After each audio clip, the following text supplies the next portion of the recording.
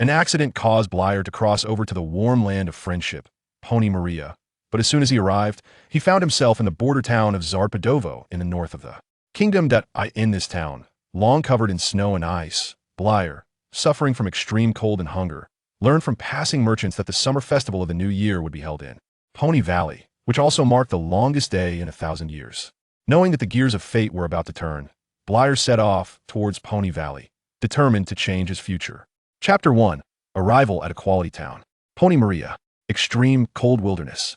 In deep winter, the cold frost howled, the snowflakes danced, and the vast land lay in utter silence, like a white canvas, where monotony and dullness were the main themes. December was the coldest season in the northeastern part of Pony Maria. Cracked it, in the desolate snowy field, Briar curled up, crawling forward bit by bit in the harsh weather. The faint glimmers on his ivory gold coat were the result of the magic in his horn quietly at work, striving to fend off the cold and prevent further loss of body heat. The heavy snow under his hooves also made Briar exceptionally cautious, fearing that a careless step could lead him into a deep pit where he would sleep forever on this land. This damned weather and this terrible environment are like Uncle Mahu's bread, hard enough to go to battle, paired with Grandma Alante's bottle of decades-old durian juice just a glance would make any horse feel nauseous.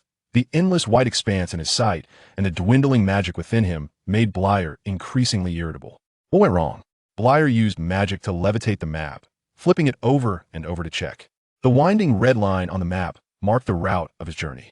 But according to his original expectations, he should have safely arrived at the next town by now, perhaps sitting by the fireplace in an inn, enjoying the softness of the couch and the warmth brought by a bowl of hot soup. Definitely not like now, freezing and shivering in the icy wilderness. Maybe I can find a cave to spend the night and set off again when the weather improves tomorrow. Briar rolled up the map, planning his next move in his mind. He had many troubles to deal with and needed to find a place to rest before his magic faded away. With that thought, Briar couldn't help but sigh. After a month in this world, the lack of magic had always been the primary obstacle to his actions. In the previous town of Zadepadowo, those merchants recruiting labor horses often brushed him aside.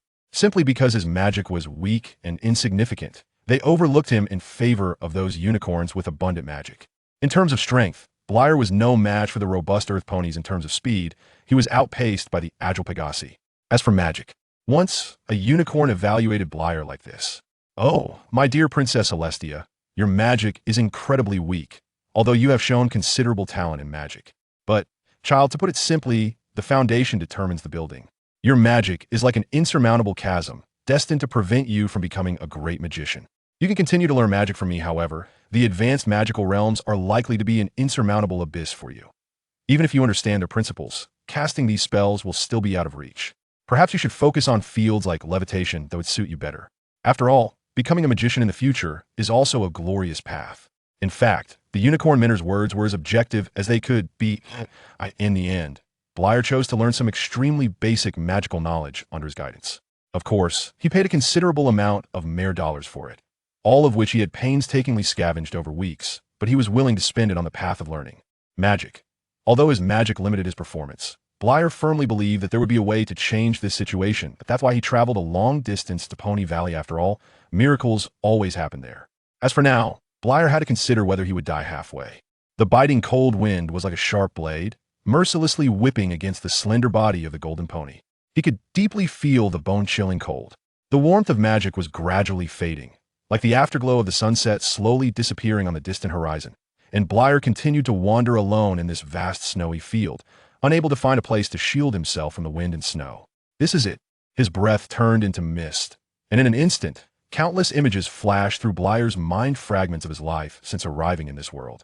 The bone-piercing cold, the hunger tearing at his skin, the warmth his soul craved, every unexpected kindness he encountered, and the laughter and cold stares in a callous world.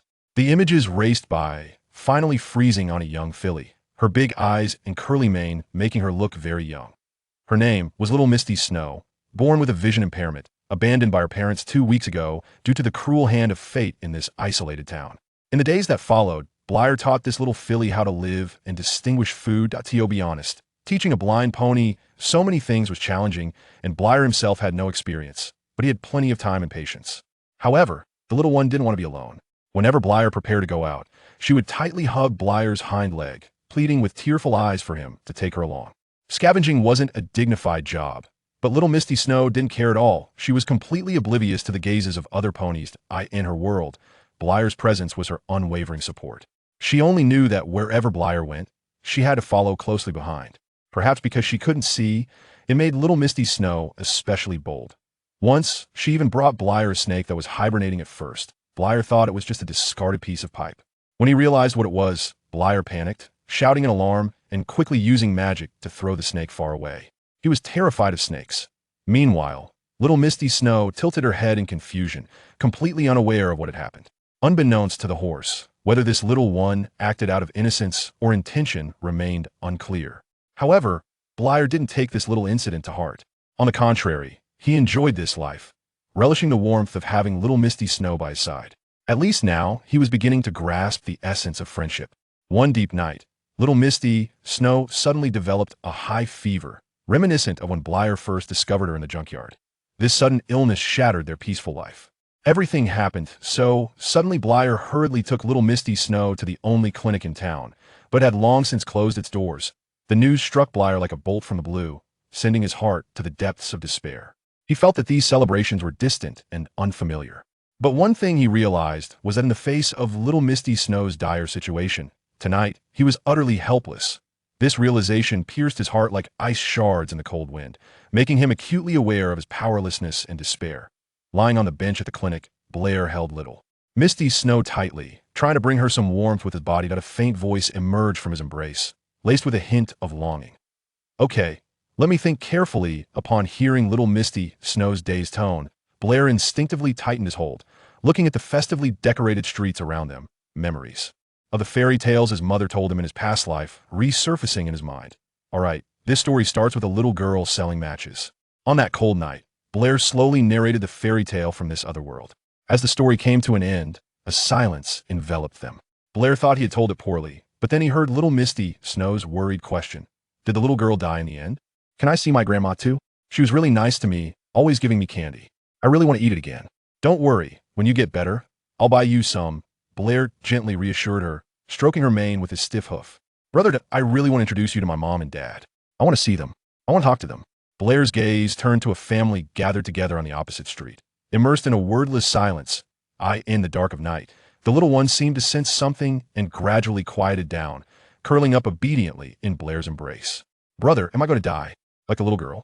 Briar remained silent, gently and continuously stroking little Misty Snow's soft mane.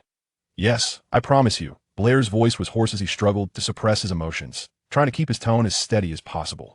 Brother, you have to come see me later because... Cough, cough. Because you are my only friend. Little Misty Snow's words were interrupted, like gentle ripples stirring in the lake of Briar's heart. Gradually, Briar's movement slowed and then stopped.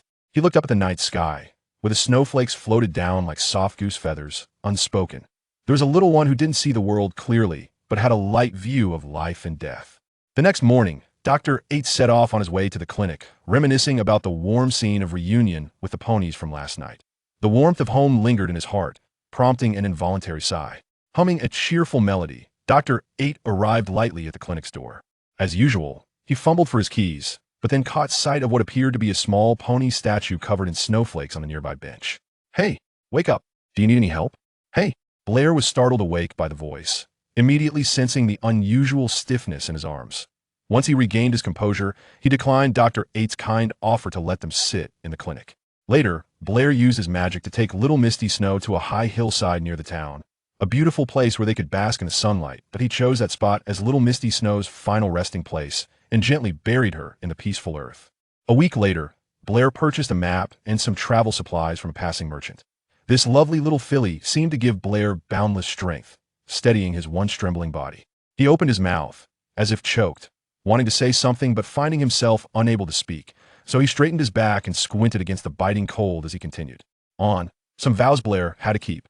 He didn't know how long he had walked when the howling wind stopped and the heavy snow faded away. Before Briar's eyes appeared an ordinary-looking little town. The wooden structures and medieval designs made Briar, who had just escaped death in the snow, doubt whether he had crossed over again. But the pain on his body constantly reminded him that his injuries were far from fatal. There, he discovered a wooden sign that seemed to have been blown down by the wind and buried under the snow. The IT was only because he inadvertently walked past the sign that the hidden marker became visible. He stood up and read the words slowly. Welcome to Equality Town. Welcome to Equality Town? Wait, Equality Town? The familiar name in his memory jolted Blair's somewhat lax, well in a high alert, oh my. He had just wanted to find a place to stay. But how did he end up in Equality Town, ruled by Starlight Glimmer, the boss of Season 5? Speaking of Starlight Glimmer, one must mention her exceptional magical talent. Whether it was her independently developed magic that could strip ponies of their cutie marks, or later, when she attempted to alter the timeline using a scroll left behind by the legendary star Swirl the Bearded, which almost led to the destruction of all of Equestria. Undoubtedly, Starlight Glimmer was the second unicorn with extraordinary magical talent in the entire story, second only to Twilight Sparkle. To defeat Starlight Glimmer, Blair would have to bring Twilight Sparkle over, and it had to be the Twilight Sparkle who had become the Princess of Friendship to stand a chance against her. Otherwise, recklessly entering Equality Town would only result in Blair and the villagers being ruled by Starlight Glimmer and ruthlessly stripped of their cutie marks. Although it was unclear whether his lack of a cutie mark was due to crossing over, it didn't mean Blair wanted an ugly equal sign stuck on his backside. Realizing he was in Equality Town, Blair's instincts urged him to leave immediately. This was not out of fear of Starlight Glimmer, but from his precious understanding of time. In his heart, every minute and second now held immeasurable value. He couldn't waste his precious time here. Now, Blair had a God-see view of the story's development, which meant that Equestria was like a gold mine in his eyes, just waiting to be excavated. But if he was ruled by Starlight Glimmer, he could only watch helplessly as the gold was dug away by other ponies. By the end of Season 5, all Blair would be left with would be ruins and a pile of troubles. I can't afford to provoke her. I can't hide from her either. Now is not the time to make enemies all around. Blair silently turned around, adjusting his backpack and preparing to leave. However, the wind and snow that had calmed down earlier began to rage again. Although being ruled by Starlight Glimmer for 5 seasons would mean losing opportunities, it suddenly seemed to Blair that the former was not an unthinkable option compared to dying in the snow. Then, thinking further, he realized he didn't need to imagine the situation too pessimistically. Blair could easily find a way to temporarily hide in a resident's home, avoiding the onslaught of the wind and snow. When the weather cleared up, he could quietly leave. As for where to hide specifically, Blair already had a clear choice in mind. In the story, when the ManeSix first arrived here, they were also helped by a pony, and Blair remembered it vividly. Especially one named Sugarbelle, who not only appeared in Season 5, but later even moved to Ponyville, which was enough to prove she was a kind resident of Equality Town. Now I just need to find her house. Blair strolled along the side of the street, observing the houses, which were almost identical. The only exception was a house at the center ahead with steps and a unique artistic design, but Blair understood that it was definitely not his target. Fortunately, after some effort, Blair managed to locate Sugarbelle's house. In the story, Sugarbelle is a little pony who specializes in selling muffins, and she has a table set up outside her home for customers to dine. In Equality Town, while several households have outdoor dining areas, most of them are located on the right side of the street. Only one establishment is located on the left side, and that is where Bluel is headed. Knock, knock, knock. Bluel tried to control his strength, not wanting to wake the other residents. After knocking twice, a flurry of footsteps could be heard from inside. About a minute later, the door was cautiously opened a crack. In the darkness, purple eyes locked onto Bluel, and the little pony behind the door asked in a questioning tone, "Who are you?" Hearing the voice of a female pony, Bluel let out a sigh of relief. He quickly performed a courtesy and began to explain. "Hello, miss. I'm sorry to disturb you so late. I am a traveler from the distant north.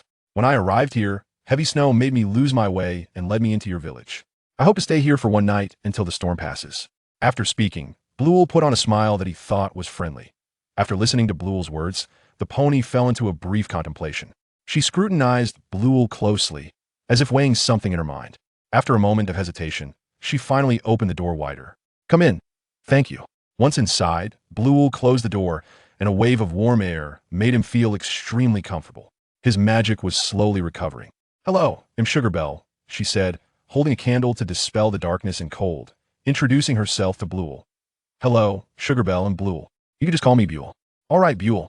Are you sure you don't want to take off those things on your back?" Sugarbelle pointed to his backpack and then picked up the candle, heading up the stairs. "Just leave those things downstairs. Come up, it's a bit cold downstairs. There's a fireplace up here, and I think you want to talk in a warm environment." She indeed seemed to be a kind-hearted little pony, Bluel thought to himself as he put down his backpack and followed Sugarbelle's footsteps. Upon reaching the second floor, Sugar Bell handed Bluel a cup of hot water. As he drank, he casually observed his surroundings. The decor and furniture in the room were very simple aside from a few necessary daily items and furniture. There were almost no extra decorations in the space. Everything was kept exceptionally clean and tidy, as if it had just been built. "I'm really sorry there's nothing to offer you," Sugar Bell said after pouring herself a cup of hot water, her face showing a rather strange smile. "It's all right, or rather, I should thank you for allowing me to lie in a warm room with hot water on such a cold night. I just don't understand why you showed me that kind of smile," Bluel said, mimicking the somewhat creepy smile. Sugar Bell gently set down her cup, a sad expression appearing on her face as she apologized to Bluel. "I'm sorry, Buell. I didn't mean to." Her voice carried a sense of helplessness and sorrow. "It's all because of Starlight Glimmer. She requires us to do this." "Who is Starlight Glimmer?" Bluel pretended to ask. "No, that's the smiling face. Starlight Glimmer wants us to welcome every little pony who arrives in a quality town with a smile, but we all don't want to do that, so it naturally turns into that kind of stiff expression." Sugar Bell rubbed her cheeks, a long-term action that had made her develop a habit of instinctively smiling when encountering a strange pony. "You don't like her? Then why don't you resist her? After all, she must have been elected by you as the town mayor," Bluel asked, voicing his concern. "Where there is oppression, there is resistance. If Starlight Glimmer is so aggressive, do the residents not even have the slightest intention to fight back? Resist? No, we certainly want," Sugar Bell said, her emotions suddenly becoming a bit agitated as she kept glancing out the window, as if checking for any pony eavesdropping. After a moment of silence, Sugar Bell finally calmed down and continued speaking. "Once we go against Starlight Glimmer's wishes, she will send us to a little black cabin.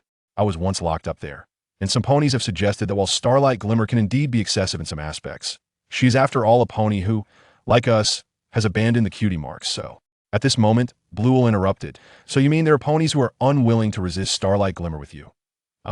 Sugar Bell nodded. At this point in the conversation, Bluel had already lost interest in continuing. He knew that the most taboo thing in a struggle is internal division and discord. If they cannot unite as one, how can they form a powerful fist to strike a lethal blow against the enemy? No wonder they need external forces for rescue, Bluel thought to himself. But this whole matter had nothing to do with him. He was just here to temporarily stay, not to save any ponies. That a moment of silence made the atmosphere in the room a bit quiet. Bluel suddenly thought of something and was about to speak when he noticed Sugar Bell looking at his flank with a hint of surprise. Following her gaze, Bluel saw that his side was completely blank, with nothing strange there. Just as he was puzzled about the source of her surprise, he heard Sugar Bell curiously ask, "Buell, you actually don't have a cutie mark?" Chapter 3. A blessing? Or a bondage?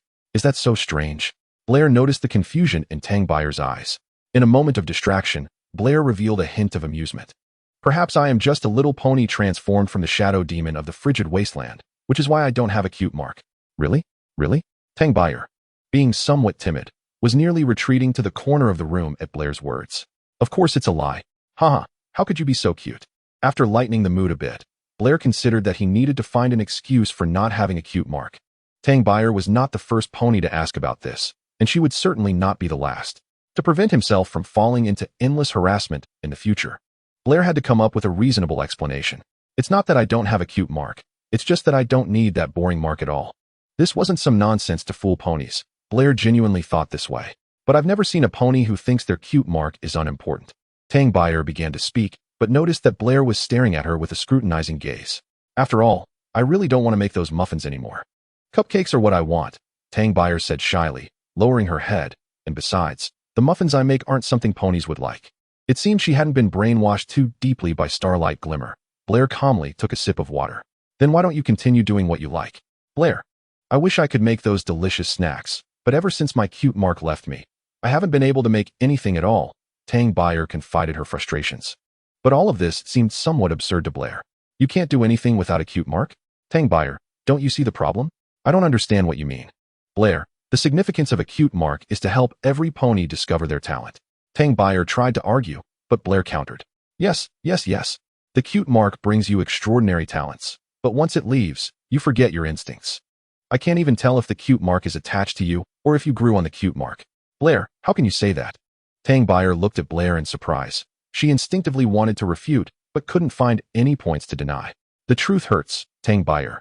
I admit my words may be a bit direct, but I believe what I say makes sense."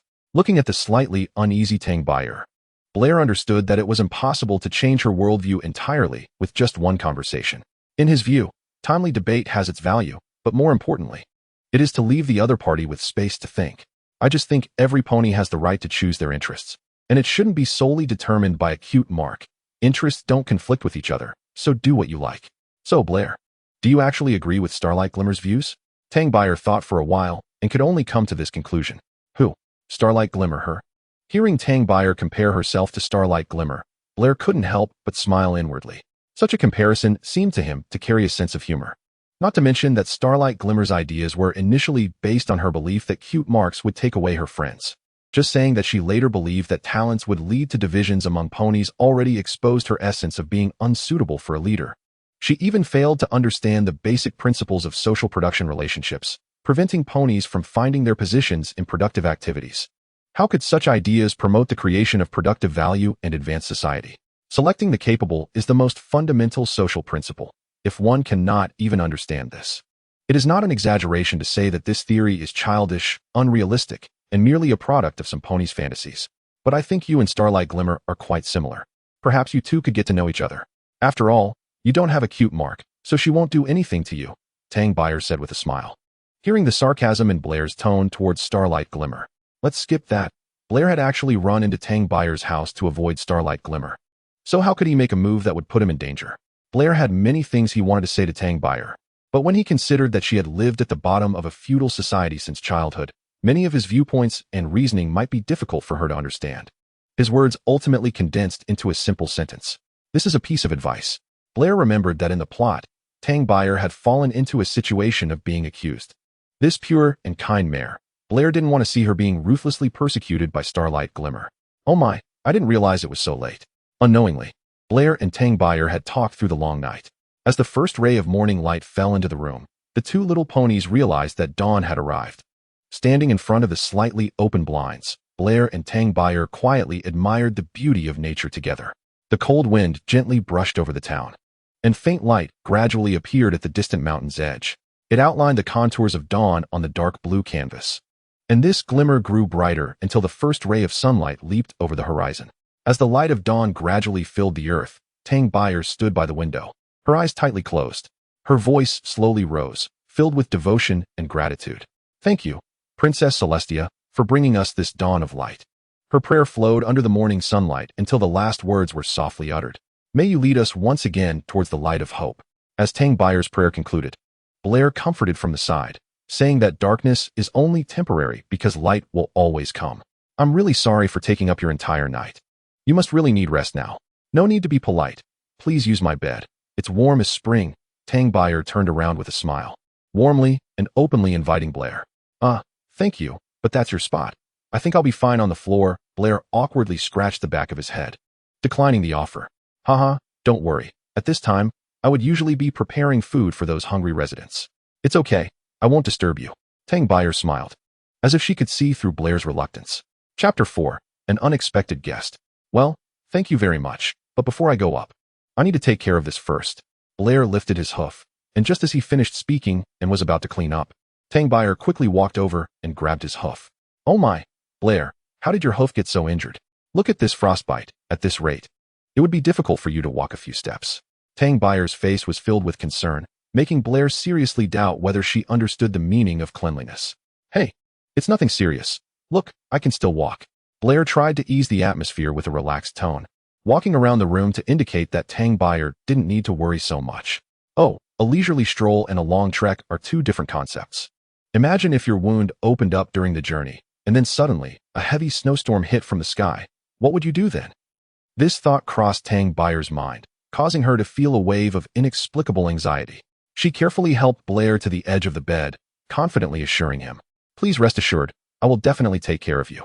Blair, you were right about something. You believe every pony should pursue their unique interests. In fact, when I was still a little pony, and the cute mark had not yet appeared on me, I dreamed of becoming a doctor to heal the world. As soon as I finished speaking, Sugar Belle rushed down the stairs like a gust of wind, not even noticing Blazer's call to stop. It's really fine. Blazer helplessly covered his face with a hoof. The dust-filled figure looked a bit lonely. She was a bit too kind, wasn't she? However, aside from that, Sugar Belle was not speaking falsely. Her little bed resembled a cozy nest. As soon as Blazer sat down, he felt a warm comfort enveloping him. making him involuntarily want to curl up deep into the soft blankets. Despite the urge to completely relax, Blazer forcibly suppressed this desire. At that moment, he smelled a faint fragrance that made his heart feel joyful. Blazer couldn't help but smile. It seemed that Sugar Belle was not the type to use cheap perfume. Just as he began to feel a bit bored, a loud noise suddenly came from downstairs, breaking the silence in the house. Blazer immediately jumped off the bed and hurried to the stairway, looking down, but the first floor seemed empty. Not even the shadow of a little pony could be seen. In the middle of the first floor, a hole had appeared on the floor, from which a staircase leading to a deeper level extended out. Standing at the entrance, Blazer felt a deep turmoil in his heart. Finally, he decided to cast a beam of light magic. The glow flickered beneath his hooves as he carefully stepped into the staircase leading to the unknown. Below the stairs was a small basement filled with furniture marked by the passage of time. And spiderwebs everywhere told of a space that hadn't been cleaned by little ponies for a long time. However, what caught Blazer's attention the most was the scattered books on the floor, which lay quietly piled up like forgotten clutter. Suddenly, the stack of books on the floor began to shake violently, and Blazer's muscles tensed, his heartbeat quickening, ready to deal with anything that might happen. The illumination magic in the corner was instantly converted into an attack command. The magical elements were in a state of agitation, until a familiar voice came from the pile of books. "Blazer, I'm here." Sugar Belle poked her head out, looking at the mess she had made, sighing. "I'm always so clumsy. But luckily, I found the book." Saying this, Sugar Belle held up a book with a green cover high, while waving her other hoof to Blazer. "Come help me." On the stairs, Blazer let go of the burden in his heart and canceled the magic charge. He quickly walked to Sugar Belle's side, grabbed her hoof, and with a pull, rescued her from the pile of scattered books. "Look, this is the page. The method to treat your frostbitten hooves." Sugar Belle happily showed Blazer the contents of the book, completely unconcerned about what had just happened. "Now we just need to find the tools to start the treatment." I said, "Do you really have to read books down here in the basement? Can't you place them on the second floor?" Blazer casually checked a few books and, finding only a few landscape paintings, said helplessly. Upon hearing this, Sugar Belle stopped what she was doing and explained seriously, "Of course not. Starlight Glimmer strictly prohibits us from reading books. If other ponies find out that I secretly keep these books, they will definitely report me to Starlight Glimmer, and then I would be thrown into prison." Literary prison? Blazer finally saw a familiar operation. "Then I think you need to hurry up and clean up this mess, because even I could hear that noise from the second floor." As soon as Blazer's words fell, Sugar Belle's body stiffened, looking panicked. "Hurry, Blazer, come help me," she urgently requested, using both hooves to shove the scattered books haphazardly into the bookshelf. "Yes, I understand, but the problem is how can I help?" Blazer spread his hooves helplessly. "Get these books into the cabinet, and then I will lock the cabinet." Sugar Belle looked a bit flustered. "That's simple, step aside." After Sugar Belle moved aside, Blazer began to cast his magic. Under his guidance, golden light traced a path in the air, and the books were captured by an invisible whirlwind, spinning in the air before finally landing orderly in the cabinet, not only neatly arranged but also meticulously categorized. "How do you have such magic? It's amazing." Sugar Belle tried to close the cabinet door, which opened smoothly, much easier than when she was handling the books. "Then why don't you stay there? Were you kicked out?" Sugar Belle asked half jokingly, half curiously. "Who knows?" Blazer cleared his throat and self-deprecatingly said, "Maybe they think I've been resting too long." Although he tried to cover it up, it was hard to miss the faint hint of weakness in his tone. "By the way, what are you going to do with this book?" It won't fit in the cabinet. After Sugar Belle had just locked the cabinet door, Blazer raised another question, holding up a book with a purple cover in his hoof. "No wonder it was so hard for me to grab the book earlier, and it collapsed in the end. It turns out it was this book's fault. Anywhere is fine, under the bed, in the chimney, or in any corner. There will surely be a place to put it. Come, hand it to me." At the moment Blazer handed the book to Sugar Belle, he intended to ask if he could borrow it. But his gaze caught the complex emotion on Sugar Belle's face as she received the book. "Perhaps, I think this book is more suitable for you." Sugar Belle tried to adjust her emotions to make her voice sound more natural. "This is a book about magic, and Blazer, you are so proficient in magic." Although Sugar Belle tried to hide it, Blazer still noticed a hint of something. He quietly put the book away and continued the conversation. "Yes, I really need a book on magic for reference. Its appearance is timely." Speaking of books, what puzzled Blazer was that the plain cover had no author's name or description of its content, only a few words delicately woven in golden silk, magic.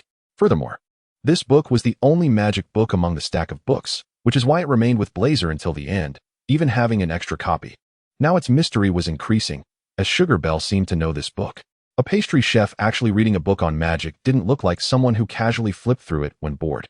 Blazer shook his head, dismissing the thoughts in his mind. After all, he had the book now, so why think too much? Regardless of what kind of story was hidden behind this book, the fact that it was now in his hooves would not change. To him, even if there was a mysterious history behind it, it could not change the fact that it belonged to him now. Knock, knock, knock. Just as Blazer and Sugar Belle were still in the basement, the door on the first floor was knocked heavily. In an instant, Blazer's expression became vigilant. Chapter 5, Sugar Belle's Past. In the tense atmosphere, Sugar Belle's calmness gave Blazer a sense of comfort. It's okay, it should be my neighbor. Sugar Belle smiled at Blazer, as if to say everything was under her control. So he didn't need to worry. He placed the secret-filled magic book on the table, but his inner unease did not completely dissipate. Out of concern for Sugar Belle and vigilance toward the unknown, Blazer walked to the stairway of the second floor, using the railing to cleverly conceal his figure. He hid in the dim light and quietly observed every movement downstairs. Night Sky Wings, what brings you here now? Briar looked confused. Night Sky Wings was one of her few good friends in this small town, not only because they shared some hobbies, but more importantly, they both disliked being ruled by Starlight Glimmer. So sometimes, these good friends couldn't get too close. More often, they would chat secretly in the basement of Briar's house. Briar, why are you still curled up at home? Don't you know it's the communal work time for the little ponies? If Starlight Glimmer finds out, you know what the consequences will be, Night Sky Wings whispered. But I'm a bit unwell today. Briar hadn't finished speaking when Night Sky Wings reminded her that almost every little pony in town had used that excuse. And not to take Starlight Glimmer for a fool. What should I do? I really have something important to do today, Briar thought of Blail. She had to help him tend to his wounds first. Do you remember those little ponies from a few days ago? Night Sky Wings suddenly said. Briar remembered very clearly. If it hadn't been for the sudden blizzard that day, they would have definitely been able to escape. This morning at 10 o'clock, Starlight Glimmer is going to continue interrogating them in front of everyone. You can only pray that they won't give you up. Night Sky Wings looked at her friend with concern. They won't do that. I can tell. They are all kind little ponies. Briar firmly believed in her judgment. Who knows what they will say? Briar, if you really feel unwell today, then you should go upstairs and rest for a while. Let me help you watch the store. Night Sky Wings gave Briar a reassuring look. I really don't know how to thank you, Night Sky Wings. Briar looked at her gratefully. Don't mention it. After all, we're friends. Night Sky Wings smiled lightly. It seemed that this mare had a good relationship with Briar. A master would always hold on to the heart of an apprentice. Blail was not even worthy of being called a master now. At most, he could only be considered an apprentice. So it was even more necessary for him to seize every moment to study magic knowledge well. Currently, just Starlight Glimmer had him at a loss, making him panic. How could he survive against the many monsters later in the story? Taking a deep breath, Blail opened the book, and what came into his view was not dense magic formulas or tedious origin introductions, but a letter embedded in the book. A letter from a father to his daughter. Dear daughter, when you read this letter, perhaps you have already distanced yourself from our family, which you perceive as lacking in affection. On the night you left, I reflected countless times on whether I had pushed you too hard. Please forgive me, my child. I write this letter to express my remorse. As a great magician of Pony Maria, I had a wish that the magical genes in my blood would be passed down through generations. The day you were born, my heart was filled with both joy and worry. Later, I tried to teach you ancient spells and take you to explore the mysteries of magic. However, I neglected the most important thing, your own choice. Once, you excitedly showed me the dessert in your hands, and at that moment, your eyes sparkled brighter than any starlight. Please forgive me, my child. I deeply love you, but I was unable to express my understanding and support for you. I bound you with my own expectations, ignoring your feelings. Daughter, no matter what path you choose, I will be proud of you. Please forgive my past blindness and foolishness. Forgive my failure to be a better father. Forever love you, your father.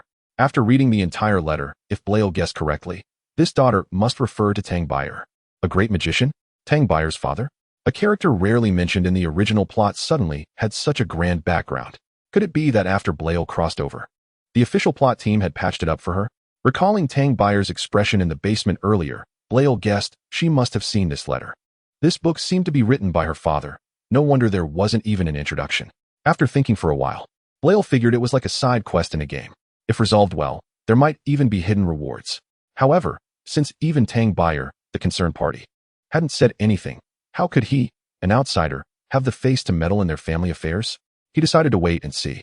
Daughter, please forgive me for taking the liberty of putting this book in your luggage, but when you're out there, you must have the power to protect yourself.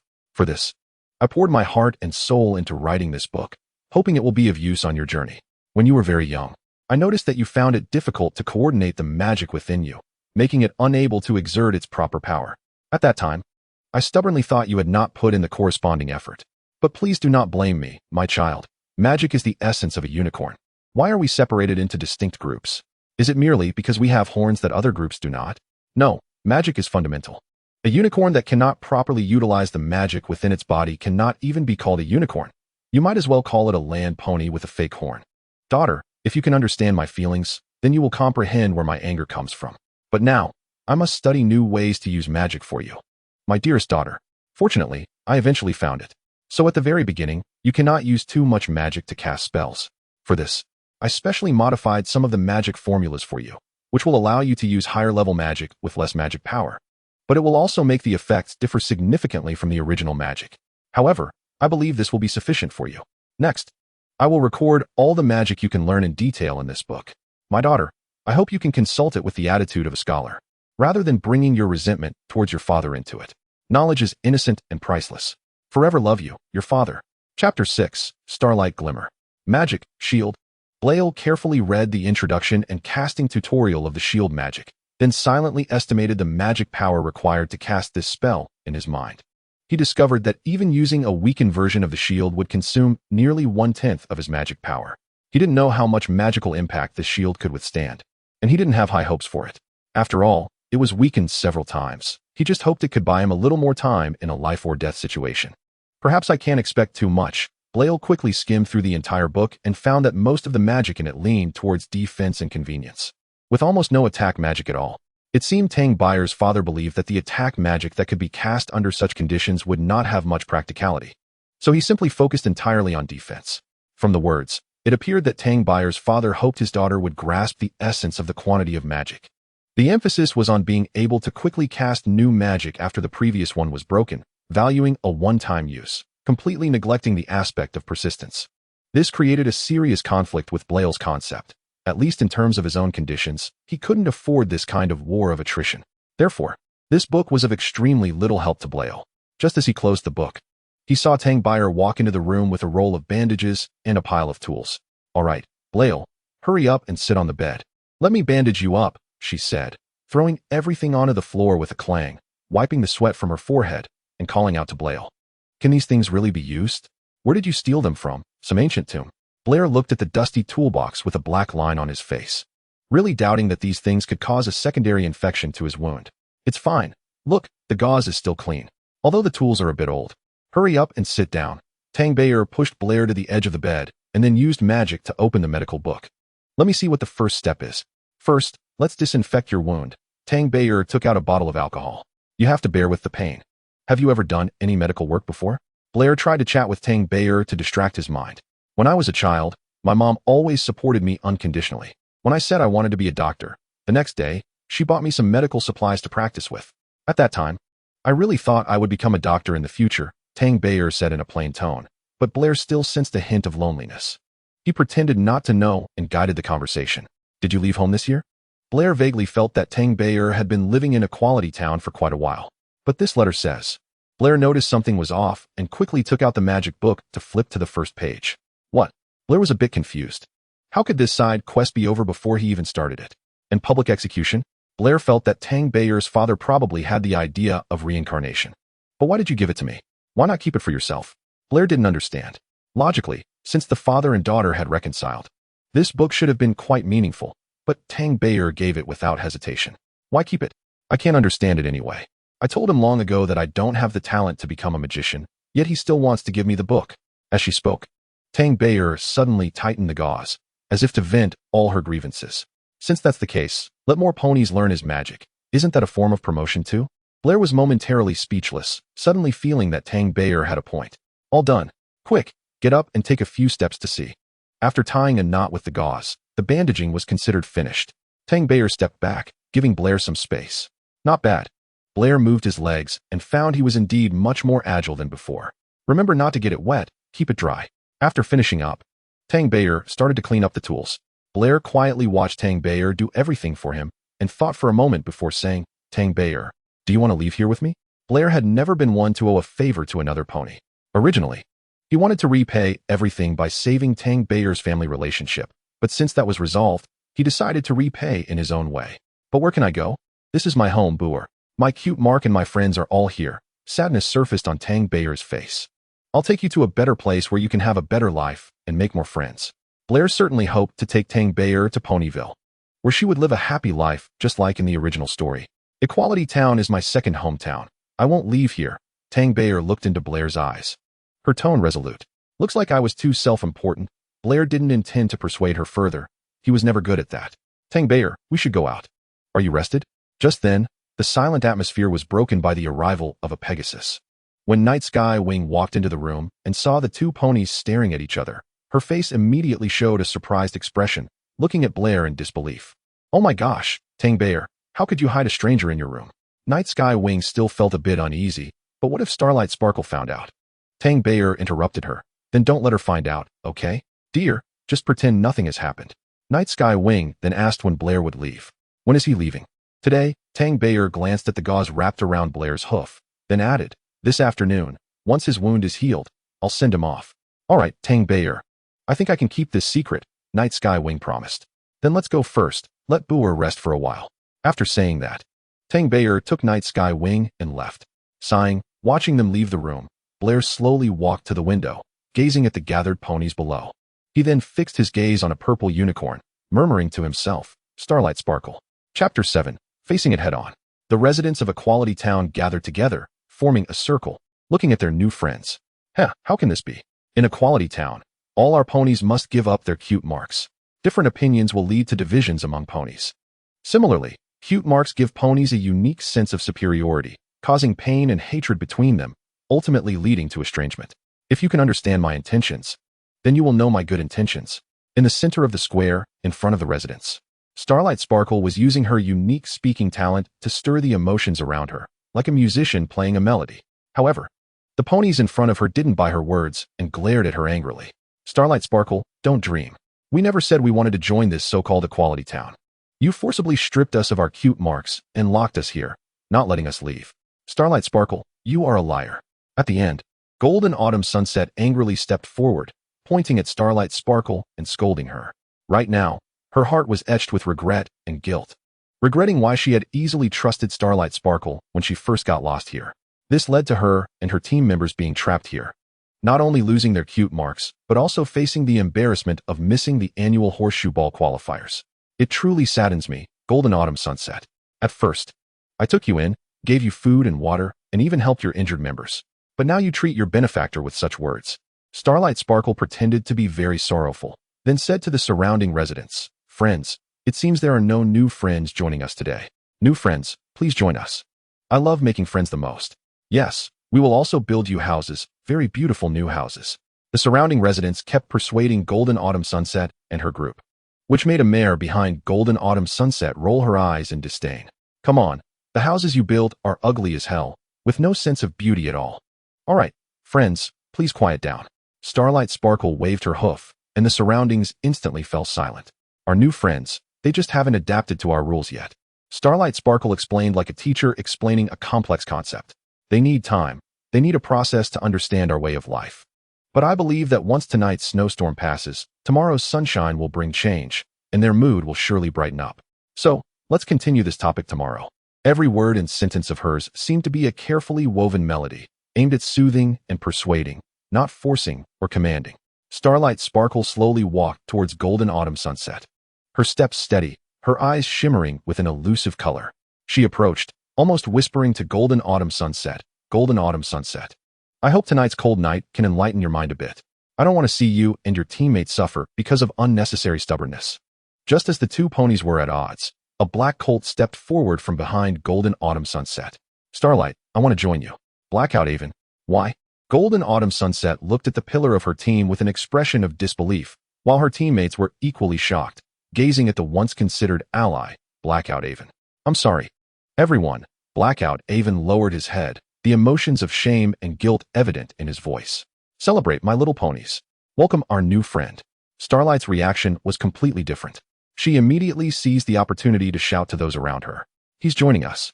Welcome, new friend. The surrounding residents erupted in cheers. Starlight, but I have a request.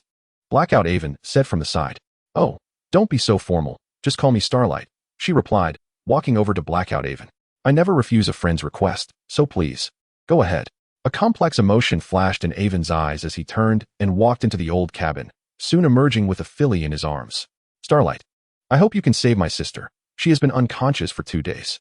The filly before them was as white as velvet, delicate enough to seem capable of reflecting moonlight. It's hard to imagine that she was the biological sister of the pitch-black Blackout Avon. Of course, no problem.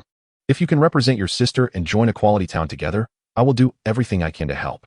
After seeing Blackout Avon nod, Starlight smiled with satisfaction, but suddenly changed to a heartbroken expression.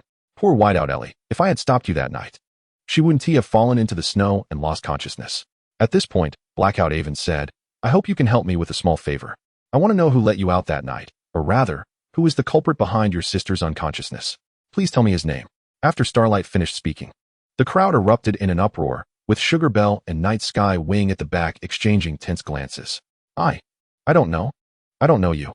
Blackout Avon's voice was weak, like a light barely breaking through the fog, appearing utterly confused. Hearing this, Starlight frowned slightly, a hint of displeasure crossing her eyes, her expression filled with regret. Then there's nothing we can do, Blackout Avon. Since that's the case, why not point him out and let all the residents see who it is that betrayed them, who betrayed Equality Town? As soon as the words left her mouth, the entire scene was enveloped in heavy silence, stirring waves in every pony's heart. Blackout Avon's face turned pale, his lips trembled, each word struggling to emerge from the thick fog. I. Blackout Avon began to become so nervous that he could hardly speak, his conscience deep inside being tortured. Blackout, you can't say that. You can't do this. When Blackout Avon chose to join Equality Town, Golden Autumn Sunset did not speak out to stop him because she felt guilty for not being able to protect the siblings. However, when Blackout Avon was about to expose their savior, after all, it was they who had pleaded with the pony who delivered food to let them out. Now to push him into the spotlight for personal reasons was not a righteous act. Golden Autumn Sunset would not allow her teammates to engage in such despicable behavior. Just as the tension reached its peak, Starlight gave a glance to the 2 diamonds beside her, and the mouths of Golden Autumn Sunset and her teammates were all silenced. Blackout Avon, make your own choice. Don't listen to them. Can they save your sister? They are just jealous that you and your sister chose a wiser path. Starlight incited, trying to destroy his last resistance, knowing that Blackout Avon must still remember what the pony looked like. To crush the last line of defense in Blackout Avon's heart, Starlight decided to deliver the final blow, ruthlessly cutting off all his escape routes. If you tell me you don't remember what that pony looks like, that is really unfortunate. I may need to observe your sincerity in joining Equality Town for a few more days. Hopefully, your sister can hold on until then. By that time, she will definitely be proud of you. Faced with Starlight's relentless pressure, Blackout Avon felt an unprecedented sense of despair, his inner struggle and unease ultimately turning into a silent sigh. He turned around and cast an apologetic glance at Golden Autumn Sunset, as if to say sorry. Then, he stood tall, looked around, and finally pointed his finger at Sugar Belle on the outskirts of the crowd. It's her. On the second floor, witnessing everything, Blair couldn't help but sigh inwardly. The development of this drama exceeded his expectations, and he had to accept this reality. He muttered to himself, All right, Blair. It seems you should postpone your plan to go to Ponyville for 2 years. Chapter 8, Turning the Tide.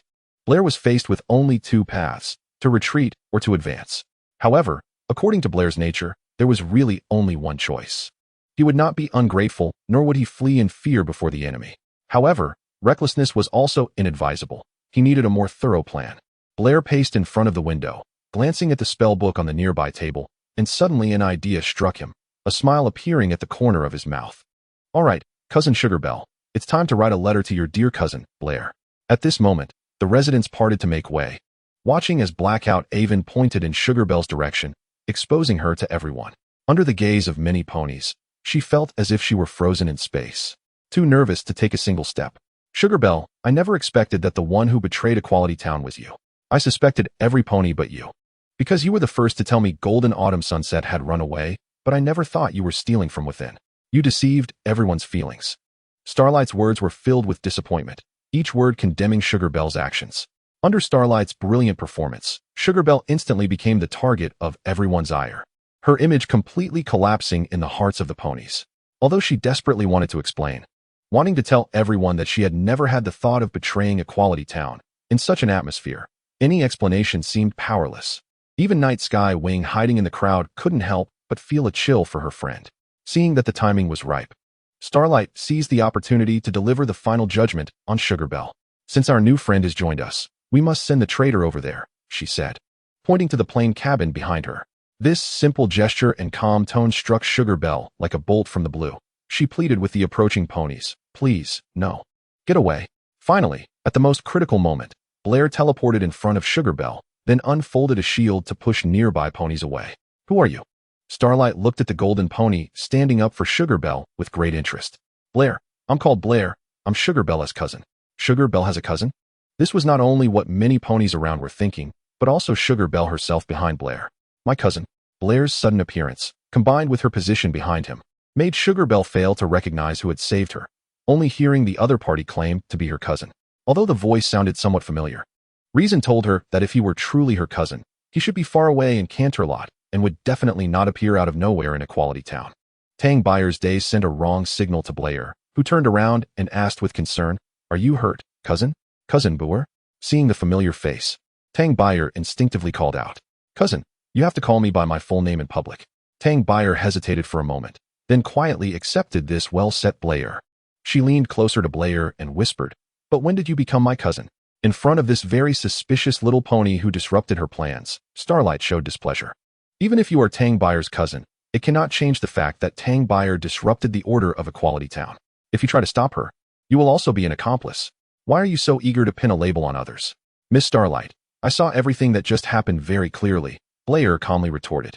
"The basis for your belief that my cousin is a traitor comes only from the accusation of a stranger. But have you considered that this stranger has the right to accuse all the residents of Equality Town and leave them speechless? Starlight, how can you be sure that he is not covering for the real mastermind? I have no underhanded dealings." Avon argued loudly. "None." Blair shot a cold look at Avon. "What if you say later that there are accomplices? Who knows which innocent villagers you will choose to be scapegoats? Is it her? Or him? Or even me? A pony who has never been to Equality Town before?" Blair's words made the residents present anxious, as they were indeed afraid of how they would prove their innocence if they were falsely accused. "I believe Tang Bayer is innocent. She is usually very kind to all of us," said Night Sky Wing, who was hiding among the crowd, starting to defend Tang Bayer. With the first voice rising, other residents also began to express their opinions. "Actually, I don't think Miss Tang Bayer would do something like that. Yes, she is so kind. It must be that little pony who is slandering her. We can't just listen to that little pony's one-sided words, regardless of right or wrong." Blair's direct challenge of her in front of the residents had already made Starlight very unhappy. She felt her authority was being challenged. "Then how do you prove Tang Bayer's innocence?" "At least I have evidence to support my claims.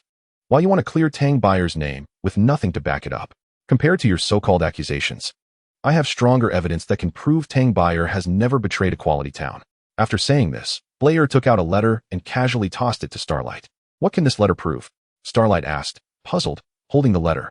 "I hope everyone can listen to a story." Blair began to narrate the entire tale. The protagonist of this story was a little pony who had never received a cutie mark. His life seemed to be shrouded in the ridicule and contempt of other ponies, with monster becoming the most familiar term in his ears. He closed himself off, allowing no pony to approach him, except for the one pony he was closest to. He and her. They didn't care about each other's flaws and played happily together. The little pony thought he had found his soulmate, but one day, a few years ago, she quietly disappeared from his life. "I think the reason we all gathered here is not to listen to some nonsense story," Starlight said impatiently. "Nonsense? Starlight, didn't you notice? The one who never received a cutie mark in the story is me." Blair showed his completely unmarked flank. "He actually doesn't have a cutie mark. Yes, that place doesn't even have an equal sign. But is it really possible for a pony to not have a cutie mark?" Ignoring the murmurs around him, Blair gazed at Starlight. "A month ago, I received a letter from my cousin who had been missing for many years. In the letter, she introduced me to this paradise and promised that the ponies here would never see me, a pony without a cutie mark, as a monster. I believed her. So I traveled here, only to find my dear cousin being judged in this paradise. How ridiculous." Starlight opened the envelope, and the content of the letter indeed matched what Blair had said. "And the drafting signature from your dearest cousin and the ending to my most respected cousin indicated that the relationship between the two ponies was indeed special." But Blair would not give her time to realize this. "If you want to judge my cousin, the so-called traitor of Equality Town, thinking she would push her own cousin into the fire pit. Then you must first get past me. Otherwise, please give us an explanation, Miss Starlight. Explanation? Sure. I'll give you an explanation, Starlight said sternly, her gaze icy as she locked eyes with Blair. Then a dazzling light of magic flickered from her horn. After a flash, Avon was knocked back 10 hooves and fell to the ground, while Autumn Sunset hurriedly helped him up.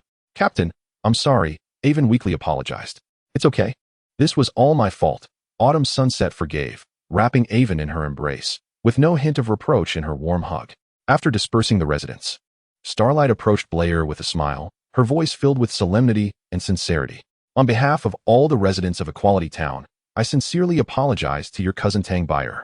Starlight then apologized to Tang Briar, who was behind Blair. Now, I want to personally apologize to you. Tang Briar, the misunderstanding just now was just a small chaos. Their attempt to sow discord indeed led me to make a wrong judgment. I hope this didn't cause you too much trouble. You will forgive me, right? That's great. Although we didn't find the real traitor, we gained a new friend, your cousin. He was very brave in protecting you just now. If he can channel this passion into the construction of Equality Town, then I believe spreading our equality philosophy throughout Ponyland will no longer be an unattainable dream. Starlight's words did not last long. After finishing, she intended to arrange for Double Diamond to take Blair on a tour of the village, but Blair ruthlessly refused. Miss Starlight, I believe you wouldn't want to interrupt our long-awaited reunion as cousins. Chapter 9, I have a plan. Tang Briar, why have you never told me about your cousin? I thought we were good friends. Night Sky Wing complained with a wronged expression to Tang Briar. Dear, I must have forgotten. Tang Briar didn't know how to explain, so she could only brush it off for now. It's okay, I forgive you. But I also have to apologize for not standing by your side just now. Night Sky Wing hated her cowardice, feeling that when danger fell upon her friend, she could only cower among the crowd. I'm already very grateful that you spoke up for me, Night Sky Wing. You don't need to apologize to me. Tang Briar did not blame her friend. Even she didn't know what to do in that situation, and thankfully, Blair had appeared. Thinking of this, Tang Briar glanced at Blair. They had walked the streets of Equality Town twice, but Blair had shown no intention of explaining. Unable to bear the coldness, Tang Briar spoke up. Boer, can you? Shoo. Blair did not speak, but gestured for them to look at the ever-following Double Diamond behind them. After confirming that both ponies had seen it, Blair gave Tang Briar a meaningful look, and she immediately understood. Tang Briar deliberately said loudly, Blair, you must be hungry after being away for so long. Do you want to reminisce about the desserts I made for you when we were kids? Blair quickly replied, Sure, cousin. It's been so long that I've almost forgotten that taste. Let's go to my house, and I'll treat you well. Under the exaggerated performances of Blair and Tang Briar, the 3 little ponies successfully shook off the pursuit of the Double Diamonds and arrived at Tang Briar's basement. Tang Briar, I don't think there are any tools for making desserts in the basement, Yekong-yi asked as she walked down the stairs, puzzled. Well, even if we can't eat the snacks you had when you were kids, listening to your stories from back then is still great. After hearing Yekong-yi's words, the 2 little ponies exchanged glances and burst into laughter. Tang Briar explained again, Dear, those were all made up. If Blair hadn't said much at the square just now, he wouldn't have been able to help me break free. Speaking of that letter, I have to thank Tang Briar's father. Without his sample, I don't think even the most outstanding literary genius in Pony Maria could write such a heartfelt letter in such a short time. Blair clarified Yekong-yi's confusion. So you just copied my dad's letter directly. What should I do? I'm not a great writer. Blair helplessly spread his hooves to Tang Briar. So all of this is fake. The long-lost cousins, the touching past, or the delicious desserts. It's all made up? Dear, I thought you already knew. I actually said it upstairs. Blair just accidentally wandered into Equality Town. I thought at the time you just didn't want to tell me the truth. How could that be? How could I possibly hide anything from you? This was the first time Tang Briar showed a helpless expression to her friend. Fortunately, Yekong-yi quickly rallied. All right. Then everything before is in the past.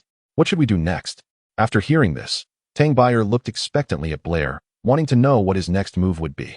Seeing the 2 little ponies looking at him eagerly, Blair decided not to keep them in suspense and planned to lay out his entire plan. Since the situation has already occurred, I will go all the way and see it through. On the other hand, after what happened this morning, Tang Briar had already begun to trust Blair, not cheering like Yekong-yi, but quietly asking, What should we do? Blair divided the entire plan into 3 steps. The first step is to find the hiding place of the Starlight's adorable mark. The second step is to gather as many allies as possible and unite all the forces that can be united. The third and final step is to expose Starlight's schemes at tomorrow's trial and completely defeat her. After Blair finished speaking, Yekong-yi looked confused and covered her head. Wait. Blair, I zoned out for a moment. Can you repeat those steps again? But how is that possible? We have to overturn the control that Starlight has built over Equality Town for a year in just one day. Not only was Yekong-yi confused, but Tang Briar was also puzzled. She didn't think Blair would be arrogant to that extent.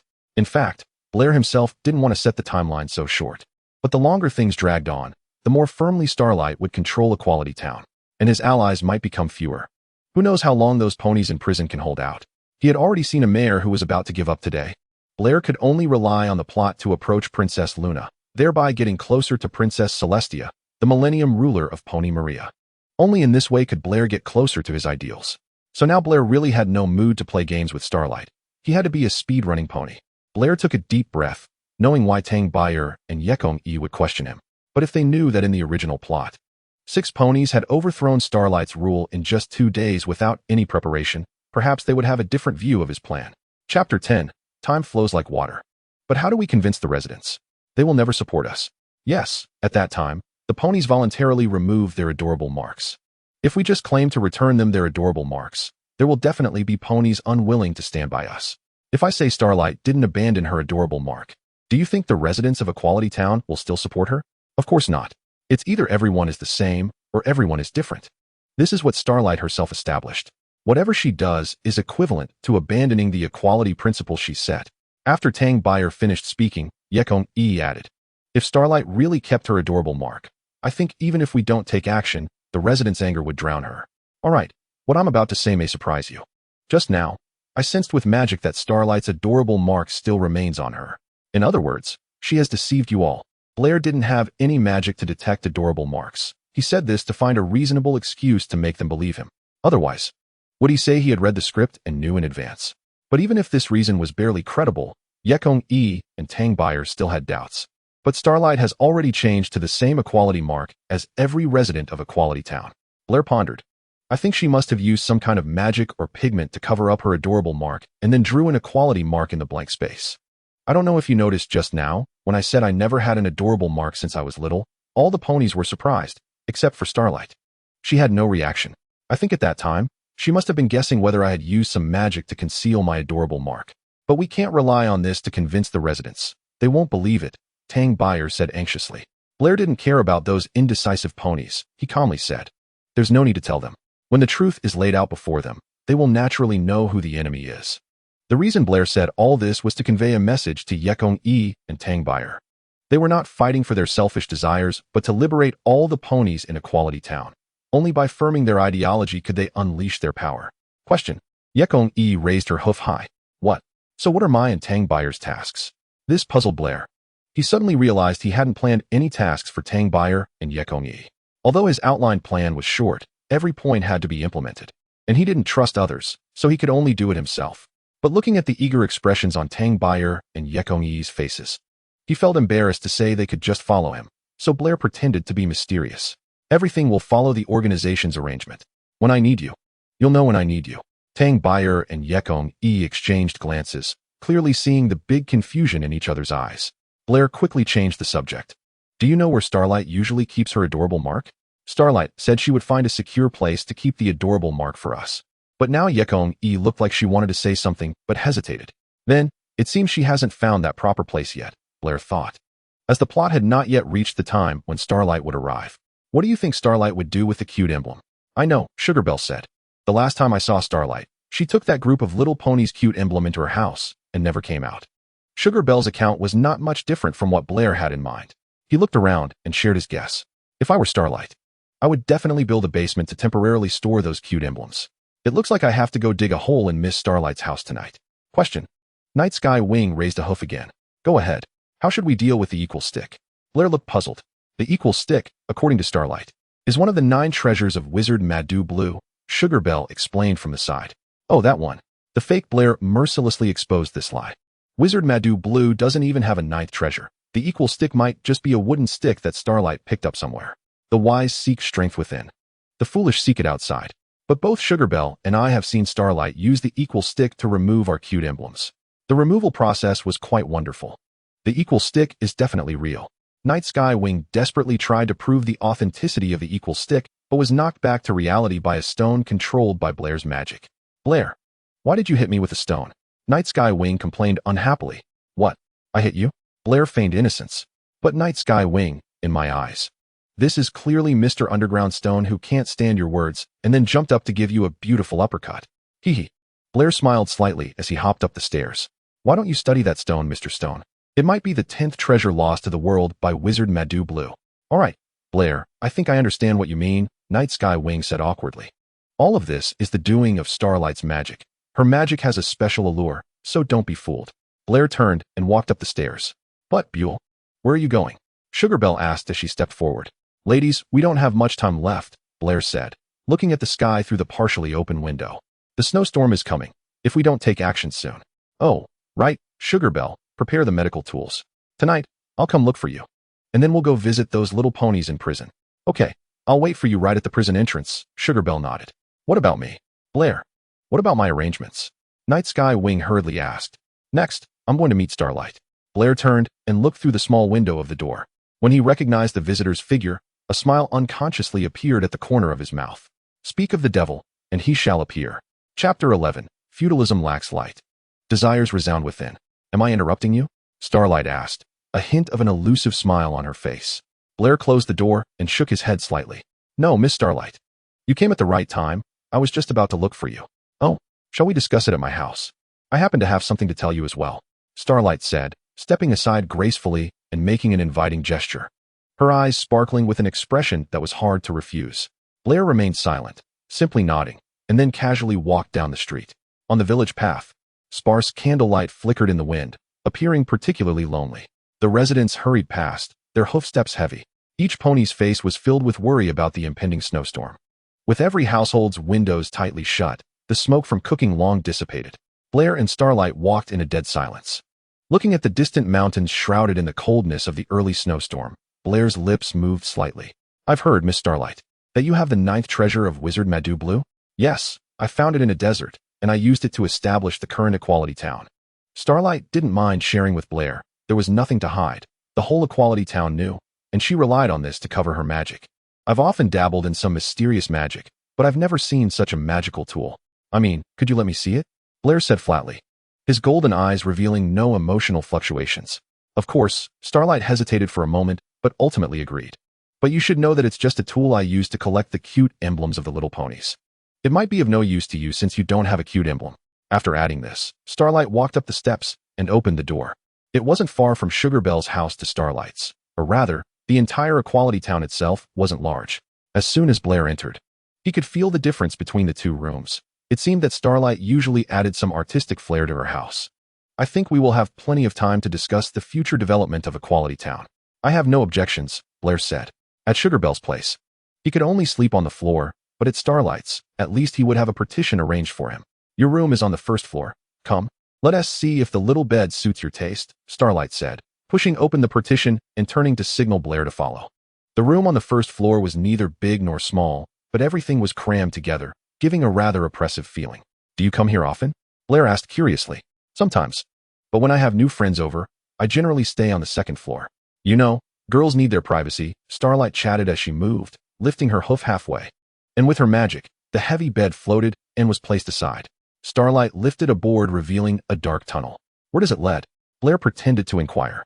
Down there is something you want to see. Starlight displayed a smile that was neither a smile nor a frown. Then she slowly walked into the tunnel. Blair followed without hesitation. There were 2 winding openings below. As he crossed them, a sudden blinding light momentarily dazzled his eyes. Once he adapted, he discovered that the source of the light came from jars and bottles set into the wall's recesses, and those bottles contained the cute emblems of the little ponies. This is the 9th treasure of Wizard Madou Blue, the equal stick. Only by touching it can one understand the magic it contains. Starlight held something that looked like a pitchfork, at least in Blair's eyes, and was boasting about it. He didn't want to expose the clown's pantomime on stage. Thus, he chose to join in another way. The mystery was filled with temptation, smeared with allure, making ponies unable to resist exploring, pursuing, digging deep into it. Blair's eyes began to soften, but when you truly touched it, delving into its outer shell, the enchantment faded from view. It was like this world. No matter how the bards praised and sang, it could not change its essence, just a piece of cold wood. Blair's eyes gradually darkened, mixed with gloom. Just like this world, draped in a layer of magical finery, but it couldn't change that they were merely a series of chilling and sorrowful objects. Those nobles sitting high in their halls, their greedy and selfish words were like venomous snakes, sweet words covering cold blades. They simply did not care about the ponies struggling in the snowstorm, nor those crying out in poverty and disease. Look at the resplendent castle of Canterlot.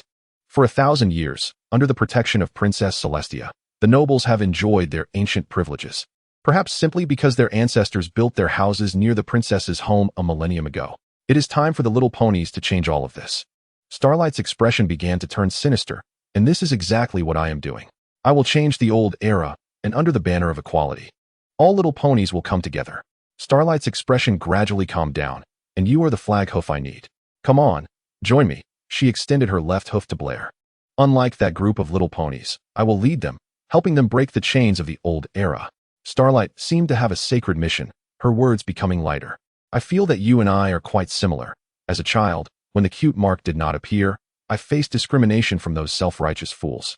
Although I later got my cute mark, I would not be as presumptuous as they were. Starlight pretended to be deep in thought and finally made a decision. How about tomorrow morning? I'll let those ignorant criminals hear it and see if I can awaken their sleeping conscience. Rest well today. I look forward to your wonderful speech tomorrow, of course. As the deputy mayor of Equality Town. Having said that, Starlight did not wait to hear if Blair agreed and walked out of the storage room on her own.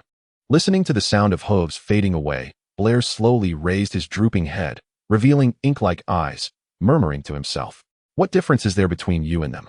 Full of righteousness and morality, with a heart set on worldly fame and fortune? To achieve true equality, all little ponies seeking privileges must be obliterated. In the past, people did not have the power to do so, but now with the help of magic, little ponies can strive for the ideal world." Blair could only row against the current. No little pony could understand the loneliness in his heart. Blair's eyes began to slowly regain color, and he revealed a smile just like usual, whispering lightly, "After all, friendship cannot be eaten." Seeing the smile at the corner of Blair's mouth, she also showed a satisfied expression, using magic to hand the envelope back to Blair. "By the way, here's this. Next time you write a letter, you can first use magic to crease the paper. At least don't let it look as new as if it just came into being." After Starlight left, looking at the letter, Blair couldn't help but mockingly think, "It seems another self-righteous fool has appeared." Chapter 12. Negotiation in the night.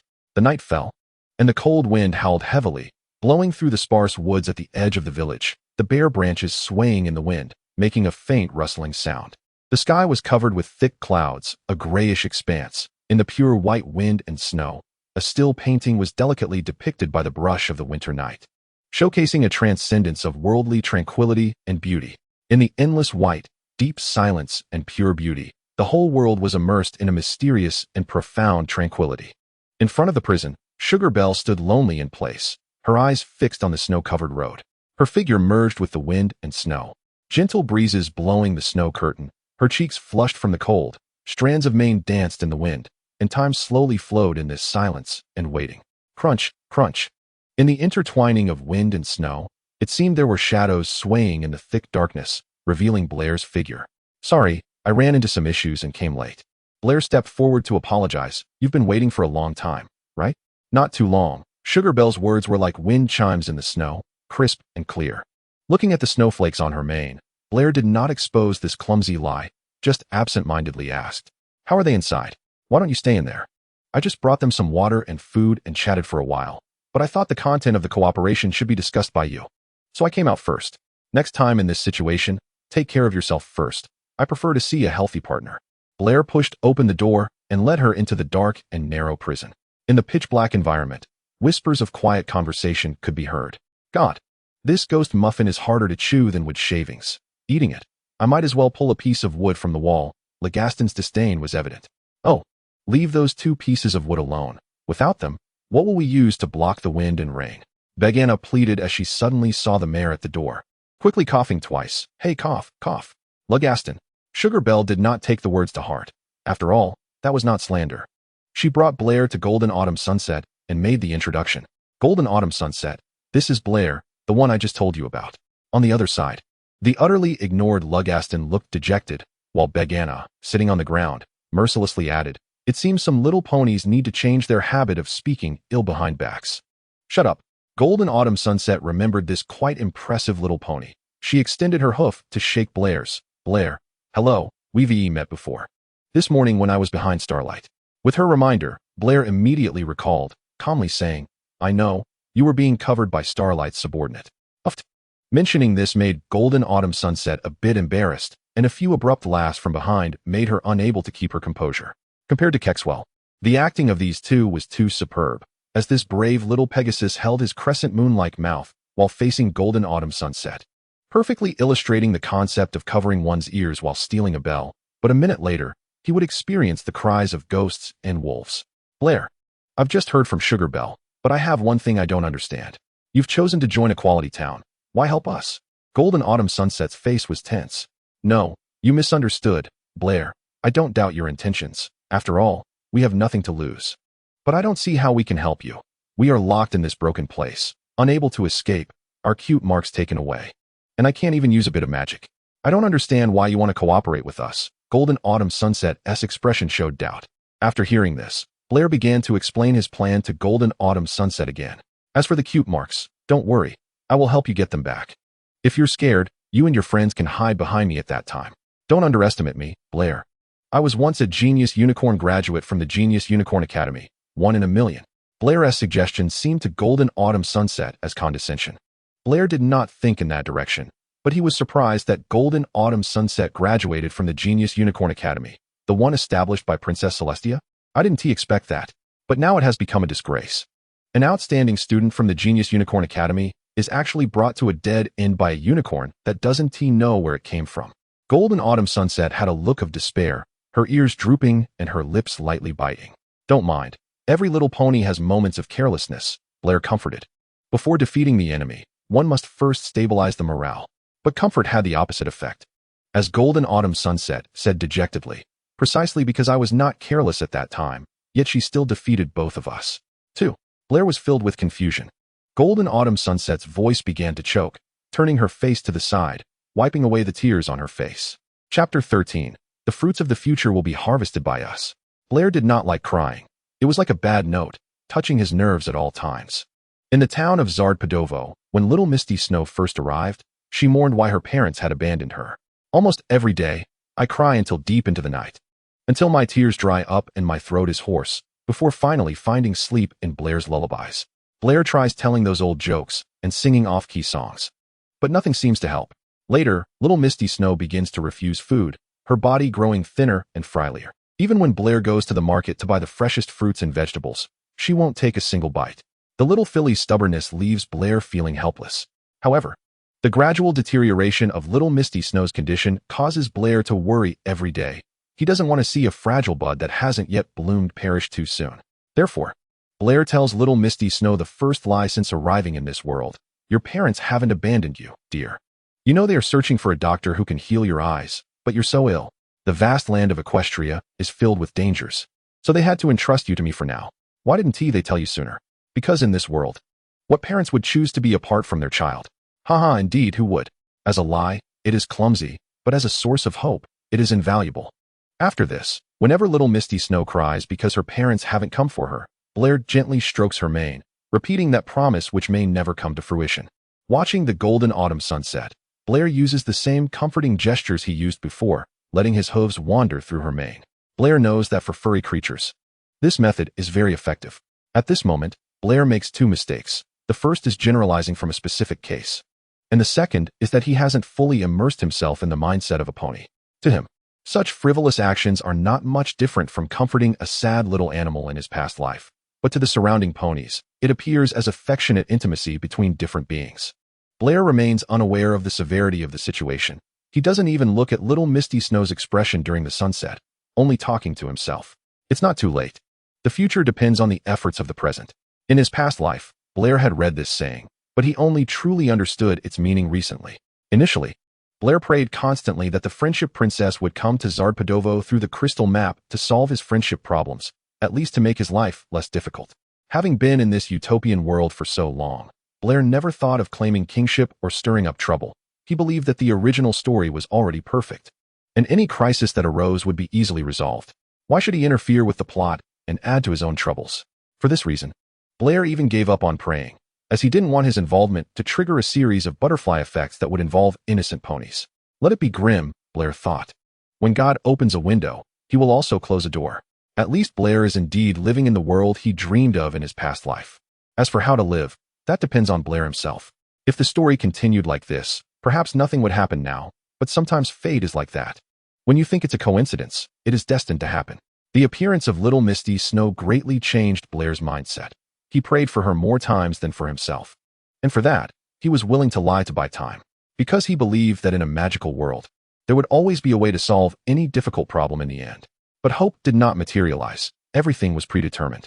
Before this, he firmly believed that friendship was the truth of magic, but he began to doubt that this was a false pony world and eventually even doubted himself. Wandering the streets like a lost zombie, every passing pony avoided him, but he didn't care about the disdain of these fake ponies. He firmly believed he was living in a dream, just waiting for an opportunity to wake up. Ultimately, this opportunity came from an outsider merchant who, in order to sell his goods in Zadepadowo, used the guise of the summer festival, attracting Blair's inquiry like a wandering ghost. The newcomer clearly hadn't heard of Blair's infamous reputation.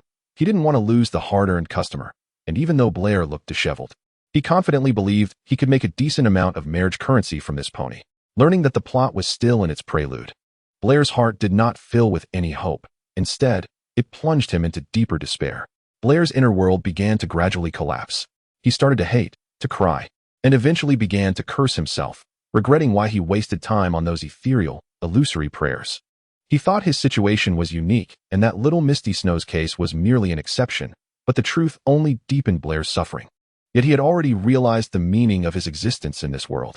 In the end, the merchant owner even specially thanked him, as he was the only pony in the town to buy his goods. "Sir, I've been in business for 12 years, and my eyes never deceive me. Although you look downcast now, you will definitely shake up all of Equestria in the future. I hope, by then, you will remember this old pony.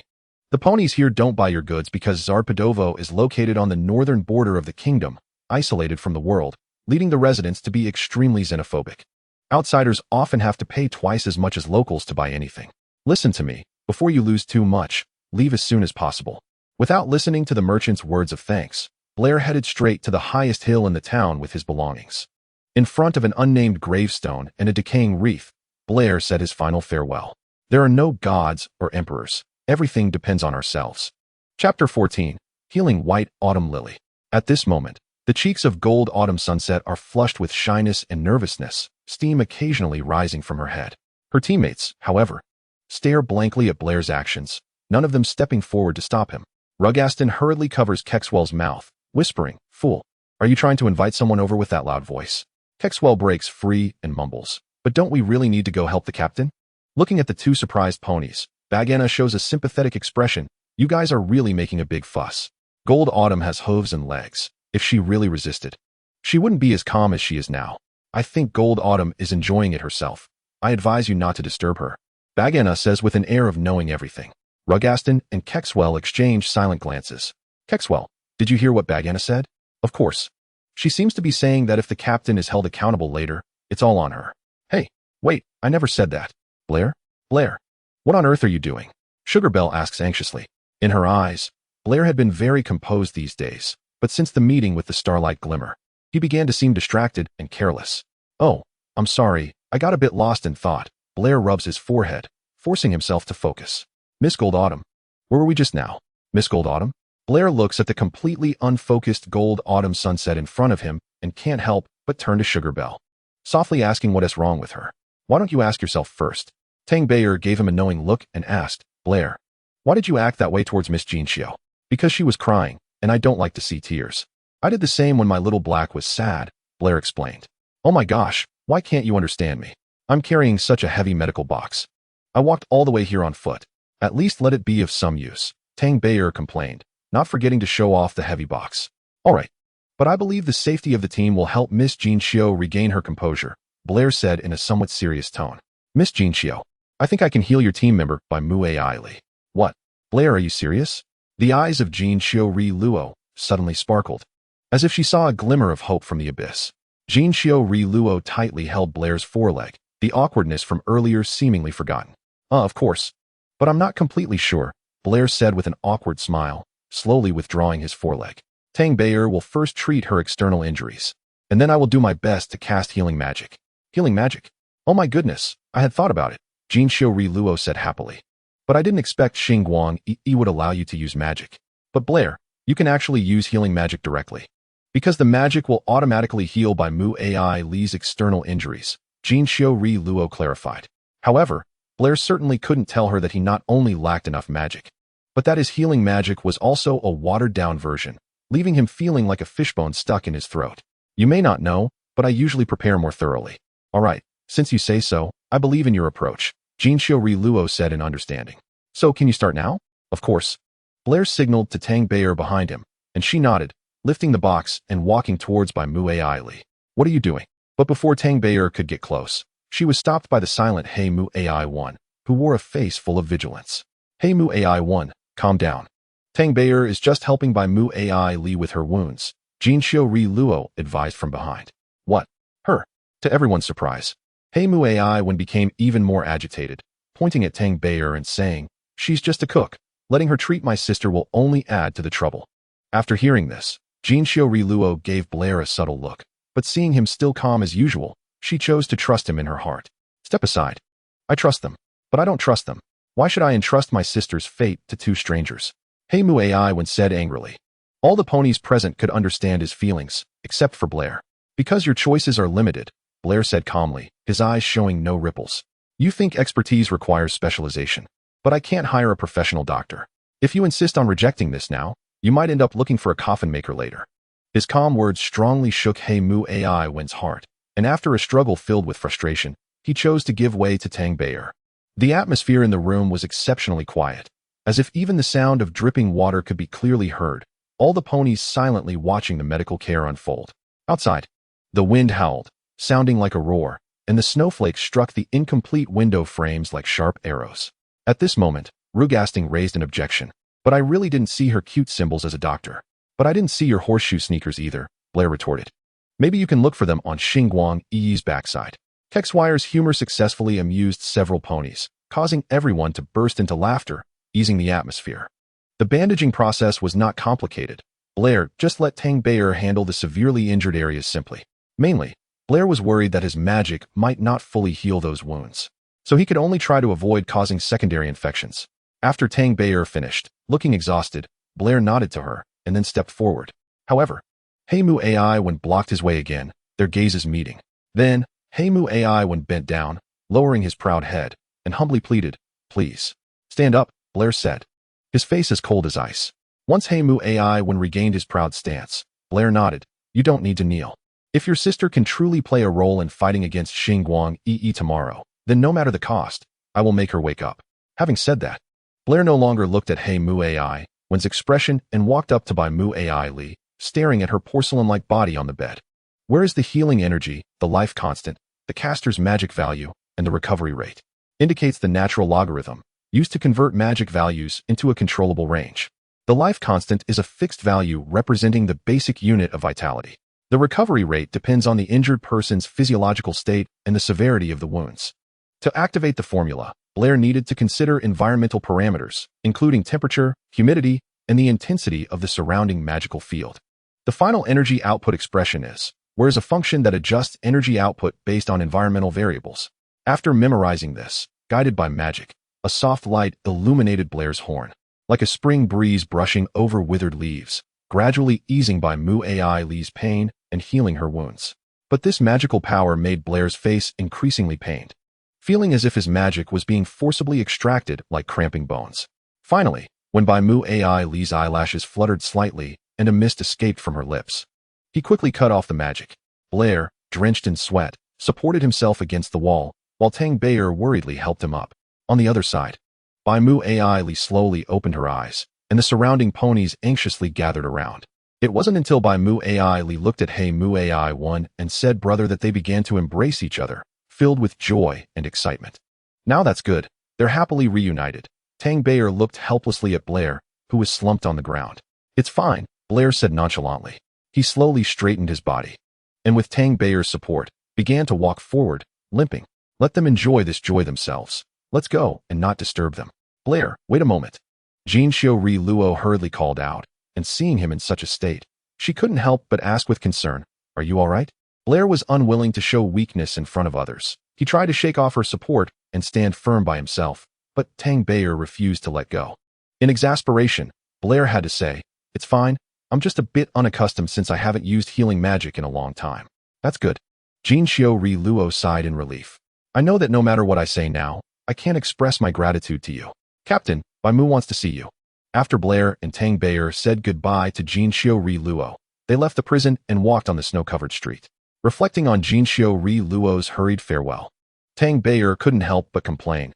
These ponies are really forgetful. They forgot so quickly who helped them reunite. "It's fine. After all, we have our own purposes." Blair still appeared unconcerned, but he was somewhat dissatisfied with Tang Bayer's earlier actions.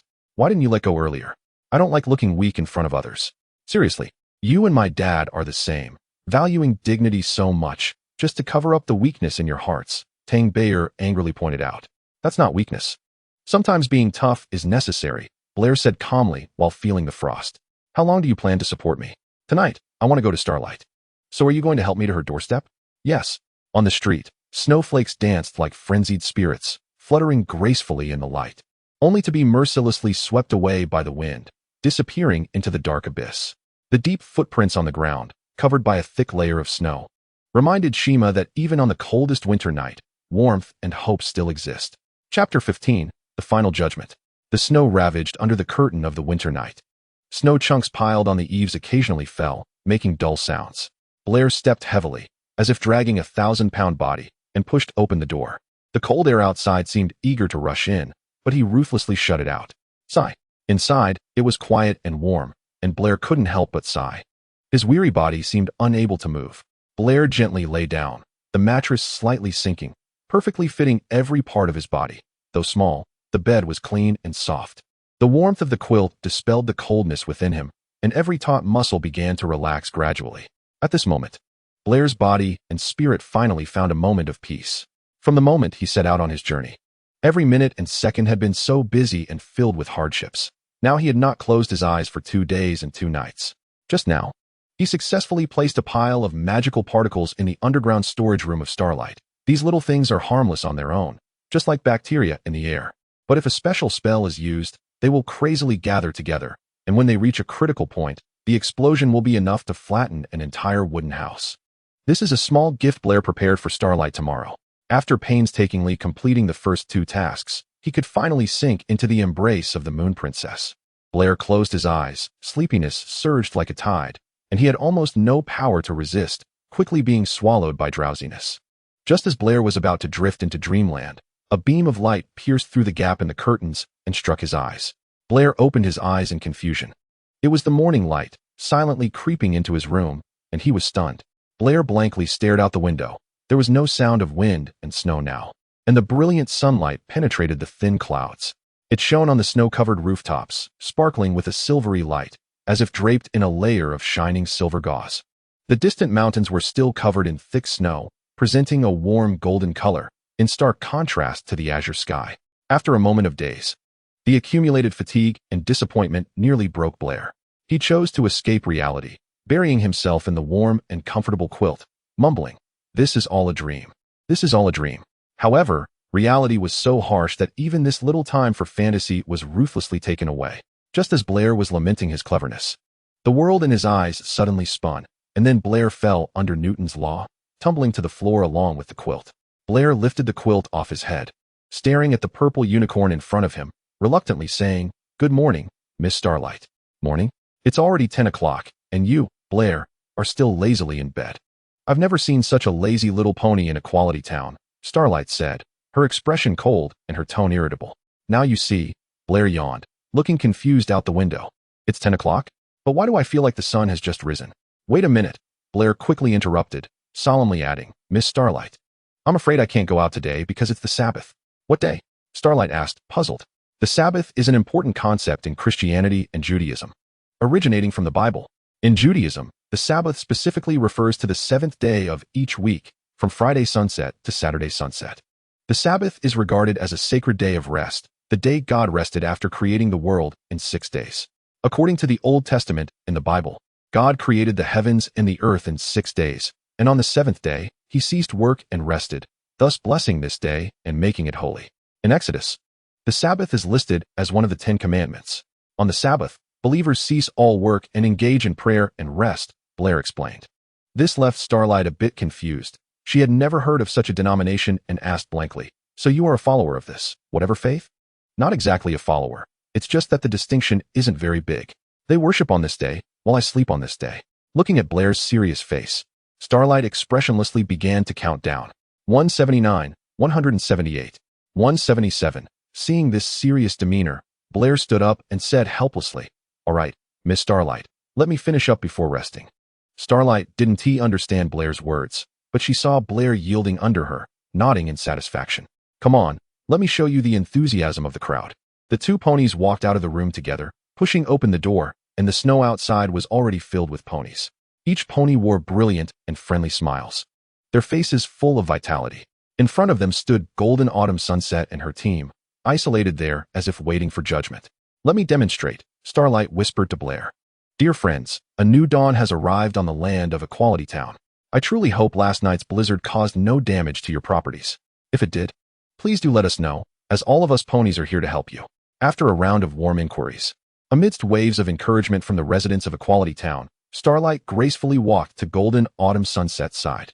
Under Starlight's gaze, Golden Autumn Sunset stared sharply, her eyes showing no fear. "Absolutely not. My team and I will never be your slaves." Hee. As if having anticipated this outcome, Starlight felt no disappointment inside. However, looking at the team member White Lily, Starlight curiously asked, "I really don't know how they managed to wake you up." White Lily, kind-hearted yet not weak, faced the bad pony Starlight with no fear on her beautiful face, calmly saying, "Heaven will favor good ponies. Scoundrels like you will eventually be buried." Starlight had long since become indifferent to such words, sarcastically replying, "You are still so naive, White Lily.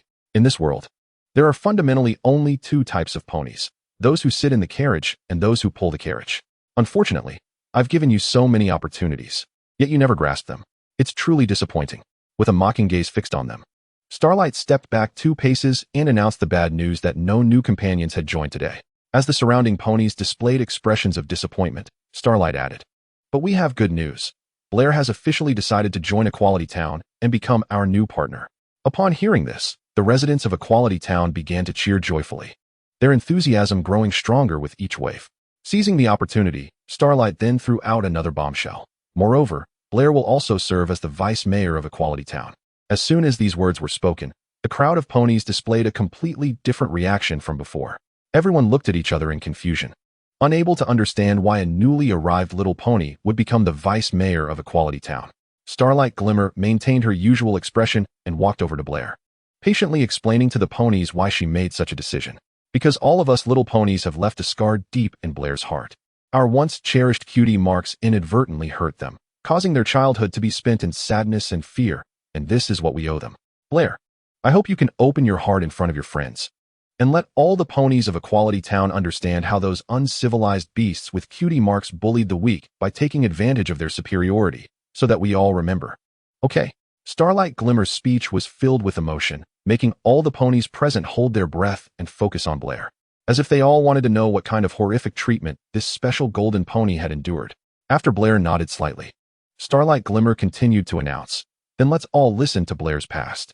Chapter 16, The Final Judgment, 2. Under the gaze of the crowd, the air seemed to freeze. Every gaze like arrows, concentrated on Blair. The expressions of the surrounding ponies varied. Some sparkled with anticipation, some were deep in thought, and others were eager to explore. Blair took a deep breath, feeling not a hint of fear or tension, but a strange sense of peace.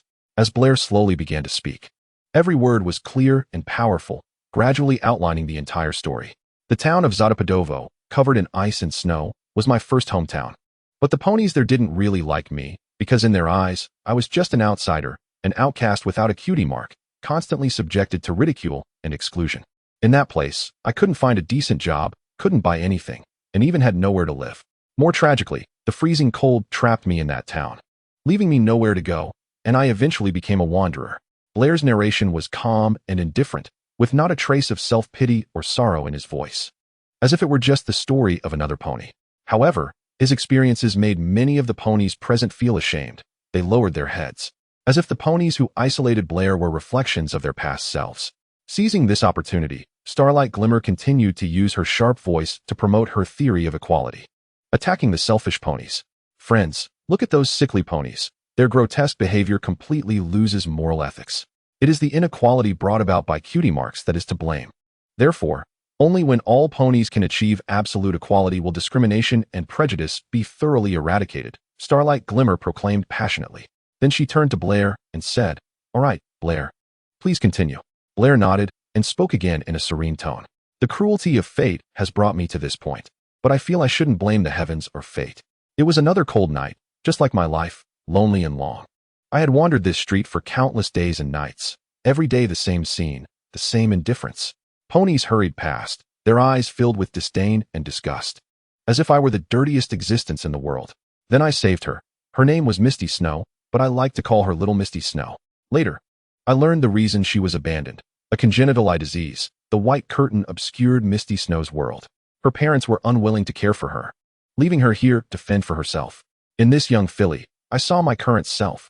Helpless, lonely, forgotten by the world. I couldn't and wouldn't let the same thing happen to her. I didn't choose to raise her, because at that time, I was powerless.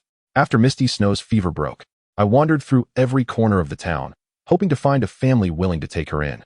These ponies fell into two categories: those who clearly refused from the start, and those who hesitated and said they would think about it. But when they learned of Misty Snow's illness, they quickly switched to the first category because no pony would want to waste energy on a blind pony. Helpless, I had no choice but to take on the responsibility. From that day on, we depended on each other, until... At this point, Blair paused, showing no intention of continuing, but the ponies seemed to realize the story's conclusion by looking at his lonely figure. The atmosphere began to feel a bit off, at least not developing as Starlight Glimmer had anticipated. She slowly moved to Blair's side and whispered, "Why don't you continue talking about those ponies who bullied you? Instead, you're weaving a story about a blind pony girl to elicit their tears? Blair, I want to see their passionate reactions, not sadness and lamentation." Blair looked at Starlight Glimmer with indifference. "Do you think that is a made-up story? Fine, if you really want to see them excited, I'll give you that, Miss Starlight." Then, Blair threw a question to the residents of Equality Town. "What do you think? If I was seen as an outcast by the residents of Zadepadowo because I lacked a cutie mark, then what reason did Little Misty Snow have for not being accepted by the residents of Zadepadowo?" Blair nodded, affirming the answer, and continued, "So, if we sympathize with ponies without cutie marks by abandoning our own cutie marks, then what about sympathizing with disabled ponies like Misty Snow?" Blair suddenly shouted, "Who would be willing to gouge out their own eyes?" The crowd fell silent. The ponies looked around in confusion, and no one dared to step forward. "Blair, what nonsense are you talking about?" Starlight Glimmer sensed something was wrong and pressed on. Blair ignored her and quickly distanced himself, as what he was about to say would be like tearing the mask off. "Perhaps everyone only sees the deficiencies in Misty Snow and me, but fails to see the forgotten lives and neglected pain within us. We just hope that some pony can understand that we did not voluntarily choose this life. We are merely souls abandoned by fate, a pony longing to be understood and respected. Therefore, none of us ponies need to degrade our own bodies for the sake of so-called equality. We cannot choose our birth, nor can we choose our appearance. And we certainly cannot choose our bodies. But when we come into this world, the only thing we can do is face life and live on. There is only one kind of heroism in this world, and that is to continue to love life after recognizing the truth of life. In my view, the so-called theory of equality is nothing but a pile of illogical, absurd nonsense. Cutie marks are a part of our bodies, just as we cannot fly without wings, cannot walk without hooves, and cannot use magic without horns. Losing our cutie marks would leave us lacking something as well. We can completely achieve a better standard of living by helping the underprivileged, rather than sacrificing the cutie marks of some ponies to achieve so-called equality." After finishing his speech, Blair stood defiantly in front of Starlight Glimmer and said, "And Starlight Glimmer, your baseless theory of equality should have disappeared long ago." Starlight Glimmer's face turned pale with anger. "I understand now. You have already colluded with Autumn Sunset. You had it all planned out. I thought you had accepted my viewpoint in the basement. I trusted you so much and considered you a friend. The stars are shining brightly. I never said I would stand on your side. When it comes to the theory of equality, I have my own unique insights. You see, after everyone loses their cutie marks, the Pegasus can still fly with its wings. The unicorn can still use its levitation magic, but the poor Earth pony cannot do anything. So why don't we just cut off the wings of the Pegasus and the horn of the unicorn to achieve ultimate equality?" After saying this, Blair seemed to be amused by her ridiculous idea and coughed twice. Speaking of the ridiculous viewpoint in the basement, Blair threw a book Looking like our Miss Starlight also reads books when she's bored. Starlight's face darkened. You actually peeked at my bookshelf. How could I leave privacy for my enemies? Blair smiled faintly. Autumn's son then curiously looked at the books in the basement. The book was titled Reforming Magic and Pony Maria. Autumn's son happened to know it. It was a banned book because the author fiercely criticized the corruption of Princess Celestia's government in the name of revolution. As for whether the content was correct, no pony could explore that. The author of this book was captured 2 years ago. Blair was a bit stunned. Putting an enemy's book in her own nursery? Princess Celestia must have a big heart. Autumn's son continued to explain. I heard that the guard team captured the author in the coastal city of Tenochtitlan at the southernmost part of the kingdom when he was trying to escape overseas. The captain of the guard even said something amusing. What did he say? Blair asked curiously. He said, great anti-autocracy fighter. Why are you trembling in fear from Princess Celestia's hounds? Chapter 17. The Final Judgment, 3. Haha. Autumn's son laughed, then asked in confusion, but I don't understand. Why would Starlight read such a book? In her absurd remarks, as if overthrowing a country would definitely lead to a better society built on its rotten corpse. Historical experiences and social science research indicate that simply overthrowing a country's regime does not lead to the establishment of a better society. Political and social change is a complex process that involves not only the transfer of power, but also profound changes in economy, culture, law, and other aspects. This requires time, patience, and continuous social dialogue and cooperation, rather than simple destruction and reconstruction. The history of human society tells us that power tends to corrupt, and unchecked power even more so. Therefore, in the process of building a new society, effective systems must be established to ensure checks and balances of power, ensuring that the injustices and oppression of the old society do not reappear. Blair coldly exposed this farcical trick. As for friends, Starlight, don't make me laugh. We all know you just think I'm more useful than other ponies. To this, Starlight naturally understood, yet she still chose to play her role in this drama. You bunch of thugs think that by saying some strange theories you can disrupt Equality Town? Look behind you. Which pony would be willing to support you? Blair looked back, and the ponies were looking around cautiously. The herd needed a leader, and Blair had considered this. Sugarbell took the first step. I believe in Blair. What she said is right. We should treat disabled ponies with compassion and kindness, not with your theory of equality.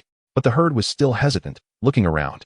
Blair remained calm and composed. There needed to be a leader, and there needed to be flag bearers. I will not cut off my wings, said a Pegasus. I will not saw off my horn, said a unicorn. We won't cut off our legs. All the ponies supporting Blair shouted in unison. The residents of Equality Town stepped out of the barriers of thought, standing firmly behind Blair. Seeing more and more ponies choosing to rebel against equality, Starlight roared in anger. You traitors who betray Equality Town. Don't casually represent Equality Town, you villain. Night Sky Wings decided to expose Starlight's tricks, so he threw a bucket of water at Starlight. The cool water poured down from the sky onto Starlight, soaking her mane, which stuck to her neck, making her once fluffy mane now wet. She stared fiercely at Blair and indignantly said, Do you think this can humiliate me? Whatever you think, look at Starlight, whose anger has clouded her mind. Blair waved her hoof helplessly, as the goal had already been achieved. A pony pointed at Starlight's backside and shouted, Look everyone. Starlight hurriedly used her tail to cover her exposed cutie mark. You all, don't look at me. Take care of them. But why did you take away our cutie marks while leaving your own behind? A pony said sadly, not joining Blair's group. Because it's necessary, you fool. Once the situation was exposed, Starlight no longer tried to hide. How can I collect your cutie marks without magic? But doesn't the same staff also have magic? A disappointed pony asked. It's just a piece of what I found in the desert. After Starlight finished speaking, Blair looked at Night Sky Wings in a subtle expression, while the latter pretended not to see. All of this is the result of my magic. I created Equality Town. I protected the ideals of equality. I implemented the theory of equality. They are the real culprits destroying Equality Town. Starlight pointed at Blair. From the beginning to the end. You are the one who destroyed Equality Town, Starlight. Sugarbell stepped forward. If you really want to support equality, you wouldn't hide your cutie mark. What kind of equality is built on lies? Blair, you awakened White Curtain Ellie too, right? I really didn't expect that your barren magic could force me to this extent. Among all the ponies I've seen, you are indeed the most special one. Unexpectedly, Starlight's face no longer showed any anger. Instead, she walked up the steps with a relaxed demeanor, a faint smile on her face as she said, But you overlooked one step. Even if you expose me, so what? Who among the ponies present can drive me out of Equality Town? Do you think you can dismantle my rule? 3. What other tricks do you have? Starlight's face was grave, but suddenly showed a sense of relief. 2. Forget it. No matter what you do. 1 is of no use. Before Starlight's words fell, there was a fierce explosion sound from behind the house, and a strong gust of wind knocked her off the steps, throwing her to the ground. Lying on the ground, she raised her head in shock, looking at the burning ruins. The cutie marks flew into the sky like meteors and then shone again beside the ponies, as those colorless figures seemed to be touched by magic. Stepping from a black and white scroll into a world full of flowers, joy, and harmony on the ponies' faces. Miss Starlight, do you like this gift? Blair smiled faintly. Blair, I will tear you to pieces. Everything was set ablaze, and this scene ultimately made Starlight furious. The magic in her horn burst forth like a flood. At this life and death moment, Blair suddenly remembered a setting from Starlight's past life. The more excited she was, the higher her magic power. It seemed I was being pushed to the brink. As the magical particles gradually dissipated and the ground was covered in dust, Starlight mocked. Poor Blair. Even if you liberated them, so what? In the end, aren't you still all alone? No, he is not alone. Amidst the swirling smoke, a voice pierced through the mist. As the fog slowly dissipated, golden autumn sunset and white veil stood before Blair, surrounded by a circle of radiant magic that tightly enveloped the little ponies they wished to protect. Once Starshine caught a glimpse. Her expression revealed a hint of disdain. What does it matter if you join? 2 defeated minions. I can still make you taste the bitterness of being crushed. What if we are still here? Night Sky Wing lightly descended to the ground, her tone filled with determination. I dare anyone to help them, Starshine declared loudly. All the little ponies stepped forward, silent yet resolute, as Blair moved to the front, gazing at Starshine with a cold tone, saying, Starshine, it's all over.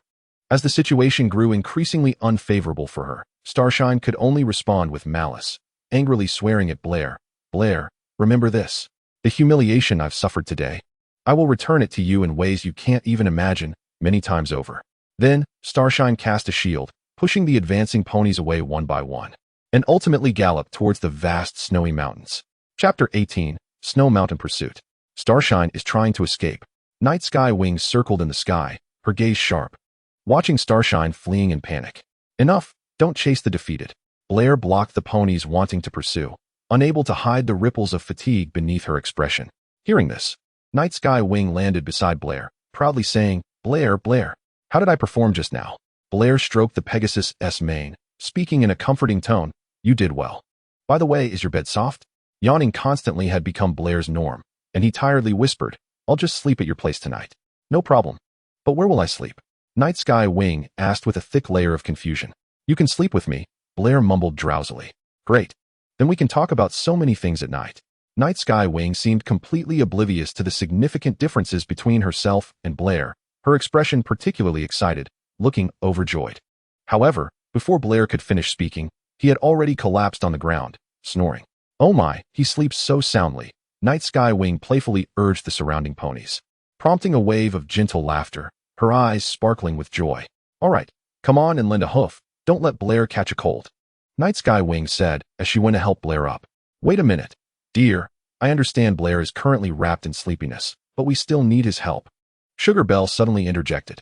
The ponies then noticed that Sugar Belle's body was still bathed in a gray that clashed with the surrounding scenery, the mismatched equal sign on her hindquarters looking quite unsightly. Blair, Blair, who is calling me? Blair's consciousness gradually slipped into the depths of dreams, where there was a silent tranquility, all his fatigue and worries swallowed by this gentle darkness. Blair struggled to open his heavy eyelids, the light momentarily blinding him. The sights of the real world gradually coalesced in his vision, the sounds around him shifting from blurry to clear, and he felt an indescribable fatigue. As if he had surfaced from the depths of the ocean, every breath requiring all his strength. Steadying his consciousness with magic, Blair looked around at the concerned gazes. Forcing out a smile, what's wrong? I seem to hear a little pony needing my help. It's me, Blair. Sugar Belle's eyes sparkled with guilt, revealing her predicament to him. I was just thinking, maybe my cute mark was flying too slowly. Black Curtain Evan leaned close to his sister, looking confused, as if lost in an endless fog, his situation mirroring Sugar Belle's. Following closely, several other ponies stepped forward, their faces showing sorrow as they reported a similar concern. Their cute marks had also vanished without a trace. Blair then explained, there are 2 possibilities. The first is that the amount I prepared in the storage room last night was insufficient. Looking at the ruins engulfed in roaring flames, Blair slowly revealed his second conjecture. Starshine, didn't he gather all the cute marks together? Golden Autumn Sunset nodded gently, then called to the agitated residents to prepare to head up the snowy mountain to capture Starshine.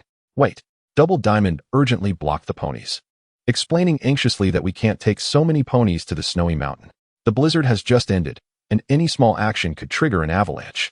Double Diamond's reasoning was sound, and in the end, Blair planned for a small group to pursue Golden Autumn Sunset, White Veil, and that Pegasus named Maxwell. You three come with me. Lucas Ting, you have to come too, Golden Autumn Sunset said, her gaze like a cold star, calling the leisurely and idle Lucas Ting into the group. Then, confidently patting his chest, he interpreted to Blair, "This is the fastest pony in my team." Blair had no objections to that. "Blair, let me go too, please, please." Night Sky Wing displayed a pleading demeanor, shaking Blair's shoulders desperately, begging, All right. Just be careful." Blair couldn't resist her, raising the white flag of compromise, feeling helpless, and had to agree. "Everyone, Starshine won't wait for us to arrive. Let us move now." Blair rallied the troops, preparing to chase. "Wait a minute, Blair." Sugar Belle tightly grabbed Blair, her expression revealing a hint of anxiety and hesitation, as if 1,000 words were pressing in her heart, but difficult to express. Finally, after a struggle, she merely whispered, "Be careful." "Don't worry, I'll be fine," Blair promised her, then followed the faint traces ahead. Watching Blair's figure grow distant, a wave of inexplicable fear rose in Sugar Belle's heart, as if shrouded by an indescribable foreboding, feeling that something ominous was about to happen. "Lucas Ting, you go block Starshine. Wait for us to catch up." On the snowy road blanketed in white, Golden Autumn Sunset ordered while running, her words filled with trust in Lucas Ting's abilities. And the facts proved her words were not in vain. Lucas Ting was like an arrow released from a bow, accelerating in an instant, quickly leaving them far behind. Not even a trace to capture. Offspring of the Franklin family, none were not exceptional runners. A subtle smile appeared on Golden Autumn Sunset's lips. Meanwhile, Blair's face was immersed in layers of worry, and he then said to the two Mares, "Listen, the danger of Starshine far exceeds your imagination. Our goal is only the cute marks on her. If necessary, please remember, do not provoke her." Golden Autumn Sunset and White Veil exchanged knowing nods, clearly having experienced it before. The snow mountain path was winding and rugged, with low visibility making everything hazy. Just as the ponies were exhausted, they finally caught up to the lone rider, Lucas Ting.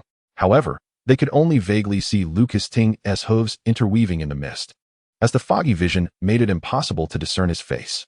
As they drew closer, the ponies finally noticed the panic radiating from his face and the warning escaping his lips. Ahead is a cliff, wanting to stop, but unable to. Golden Autumn Sunset's hooves skidded, sparks flying. However, under the relentless pull of inertia, the three ponies still inevitably charged towards Lucas Ting. Fortunately, the three of them were ultimately fine, but unfortunately, Rugaston was knocked off the cliff by them. Blair hurriedly cast spells from behind, trying to rescue Rugaston from below the cliff, but two swifter figures had already taken the lead. Night Sky Wing and Kexwell grasped Rugaston's hooves and took to the air. Seeing Rugaston's sweat-drenched appearance, Kexwell couldn't help but tease, "Rugaston, how does it feel to bungee jump?" "I hate bungee jumping. What should we do?" Blair gazed at the broken stone bridge, knowing full well that it was the hoof print left by Starlight. He racked his brain, thinking about how to get across. Behind him, Autumn Sunset and White Curtain Ellie exchanged a trusting glance, silently conveying some tacit understanding.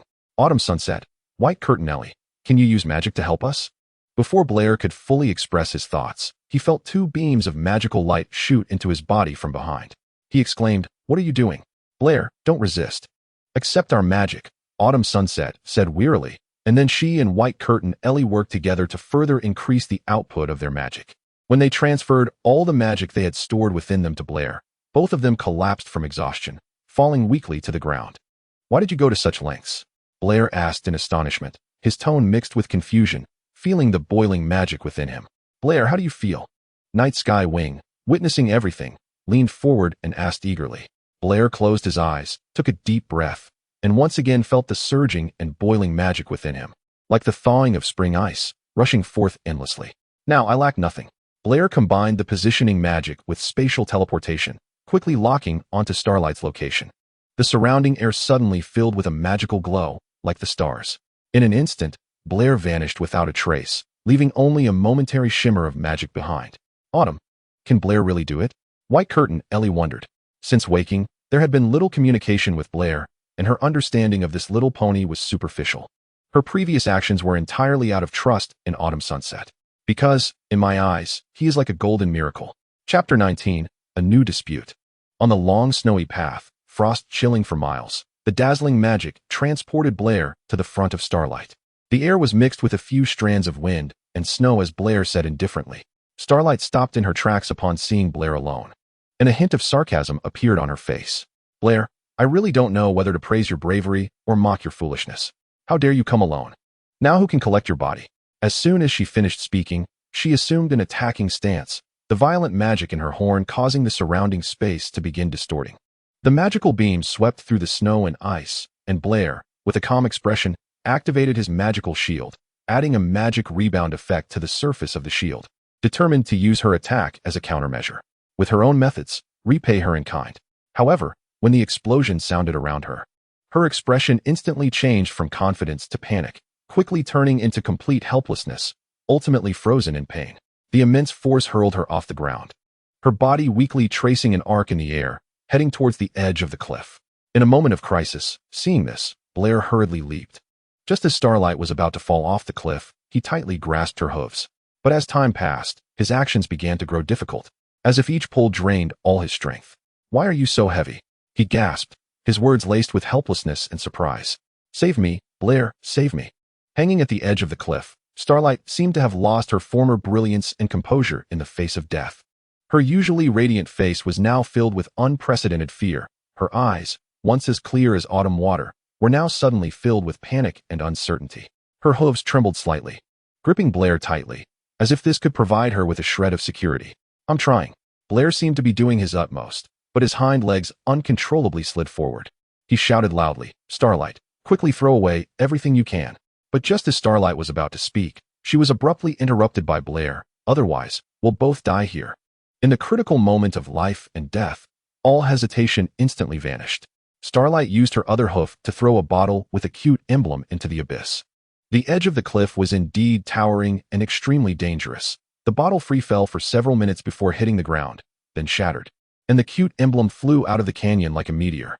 As the dust settled, Blair's task was considered complete. He watched the cute emblem leave, but his mind began to sink into deep contemplation.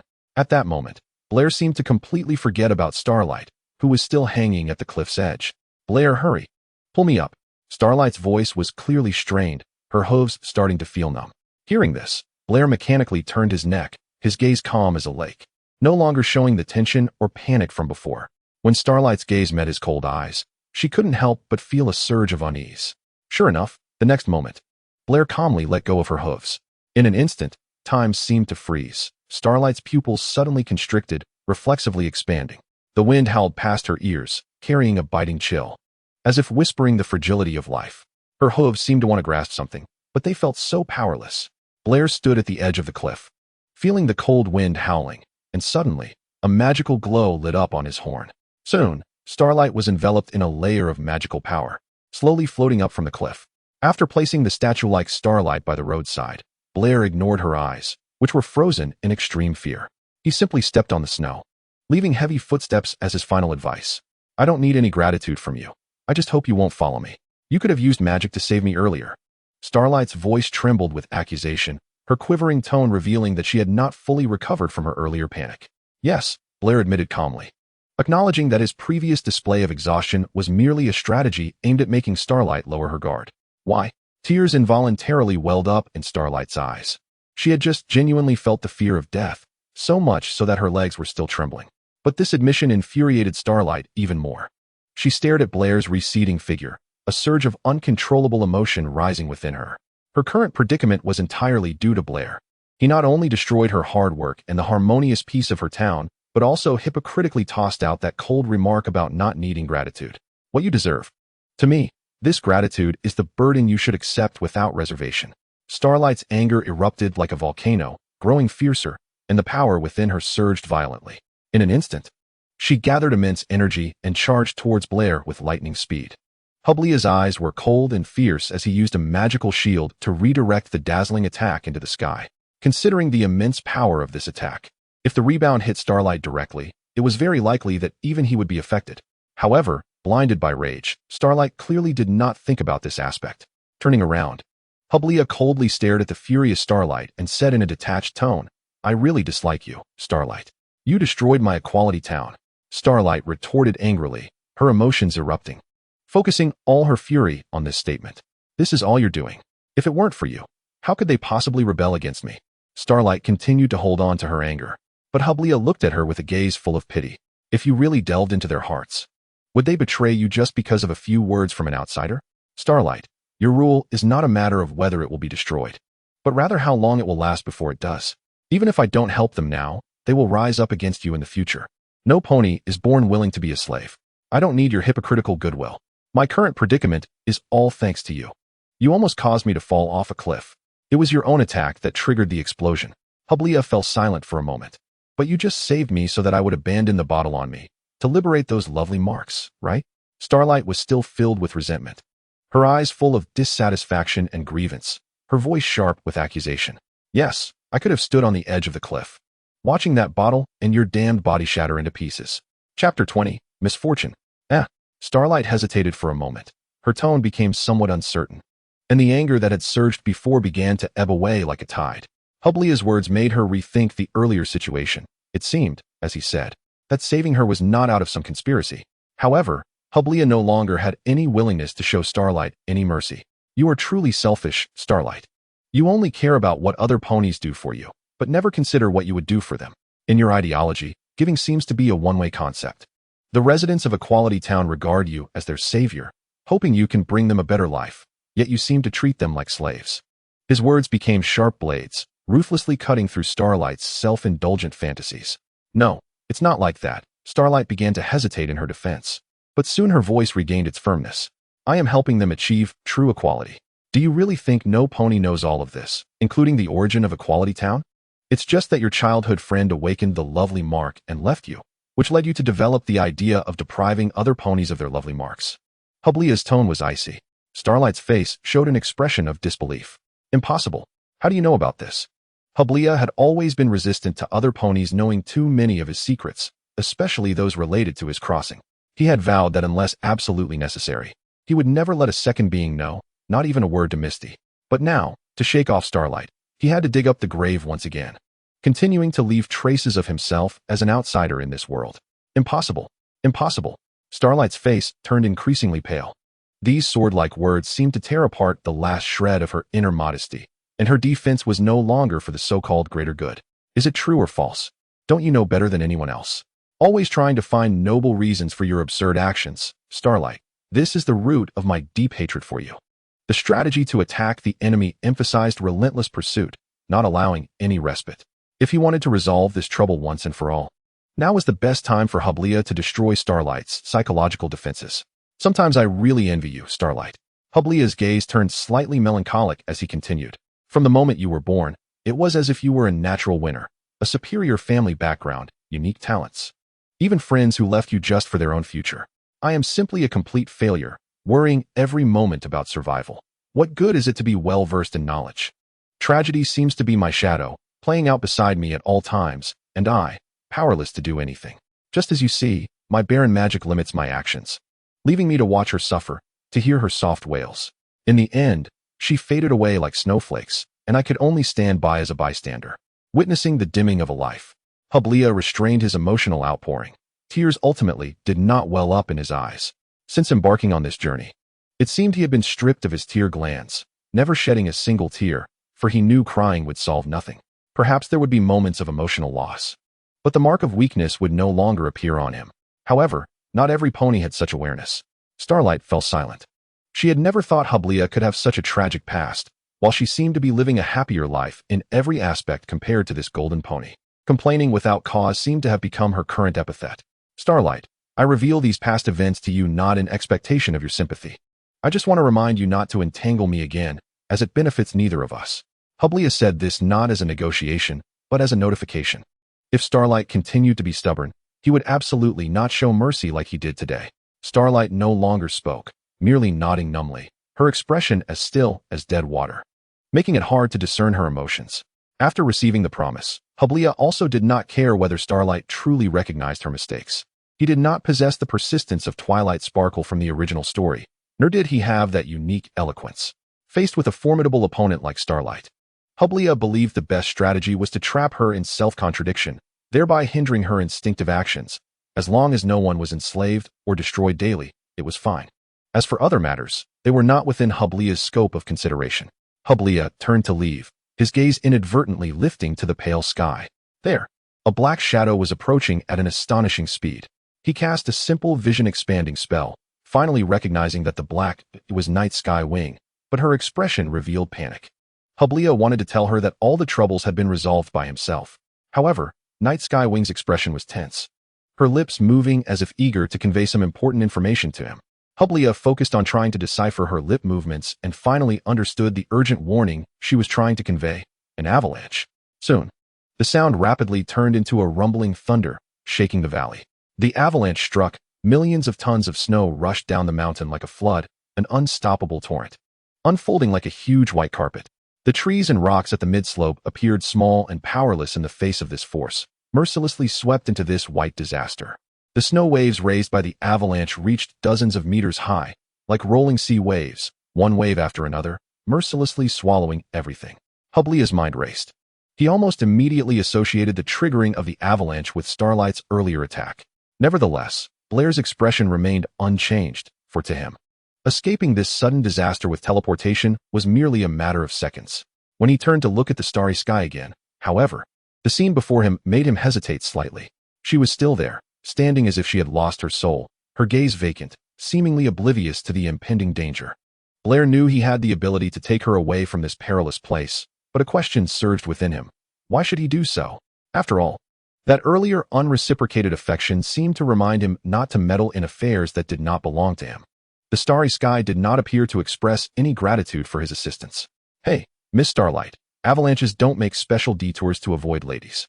If you don't want to be buried here, you'd better start moving now.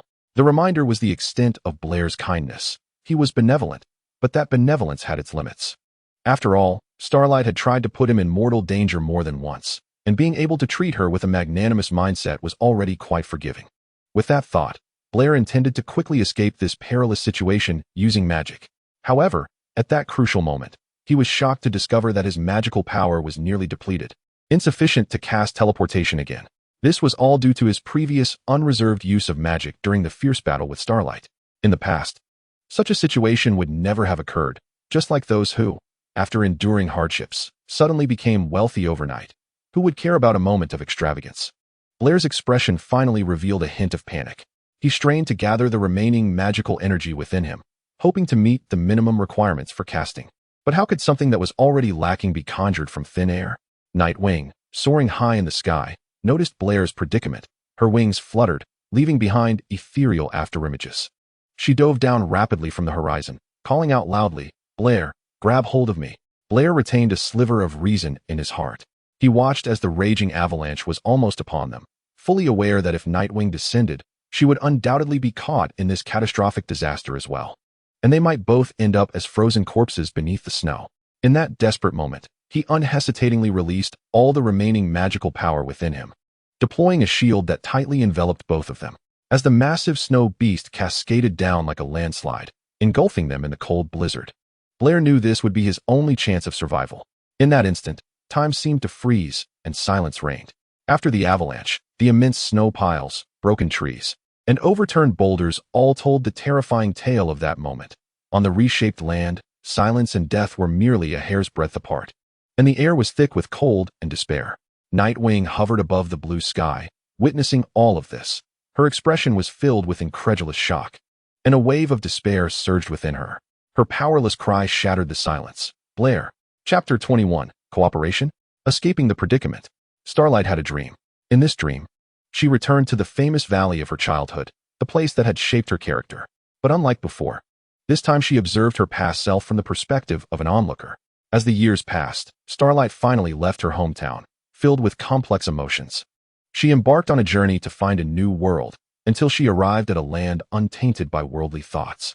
Here, she established Equality Town. That little pony was the first to choose to believe in Starlight and abandon the cute insignia. The weight of that trust, even in the dream. Starlight could feel the significance of those words. Starlight, I believe in you. Although I'm not sure if abandoning the cute insignia will truly bring us happiness. You are our friend, and I believe you won't let us get hurt."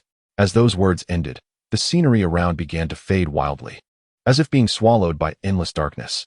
A profound darkness, like thick ink, rapidly engulfed the surroundings. In this pitch blackness, Starlight stood alone, as if lost in an infinite void. Crouched on the cold ground, Starlight's body was surrounded by endless regret and sorrow.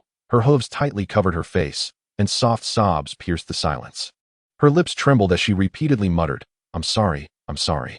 This scene seemed to reflect the truth revealed by Blair. The original intention behind Starlight's creation of a quality town harbored a deep-seated desire for revenge. "Since I once suffered so much, you all shouldn't expect happiness either." However, in front of those little ponies who selflessly gave her trust and support, Starlight finally saw her own selfishness. "Starlight, Starlight." In the silent darkness, a familiar yet inexplicable voice pierced through the silence. Like a distant lighthouse guiding lost ships in the night sea. The voice awakened Starlight, who was immersed in guilt and sorrow, and she instinctively looked up. At that moment, the all-encompassing darkness began to dissipate slowly. A soft and bright beam of light shone through the cracks, illuminating her vision, the light coming from the horn atop Blair's head. At that time, Blair was looking at Starlight with an indescribable expression, his eyes filled with helplessness as he reproachfully said, "Miss Starlight, this is a sealed space. Oxygen is limited, so please don't flail around on the ground." Starlight's eyes appeared somewhat dazed, the tear stains on her face still fresh. And with a hint of confusion and bewilderment, she asked, "Where are we?" Blair, focused on examining the shield above them, slowly replied. His voice tinged with a hint of helplessness, "We're buried under the snow. The snow on top is probably several stories high." This statement fell on Starlight like a bucket of cold water, jolting her out of her dazed state. However, her mood was particularly gloomy. As memories from before her fainting surged like a tide, she slowly raised her head, her gaze filled with confusion and inquiry. "You saved me?" After a pause, she added in a weaker voice, "Why did you save me?" Blair looked at her quietly. Starlight's question triggered a subtle ripple in his heart, and he chuckled self-deprecatingly. "Yeah, why did I save you?" In his eyes, a complex emotion flickered. Facing Starlight's listless figure, he couldn't help but reflect, his thoughts swirling. Now his mind suddenly became exceptionally clear, realizing that he actually didn't need to jump next to Starlight. He could have chosen another way, using an attack to propel himself and Nightwing into the sky to escape danger. But at that critical moment, he was driven by an intense impulse to protect Starlight. And Blair couldn't help but sigh, filled with helplessness. His innate kindness compelled him to make that decision in that instant. And now they were both trapped in this unexpected predicament. He couldn't help but feel self-deprecating, thinking that his sudden kindness had led him to this predicament. That impulse to protect other ponies in a moment of crisis had now put him in such a dire situation. Looking at Starlight's hopeless expression, the only strategy before the magic or their remaining oxygen ran out was to rely on themselves to find a way to break through this predicament. If he could find a way to transfer the shimmering magic to himself, escaping this predicament would become a piece of cake. The surroundings were extremely quiet. The only sound breaking the tranquility was the rustling of Blair turning the pages of the magic book. Starlight, seeing that Blair was ignoring her, felt an increasing sense of guilt in her heart. She knew that the current situation was caused by her own actions, so she quietly lay down in place, her gaze filled with apologies towards Blair. Finally, she softly murmured her heartfelt confession, "I'm sorry, I dragged you into this." Upon hearing this, Blair glanced at Starlight in slight surprise, not expecting this self-centered mare to actually apologize to him. "It's not dragging you down, it's my fault. If I could be a little colder sometimes, it would be better." For example, thinking back to last night, if Blair had significantly increased the amount of magical particles in the storage room and set the detonation time for midnight, do you think things would be as complicated as they are now? Blair sighed, his eyes filled with depth. This possibility, although seemingly flawless in logic, was something he was most unwilling to accept. Transforming himself into a cold-blooded existence was contrary to his nature. As a social being, emotions and empathy formed the bridge connecting them, and as an heir of the red gene, empathy was not only his responsibility, but also his instinct. Blair was contemplating, while Starlight misunderstood that he was saying that if he hadn't chosen to save her, he might be safe and sound now. This misunderstanding deepened her self-blame, causing tears to uncontrollably stream down her face, her voice laced with undeniable sadness. "It's all my fault. If I had realized it sooner, it wouldn't have turned out like this." Facing Starlight's tear-streaked face, Blair couldn't help but rub his forehead again. Hadn't he already said that this limited oxygen couldn't bear her emotional outburst? Can you be a little quieter? Starlight, don't you want to live? Blair tried to make his voice sound gentle, but Starlight buried her head deep between her hooves, her voice filled with helplessness and despair. Blair wanted to stop her, but couldn't bear to do so. He quietly stepped to Starlight's side, gently stroking her purple mane with his hoof. Who says no pony cares? Don't I wish for you to live? Really? Starlight slightly lifted her tear-filled eyes, but then lowered her head again due to self-doubt. But you hate me so much. Her voice was filled with uncertainty and fragility. At that moment, Blair chose to be honest. Yes, I do hate you. But that doesn't mean I want anything bad to happen to you. His words were simple and direct, but they also revealed a complex emotion. If I were lying to you, then how could I find myself in this situation? After hearing this, Starlight's originally confused eyes gradually lit up. She hesitantly lifted her head, a glimmer of hope shining in her eyes. So, you really care about me and want me to live? Her voice was full of expectation, as if seeking a definite answer, trying to find a glimmer of hope for survival from Blair. Blair gently nodded, his voice warm. I hope all lives with kindness in their hearts are met with goodwill from the world. If you can promise me that after we get out of here, you'll become a kind little pony, then my answer is yes. I promise you, Blair, I won't steal other ponies' cutie marks anymore. Her words were quick and urgent, but the joy was so genuine, for she finally felt that some ponies truly cared about her. Starlight felt the surrounding darkness growing thicker, and out of fear of the unknown, she quietly moved a little closer to Blair, her voice revealing unease and concern. How are we going to get out of here? Blair gently closed the magic book, his expression complex, a mix of emotions swirling in his heart. He had found at least 5 possible solutions in the book, but ultimately, the crux of the problem was just one. He had no blue. Faced with this reality, Blair had no choice but to place his hope on Starlight. Do you know the magic to transfer magic? Blair asked, a hint of urgency in his voice. Blair didn't give up and quickly followed up. What about teleportation? I've seen other ponies use it, but I haven't learned it myself, Starlight said, a slightly awkward smile forming on her face. Blair smiled slightly, his attitude still optimistic. It's okay. You know, there are 2 best times to plant a tree, 10 years ago and now. Saying this, he gently pushed the magic book in front of Starlight while checking the residual magic energy within himself. You have 10 minutes to learn it. In reality, it might only be 9 minutes. You know, if you can't cast it in the first 9 minutes, then in the last minute, we might have to prepare to say goodbye in a dignified manner. Starlight took 2 steps back, her voice trembling. I can't do it. But Blair's belief was as solid as a rock. You can do it, Starlight. I believe in you. There was not a hint of hesitation in his tone. He had absolute confidence in Starlight's abilities. In his heart, if any pony could surpass themselves in such a moment, it would undoubtedly be Starlight. Her potential was enough to rival Twilight Sparkle. Do you really think I can do it? Starlight's voice was filled with hesitation and uncertainty. As if influenced by Blair, Starlight finally made up her mind. All right, I can give it a try. Most importantly, she didn't want to disappoint Blair, who cared for her. The pages turned gently under her hooves as she began to seriously study the complex magical theories and casting steps. The formula for teleportation magic is 2-2. It represents the target coordinates for teleportation, indicating the position in 3-dimensional space. It represents the wave function of magical energy, determining the intensity and range of the magical effect. It represents the wavelength of magic, a key factor determining the success rate and accuracy of teleportation. 2 represents the dispersion of magical energy, affecting the stability of teleportation. It represents the change in distance from the starting point to the endpoint, that is, the distance of teleportation. 2 is a decay factor, indicating that as the distance of movement increases, the probability of successful teleportation gradually decreases. It represents the time factor. Considering that teleportation might be related to the flow rate of time, this factor is used to adjust the stability of time flow.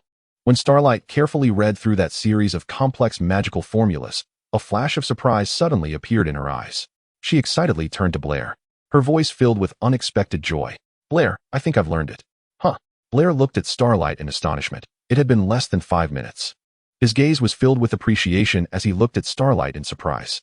Indeed, this chosen one, if not pushed, would never know how high her potential was.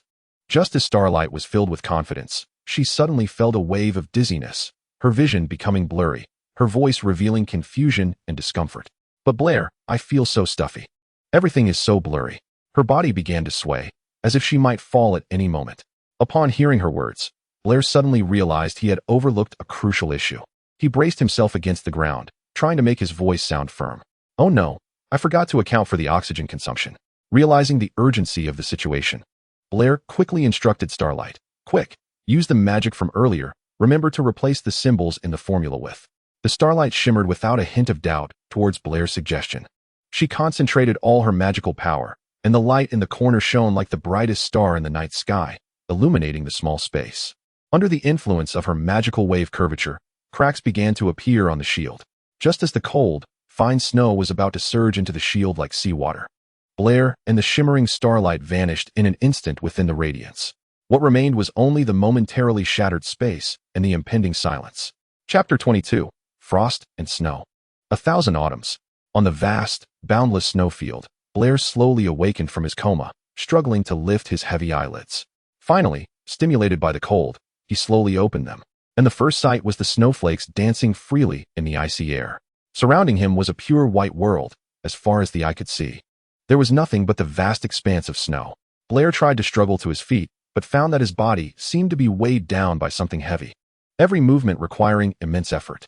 His icy limbs pushed against the shimmering Starlight, and each breath felt like inhaling a cold knife, stabbing at his lungs. Blair looked around. Everything was lifeless, but it seemed he had finally escaped that cursed place. Bending down, he picked up the magic book from the ground, his gaze once again falling on the shimmering Starlight lying quietly in the snow, silently planning his next move. "How? Good night, Miss Starlight," Blair said softly, a hint of regret in his tone. He gave the shimmering Starlight a look that seemed like a prayer or self-mockery, as if wishing her a peaceful dream. Then, Blair collected himself and intended to leave. "Are you going to leave me behind?" Just as he took a few steps, the sorrowful voice of the shimmering Starlight echoed in his ears, like an invisible hand tightly grasping his body. Blair helplessly stopped, turned to face the shimmering Starlight, and saw her looking at him with a helpless expression. In the face of the shimmering Starlight's gaze, a trace of bitterness swept through Blair's heart, and he forced a bitter smile. "Shimmering Starlight, I believe our cooperation has come to an end. It's time for us to part ways. But you said you cared about my life." The shimmering Starlight bit her lip, her tone filled with grievance and reluctance. "But you want to leave me in this cold place. Why won't you take me with you?" The shimmering Starlight's voice was full of helplessness and sadness, her words like needles in the cold wind, piercing Blair's heart. "Because we have different paths." Blair's figure appeared increasingly blurred in the falling snowflakes, his voice deep and fading. "We are two little ponies from different worlds. Do you remember what I told you before? Now, you must learn to walk on your own." "But..." The shimmering Starlight fell into a state of panic, her voice trembling. "The magic inside me has somehow vanished. I can't even stand," Blair calmly explained.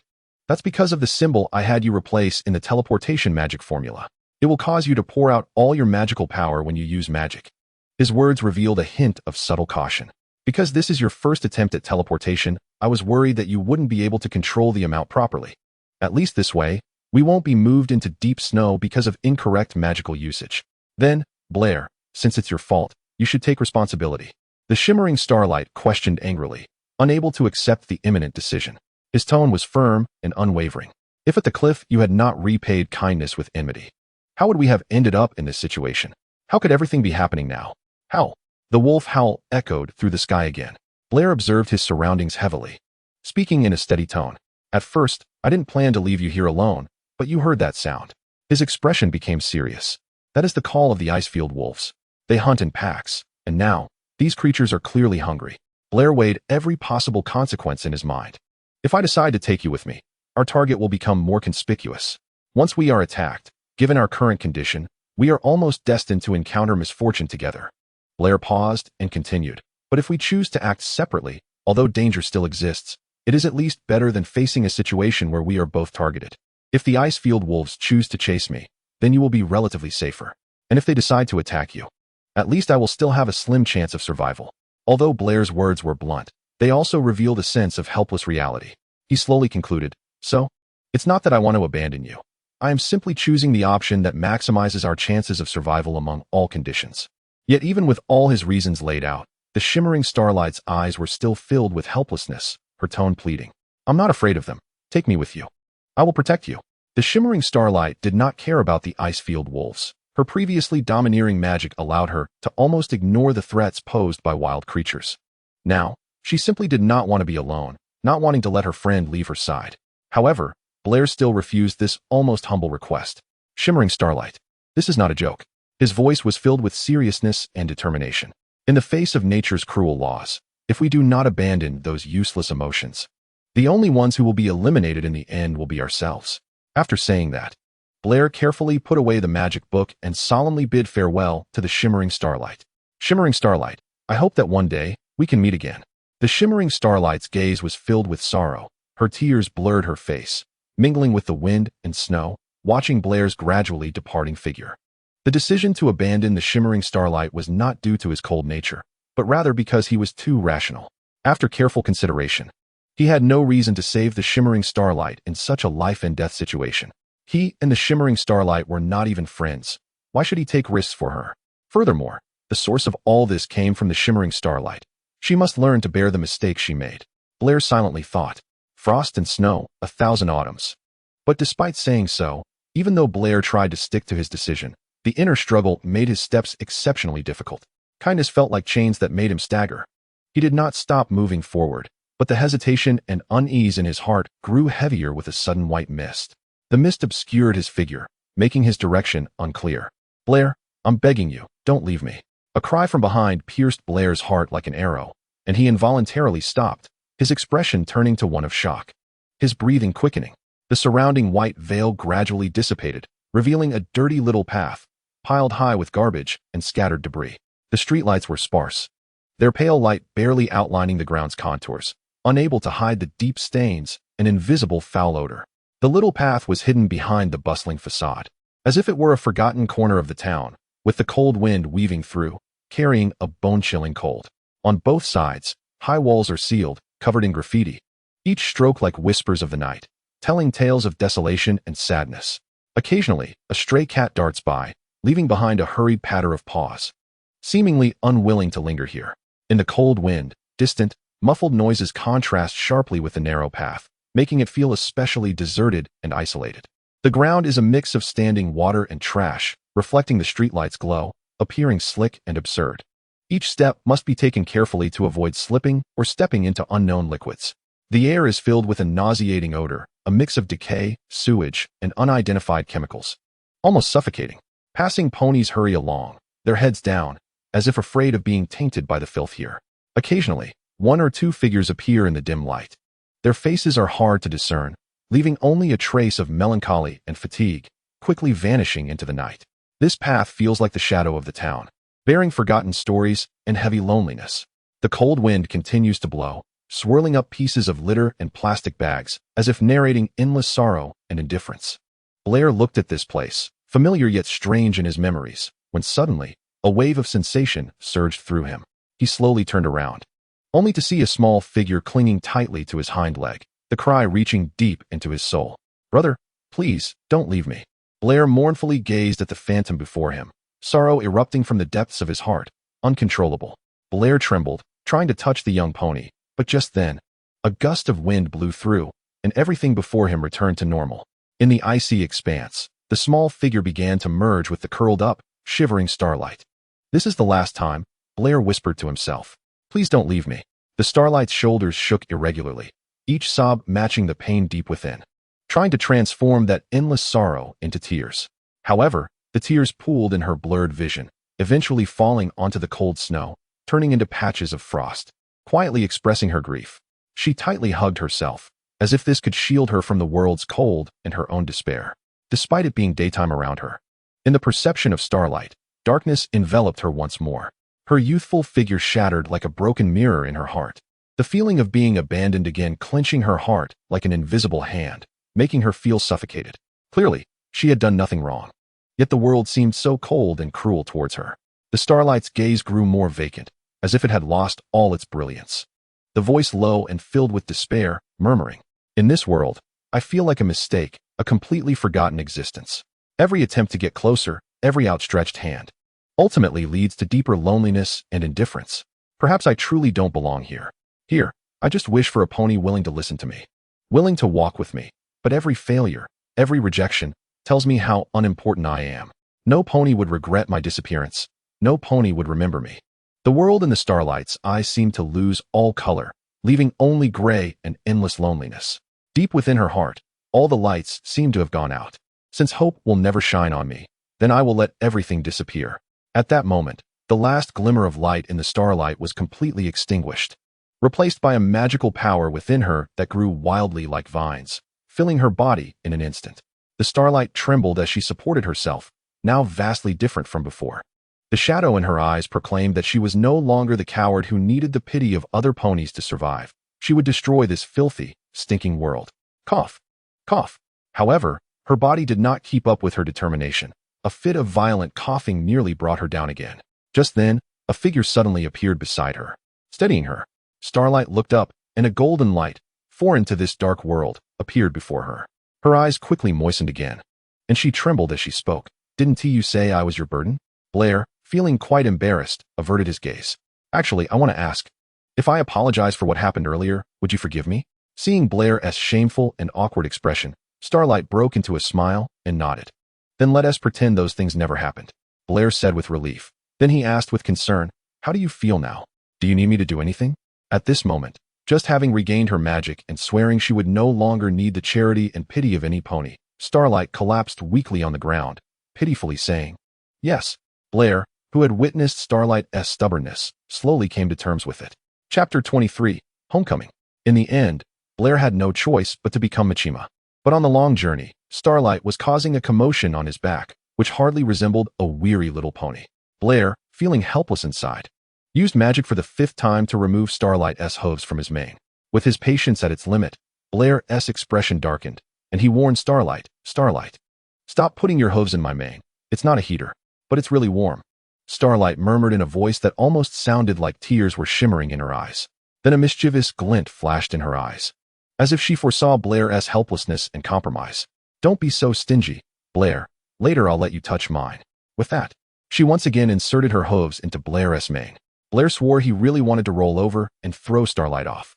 All the way, Starlight seemed to always find new ways to torment him. Each joke and tease tested his limits invisibly. Blair himself didn't dislike affectionate exchanges.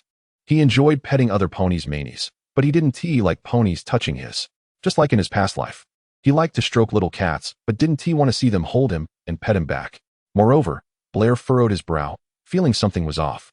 Just a moment ago, Starlight had looked utterly heartbroken, as if she couldn't care for herself, but now she seemed healthier than him.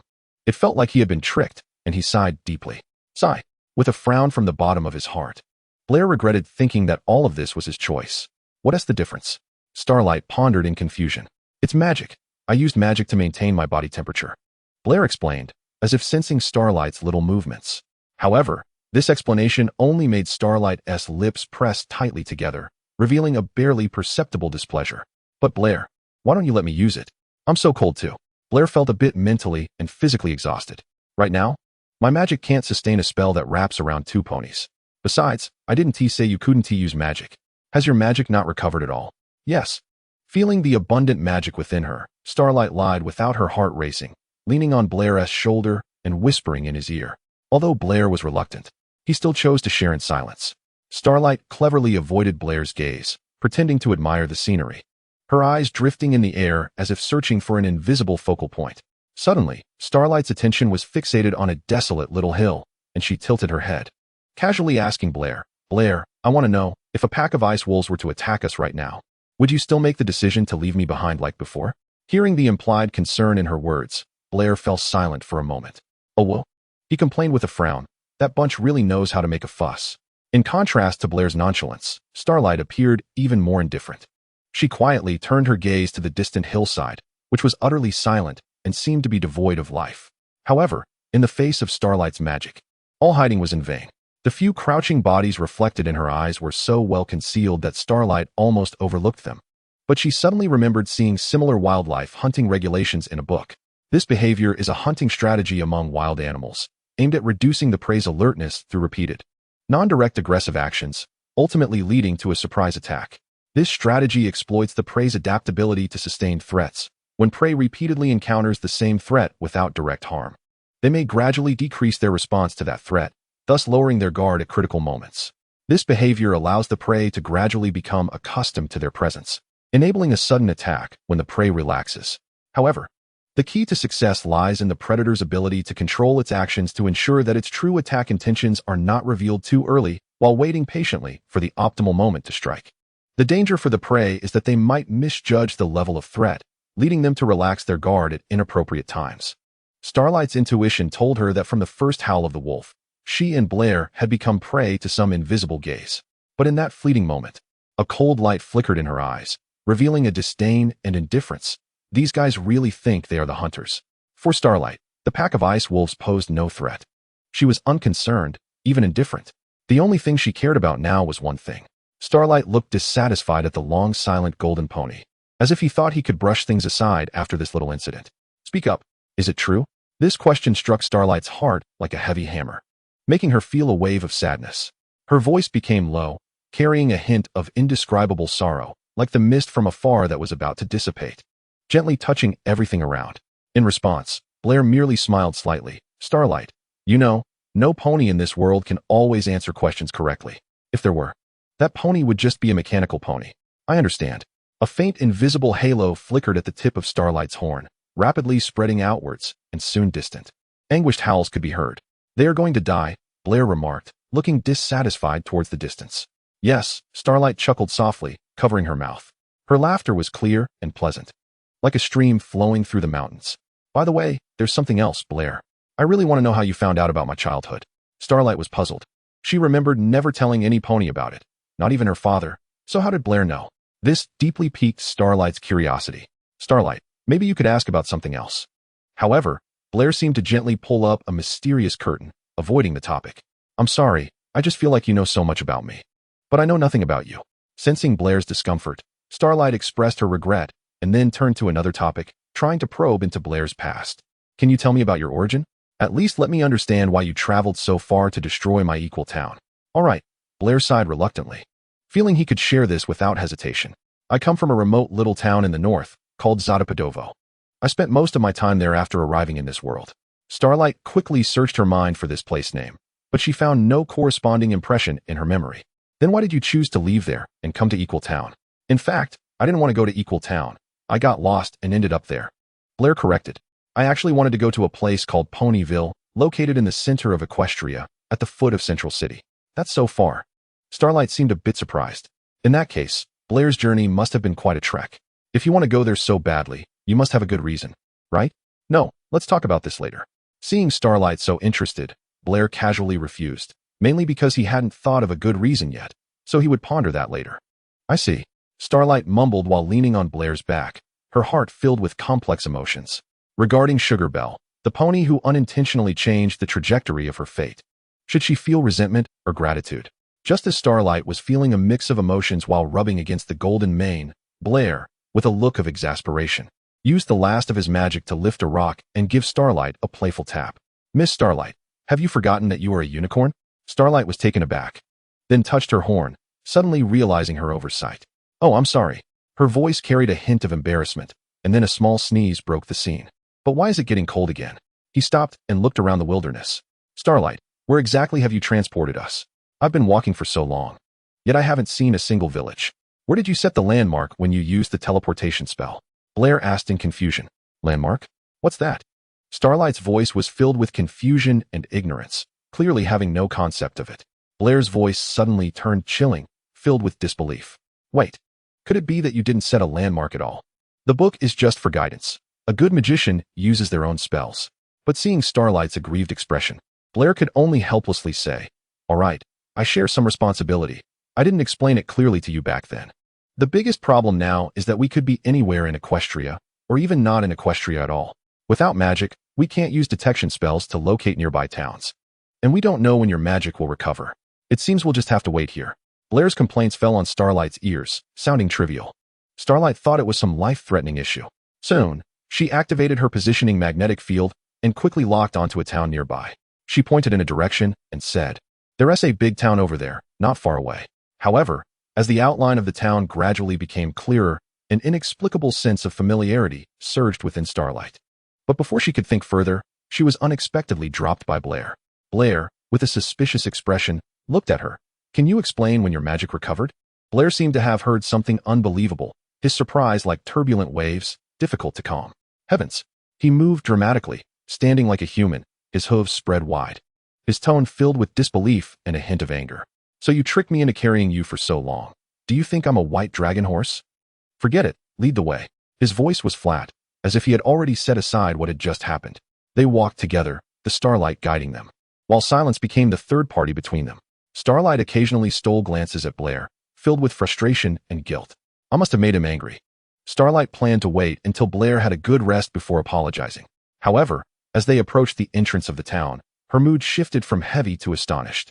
Her gaze lingered on the familiar buildings. The signs that had once greeted her daily now appeared particularly clear, bringing her a long-lost warmth and familiarity.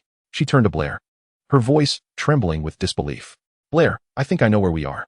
Where? My hometown. Fame Valley. Chapter 24. The Scenery of an Era. For Blair, this was a unique place. In a layer of soft and hazy mist, they walked in the center of the town. Looking east, there was a shiny new district with glass curtain walls sparkling under the sun, busy streets, and numerous commercial shops, marking the footsteps of modernization that had begun to tread upon this land. However, turning west, an ancient charm enveloped them. The roads were paved with cobblestones. The weathered walls were covered with ivy, and on either side were low stone houses, each engraved with the marks of time. Fame Valley now stood like a miniature model of an era, quietly standing at the crossroads of history and modernity. I'm not sure if this is really the place I used to live. Starlight glanced around. The changes in Fame Valley made her feel both familiar and strange. Just a few years away, this hometown made her feel like everything had turned upside down. Is that a wall being built? What for? Blair focused on the busy little ponies around them, where several were measuring and marking the exact position of the wall, carefully pulling measuring tapes and occasionally drawing marks on the ground with chalk. Of course, it's to enclose all of Fame Valley. This is the decision of the Fame Valley Development Committee. At that moment, an orange mare approached, stylishly dressed and speaking solemnly. And I am the president of the Fame Valley Development Committee. Looking at the mare before her, who resembled a noblewoman, Starlight hesitated for a moment and then said, "Aunt Starlight." The mare, Starlight, showed a look of envy and sighed. "Oh my, look at you, little Starlight. How considerate you are of your hometown, unlike my son." Maybe. Starlight's gaze was filled with comfort, and after hearing Starlight's reassurance, she seemed to feel a bit relaxed. Then she noticed Blair's presence and curiously asked, "Who is this?" "This is Blair, my friend. He comes from the northern town of Zadepadowo." Starlight quickly introduced Blair. "A pony from the north? Coming to Fame Valley? You must have gone around Canterlot. That's quite rare." Starlight looked Blair up and down, then extended a friendly hoof to greet him. "Hello, I am Starlight, president of the Fame Valley Development Committee. For out-of-town ponies like you, who come here with dreams, our development committee has always maintained a welcoming attitude. If you are willing to stay here, we can offer you a very large discount on housing prices. This is an opportunity you can't miss." Starlight did not seem discouraged by Blair's polite refusal. Instead, she became even more enthusiastic. "Haha, young pony, don't jump to conclusions so soon."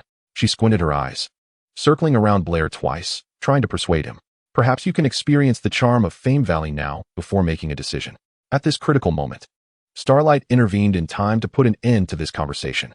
"Aunt Starlight, I'm really sorry, but it seems it's getting late. I need to go meet my dad soon. Why don't you two talk next time?" She pulled Blair, preparing to leave. "Don't look for me. I'm right here, dear Dudu."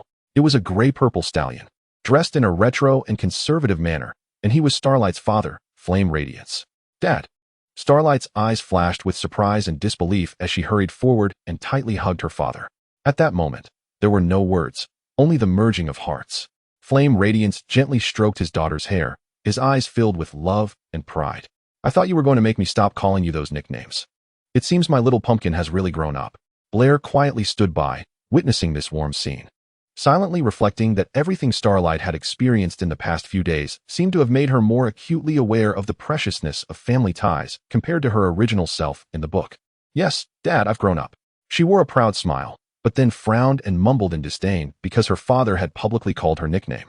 "So please don't call me by my nickname in public anymore." "Haha, all right, my little sweetie." Flame Radiance seemed about to continue calling out the nickname that embarrassed Starlight. But under his daughter's sharp gaze, he had to cough twice and say, "All right, daughter. By the way, Dad, how come you're here?" Starlight couldn't help but ask. "Wait, Dad, it's not what you think. Blair is just my friend." Starlight hurriedly blocked Flame Radiance in front, nervously advising. "Oh." Flame Radiance was slightly stunned by Starlight's nervousness, but then laughed. "Haha, don't worry. I'm just curious to see what kind of charm can make my little pudding protect this pony so much. I believe you've grown up and can make your own judgments. So seeing you so nervous, I know that Pony's character must be good. Now, I want to personally assess his taste. Dad.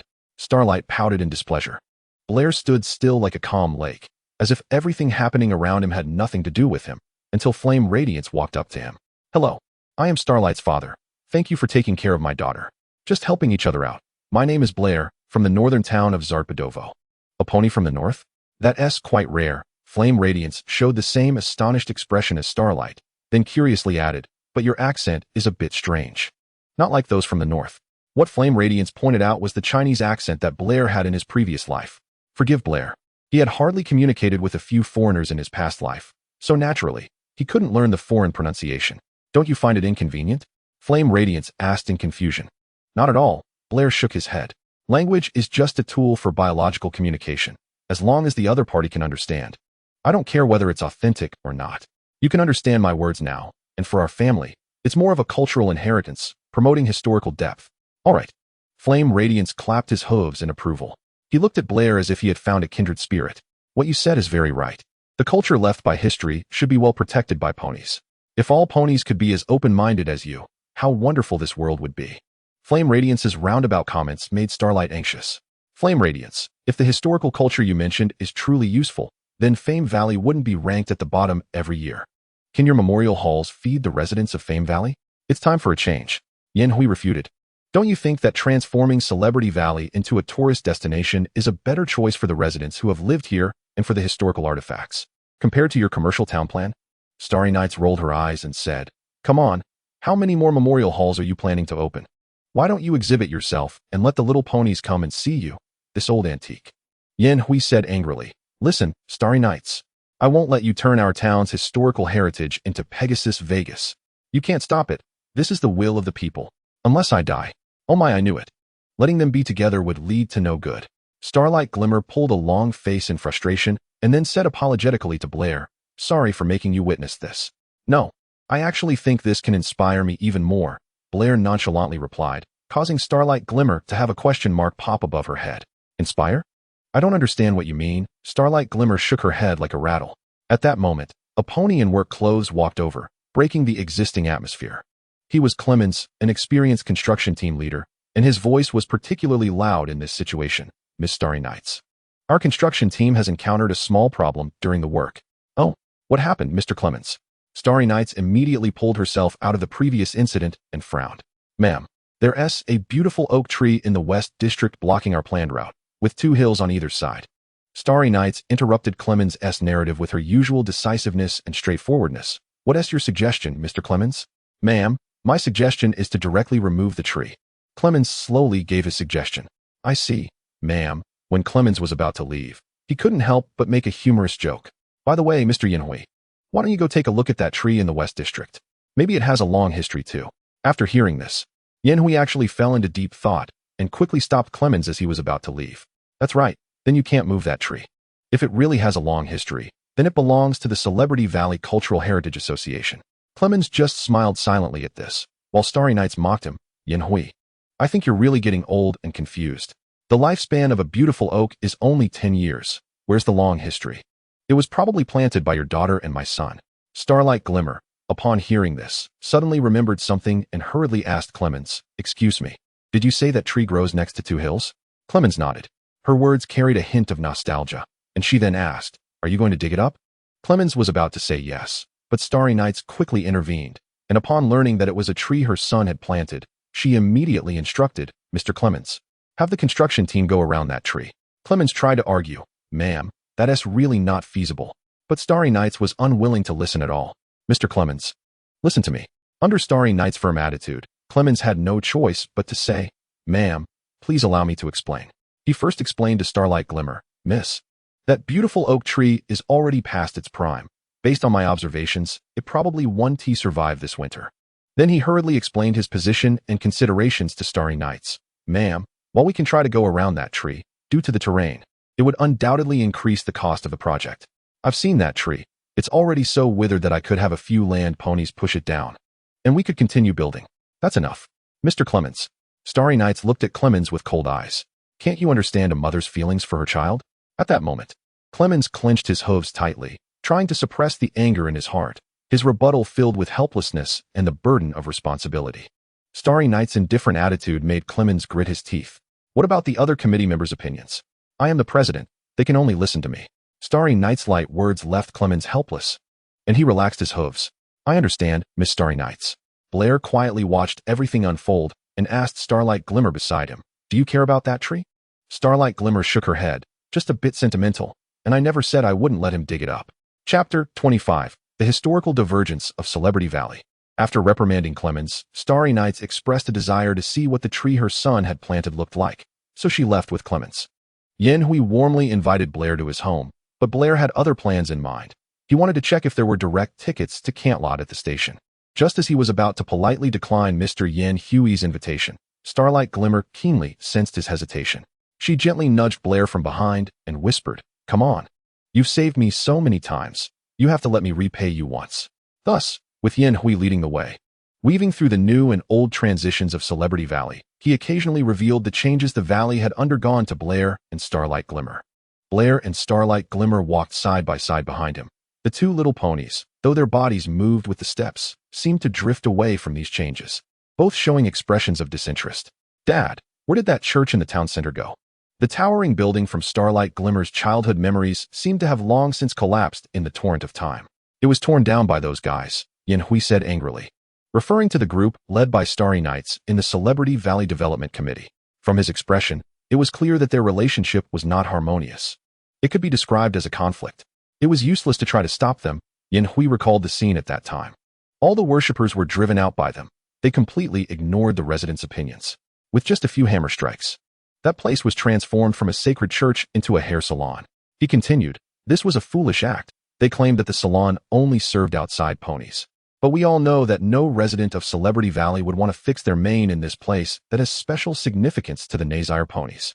Blair seemed a bit confused by this. Is it because the Nazire ponies don't like haircuts? It's not that they don't like it, but that they can't. Starlight Glimmer patiently explained to Blair. This is related to religious beliefs. Many ponies living in Celebrity Valley are descendants of the Nazire ponies. Then, Starlight Glimmer began to tell the stories she had heard since childhood. Legend has it that before Princess Celestia came to Ponyville, this land already had its owner. The Nazire ponies lived here for generations, and they initially worshipped a deity said to control plant growth, the goddess Flora. But later, the arrival of the wind demon made this fertile land barren and desolate. The cold and harsh climate made the living conditions for the Nazire ponies increasingly severe, and their crops failed. This situation continued until the appearance of Princess Celestia, who expelled the wind demon and removed the disaster from this beautiful soil. The Nazire ponies were filled with gratitude towards her, so they began to change their worship from the goddess Flora to Princess Celestia. After listening, Blair still felt confused.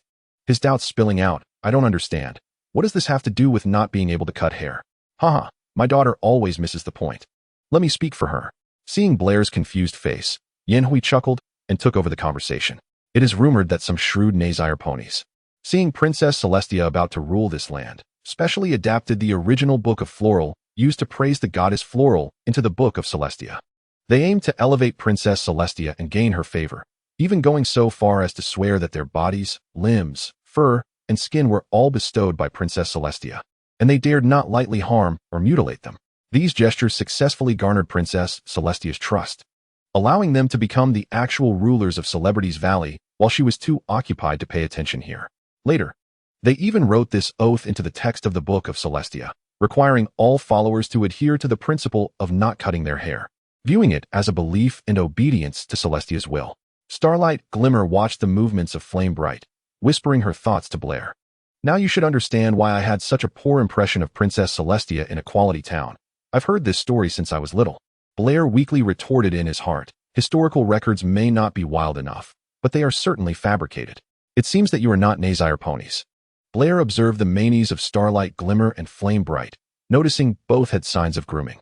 Flame Bright explained, revealing a sense of pride in his family's history. In fact, my daughter and I are the purest Nazire ponies by blood, and my ancestors were even among those shrewd Nazire ponies. He continued, but you must understand. 1,000 years is too long. In the long river of history, some cultural practices will inevitably be cut off. Perhaps during my grandfather's father's generation, this bad habit was secretly no longer widely followed. It seems there is a reason why you can only pay lip service to this ancestral instruction. Why not promote it vigorously? Blair was intrigued. And what about that church? Why can't it be torn down? Are there still ponies going there to be followers after all this time? No, that's a different matter. Flame Bright patiently explained the complex historical background.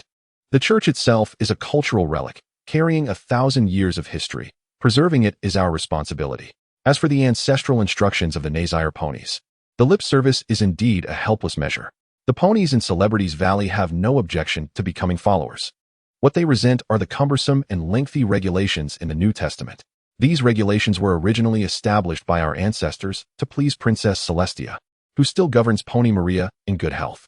Yet we, the Nazire ponies, quietly abolished that loyalty oath after achieving our political goals. Surely, such a change would be hard for any ruler to accept calmly. Blair listened silently, his heart fluctuating. His initial impression of Princess Celestia seemed to linger on that amiable cosmic princess from his past life.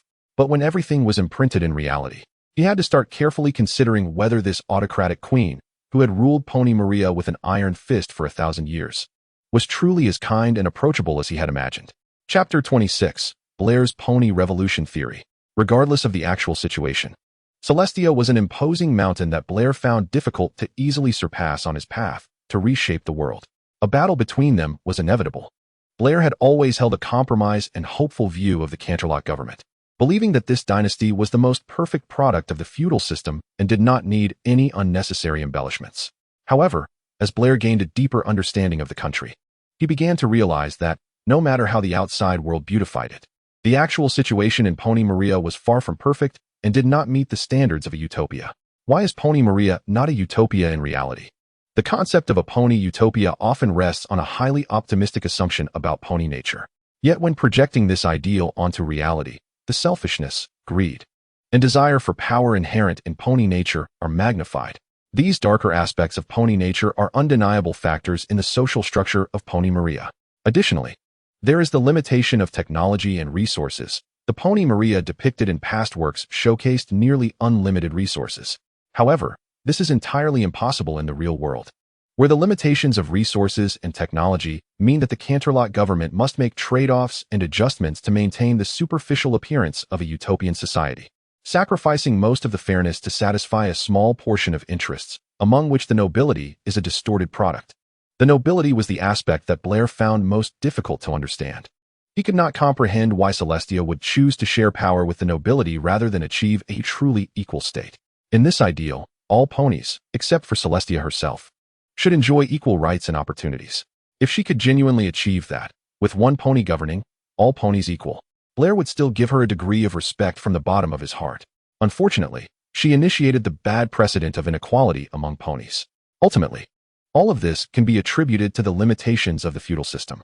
From the moment Blair began to breathe in this world, the country had long since departed from the illusion of a utopia and sunk into the quagmire of reality. In his eyes, any pony who sympathized with the Canterlot government was a traitor, akin to a servant weeping for their master. The Canterlot government, which continuously upheld the interests of the nobility, was undoubtedly a reactionary force.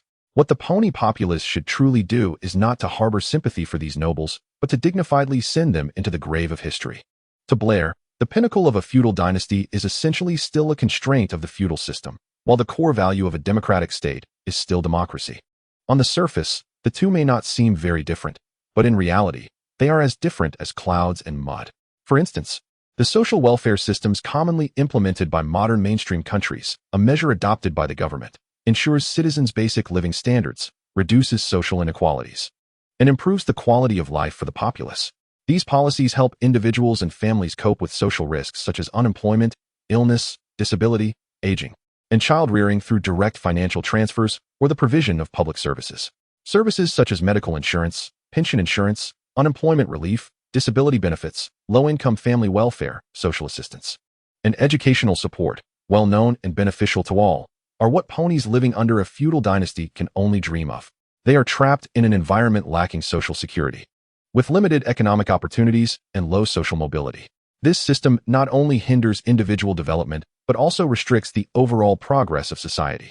Blair realized that to truly improve the living conditions of ponies and promote social progress, it was necessary to fundamentally change the existing systems and structures. This not only meant overthrowing the Canterlot government, but, more importantly, establishing a new system that could guarantee citizens basic rights and welfare. His experiences in the town of Zadepadowo deeply made Blair aware of the flaws in Pony Maria's social assistance system and the backwardness of crime supervision. The existence and experiences of Misty Snow became a trigger for his social reflections. The author of Reforming Magic and Pony Maria was the first resistor Blair recognized. Although he had previously heard from Autumn Twilight that the author's fate was not a good one, Blair read this book, and as he had previously commented, the author seemed like a solitary, reclusive intellectual. The fragrance of his theoretical writing far surpassed his grasp of reality, resulting in a series of texts brimming with theory but lacking practical guidance. These words, while igniting the flames of revolution, fail to clarify the true purpose of the revolution. They leave the reader with a feeling of understanding that you want me to rise up in rebellion, but I do not understand why I should fight for myself. Moreover, he is unclear whether these little ponies truly wish to overthrow the feudal dynasty and decentralize power among the ponies, or if they simply desire to become the new Celestia. In this regard, Blair has not made further judgments. After all, he stands on the shoulders of giants in his past life, supported by a rich foundation and solid theory. For Blair, it is time to enjoy a fine wine and deliver a meticulously calculated speech filled with righteous undertones. A speech about politics, order, friendship, and power. But speeches are prepared by victors to appease the masses. What is needed now is action. Chapter 27, A Flawless Plan? The theoretical giant and the practical dwarf could almost represent Blair now. His meager magic allows Blair to always recognize his position. There is no chosen one. Only a poor child who has stumbled into Ponyland. He has lost family, lost friends, and upon arriving in this world, he continues to lose things. Perhaps he will lose even more in the future. But Blair does not care. It is precisely these relentless sufferings that constantly intertwine with him that allow him to deeply understand those lives tormented around the world.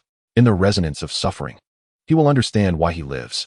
The death of Misty Snow made Blair think of many things. Her face, like a mirror, reflects countless little ponies silently enduring suffering in this world. At that moment, Misty Snow could listen to Blair softly narrating the wondrous story she had never heard before, until she slowly slipped into the gentle embrace of death. But what about the other ponies? There are not so many Blairs in the world, nor so many warm embraces. For those unfortunate ponies who have passed away, there are always places in the corners of this world, by the gutters, under eaves, or in abandoned dumps, where their sorrowful souls can be buried. In his past life, Blair often silently observed the suffering in the world, filled with endless sorrow. He was taciturn, fully aware that although people were striving to move forward, some lives seemed to be abandoned by this world. Their sorrow lies in their inability to control their fate, often being ruthlessly pushed forward by the currents of the times. For some lives, the place of their birth may also be the graveyard where their fate withers away. When in Zadepadowo, someone told Blair, "Why do you still care for her? Just abandon her. You know she won't live long." Blair chose silence and sat there quietly.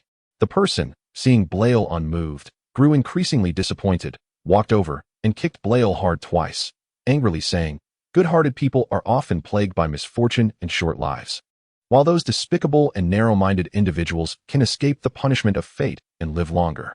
Blair, why do you always have to be so noble?"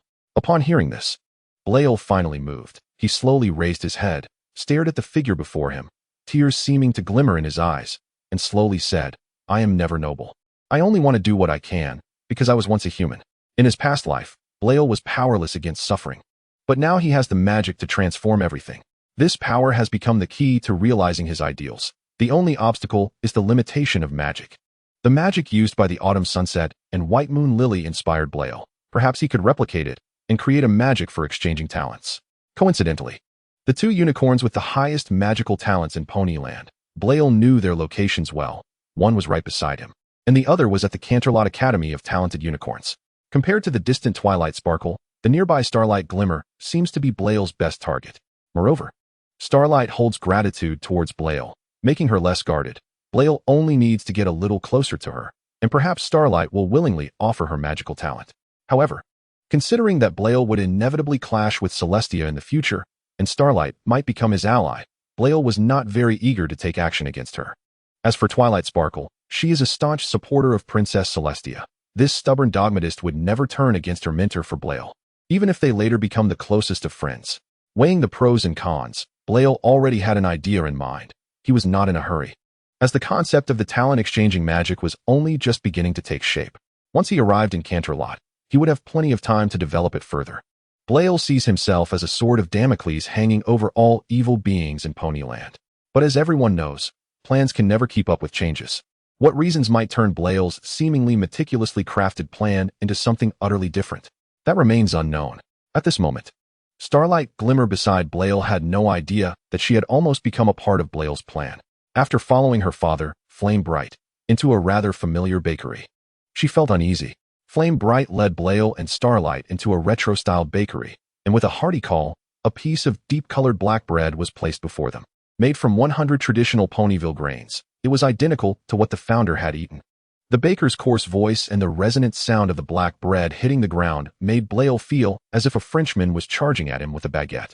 He gazed at the incredibly hard piece of bread with a half-believing expression, and when he lightly touched it with his hoof, it felt like touching a boulder.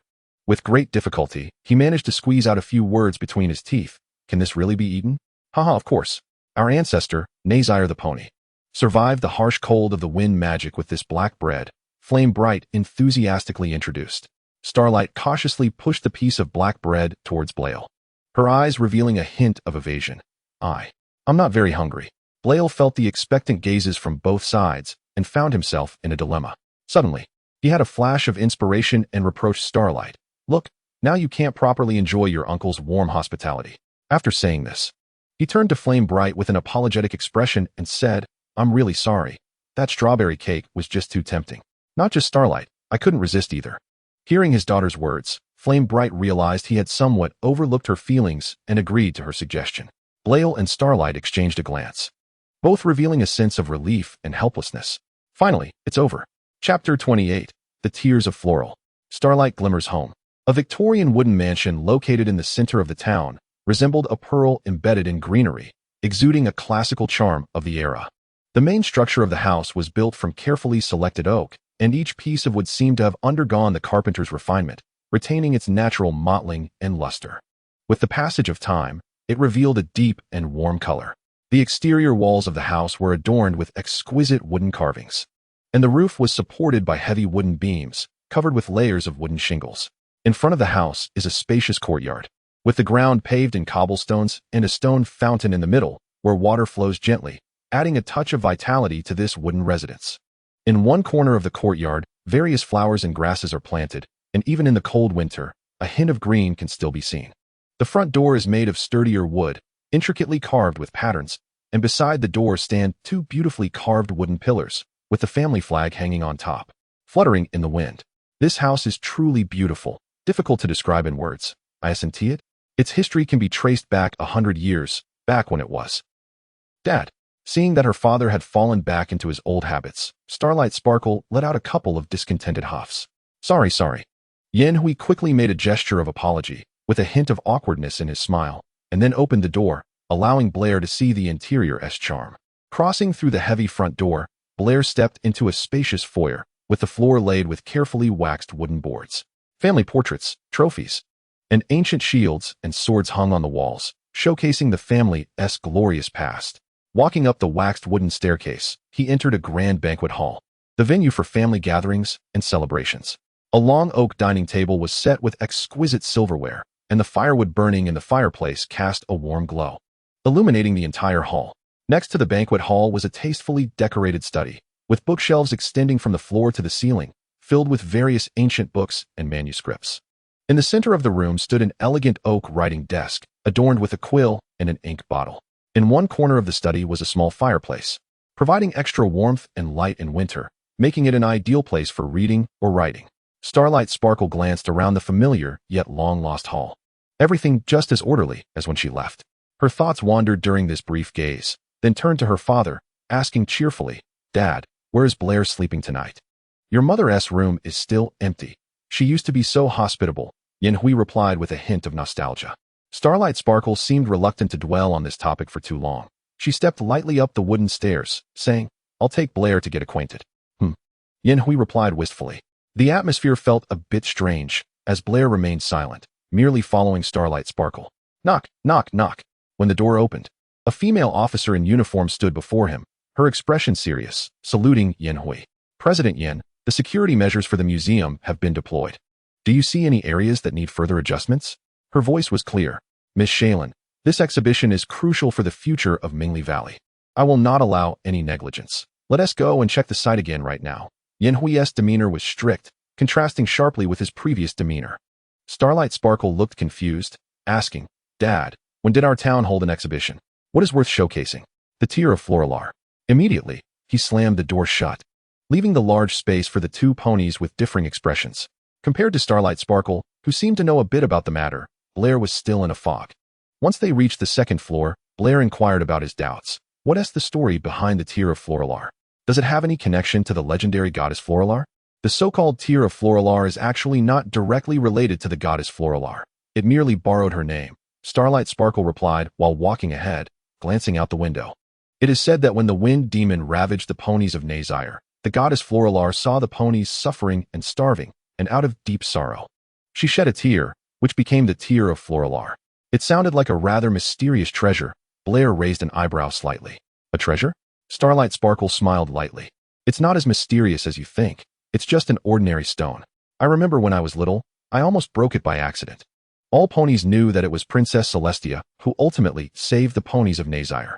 They bullied Floralar because she couldn't speak. Otherwise, it would have long been renamed the Tear of Celestia, just like in the Old Testament. Really? Blair lost interest, realizing it was just ordinary commercial hype. As Blair cast a glance, a door beside him stood wide open, revealing everything inside. The first thing that caught Blair's eye was the graffiti art on the walls. From bright lettering to abstract patterns. One wall of the room was covered in purple base paint, adorned with posters of various rock bands. The bed was a simple metal frame, covered with a bright bedspread. And the floor was scattered with old records and a pile of books ranging from classical literature to modern revolutionary novels. In another corner of the room was a small workbench, with paints, brushes, and papers for drawing and graffiti. The curtains were a dark purple, drawn shut, creating a mysterious and private atmosphere. As Blair was lost in thought, a quick-moving shadow passed in front of him, and the door slammed shut. Starlight Sparkle leaned against the door she had just closed, her cheeks tinged with a faint blush, her eyes revealing a hint of panic as if disturbed by Blair's sudden gaze. What are you looking at? She stammered. Blair gave her a knowing look. Oh. His reaction seemed to make Starlight Sparkle feel even more embarrassed and nervous. Pushing Blair forward, she hurriedly explained, that's my father's room. He*s that kind of pony, appearing calm on the outside, but wild on the inside. Starlight Sparkle tried her best to explain her father. After hearing this, Starlight Sparkle became even more anxious, almost gritting her teeth. You don't understand anything at all. Chapter 29. Aren't bad guys also magic? Starlight Sparkle's mother's bedroom was located in the east wing of the hallway. In the center of the room was a large, comfortable bed, covered with soft woolen blankets. On one side of the bed stood a delicate dressing table, with a dull bronze mirror quietly resting on it. By the window, a bookshelf made of select oak stood quietly, filled with various books, including poetry collections, history books, and religious texts. Soft sunlight filtered through the half-drawn blinds, casting a golden warmth over the room. On the windowsill, several pots of blooming flowers emitted a subtle fragrance. This decoration was comfortable, yet not extravagant. Tonight, you can rest here. If you want to read, there's a desk over there. Starlight Sparkle attempted to maintain a calm demeanor, but the lingering blush on her cheeks revealed the turbulence in her heart. If you need anything, just call me. I can hear you. Could I borrow a pen and a notebook? Blair asked, as all his belongings were at Sugar Bell's house, leaving him essentially penniless at the moment. After receiving them, Blair naturally sat down at the desk. He picked up the pen but hesitated, leaving it suspended in the air. Starlight Sparkle, like a curious little one, rested her face on the desk, her eyes filled with big questions. Aren't you going to write? Blair mimicked her posture, laying his head flat on the desk, aligning his gaze with hers, lowering his eyelids, and elongating his voice. Can I have a bit of privacy? Okay. Starshine quickly straightened up, a somewhat awkward smile on her face as she moved toward the door. Just before she left, Blair called out to her. Thank you. You're welcome, because we're friends, she said, joyfully bouncing out of the room. Watching Starshine, who seemed to be possessed by Pinkie Pie, a shadow quietly covered Blair's expression. Friends? He murmured to himself. Yes, friends. Blair's gaze refocused on the paper. His thoughts had been a bit chaotic earlier, and now he needed to straighten them out from the beginning. He planned to write a novel titled Blair's Wonderful Adventure, telling the story of his journey from the town of Zadepadowo, facing numerous difficulties until he finally reached Ponyville. Moreover, the grander plan was to adapt this story into a comic and even a movie. The primary benefit of this move would be to bring him a considerable income, as his financial situation was indeed somewhat tight, and participating in activities undoubtedly required funding. Secondly, it would increase his influence. In his work, Blair's own image would always be portrayed as brave, fearless, and a symbol of justice, while his enemies would be depicted as evil and filthy, seemingly existing solely to waste the clear air of Equestria. It must be said that Blair had thoroughly grasped the essence of American-style promotion. This step was also to enhance Blair's own influence. It was essential for him to create a bright image for himself to eventually replace Celestia. In Blair's mind, even if the ponies remained neutral, they absolutely could not be allowed to stand on the opposing side of Blair. Otherwise, when faced with desperation, if they fired a friendship cannon, Blair would truly be at a loss. Celestia, this name, Blair circled heavily and crossed out twice. Princess Celestia, the imagined enemy in Blair's mind, remained an inescapable nightmare for him. Hallelujah. Praise Celestia for her glory in her sanctuary. Praise her for the power displayed in the firmament. Praise her mighty deeds. Praise her unmatched greatness. Let the sun praise Celestia, for she commands the sun to shine upon all nations. The sun does not speak. Its voice is unheard. Yet its rays reach the poles, and its words extend to the ends of the world. Celestia is clothed in light, spreading the sky like a curtain, setting the sun, dividing day and night, defining light and darkness, revealing her wisdom and power. Let the morning light proclaim her love, and the stars of night declare her loyalty. For Celestia's love is eternal, her faithfulness endures through the ages.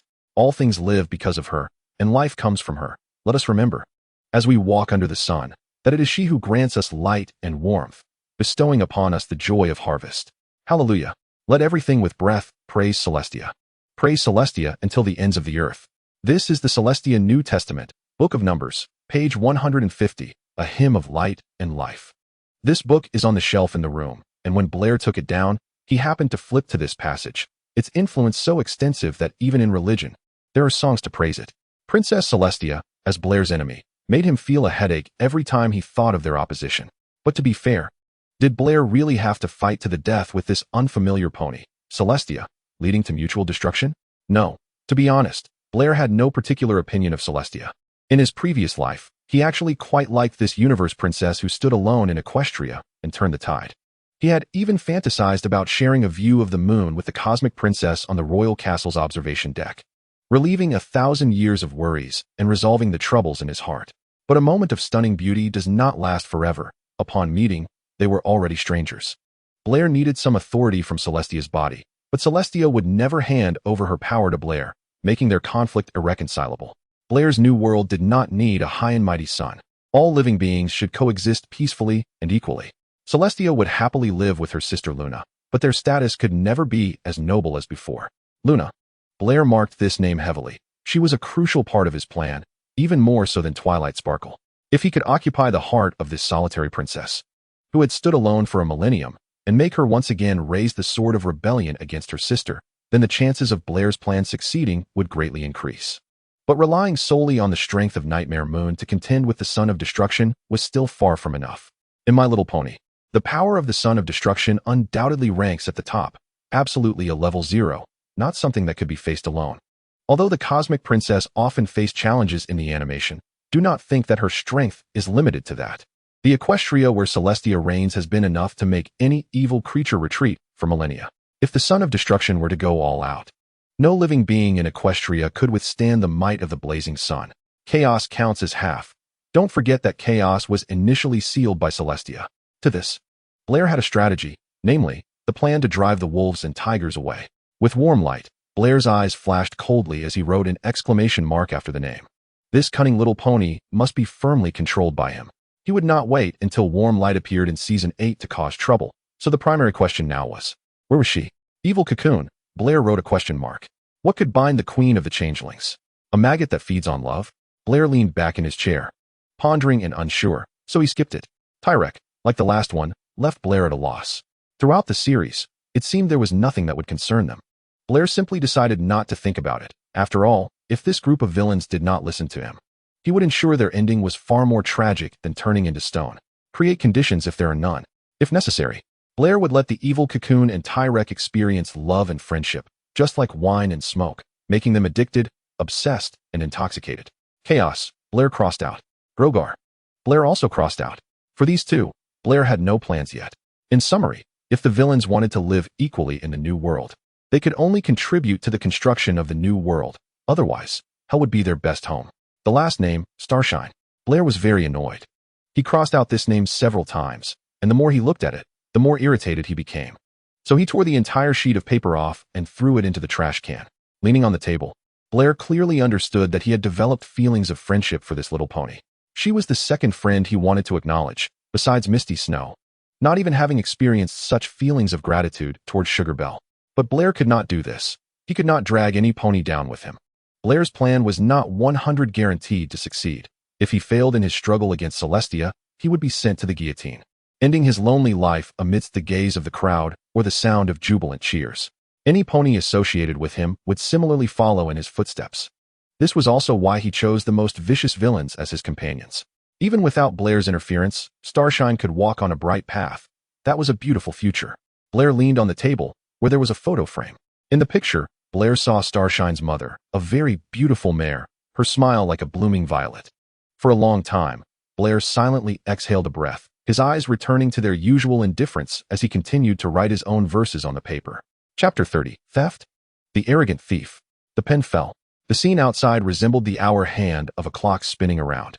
Blair rubbed his dry, uncomfortable eyes, a hint of satisfaction appearing on his face.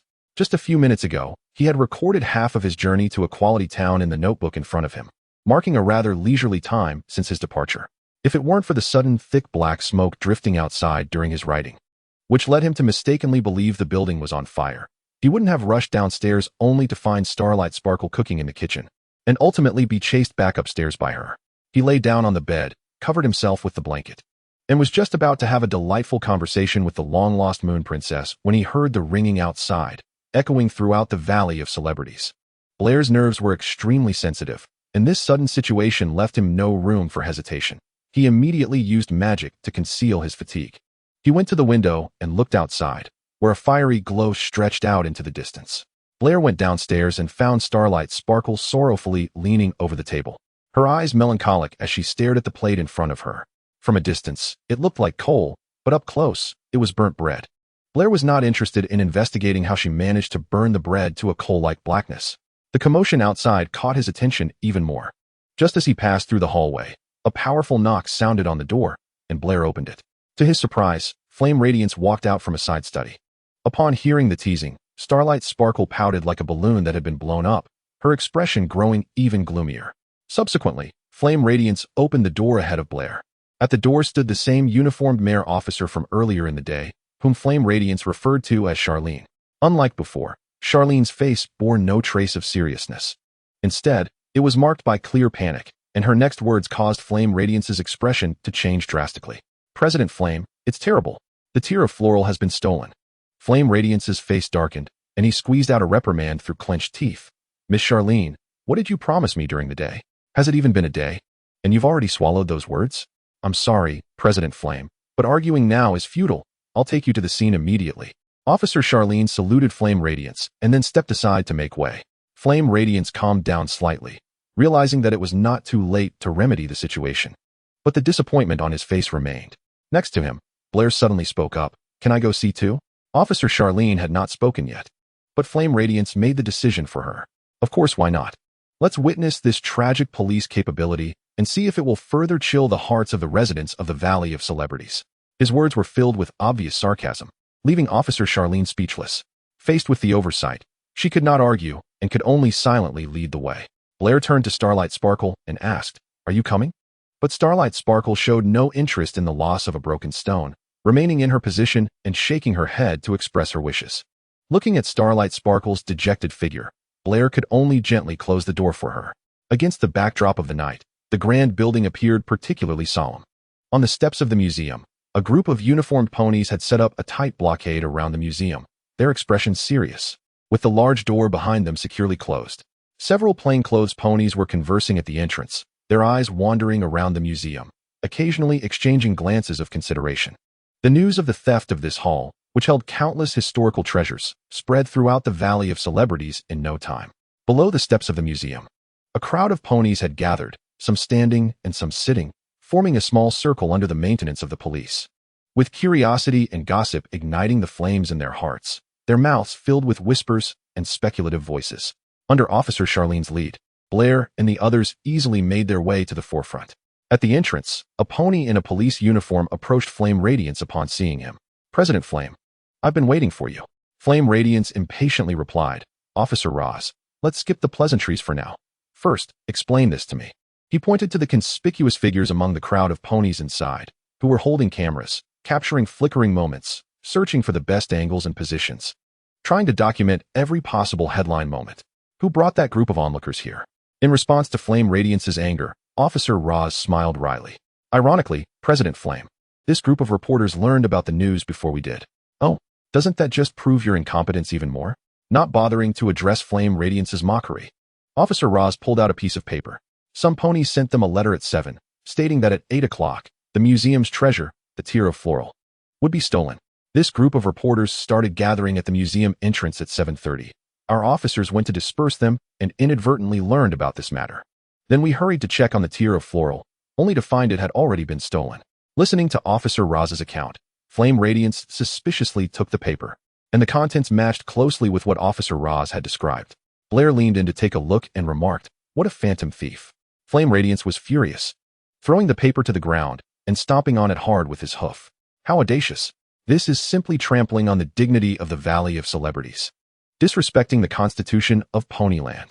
Officer Roz, I demand you take your officers and capture this arrogant felon immediately." Chapter 31, Hidden Tracks. This is truly a thankless task. Officer Roz tilted his cap to cover the gloom in his eyes. "President Flame, my subordinates are doing their utmost to find any clues, but as you can see, they still need some time." Flame Radiance was seething with anger. "How much more time do you need? Should we wait until the thief sells the tier of floral for a good price before you can figure out which way he went to the bathroom? Right now?" Flame Radiance was like a powder keg, ready to explode, but no pony present dared to confront his fury. Blair couldn't help but step forward and suggest, "Why don't we start by looking for any possible clues left behind?" In Flame Radiance's eyes, Blair had no direct connection to this matter, thus his tone softened slightly. "Fine. But I hope our meticulous police won't leave anything for us outsiders to find." Soon after, Officer Roz led everyone to the crime scene. In the place where the tier of floral once shone brightly, now only an empty glass display case remained.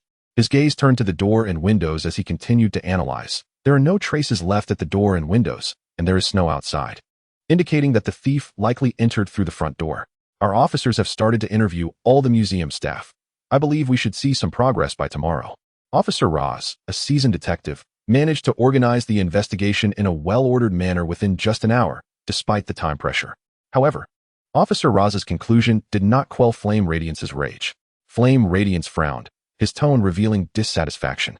"I don't want to hear the word should, Officer Roz. What I want is a concrete guarantee. All the exhibits are intact, except for the tier of floral. The thief's target is very clear. I am certain he has a well-thought-out plan.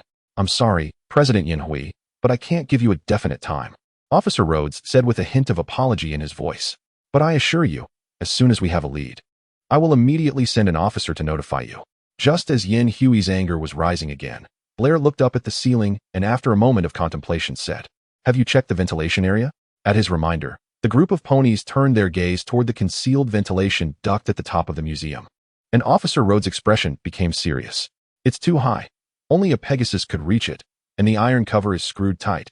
It can only be removed with magic. Unless he is a unicorn, he can't get out this way." A brave Pegasus. Isn't it common for them to traverse various passages in our novels?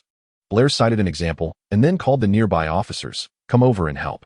The surrounding officers exchanged glances, hesitating whether to follow his command until Officer Rhodes nodded, prompting them to take action. The officers helped each other, forming a pony ladder, and Blair cast a spell to easily remove the iron cover. He then took a big leap, using the support of the other ponies, successfully grabbing the edge of the duct and thrust his head into the ventilation pipe. In less than a moment, he jumped back down. "Found it." Yin Hui and Officer Rhodes immediately surrounded him, eagerly asking, "Did you find Florist here?" "No," Blair said, brushing off the dust from his head. "I found the missing snow. It's all up there." This discovery eased Officer Rhodes' furrowed brow slightly. He mimicked Blair's actions and jumped into the duct. Inside the dim and narrow passage, distinct drag marks of snow extended into the dark unknown. When Officer Rhodes jumped down from the ventilation duct again, his face was filled with fury as he shouted at a nearby pony, Get Martin to come to me immediately. Once the pony trembled away, Yin Hui teased, Officer Rhodes, please forgive me. For a moment there, I really thought you officers were doing your jobs diligently. Officer Rhodes tried to calm his anger. President Yin Hui, I don't want to argue with you, but please do not obstruct our police work. Seeing this, Yin Hui reined in his smile and casually replied, well, who says otherwise? How can we outsiders compare to you professionals? After saying that, he turned and said, Blair, let's go. An officer nearby pointed at the ventilation duct and reminded, that golden pony just ran in there. What? Why didn't you stop him? Officer Rhodes' voice was furious, rumbling like distant thunder. Princess Celestia, why are my subordinates such a bunch of fools? Officer Rhodes sighed and helplessly looked up at the ceiling. He didn't dwell on this issue for long, quickly turning and shouting loudly into the ventilation duct. Get out now. Don't destroy the evidence. The snow isn't important. What matters is where this passage leads. That bastard. Officer Rhodes couldn't help but curse when he saw his words ignored, and then jumped into the ventilation duct. Following Blair's footsteps, as they moved deeper into the duct, Blair felt the path becoming narrower, only allowing one pony to crawl through. The magic on his horn emitted a faint glow, searching for direction in the pitch-black passage. Finally, he reached the other end of the duct, pushed open the iron plate with effort, and cautiously crawled out from the narrow passage, arriving outside the museum. In front of him was a dark little grove, and judging by the faint light, it should be at the back of the museum. Blair crouched down, carefully examining the surroundings for any possible clues. Just as he was focused on searching, a shadow was quietly approaching from behind. Did you find something? Officer Rhodes asked. Good, you stay here. I'm going to find a pony. Officer Rhodes said this and hurried away, leaving Blair standing alone in the cold wind. He glanced over, noticing several flashes of light flickering in the nearby woods. Hidden in the bushes, Gerald couldn't help but marvel at his luck.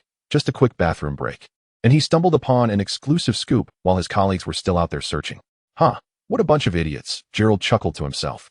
Then raised his camera and took several photos of Blair, but the sudden flash made him realize his mistake, and he quickly lowered his camera, fearing he would be discovered.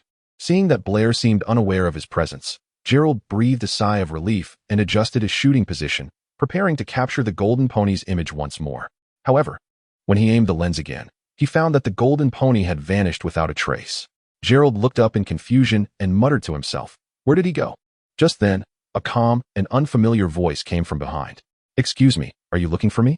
Chapter 32, The Canterlot Unicorn Society. Ah! Gerald's scream broke the night's silence as he recoiled like a startled bird. Blair, however, appeared unusually calm. He leisurely picked up his camera and flipped through the photos inside. I am not a criminal, Gerald hurriedly protested, trying to shake off the sudden suspicion. But Blair remained unfazed and continued. But hiding silently in the bushes to take sneaky photos of him? That's something only an unprofessional journalist would do. Gerald's expression finally relaxed, relief spreading across his face. He didn't expect his notorious reputation to become a weapon for proving his innocence at this critical moment. Come with me. You shouldn't be here. Blair handed the camera back to Gerald and then led him out of the thicket. Halfway through, they encountered Officer Rhodes, who was arriving with officers. Officer Rhodes' gaze revealed a sharp intensity, as if he wanted to tear Gerald apart on the spot. Is this the thief? Officer Rhodes' voice carried a cold, interrogative tone. No. Blair spread his hooves, just a foraging wild dog. Officer Rhodes' expression turned serious as he said, That's good. You take him away. It was clear from Officer Rhodes' tone that he held no fondness for this group of journalists adept at twisting the truth, and he had some reservations about Blair's solo actions. Blair ignored Officer Rhodes' opinions, casually acknowledged him, and then led Gerald toward the museum's exit. On the way, Gerald looked gratefully at the golden pony. Although the other party likened him to a wild dog, at least he was self-aware. Thank you for helping me out just now. Otherwise, I would have to spend a few days in the station. They always love to do that. Acting indiscriminately, Gerald said with a hint of bitterness in his tone. He pulled out a business card from his pocket and handed it to Blair. My name is Gerald, from the Canterlot Unicorn Society. Blair took the business card, glanced at it for a moment, and then curiously asked, how did a reporter from Canterlot end up in Celebrity Valley? Gerald's lips curled into a self-deprecating smile. Who wouldn't think that? Traveling all the way to this poor, remote place. If it weren't for President Yin Hui writing to our Unicorn Society, hoping we could promote his exhibition, which pony would want to leave their warm bed? Blair inquired, a heavyweight news story? But isn't it just a theft case? For example, a thief sends us journalists a letter before committing the crime. Isn't that a provocation and contempt for the police? Furthermore, under such circumstances, the police have yet to catch the thief. Doesn't that seem a bit incompetent? Therefore, The longer they fail to catch the thief, the more room we have for maneuver. And the thinner their face becomes. Listening to Gerald's explanation, Blair thought of these reporters with a new perspective. So, what title do you plan to give this news? It seems I have a lot to do tonight. Let's stop here for now, and I'll treat you to dinner another day. Outside, Gerald raised his hoof to leave. But Blair wasn't going to waste so much time on pointless efforts. Since there's time now, why wait for another day? Gerald, being a quick-witted reporter, paused for a moment and then smiled. I knew there's no such thing as a free dinner, but I'm not an ungrateful guy. If there's anything I can help with, just let me know. Seeing that the other party was so agreeable, Blair skipped the threatening part and magically produced the novel. It's not a big deal. I just want you to help me see if this novel can be published in the sidebar of your newspaper. A novel? Gerald asked, puzzled, taking the book and flipping through it while asking, what genre is it? Did you write it? I wrote it, a bit of an adventure story, Blair explained calmly. Having experienced the iterations of web literature in the 20th century, he was confident in his ability to write an engaging book. The core of a novel is the story, and his life in this world had been a series of exciting stories, just needing a little embellishment. These are not fictional, they are my personal experiences, Blair explained. However, Gerald seemed unconcerned. Hey, buddy, no young pony cares about a mundane story. Once you become famous, you'll have the chance to share your extraordinary adventures with your fans. Right now, you just need to tell me if there's any hidden meaning in this novel, now or in the future. Under Gerald's scrutiny, Blair smiled gently and said, of course not. It's just an ordinary record book. Hearing the assurance, Gerald sighed in relief. Good, my friend, you know. Young ponies are always looking for a place to vent their passions. Every time we receive submissions from ponies under 20, we have to carefully sift through them to see if there's any obscure meaning inside. God, they're just too young. Gerald looked exhausted, while Blair said, isn't that good? At least they're a lot smarter than those brainless ponies who idolize Princess Celestia. Listen to their strange remarks. Without Princess Celestia controlling the sun, all living beings would die. Huh, that sounds as if ancient creatures lived off the moon. The sun exists not because of Princess Celestia's birth, and the world won't stop turning because of anyone's disappearance. Those who can only sleep with ponies standing over them are the real fools. Princess Celestia, like the Pegasi who control the weather, merely ensures things appear at the right time and place. All other explanations are just myths woven by ponies. Blair's complaints were appropriately measured, maintaining objectivity, and even if Gerald was a die-hard fan of Princess Celestia, he would only reprimand him a few times. But what he didn't expect was that Gerald actually showed understanding. I know what you're saying, but so what? We ordinary ponies can do nothing. Today it's Celestia. Tomorrow it's Tia Celestia. What difference does it make to us? The nobles remain high and mighty, while we lower-class ponies still struggle to survive in the cracks. It's ridiculous that they expect us to admire Celestia. I truly admire him. Gerald spat angrily to the side. On the day my grandmother passed away, I didn't see dear princess showing any mercy. Those who want to worship her hooves can go ahead. Society will always have its garbage to clean up. If you don't want to go, someone else will have to.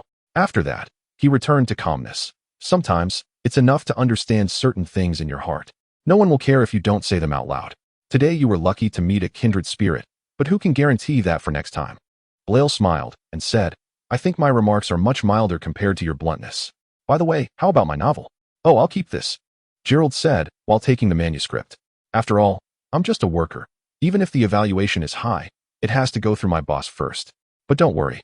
I'll speak highly of you. Here's my address. Finish writing the rest, and you can bring it to me.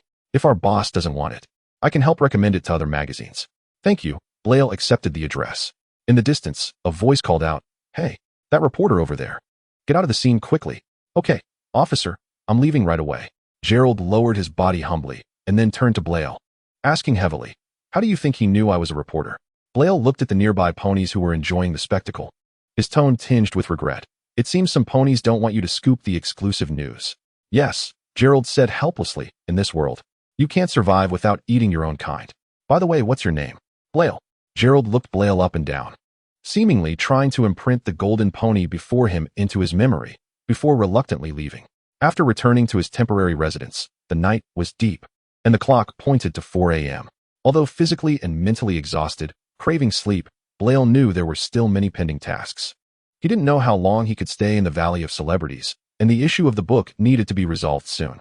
Regardless of how the sun, moon, and stars turned, in the room, the only constant was Blair's writing posture. He flipped through books, filled with vocabulary, but could not stop the dawn's light from quietly invading his desk. Blair put down his pen, The time had come to 9:05 a.m. The magic could no longer suppress the fatigue that swept over him, and Blair fell asleep. He didn't know how long it had been when Starlight Glimmer gently pushed open the door, tiptoeing close to the bed. Looking at the golden pony curled up in bed, she smiled sweetly and said softly, "Blair, it's time to get up." Starlight Glimmer, just like she remembered, loved to sleep in. She swayed Blair's body as if pushing a cradle. His sensitive body woke up instantly. Blair summoned the clock to his eyes and squinted. 9:15, good. He buried his head in the soft pillow, muttering to himself, then quickly lost interest, jumped out of bed, tidied up the books, and greeted Starlight Glimmer. Starlight Glimmer. Good morning. Good morning, big sleepyhead. Want to try some morning dew pastries? If you wait too long, they'll be gone. Starlight Glimmer pulled Blair downstairs. In the living room on the first floor, Sunflower had already arrived. He was tasting the freshly baked pastries while flipping through the morning newspaper, commenting, "These reporters are quite fast. Dad, you're almost done eating all the pastries, and Blair hasn't had any." Starlight Glimmer grumbled. "Blair, you should try this." Blair looked at Starlight Glimmer using her hoof to take the pastries and wanted to tell her how uncivilized it was. "Where's your magic?" But her hopeful expression made it hard for Blair to refuse. He cautiously tried a pastry and found it surprisingly good. A hint of embarrassment crossed Starlight Glimmer's face as she nervously kicked the wooden floor with her hoof. It's something I made with Dad." However, Sunflower bluntly revealed the truth. "Well, getting me tea and water counts as that. Dad, we had an agreement." Starlight Glimmer's cheeks turned as red as the evening glow. She looked at Blair, her hooves at a loss. "I haven't learned how to do it yet, but I'll definitely make it for you myself in the future." "Thank you, Starlight Glimmer." Blair comforted the flustered but adorable filly, "But I have to go now. You just arrived here for a day, yet you urgently want to keep me here. Really, can't you stay a few more days?" "I'm sorry, Blair. I can only express my gratitude with an apology. Thank you for taking care of me, and thank you to Uncle Yin Hui for taking me in." Yes, hearing Yin Hui's words, Blair smiled. "In the near future, I will definitely come back to Minglu Valley to visit you. I hope by then I can taste the pastries you made with your own hands. I want to go with you too, my dad will agree." Tears shimmered in Xing Guangyi's eyes, and her voice was filled with pleading. "Blair, just like our original vow, take me with you. Don't leave me behind." Yin Hui knew that if he spoke up to stop her now, his daughter would remember it for a lifetime. He silently watched, sighing inwardly. Little Pumpkin must grow up on her own. He cannot always shield his daughter from the storms. Blair refused, explaining that the original vow was because, after I left, there would be no little pony to help you. But now, your family is by your side, and I can rest assured. Our journey is like a play without an audience. It's time to reach the ending. Goodbye, Xing Guangyi. Blair pushed open the door, taking deep breaths of fresh air, then, as if bidding farewell to the past, left with determined hoof steps. Behind him, Xing Guangyi leaned weakly against the wall, watching the departing figure. She tried to breathe but found the air filled with a biting coldness, her body trembling slightly as she wanted to follow. Why not let him change his mind? Yin Hui said. Xing Guangyi lay on the table, feeling as if her heart had been emptied. Her tears fell silently, wetting the edge of the table. How she wished this was just a nightmare, but everything had become the past. Looking at his heartbroken daughter, Yin Hui handed her a piece of pastry. "Try it, it's your dad's cooking." Xing Guangyi slowly lifted her head, her face reflecting an indescribable sorrow as she ate the pastry, tears streaming down her face. So bitter.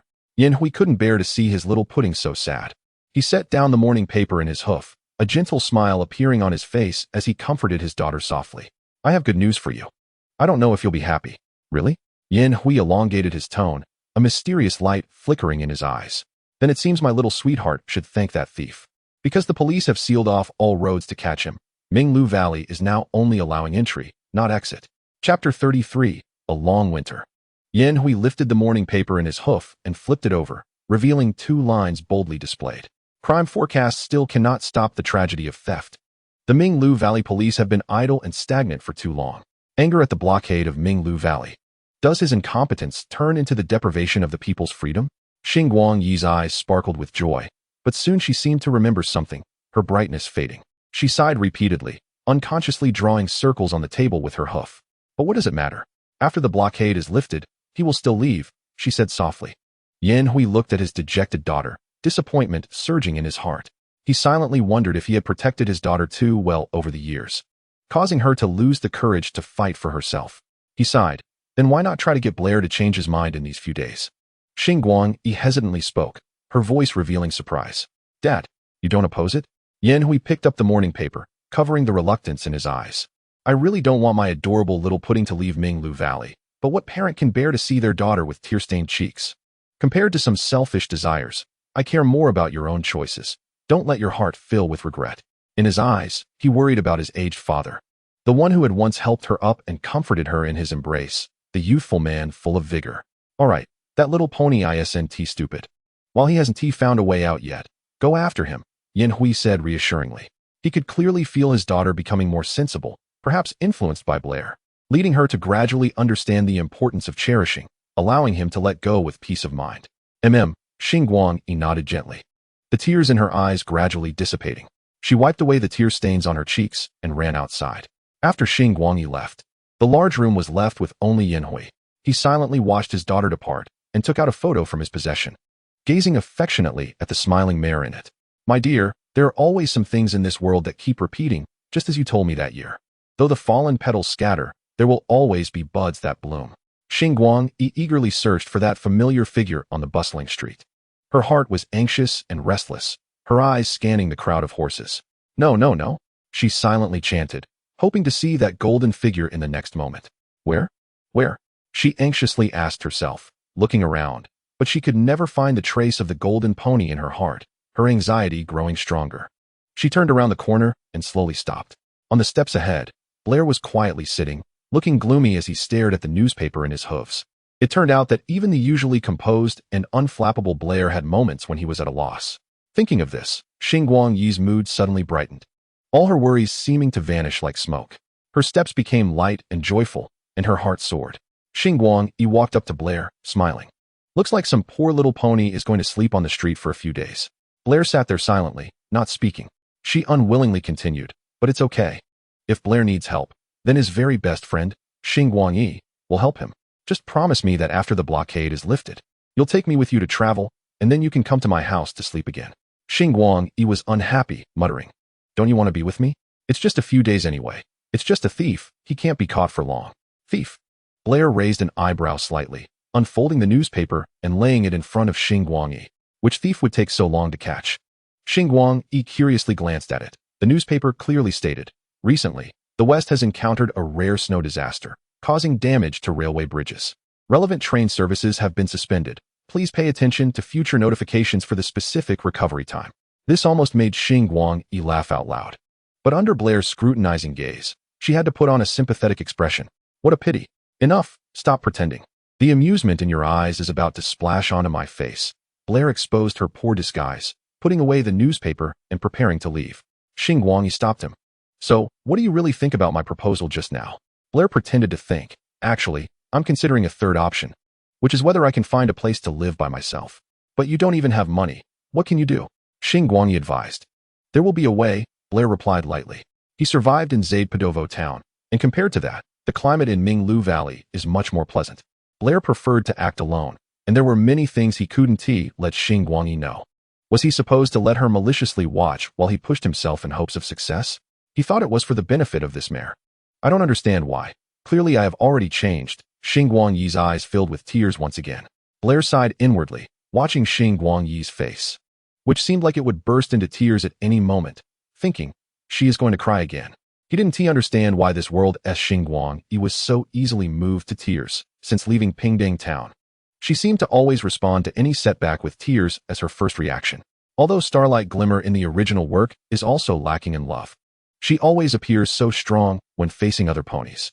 However, in this universe, Starlight Glimmer always looks tearful in front of Blair, almost like a little crybaby. It's as if she feels that crying would mean compromising herself. Her sobs aren't loud, yet they still attract some ponies to watch. While Blair silently listens to the accusations directed at him. Look at that pony, making a girl cry like that, and standing by indifferent. How could there be such scum in our prestigious valley? It's truly morally corrupt. Blair turns a deaf ear to the gossip around him. The malicious insults he experienced in his past life were far more venomous and sharp, often starting with your mother and wishing death upon his whole family. In comparison, these scoldings seem mild and even endearing to him. What truly pierces his heart, however, is Starlight Glimmer's whimpering. That sound always reminds him of Misty Snow. If it weren't for the incorrect timeline, he would almost suspect that Starlight Glimmer before him was Misty Snow reincarnated to torment him. Blair sighs softly. lifts Starlight Glimmer's face with his hoof, pinches her cheek, and whispers, "No crying." Starlight Glimmer weeps uncontrollably, feeling wronged, and says, "You're bullying me. All right. I'll take you with me." Blair, forced by the situation, can only compromise. "Really?" Starlight Glimmer's face immediately blooms with a joyful smile. And Blair secretly sighs that it's a pity she doesn't go act in Applewood. "That's right, but I have a condition," Blair says very seriously, "no crying. From now on, no matter what happens, you must not cry. If you shed a tear in front of me again, I will abandon you forever." Blair wants to take this opportunity to toughen up Starlight Glimmer's character. He doesn't want a partner who is always crying because he knows that a fragile heart will eventually become a burden on the journey. I understand.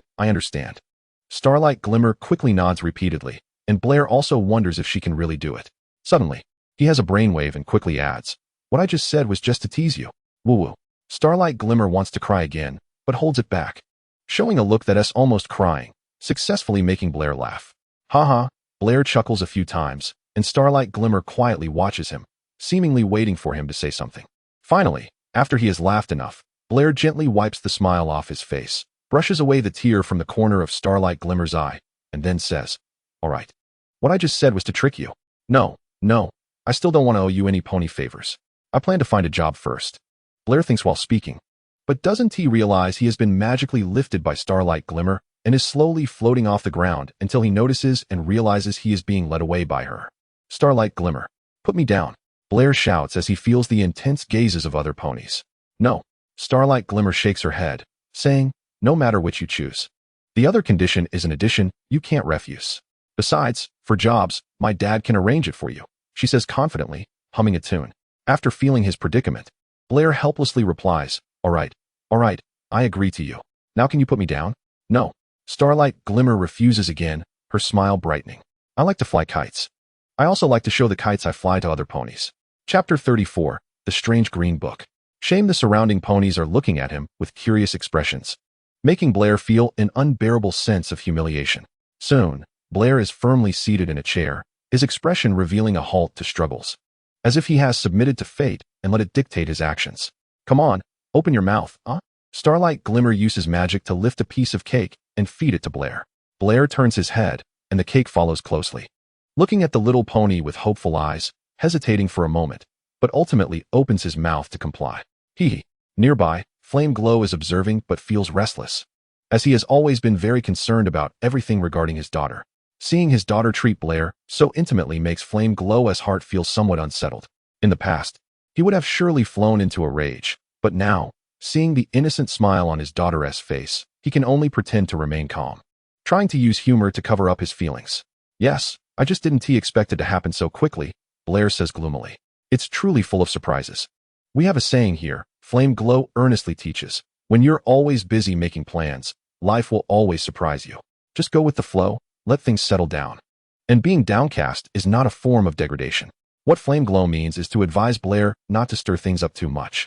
However, Starlight Glimmer stands up first to refute her dad, saying, "Blair won't become depressed. He plans to work for you in the next few days."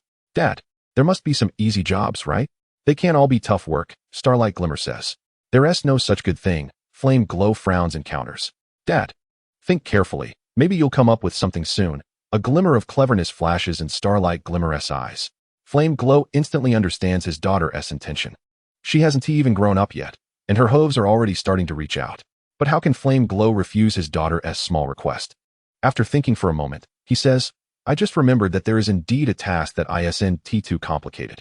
Recently, the police's progress on Flora's tier has been too slow. The association has proposed that a pony go to supervise them. Since you need a job, then you can go." "Great. Blair, you found a job." Starlight Glimmer is happy for Blair and curiously asks, "Dad, how much will you pay Blair?" Flame Glow falls silent for a moment, showing a difficult expression. The funding for the Cultural Heritage Association has been tight recently. He can't just allocate funds arbitrarily because of his daughter. He hesitates to speak, his tone revealing a hint of uncertainty. 1,000? Starlight Glimmer pouts in dissatisfaction, clearly unhappy with that number. Flame Glow feels the pressure from his daughter. He swallows hard and tentatively raises the offer. 2,000? Starlight Glimmer narrows her eyes, her expression becoming serious, as if assessing Flame Glow's sincerity. Flame Glow's heart tightens, and he finally grits his teeth and decides, 3,000. All right, it's a deal. Flame Glow quickly seizes this opportunity. Thinking that while his good daughter hasn't extorted more, he quickly agrees, and his goodwill towards Blair rises significantly. Starlight Glimmer lightly furrows her brow. Now that it has come to this, she doesn't say much more. She lightly taps the table, as both sides are quite important to her. Then you can start taking action now. Flame Glow waves his hoof, seemingly wanting to send them away quickly. So his blood pressure doesn't rise again from anger. Then Dad, we won't disturb you any longer, Starlight Glimmer says playfully, then asks Blair, next. Where should we start? Blair thinks for a moment and decisively says, let us go to the library in town. As soon as Blair's words fall, Starlight Glimmer rushes out of the room like a gust of wind. After Starlight Glimmer leaves, Blair turns to Flame Glow and gratefully says, thank you. I will pay you back later. No need. I believe you will definitely repay me in another way in the future. Flame Glow reveals a very mysterious smile. Although he is currently facing some financial difficulties, he won't become stingy for the sake of his family. Sometimes, without sacrificing something, happiness cannot be obtained. Flame Glow's attitude leaves Blair feeling bewildered, but he doesn't say much, just silently turns and leaves heavily. Behind him, Flame Glow gently shakes his head, a hint of inexplicable sorrow crossing his eyes. The naive feelings. Starlight arrived at the library a few minutes early, and Blair followed slowly behind. In front of the dazzling bookshelves, Starlight curiously asked why they were coming to the library to catch a thief. Looking for motives? Blair's gaze fluttered like a gossamer thread among the pages, and he replied softly, when you're hungry, you eat. When you're thirsty, you drink. When you're tired, you rest. Blair picked up a book titled Encyclopedia of Artifacts, his brow furrowed. So, what is the real purpose of stealing the Tear of Flora? To sell it? Starlight pondered. But why go to such lengths? Blair said dismissively, flipping through the book like a butterfly, his eyes closely following the dancing text. If he only stole the Tear of Flora, then it surely wasn't for money. Let's see if there are any records of stories about the Tear of Flora, like how it can cure all diseases or something. All right. Starlight obediently sat on the cold wooden board, cast a spell, and began the long search by flipping through the pages of books. This small library bore the weight of a millennium of changes in Fame Valley. Even with a clear goal, it would take at least 3 days and nights to uncover any clues. After flipping through 5 hefty tomes, Starlight opened a book with a green cover, only to find the dense text was as incomprehensible as celestial writing. Starlight felt a wave of despair. History had always been her least favorite subject. She lay helplessly on the cold floor, slowly shifting her body to Blair's feet, looking pitiful and aggrieved. Blair, can we stop searching for information now? She complained. I've mentioned before that the Tear of Flora is just a marketing gimmick. It was at my house when I was a child, and somehow it ended up as a museum artifact when I grew up. Why don't we go see it in person? Starlight suggested. He leaned down to gently stroke Starlight's mane, comforting her little displeasure in his own way. All right. Perhaps there are some traces left at the scene, but we need to clean this up first. Blair pointed at the surrounding chaos, prompting Starlight to emit a low hum of discontent. Her laziness brought a knowing smile to Blair's face. If Miss Starlight thinks she will play a significant role at the scene later, then she should take a good rest now. Anyway, he was quite good at tidying up. With Blair's magical help, the messy scene was soon cleaned. Just as Blair was about to leave, Starlight pulled him back. And this, Starlight whispered, pointing to the green book on the floor. Blair was puzzled. How could he have left any book behind? Upon further thought, he could only attribute it to his recent lack of sleep. Starlight looked confused as she cast a spell to lift the book slowly, tilting her head to look at the panting Blair. What happened? Blair tried several times, but the confusion in his eyes gradually turned to horror. He felt that the green book floating in front of him was leisurely devouring his magic. Chapter 35. The Truth Draws Closer. Location magic? Blair's thoughts raced as countless possibilities flashed in his mind. He picked up the book for a closer look. The green book appeared ordinary, but the craftsmanship felt rough, and the characters were scrawled like cryptic symbols. What was even more bizarre was that Starlight's magic could easily lift it, while Blair was being completely consumed. This book is clearly targeting me. Starlight stepped forward, observing Blair's tense attitude with confusion. Isn't this just a book? Why are you so anxious? What language is this? Blair asked, as the words on the book were obscure and clearly not the language of modern ponies. Blair's gaze focused on the text, where a small note caught his eye. He asked Starlight to find a translation book to see what strange content this green book contained. Although Starlight felt puzzled, she complied, recalling a familiar translation book from memory and handed it to Blair. Once he had the translation book, Blair diligently began to decipher the mysterious symbols. Gradually, he pieced together the fragmented words into a coherent sentence. To my dear friend Blair. The short sentence made Blair's hair stand on end. He instinctively took a half step back, filled with confusion. He was certain he had never set foot in the famed Valley Library. How could his name be recorded in this ancient text? My dear friend? Who does this refer to? Blair's mind was swirling with questions. However, before he could ponder deeply, the green book suddenly erupted with brilliant light, shooting towards him like a soaring dragon. In an urgent situation, Blair couldn't evade in time and had to endure the force. His face contorted, and it felt as if his insides were being tightly squeezed together. Blair crouched on the ground in pain, while Starlight worriedly extended her hoof to help him up. But he stopped her. Blood trickled from the corner of his mouth as Blair inwardly roared in anger. What kind of dear friend is this? Blair stared at the green book, which seemed to have completed some mission and began to vanish on its own. A strange flame consumed it entirely, leaving only ashes that turned into wisps of blue smoke, drifting away in the air. It felt as if a special magic had been injected into his body. Blair shook his head, dazedly asking Starlight, "Where were we supposed to go?" Starlight looked at him in surprise. "Didn't we agree to go see the scene?" "All right." Blair gently tapped his forehead. Although his mind was a bit disoriented, at least his body was fine. Starlight kindly suggested he take a rest, but Blair firmly refused. Knowing his body best, there were no abnormalities yet, so he decided not to worry about it for now. Blair stood in front of the display case, his towering figure casting a long shadow on the polished floor. The faint light reflected from the glass illuminated the hesitation in his eyes as he surveyed his surroundings for any overlooked clues. He instructed Starlight, "You go check the museum's perimeter for any traces left behind." Clearly, Blair preferred to act alone. After Starlight left, Blair stood in front of the counter, his serious expression fixed on the smooth glass. The glass reflected his surroundings, and in the reflection, a mysterious figure stood behind him, a unicorn shrouded in darkness. It was a chilling scene, but he remained calm, making way to closely observe the shadow's every move.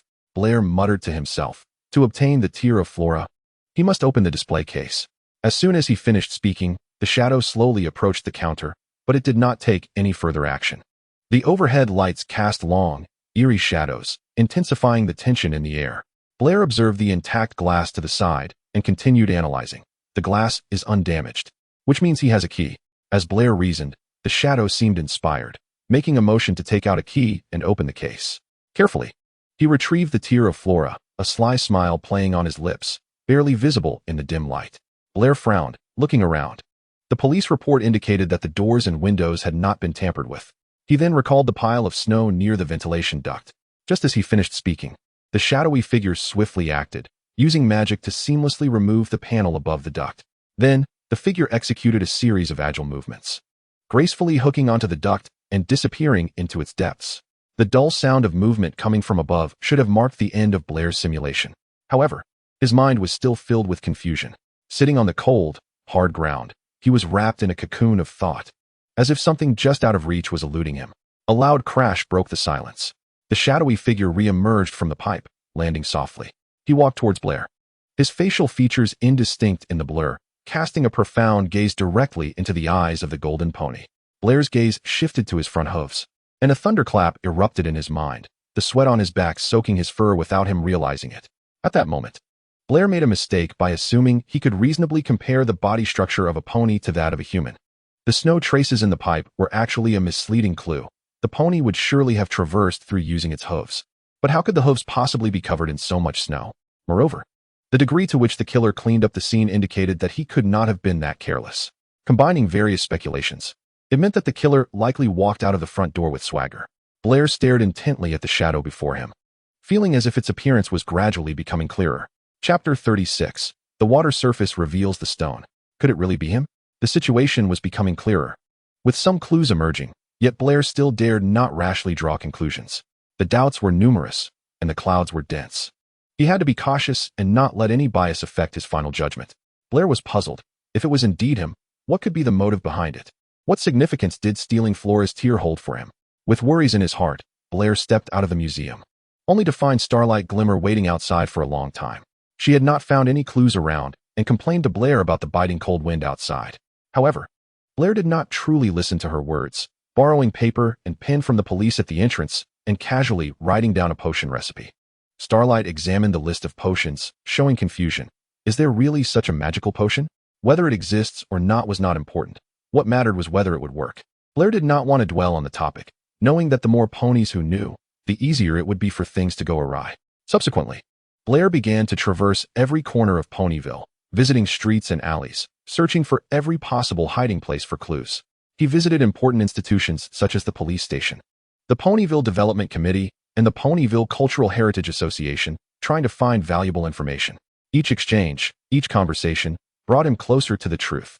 The information Blair gathered gradually validated his suspicions, giving him a clearer understanding of the entire incident. Finally, at a busy street corner, Blair unexpectedly encountered Gerald, who was leisurely savoring coffee. Upon seeing Blair, Gerald warmly invited him to join in evaluating the CAF located in Ponyville, claiming that the coffee here was the most distinctive in all of Ponyville. This made Blair pause. He almost forgot about this matter. "Good sir," Blair said as he settled down for a moment, and Gerald eagerly ordered him a very strong coffee with sediment. The cunning look in Gerald's eyes made Blair suspect that this guy definitely had some tricks up his sleeve. Blair took the coffee handed to him by the waiter, set it on the table, and stirred the liquid inside with a spoon, expressionlessly staring at Gerald. Sometimes, coffee is not just for drinking. Realizing that his little trick had been uncovered by Blair, Gerald quickly changed the subject to cover the awkwardness. He took out a finely crafted envelope from his pocket and handed it to Blair. "My boss has been singing your praises regarding your talent and potential. He believes you have the potential to become another outstanding writer in Ponyville's history after Yellen. So he specifically asked me to convey that he hopes to meet with you in Canterlot." Blair interrupted him, furrowing his brow. "What about the contract?" Gerald shook his head lightly, lifting his coffee to slowly take a few sips. "At least this letter doesn't mention that." "Forget it," Blair said, not pursuing the matter further, his gaze drifting through the window towards the street. The scene unfolding under the eaves inexplicably tugged at his heartstrings, causing him to fall into contemplation. "I just really need money." "I don't need it," Gerald, unconcerned about this small amount of money, generously replied. "It's fine. This cup is on me." His attitude was easygoing, not caring about such trivial matters. Then, he asked Blair, "Have you finished writing the second half of your novel?" "No. When would I have the time? There have been too many things happening lately." Speaking of this, Blair felt a wave of frustration. Why couldn't his life be peaceful for a moment? Is it because of the theft case? Gerald keenly caught the information in his words, his reporter's instinct sharp like a hyena's smell, pressing on. "Do you have any suspect ponies in mind?" "I do." Blair candidly shared his reasoning and suspicions with Gerald, hoping to gain some valuable insights from him. Unexpectedly, Gerald provided a completely new clue that Blair had been unaware of before. "That's quite unexpected, but since you mentioned it, I think I have a point I can share with you." After finishing his discovery, Gerald smacked his lips lightly. "If you hadn't brought it up, I would have taken this as a joke." The clue Gerald provided was crucial for Blair. It was like a beam of light dispelling the fog that had long troubled him. He stood up from his seat, his eyes brightening as he finally clarified the true motive behind that pony. At that moment, Starlight Glimmer was sitting in the living room with her father, Flame Bright, discussing something. Starlight's face occasionally flushed red, as if Flame Bright was recounting stories from her childhood. When Blair walked into the room, Starlight used her magic to gently lift a brightly colored, shimmering potion, a hint of pride and joy on her face as she said to Blair, "I've got it. This is the potion I personally developed." "And there's another bottle?" Blair asked. "It's with my dad," Starlight eagerly emphasized, as if afraid Blair would misunderstand. "That bottle was also made by me." "Well done," Blair replied in a somewhat indifferent tone, causing Starlight to puff up her cheeks in frustration, questioning, "Is that all?" As Blair passed by her, he whispered in her ear, "Wait for me in my room." Chapter 37. The water flows and the stone mountain appears. Immediately afterward, Blair walked up to Flame Bright, maintaining a calm demeanor with no signs of distress. Flame Bright seemed to notice Blair's gaze. He smiled slightly and picked up another potion from the table, handing it to Blair. "You want this, right? My daughter put a lot of effort into making this potion. All the ponies involved in this matter will be present. At that time, I will use this potion to reveal the hidden ghost," Blair said, shaking the potion. "Is this really that magical?" Flame Bright's eyes showed surprise. Then he exhaled, appreciating and reflecting that bringing you in to investigate this matter now seems like a wise choice. It seems that no matter how terrifying the thing is, you can find it out. The future evildoers of Ponyville are really going to be in big trouble. "It's not that exaggerated," Blair explained the principle to Flame Bright. "I suspect the thief used magic to move the snow to mislead us. Perhaps we can use the magic residue left in the snow to help us find that pony. As for the terrifying part, it's actually not as bad as you think." Blair added, "If that thief used a magical disruption potion, then I might really be powerless." After hearing this, Flame realized, a smirk creeping onto his face. "So that's how it is. It's a pity that thief doesn't know this, right? Tonight, He will really be caught. Starlight, hearing Blair's invitation, suddenly blushed, covering her hot cheeks with her hoof, shyly saying, "Hey, but weren't you going to sleep? Should I still go up?" Blair shrugged, saying we could tell fairy tales or something. I won tea. It's not too late to learn now. The conversation between the two foals faded as they walked away, ultimately disappearing around the corner of the stairs, leaving only Flame in the hall. Bright sunlight streamed in, illuminating the brilliance hanging on the wall. Flame looked up at the family's past honors, while he himself bathed in shadows. As the sky gradually darkened, a cool breeze rose at night, winter's chill sweeping through the long street. The museum was already closed, and through the glass window, one could vaguely see the exhibition hall inside was lonely and empty. Under the cover of night, a shadow slowly walked up the steps, the dim yellow lights barely illuminating his footsteps, the long shadow stretching as he moved. The shadow stood before the huge closed door, pulled out a small lock, and skillfully fiddled with the keyhole. Moments later, a soft click sounded, and the door cracked open a gap. The shadow pushed the door and stealthily entered the museum. Upon entering the exhibition hall, the shadow passed through rows of display cases. His target was not the historical artifacts around, but rather the ventilation duct in the center. He used magic to remove the panel and took out a bottle of oddly colored potion. Glancing around, a wave of unease surged in the shadow's heart. But despite his anxiety, he had no other choice. After sending the potion up with magic, the shadow finally relaxed and took a breath. In an instant, a golden figure shot out from the ventilation duct. In midair, Blair deftly caught the potion, spun half a turn, and landed steadily on his hooves. Eyeing the flustered purple unicorn in front of him, Blair asked with a mixture of certainty and leisure, "Uncle Flame, it's so late. Are you here for a walk in the museum?" Flame's body trembled uneasily, his gaze evasive, and he stammered, unable to utter half a sentence. Seeing Flame's stuttering appearance, Blair glanced at the magical disruption potion on his hoof and continued calmly, "Or are you planning to use this to destroy evidence?" Flame forced himself to remain calm, trying to feign his usual demeanor. "Oh, haha. Didn't you ask me to come to the museum at 7 tonight? I was quite looking forward to seeing you catch the thief. Is that so? But I clearly said 9 o'clock at night, even if you remembered the time wrong." "You shouldn't have brought that with you," Blair retorted, pointing at the magical disruption potion, indicating for Flame to try and argue some more. This. Flame was already sweating profusely on his back, his words completely jumbled, appearing very anxious. Ultimately, under Blair's sharp gaze and the ironclad evidence, Flame sighed heavily, lowered his head, and gave up any attempt to argue. "Sigh, I really don't know how you figured out it was me. Finding you isn't actually difficult. But the key is the evidence and motive," Blair said, shaking the potion and putting it away. "Since the evidence is already in hand, let me recount the whole incident." Recalling the past of today, Blair gradually narrated word by word. "First, your criminal technique seemed quite unskilled. Although you initially created a perfect alibi for yourself, all of this would gradually unravel as I investigated." "I don't understand." Flame tightened his eyelashes, staring intently at Blair's alibi, which to him seemed flawless.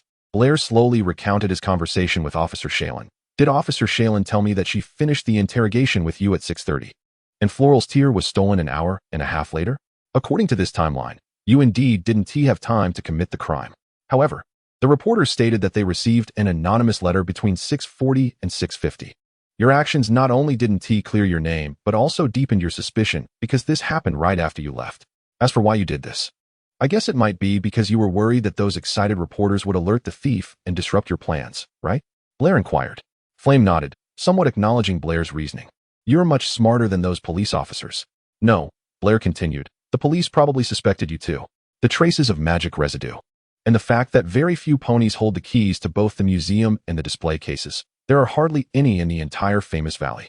However, your performance that night was indeed convincing enough to make Officer Rod trust your innocence." Chapter 38. Why is there guilt? Blair's lips curled slightly, carrying a hint of humor. Officer Rod would rather suspect ordinary museum staff, or even speculate that there are moles within the police department than cast suspicion on you, the esteemed president of the famous Valley Cultural Preservation Association. Such trust is truly rare. Flame smiled bitterly, mixed with self-deprecation, looking up at the towering ceiling, and sighed. Perhaps this has something to do with the funding of the police department coming from the famous Valley Cultural Preservation Association. His voice was heavy. "I have to admire your wisdom and courage. You managed to stick to your deductions and carefully plan this trap to lure the snake out of its hole." Blair did not accept Flame's praise, but instead attributed the credit to his friend. "If it weren't for the key clues provided by Gerald, I might still be as confused as the police, wandering in the fog. In that CAF during the day, Gerald revealed his suspicions to Blair. That President Flame is truly perplexing. Generally speaking, inviting us reporters to promote the exhibition is sufficient to do so 2 or 3 days in advance. But Gerald extended 2 hooves, saying he did it 2 weeks in advance. Do you understand what this means? This means that during these 2 weeks, he would have to bear all our living expenses. Gerald leaned back in his chair, expressing his feelings. Such a generous financier is almost unheard of in my long career, except for seeing one in Canterlot. As the saying goes, something unusual must have a demon behind it. The way you put it. I think he might want to use the theft case to attract public attention. After all, no pony would suspect him. Once the storm passes, he could return Floral's tear, which would be advantageous for him with no harm. After Blair finished recounting, Flame shook his head bitterly. He really didn't expect that merely because of his generosity. He had become the trigger for his own exposure.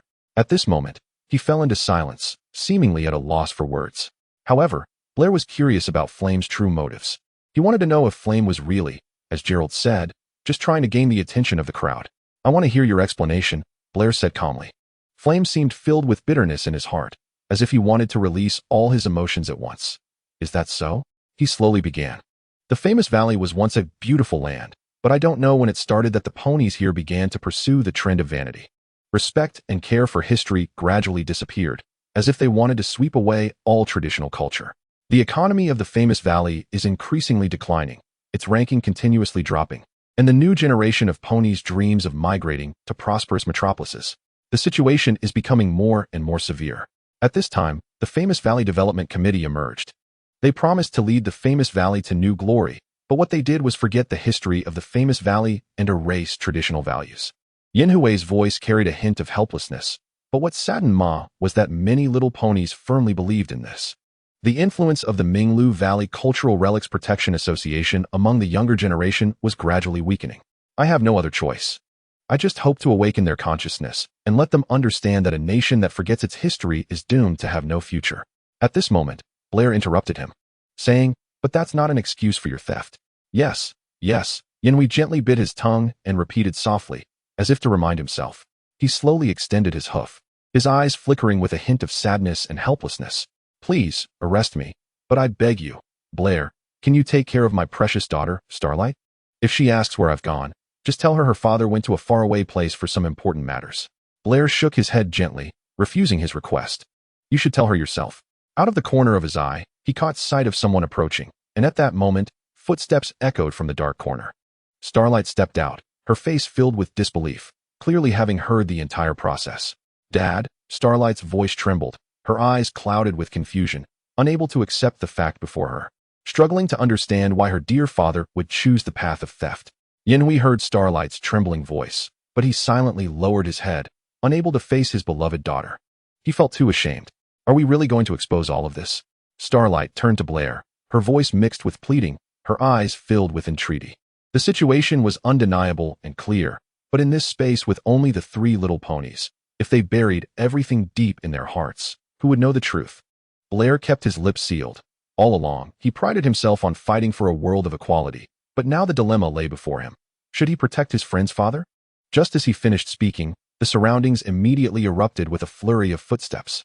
Several police officers quickly surrounded Yanhui, pinning him firmly to the ground. Officer Rods, known for his ironclad demeanor, shouted in his booming voice, "Yanhui, you are under arrest. You have violated the law. You should repent for your actions in prison from now on." "I understand," Yanhui said, lowering his head like a defeated rooster, his spirit dimmed. Facing the scene of his father being arrested before her eyes, Starlight sadly turned away, wiping away the faint traces of tears from her tear ducts.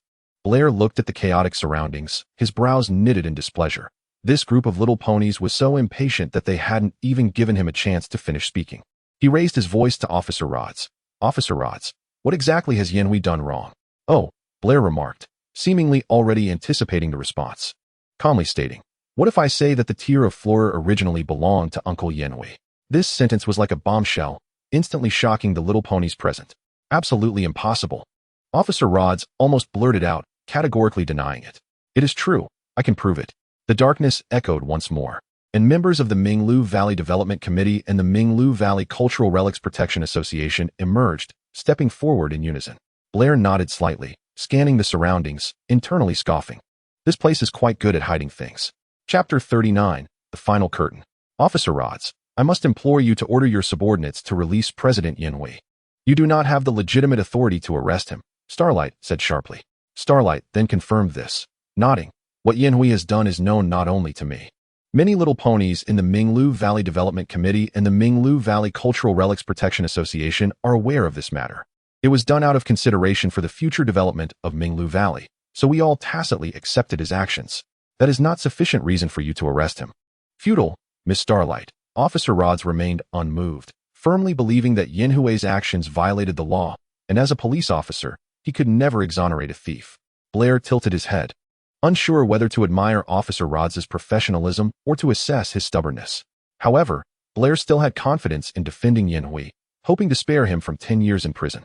Officer Rods, since President Yinhui is accused of violating the Pony Maria Cultural Relics Theft Act, may I ask if the Tear of Flora is even considered a cultural relic? Blair's words reignited a spark of hope in the despondent Yinhui. His gaze became complex at that moment, locking tightly onto Blair, as if silently asking how he knew. Blair maintained his calm demeanor unwaveringly, ignoring Yinhui's probing look, and said nonchalantly, I visited many places in Minglu Valley today, encountering numerous little ponies. The younger generation may have heard of the legend of the Tear of Flora, but the older ponies are completely unaware. And it is not even recorded in the Encyclopedia of Cultural Relics at the library. Blair turned, fixing his gaze on Yinhui. So, I would like to ask Uncle Yinhui, is the legend of the Tear of Flora a true history or a fictional story? The air fell silent. All the little ponies' gazes magnetically drawn back to Yinhui. The atmosphere in the space passing in silence, second by second. Yinhui took a deep breath, a look of almost relief appearing on his time-worn face. And he slowly revealed that the Tear of Flora was not the tears of the goddess Flora, but rather her tear. Upon mentioning her, one little pony in the crowd seemed to be touched, and Starlight's eyes became misty, listening intently to Yinhui's narrative. My first encounter with her was on that lush green lawn, a girl crying with her eyes covered, a naive boy. That was our first conversation. Beginning with the Tear of Flora. Yinhui took out a stone from his chest, the long-lost Tear of Flora that had faded from the sight of ponies. Its shape resembled a drop of tear, like a crystalline droplet. Even though it had lost its historical aura, the ponies present still looked upon it with admiration. Why is it called the Tear of Flora? Perhaps when I first saw her tear-stained face, the indescribable feelings surged within me, and at that moment, I thought perhaps only the legendary goddess Flora could rival her momentary, sorrowful beauty. It witnessed our love, yet I had to bestow it with honor. Donating it to the Museum for the Future of Minglu Valley, I thought this could save our home. Every word from Yinhui, every sentence, resonated like a heartfelt poem, evoking an echo within every little pony present. Blair was also waiting for the officer's response. He had done his utmost. If Officer Rod still insisted on his principles and decisions, then Blair could only accept it all. As he had said, the responsibility of enforcing the law did not lie with him. Officer Rods exhaled heavily, having listened to Yinhui's account. His resolve unaltered, he said sternly, President Yinhui, no matter what your circumstances are, the sins you have committed must be compensated. With these words, most of the little ponies present could not hide their disappointment and frustration. They seemed to have foreseen the conclusion of the story. Although the officers had a tendency for equine sentiment, as enforcers of the law, they also had to abide by their superiors' orders and execute those decisions. Yinhui, however, had already let go of his fears. His earlier confession had made him unafraid. He raised his hoof calmly and said, Officer Roz, I have no complaints about this. Officer Roz sternly replied, given your malicious act of providing false artifacts to the museum, you have constituted a violation of the Little Maria public security law. Therefore, you need to unilaterally compensate the museum with 2,000 Marquis coins. At this point, Officer Roz added with a smile in his voice, you can choose to remain silent or wait for your lawyer to speak, but what I want to ask now is, President Yinhui, do you have anything to refute? No, I have no objections. Yinhui smiled and accepted the punishment. As soon as Yinhui's words fell, a wave of hoofbeats slowly began to sound around them, and the ponies started to celebrate this outcome with their hoofsteps. Dad! Starlight came running in, tightly leaping into Yinhui's embrace. Wait, ow, my back! Yinhui complained with a laugh while gently rubbing his waist, and the surrounding ponies were amused by this warm and funny scene. In the midst of this joyful atmosphere, Starlight accidentally dropped a vial of potion. Yinhui released his daughter, bent down to pick up the vial, his eyes sparkling with curiosity, and then excitedly introduced it to Officer Roz. By the way, Officer Roz, This potion was invented by Briar. It can detect who the murderer is through the residual magic. Officer Raz's face instantly lit up with an excitement even greater than Yen Hui's. As a police officer, he knew the immense value and importance of such an invention. Can it really work? Not only him, but the surrounding officers also cast eager glances at Briar, as the existence of this potion would greatly reduce their workload. Facing so many bright eyes, Briar felt no tension at all. Instead, he remained calm and collected. He took out a vial of potion from his pocket, elegantly twisted off the cap, and then drank it down without hesitation, before looking at everyone and leisurely saying, "Yuzu tea." Yen Hui was momentarily stunned, then smiled and pointed at the vial of yuzu tea, saying, "I knew it. What pony would put honey in a magic potion?" Starlight clearly wasn't very happy about this. She took the yuzu tea from her father's hands and strode over to Briar, slightly displeased. "Then why did you tell me this thing is important?" "Yeah. Didn't it reveal the murderer?" Briar patted Starlight's head. Starlight shyly turned her gaze aside and muttered softly, "But you could just tell me directly next time. Do you know how hard it is to find honey? And it's 2 vials. You want 2 vials for no reason." Upon hearing this, Briar's lips curled into a gentle smile. He took the yuzu tea from Starlight's hoof and gently fed that bit of sweetness from her lips. Who says it's useless? Their actions went unnoticed by many ponies, as all eyes were drawn to an even more shocking announcement. Yen Hui, in a posture almost solemn, crossed his hooves over his chest and called out to Starlight Shining and the members of the Celebrity Valley Development Committee following him. "Starlight Shining, I believe that our meaningless competition should come to an end. Such disputes are of no benefit to either side." Starlight Shining seemed to have thought deeply and expressed his apology in a tone filled with regret. "Now I also deeply realize my mistakes." The original intentions of both ponies stemmed from their deep love for Celebrity Valley, and neither Yen Hui's plan nor Starlight Shining's was successful. Ultimately, the difficulties faced by both sides led them to shake hands and overcome the challenges together, issuing a declaration. From then on, the boundaries between the Celebrity Valley Development Committee and the Celebrity Valley Artifact Preservation Association were broken. We are no longer divided into 2 extremes, but are united for a more prosperous Celebrity Valley. Just as all the ponies were immersed in this moment, Officer Raz brought up a realistic issue inopportunely. May I ask if the funding for our police department will still be covered by you?" This statement drew a burst of laughter from everyone. Amidst the laughter, the final line of course marked the end of this farce. A layer of black gauze shrouded the cold night, and the cold wind howled through the air with a mournful and sharp wail. Briar arrived outside alone. He didn't like to be amidst the hustle and bustle, as that would bring him gains, but also losses. He preferred the current state, savoring solitude after a perfect ending.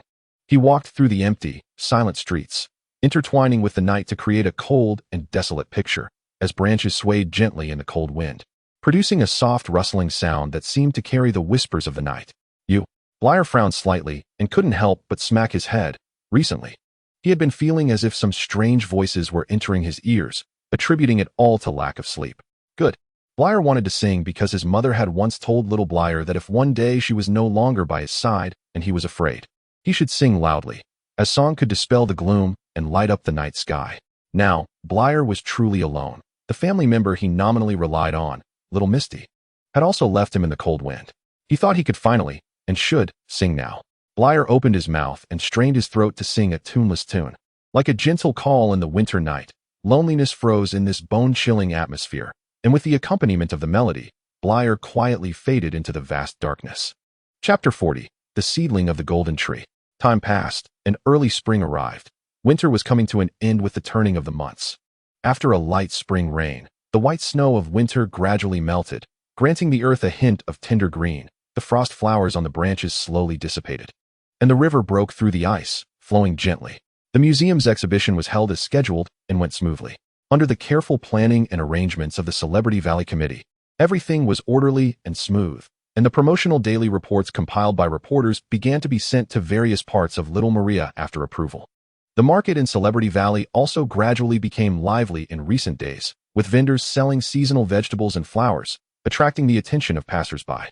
Stalls filled with handicrafts and local specialties were always surrounded by curious tourists and buyers, with sounds of transactions and haggling rising and falling. Starlight, carrying a bag of goods, moved gracefully and nimbly through the crowd, like a lively little deer, her gaze frequently drawn to the novel items at various stalls. Whenever this happened, Starlight would stop and watch for several minutes, until her longing heart urged her to move on. If it weren't for the little pony at home still waiting for her to wake him up, Starlight would really want to enjoy the fun of the market to the fullest. Come and see. Come and look. Rare seedlings of the snow lotus tree from the distant Tian Shan Mountains, pure and flawless, beautifully exquisite. A compelling call drew Starlight's curiosity, and she followed the sound to the vendor's stall, where she saw several pots of snow-white snow lotus tree seedlings displayed. Their beauty made it hard for ponies to look away. Starlight was almost love at first sight with the snow lotus tree seedlings before her. She was captivated by their flawless beauty, moving closer to touch their tender branches and leaves. Seeing this, the vendor immediately approached with a respectful and enthusiastic attitude. "Miss, would you like to buy a pot of snow lotus tree seedlings? This is a top-quality variety with a long lifespan. Whether as a precious gift for a dear friend or as a companion for your beloved horse, it can witness the birth of countless happy moments." Though what you said is not wrong, Starlight Shining reminisced about the contents of the book while stroking her chin and correcting the vendor. The vendor, seeing Starlight Shining trying to undermine him, waved his hooves in displeasure and said, "You little girl, what do you understand? Go away and don't disturb my business." "Is that so?" Starlight Shining smiled brightly and turned to call out to Officer Ross. "It seems this vendor's behavior is not very upright. Oh my gosh, Princess Celestia, you wretched bunch of scoundrels should all be hanged." Officer Ross strode over with a face full of anger. The market being held this time is part of the plan by the Nobility Valley Committee, and maintaining order at the market, preventing any fraud and misconduct, is naturally the responsibility of the police. As the largest benefactor of the police station, Officer Ross was particularly concerned about the performance at this event, as it directly related to future funding support. Seeing the imposing presence of Officer Ross, Starlight Shining knew that the unlawful vendor would definitely receive the punishment he deserved, and she left the scene feeling satisfied. As the daughter of the Nobility Valley Committee president, helping the townsfolk punish unscrupulous merchants was also part of her responsibility. Starlight Shining walked halfway when a mysterious voice made her stop again. Guided by the wheel of fate, the bond that spans the past and the future, those rare items that resonate with your soul will be given freely today, without the need for money. Really free? Starlight Shining's curiosity was piqued, and she walked towards the source of the voice. The stall was surrounded by eager little ponies, with the speaker, a vendor in a black cloak, kneeling mysteriously in the middle. In front of the vendor was a crystal ball, its surface as black as night, enough to obscure all curious gazes. Some newly arrived little ponies squeezed into the crowd, their eyes filled with confusion and expectation as they asked, "Excuse me, what do you mean by free items for those with fate?" The vendor calmly continued to explain to the gathered ponies, "Dear friends, the treasures I carry are not mundane items. They transcend monetary value. They are tokens sent to the future by little ponies of the past, through the long river of time and space." As he spoke, the vendor showcased the many stacked items behind him: swords, shields, potions, books, dragon fangs, staves. The onlooking little ponies were stunned into silence, and even Starlight Shining felt very surprised. Among the many treasures, her gaze was deeply attracted to a sapling radiating a gentle golden light. The color of this sapling was dazzling, as if illuminated by the first rays of dawn. Far beyond what the word beautiful could describe, the light it emitted could only be matched by the word sacred, fitting its extraordinary temperament. "Wow!" A chorus of admiration erupted among the ponies. "Is this really possible?" Some little ponies shouted in disbelief. How could such a miraculous thing happen? Confusion and curiosity intertwined in the whispers of the little ponies. Moreover, even if they were fated not to obtain the treasure, what harm would it be?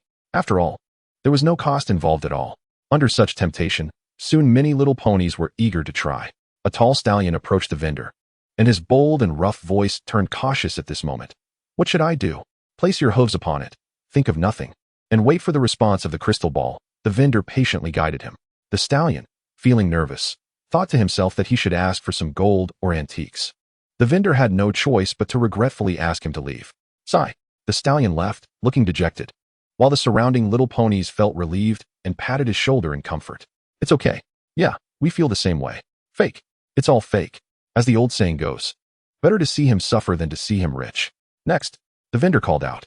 Starlight Shining stepped forward, and although her time was tight, she was driven by curiosity after seeing the previous stallion's example and wanted to give it a try. "Place your hooves upon it, think of nothing, and wait for the response of the crystal ball," the vendor repeated. Starlight Shining tentatively placed her hooves lightly on the crystal ball, and just a moment later, the ball exhibited a strange reaction, its deep blackness seeming to be swallowed by the abyss. followed by a golden light bursting forth like the first ray of sunlight at dawn. Starlight Shining was astonished, and the surrounding little ponies were also dumbfounded.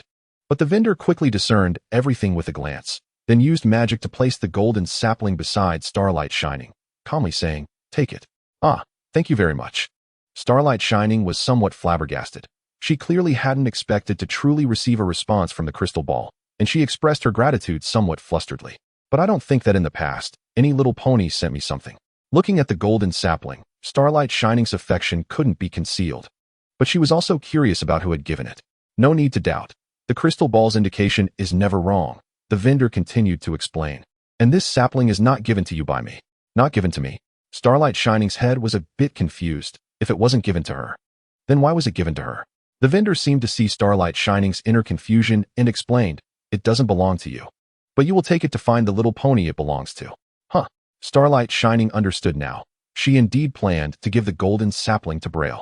But she was surprised that the crystal ball could perceive her heart, awakening her deep-seated curiosity about the unknown. "What if I destroy the golden sapling?" Starlight Shining asked. At this moment, the vendor changed her posture, crossing her hooves under her chin. Even though her face was hidden by the cloak, it was easy to guess she was smiling through that posture. "Miss, it would be futile. The crystal ball has magic. Whether you destroy it, burn it, or throw it away, the meaning it conveys has already been achieved. The sapling itself is not important. The meaning it represents is what truly matters. The trajectory of fate is irreversible." The vendor's words were vague, and Starlight Shining bit her lower lip, pretending to ponder, then revealed an awkward smile. Okay. I think I will take it to the little pony it is destined for. Goodbye." Starlight Shining took the golden sapling and hurriedly squeezed through the crowd, fleeing the scene. The vendor watched Starlight Shining's departing figure, a mix of relief in her eyes, muttering to herself, "After 100 years, it comes to an end here." Those vendors always flaunted using fancy phrases that left her puzzled. Every word was familiar to her, yet when strung together, it seemed like a celestial script. However, these worries seemed trivial. Starlight Shining looked at the golden sapling, feeling satisfied, believing that all her efforts had been worthwhile because she had found a perfect gift. Starlight Shining pushed open Briar's door. The space behind it was pitch black, as if Princess Luna had stationed herself there. Using the light from outside, Starlight Shining entered the room and placed the golden sapling on the desk, then pulled the curtains aside, allowing brilliant sunlight to flood the entire room. Starlight Shining looked at all of this with satisfaction, then walked to Briar's bedside. The golden little pony was currently on the bed, trying desperately to avoid the sunlight like a vampire, only calming down once the bedding completely covered his body. Starlight Shining used magic to lift the bedding high and watched with a smile to see what Briar would do next. The air still held a bit of chill, and Briar furrowed his brows, starting to feel around the bed with his hooves. He opened his eyes slightly, revealing a hazy look. Seeing the purple figure before him, Briar weakly said, "Give me back my blanket." The golden little pony before him was completely unaware, Starlight Shining thought with dissatisfaction. The twinkling star gently nudged Briar with her hooves, urging him to get up quickly. "The sun is about to shine on your backside." But Briar remained unresponsive. The twinkling star muttered, "The train is back in service. When are we leaving?" "No rush." Briar pushed her hooves away. "I'm not in a hurry." "Humph." "It wasn't me who was eager to leave back then," the twinkling star said, turning her head with displeasure. "Absolutely not." The twinkling star firmly refused, waving her hooves as if to cast her little punishment again. Just then, Briar suddenly hugged her tightly, pulling her into his embrace. After finding a comfortable position, he gently rested his head on the top of the twinkling star's head and said slowly, "Now you have two choices. First, rest with me. Second, use teleportation." Before he finished speaking, the twinkling star blushed all over, purple light shimmering, and she quickly disappeared. The blanket lost its magical hold and floated over Briar. After securing it again, Briar chuckled softly. "Young." Briar yawned. He had been so busy lately, having spent several nights finishing his novel, and now he felt dizzy, occasionally hearing phantom sounds. "Hello. Listen, it's back," Briar complained, plugging his ears with a pillow, but the sound remained clear, as if it were coming from his heart. The voice carried a sobbing tone. "Don't ignore me." "Huh." Briar poked his head out of bed, tentatively calling around. "Twinkling star?" Briar's gaze wandered around the room, but failed to catch any glimpse of a pony. However, his attention was involuntarily drawn to a small golden tree on the table, emitting a faint glow, and he tilted his head in doubt. When did a sapling appear here? As if sensing Briar's gaze, the golden sapling made a slight tilting motion, and a weak yet gentle voice quietly seeped into Blair's heart. "Mommy?" Blair's eyes widened in surprise, his mouth slowly opening as he could hardly believe his ears. Chapter 41, Departure. Canterlot. You can talk. Blair scrutinized the golden tree closely. Although he had seen many wonders before, the scene before him still filled him with novelty. "We can all talk," the golden tree said with a hint of pride. Blair looked confused. "Who is this we?" Outside, a thick branch silently extended into the room, gently touching the top of Blair's head like a dragonfly landing on water. "Hello, my friend." How to describe Blair's expression now? His expression was comparable to Yezi's horror when he saw a real dragon reach its head inside the window that year. Blair's movements were stiff and exaggerated. His hind legs awkwardly standing, his back pressed against the wall, one hoof pointing at the large tree outside, saying, It's alive. Mommy, we are alive." "You know," the golden tree said with a giggle, "we have always been able to talk. It's just that we use the language of plants. Also, it seems that because of our close proximity, I can finally move my long stiff back a bit. You really are a magical little pony." The voice came from the big tree outside. Its tone was prolonged and filled with the sediment of time, and Blair was certain this must be an old fellow. Moreover, from its words, Blair keenly caught a hint of information. It seemed that because of him, these plants could move. Plants could always talk. Yet Blair could understand their words. Why was that? "To my dear friend Blair. Could it be?" Blair murmured softly to himself. Looking back, that book did seem suspicious. Perhaps Blair could understand the language of plants because of it. He still didn't know which pony was so generous, but surely there would be some clues later. As for the current situation, Blair stepped forward and used magic to lift the golden tree, examining it closely. "Who sent you here?" "I don't know. I woke up and saw Mommy." The golden tree replied, puzzled. "I am not your mommy," Blair corrected in a tone that was firm and decisive. "I'm a male." "Wah, mommy, mommy." The golden tree began to sob. Blair tried to cover his ears with his hooves, hoping to block out the crying, but he soon realized this effort was futile. Damn, it's another magical attack. The crying was making Blair feel anxious. He half threatened, half desperately warned, "If you keep crying, I will really make you leave." Wah. The golden tree's crying gradually subsided into low whimpers. "This is bad," Blair thought, covering his head. Feeling a bit annoyed. One crying pony was already enough for him. Now there was another. Wasn't he there a more reliable teammate? Blair helplessly placed the golden tree on his back, planning to let the little crybaby meet the big crybaby. Perhaps they would find some common language. As Blair walked out of the room, he suddenly remembered to ask, "By the way, what is your name?" "Mommy, my name is Alice." "Oh." Blair took Alice downstairs, only to find the twinkling star was in chaos, busying about as if preparing for a large-scale migration. She was surrounded by mountains of luggage, and a pony who didn't know better might think they were moving houses. Blair walked over to the twinkling star with a blank expression. "What are you doing?" The twinkling star stopped her movements and looked up at Blair with a puzzled face. "Can't you tell? I'm packing." Blair raised his eyebrows, scanning the heaps of luggage. "Don't take so much. You'll end up losing it anyway. Just take a bit of money." Just then, the twinkling star noticed Alice on Blair's back and smiled with satisfaction. "I knew you'd like it. You brought it along so quickly." Blair's gaze sharpened. "Did you bring this?" Recalling the series of bizarre encounters today, the twinkling star shook her head. "No, a strange merchant gave it to me, saying this golden tree is destined to meet you, so I brought it." "Destined?" Blair hesitated and asked about the merchant's whereabouts. "Is that pony still around?" "The market has ended, and if some pony didn't sleep in, maybe we could meet them together," the twinkling star complained. Blair didn't have time to care about the twinkling star's little emotions. He took a deep breath, walked towards the door, and called to the twinkling star. "Let us go, we're heading to Canterlot." When he opened the door, to the twinkling star's surprise, Flameshine was already standing at the entrance. "Oh, my little doo-doo. Where are you going?" Flameshine was in a good mood. Recently, the economy of Minglu Valley had been visibly growing, and amidst the busyness, his daughter was there to greet him at home. Flameshine rubbed the twinkling star's round face, but she gently swatted him away with a hoof. "Enough, Dad. I told you not to call me by that nickname in public," the twinkling star said very seriously. Flameshine, however, didn't mind at all. "Come on, sweetheart. There are no outsiders here." Yes, the twinkling star rolled her eyes at Flameshine and said, "But Dad, we're leaving. Blair and I are taking the train to Canterlot today." After hearing this, Flameshine seemed to have anticipated that this day would come sooner or later. He didn't show too much sadness, but suggested he hoped to personally send them to the train station. After exchanging a glance with the twinkling star, Blair didn't object, so the twinkling star also didn't refuse. Three little ponies were walking on the streets of Fame Valley a week ago. Time flies, and everything changes, today is different from the past. The conflict between eras and history has long been obliterated on the harmonious and compatible path of Fame Valley's development. Now, every corner of Fame Valley exudes a vibrant and uplifting atmosphere. The streets are wide and clean, lined with lush trees that sway gently in the breeze, while clear rivers and streams flow by. The architectural design cleverly combines modern and retro styles, distributed in an orderly manner. Taking into account the two different routes within the Fame Valley Council, with both sides ultimately choosing a compromise.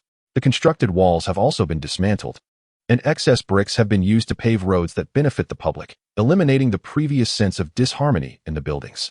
Everything has become orderly under the planning of the Fame Valley Council.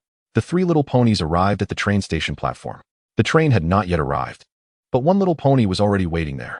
Gerald eagerly embraced Blair, explaining that his train was not scheduled for today and that he would stay in Fame Valley for a few more days. Having come only to bid farewell to a friend, he handed Blair a folded note, saying, "This is the address of the Canterlot Unicorn Club. Go there and state your purpose. A pony will receive you. I wish you a safe journey and a pleasant trip." Blair smiled and gently tapped hooves with Gerald. After their farewell words, Gerald prepared to leave. Just as he was about to walk away, he pointed at Blair's back and, half in jest and half in praise, commented, "By the way, your outfit today is really nice. It has a certain style." Alice swayed her branches, and Blair looked at the naive little sprout, bending its leaves with his hoof. "See, you embarrassed me." The farewell words between Starlight and Flame were not prolonged, but it was apparent that Flame had whispered something to Starlight, causing her to blush, her cheeks warming from shyness, making her unable to look at Blair again. Blair felt a bit perplexed, but compared to usual, he had a new toy at this moment, which might slightly distract him. While he boredly teased Alice, a loud rumbling sound erupted. In Blair's eyes, a train with a distinctly classical design slowly rolled into the town's platform, surrounded by curling steam. Despite his earlier calm demeanor, Flame's eyes were filled with reluctance and worry as the moment of separation approached. His weathered hoof gently patted his daughter's back, although he encouraged her to be strong. The tears in the corners of his eyes betrayed his soft heart. Starlight tightly held Flame's hoof, her lips trembling as she struggled to suppress her emotions. "Try not to cry out. Daddy, goodbye." Finally, with tears in her eyes, Starlight smiled faintly and turned to board the train.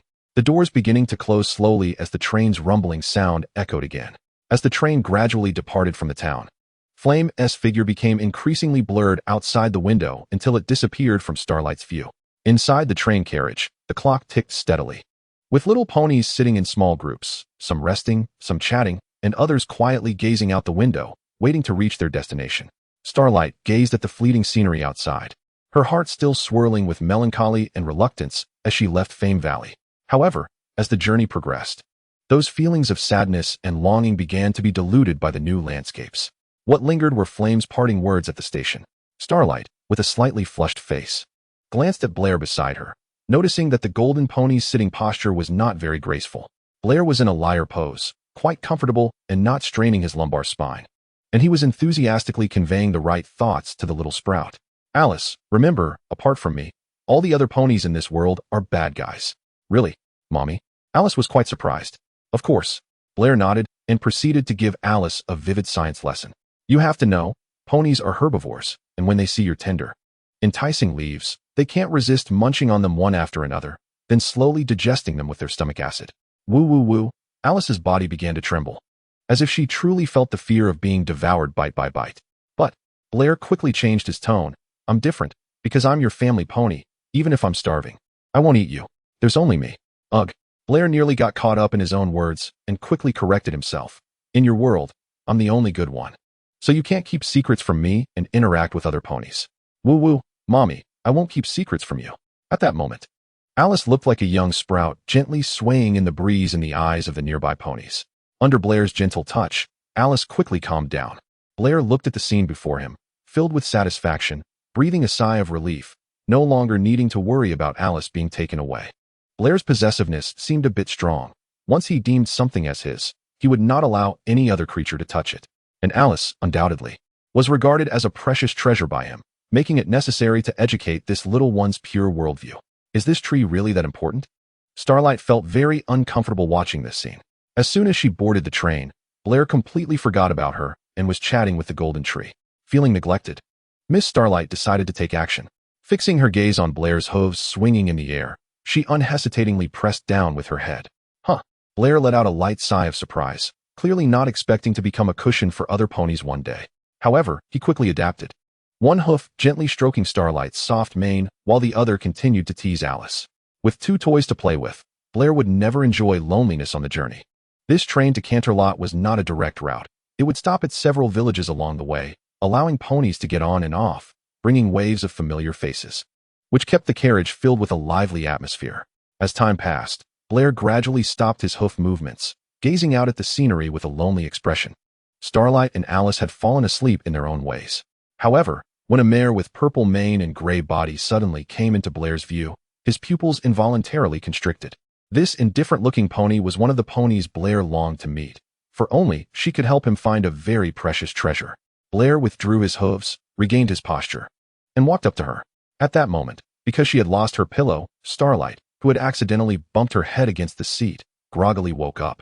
Confused about where Blair had gone, she saw the golden pony walking towards a mare with a polite and courteous demeanor. In Starlight's eyes, Blair's series of actions seemed meticulously prepared, as if he was about to strike up a conversation. Chapter 42, Extra, The Fall of the Crystal Empire. The extra world line is independent. Everything happening in this dimension may not necessarily repeat in the main dimension. In early 1022, the Crystal Empire swayed in the cradle of imperialism, and after enduring the harsh baptism of 2 wars over 10 years, the Crystal Pony's desire for peace was particularly intense. In October 1022, the Crystal Empire erupted in a massive October Revolution, which overthrew the puppet regime supported by Little Malia. Princess Melody was forced to abdicate under the instruction of Princess Celestia and took her family and the heir to Little Malia. On October 7, 1022, at 2:43 p.m. Crystal Time, revolutionary Sophia Starlin announced from the balcony of the Crystal Castle, "The great and free Crystal Republic is born." Just 2 hours earlier, the Crystal Socialist Party had also announced the establishment of the Crystal Republic at the Ministry of Defense building, leading to the bizarre situation of 2 republics emerging from a single revolution. What could have caused this? Princess Melody, with the support of the Canterlot government, decided to declare war on the illusionary spirit race that had invaded Orlania. Little did she know that this action would deeply drag the entire Crystal Empire into an endless and murky quagmire of war, leading to its irreversible doom. If one word could describe the First World War from 1011 to 1021, catastrophe would undoubtedly be the most fitting description. On the western front of the Crystal Empire, approximately 1 million crystal ponies were sent to the cold, damp battlefield. In the icy conditions, over 100,000 crystal ponies died from extreme cold and malnutrition, never having met their enemies before their deaths. This tragedy was all due to the disastrous logistics. Their opponents, the illusionary spirits, fed on love and did not need grains to fill their stomachs, while the crystal ponies required grains to stave off hunger.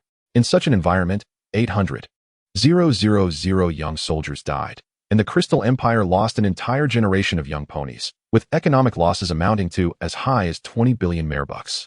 Note, the crystal coin is the official currency of the Crystal Empire. Due to economic turmoil and currency devaluation caused by the war, the exchange rate of the crystal coin to the merebuck fluctuated greatly during the war.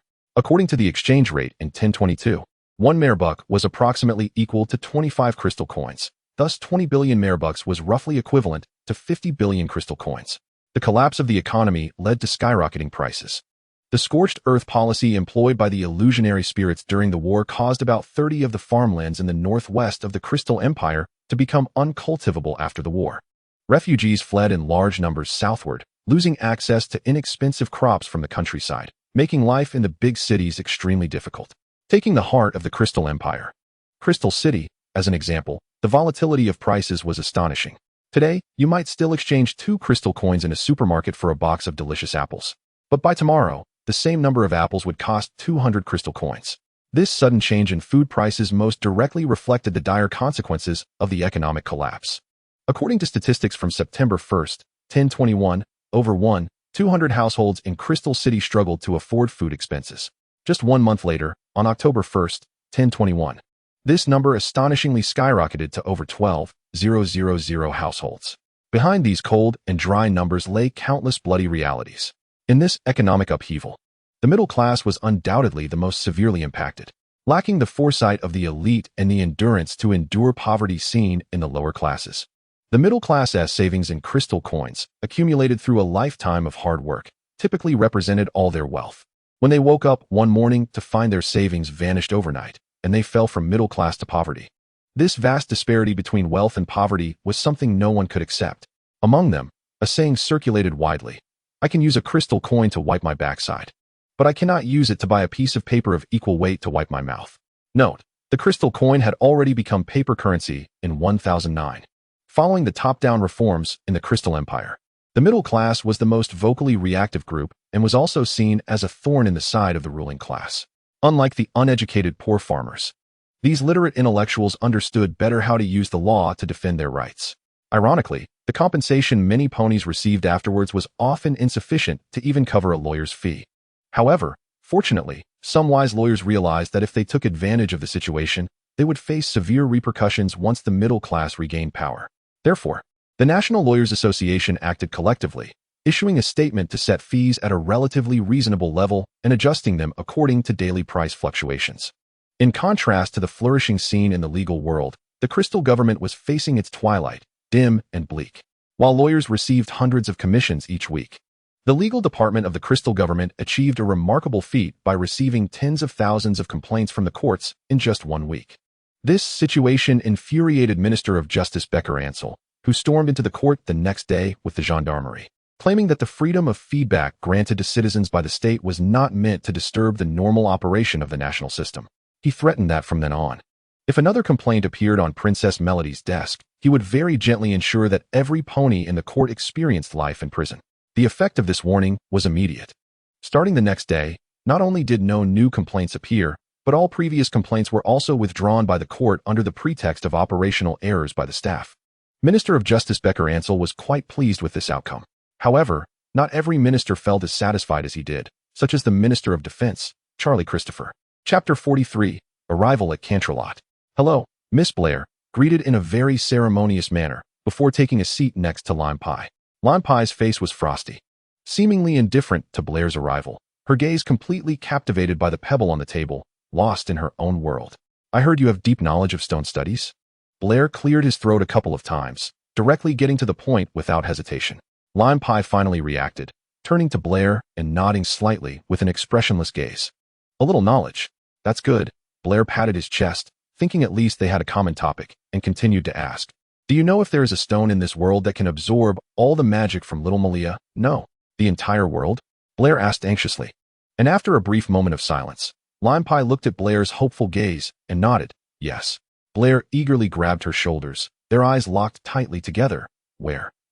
Lime Pie shrugged off Blair's grip, pointing downwards and slowly saying, "Below, very deep down." After a moment of stunned silence, Blair finally understood Lime Pie's implicit meaning. However, he did not lose heart. "If you find this stone later, please be sure to inform me. If you can't find me, then please send the stone to your sister in Ponyville first." Lime Pie patiently waited for Blair to finish speaking, and her indifferent eyes seemed to silently ask, "Why should I do that? What do you think?" "All right, shall we shake hoofs?" Blair offered with a warm smile, extending his hoof. Lime Pie, seemingly unwilling to let Blair disturb her solitude, perfunctorily made a gesture. Blair was not angry. After all, he was the one seeking help, and a lower attitude was not a problem. To her, this felt like Blair was trying to strike up a conversation, while the mare's attitude toward him was extremely cold. Nevertheless, Blair shamelessly obtained her contact information and, after their hoof shake, eagerly hoped for another chance to meet. Starlight was pouting and looking very unhappy. Seeing Blair's comforting demeanor, she couldn't help but angrily bite off a few leaves from Alice, causing Alice to cry out in pain.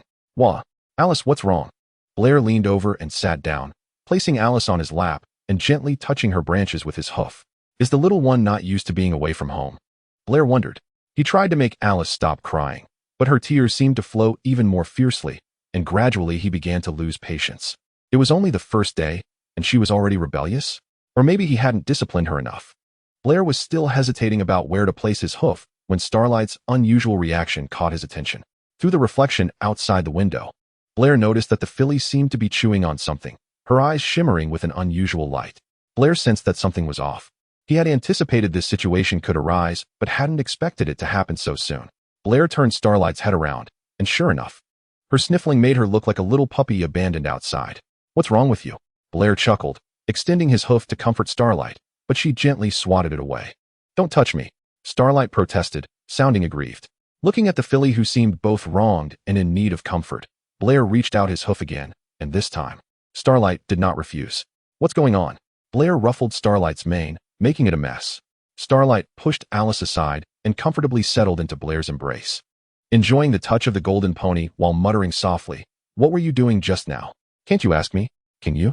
Blair countered. "I can learn." All right. When you learn it later, I'll only ask you for advice. How about that?" "That sounds better," Starlight said, her mouth curling up as she buried her head. "Mom, this big bad pony is going to eat me." Alice pointed her small branches at Starlight, crying to Blair. Blair was taken aback and asked Starlight in confusion, "Did you eat Alice's leaves?" "Wow, my leaves." Alice sobbed. Blair comforted her. "It's okay, they'll grow back." Sigh. "It seems I have to become a full-time babysitter now." After calming Starlight, he turned to comfort Alice, and it seemed that Blair's days would continue to be filled with this bittersweet nurturing. As the train moved forward, slowly gliding over the winding tracks, the scenery outside began with the countryside fields, green farmlands stretching out, and golden wheat fields shimmering softly in the sunlight. As the train ventured further, the flat fields gradually gave way to rolling hills, each hill covered with dense green grass, resembling a shimmering green ocean under the sun. Entering the mountainous area, the scenery became even more spectacular, with peaks rising and falling, mountains stretching endlessly, and layers of hills appearing lush and vibrant under the sunlight. The train passed through tunnels in the mountains, occasionally emerging to reveal waterfalls cascading down cliffs, splashing layers of white mist, resembling a fairyland. When the train slowly pulled into the Cantlot station, the scenery outside became clearer. This capital of Ponyville, a city rich in historical charm, was renowned for its magnificent architecture, elegant streets, and rich cultural atmosphere, with sunlight shining on the ancient buildings, adorning them in a golden glow. Blair and the others had arrived, and stepping out of the station, they could feel the hustle and bustle of ponies. Chapter 44. The Unicorn Society Contract. "It's so beautiful here," Starlight exclaimed in awe. Strolling along the city ring road, they could admire many breathtaking buildings, such as the palace, cathedral, opera house, etc., which were not only landmarks of Cantlot, but also witnesses to its long history. "Mom, those waters look so delicious," Alice drooled, gazing longingly at the vendor's goods by the roadside. Blair took a closer look. 200 bits a bottle? "Hey, that robber over there." "Yes, doing this." "Robbing isn't that fast. Those are iced teas. You can drink some rainwater instead. It's pure and natural." Blair gave Alice a gentle tap on the head, hoping to dissuade her from the idea. "Wah," Alice pouted. "To say nothing of it, is this a common trait of girls around the world? That innate tendency to shop and hunt for treasures seems to be instinctively ingrained in their genes." Blair handed some money to Starlight while lifting Alice, letting the two of them go explore. "But she doesn't understand my words," Alice reminded in confusion. After saying this, Blair smiled. "I know that." After sending Alice off, Blair temporarily separated from Starlight and headed alone to the address on the note Gerald had given him. On the outskirts of Cantlot, there was a crowded and narrow alley. The alley wasn't long, the pavement was worn, and the walls on both sides had been eroded, leaving cracks. In this inconspicuous corner stood an unremarkable building, which was the headquarters of the Unicorn Society newspaper. Blair stepped through the muddy and filthy ground into the narrow alley, entering the Unicorn Society. A strong smell of ink and paper filled the air, and none of the busy unicorn reporters were willing to pay him any attention. Blair found the front desk by himself, and after explaining his purpose, the receptionist immediately became respectful, leading Blair through a narrow corridor to the closed office of the Unicorn Society.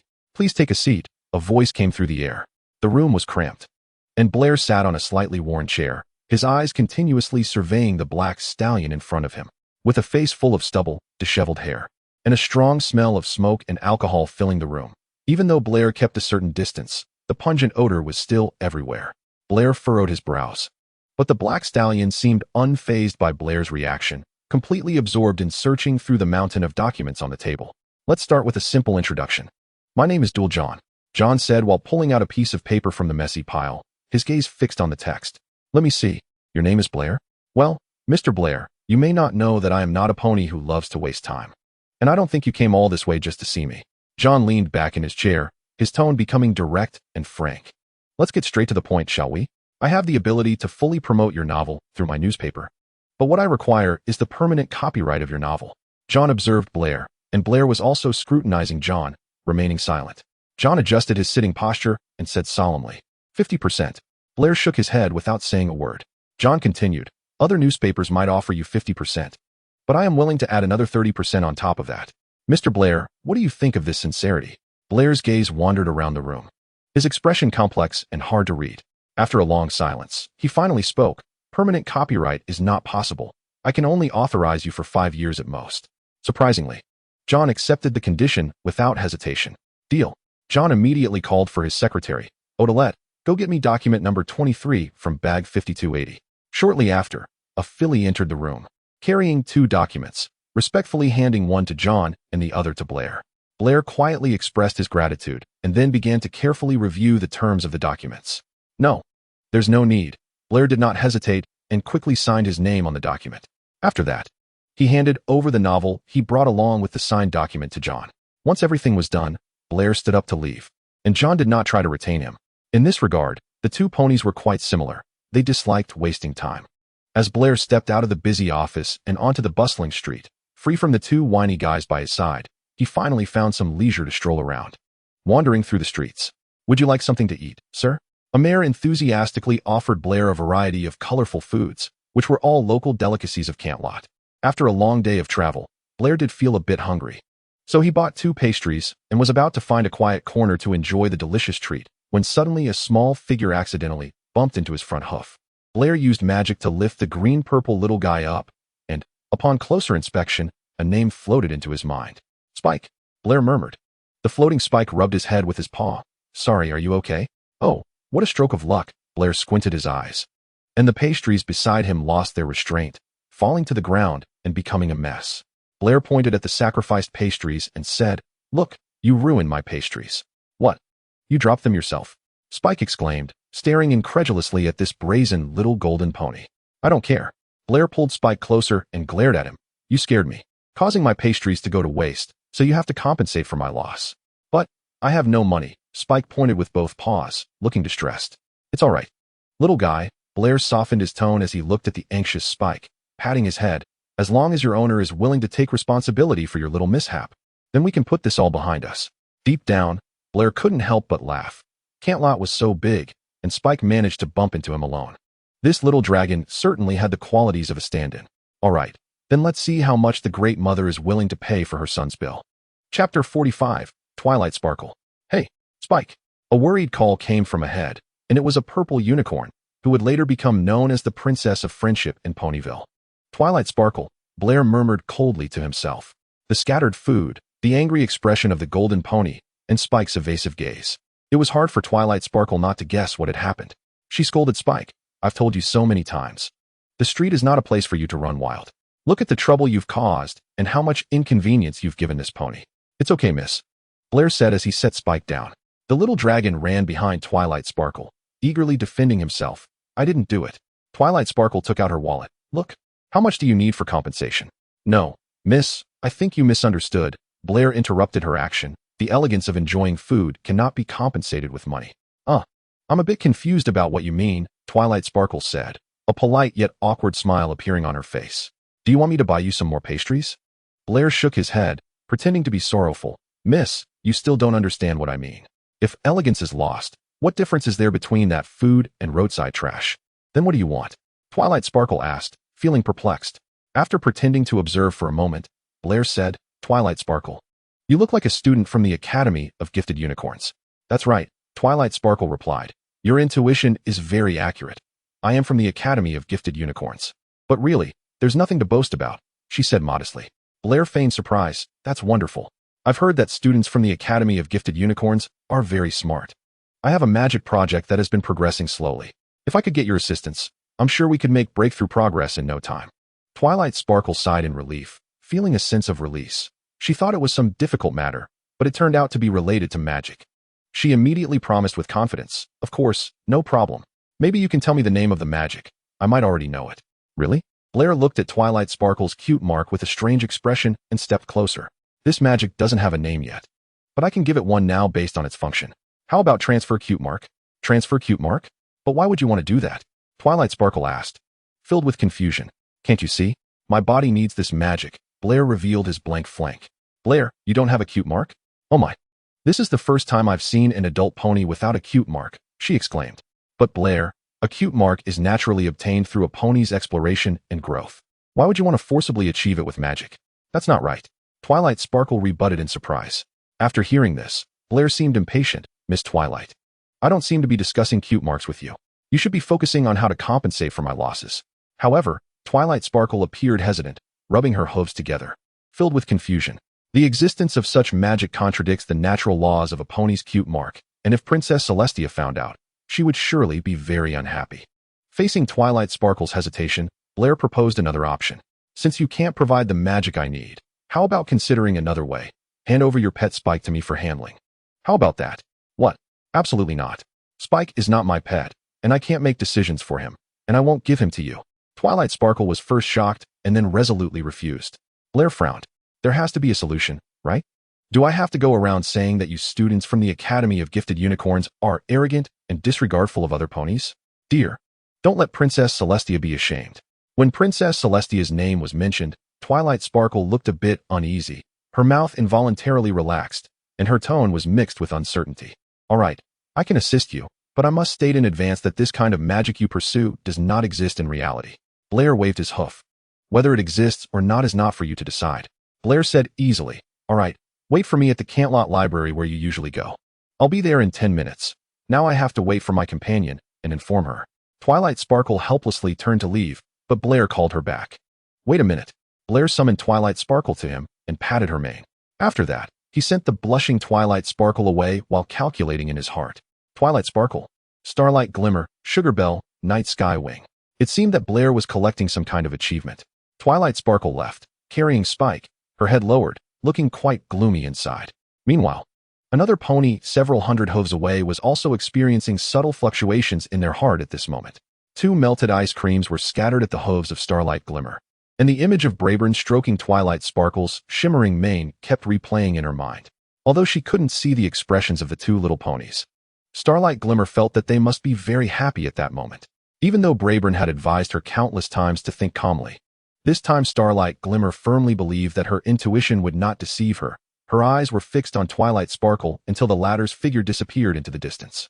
Starlight Glimmer set Alice aside and then slipped into the darkness. Brayburn was getting a bit anxious.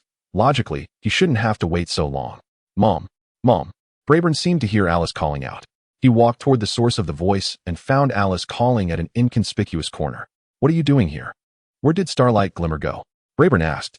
Alice shook her branches as if she had just woken up. I don't know, Mom. Chapter 46. Epilogue. The birth of the Crystal Republic. The Ministry of Defense, as its name suggests, is responsible for the military policy and defense affairs of the Crystal Empire, managing all armed forces within the Crystal Empire. Minister of Defense Charlie Christopher was born in the border town of Hanko between the Crystal Empire and Ponyland. Due to a rough upbringing and a lack of parental supervision, this crystal pony, later lauded as the war maniac, displayed a vigorous martial spirit since middle school. After injuring 3 classmates' eyes and 9 classmates' spines during a brawl, as well as countless other injuries, the school expelled him when he was 15 years old. After wandering the society for a few years, 19-year-old Charlie was sent into the military through family connections for training, where he thrived like a fish in water. At just 39 years old, Charlie Christopher had already risen to the highest position in the Crystal City Military District, the commander of the military district. This achievement undoubtedly marked the peak of his power and glory in his military career in the Crystal Empire, and the young commander was even received by Princess Melody. However, fate's elevator did not stop there. In 1011, with the outbreak of World War I imminent, the shadow of war forced the Crystal Empire's military to undergo significant restructuring. Princess Melody could no longer tolerate the chaos within the military and the fragmentation between military districts. She ordered the merging of numerous military districts into one. All military districts were unified into the Ministry of Defense, and during this process, the brilliant rising star Charlie Christopher stood out among many commanders and was chosen by Princess Melody. From then on, Charlie Christopher stepped into the most glorious peak of his life. Before the war, Princess Melody asked Minister of Defense Charlie Christopher a question. When could they end this disastrous war? In response to such an inquiry, Charlie Christopher confidently answered that Princess Melody and the royal family would celebrate the heartwarming eve in Vassilipolis, the capital of the Mirage Empire.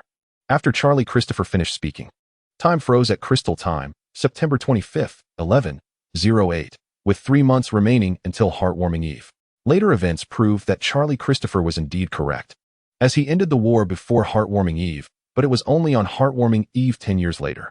The signing of the Crystal Treaty took place in November 1021, and when everything settled, the Crystal Ponies were astonished to find that Minister of Defense Charlie Christopher had truly fulfilled his promise. A century later, the Crystal Ponies still could not understand how this Minister of Defense, then known as a tactical genius, performed so poorly during the Mirage War. What was the military strength of the Crystal Empire and the Mirage Empire before the war officially broke out? In June 1009, the standing army of the Crystal Empire surged from 600,000 to 1.3 million, while its opponent, the Mirage Empire, maintained a standing army of around 500,000. In terms of numbers, the Crystal Empire had an absolute advantage, even though Princess Melody later unilaterally allocated 200,000 troops to support allies. Nevertheless, the Crystal Empire's army was still twice that of the Mirage Empire. Furthermore, in terms of agriculture, logistics, and economics, they had the strong support of the major power Ponyland in the global landscape. It is not an exaggeration to say that even placing a pig in such a strategic position theoretically should not lead to a war lasting 10 years, resulting in over 800,000 casualties. Why did this happen? I believe most of the responsibility cannot be placed on Charlie Christopher's command, but rather more on the decay within the Crystal Empire's army. The long-standing peace and harmony had led to an education system in the Crystal Empire's army that was more theoretical than practical, with almost no preparation for actual combat.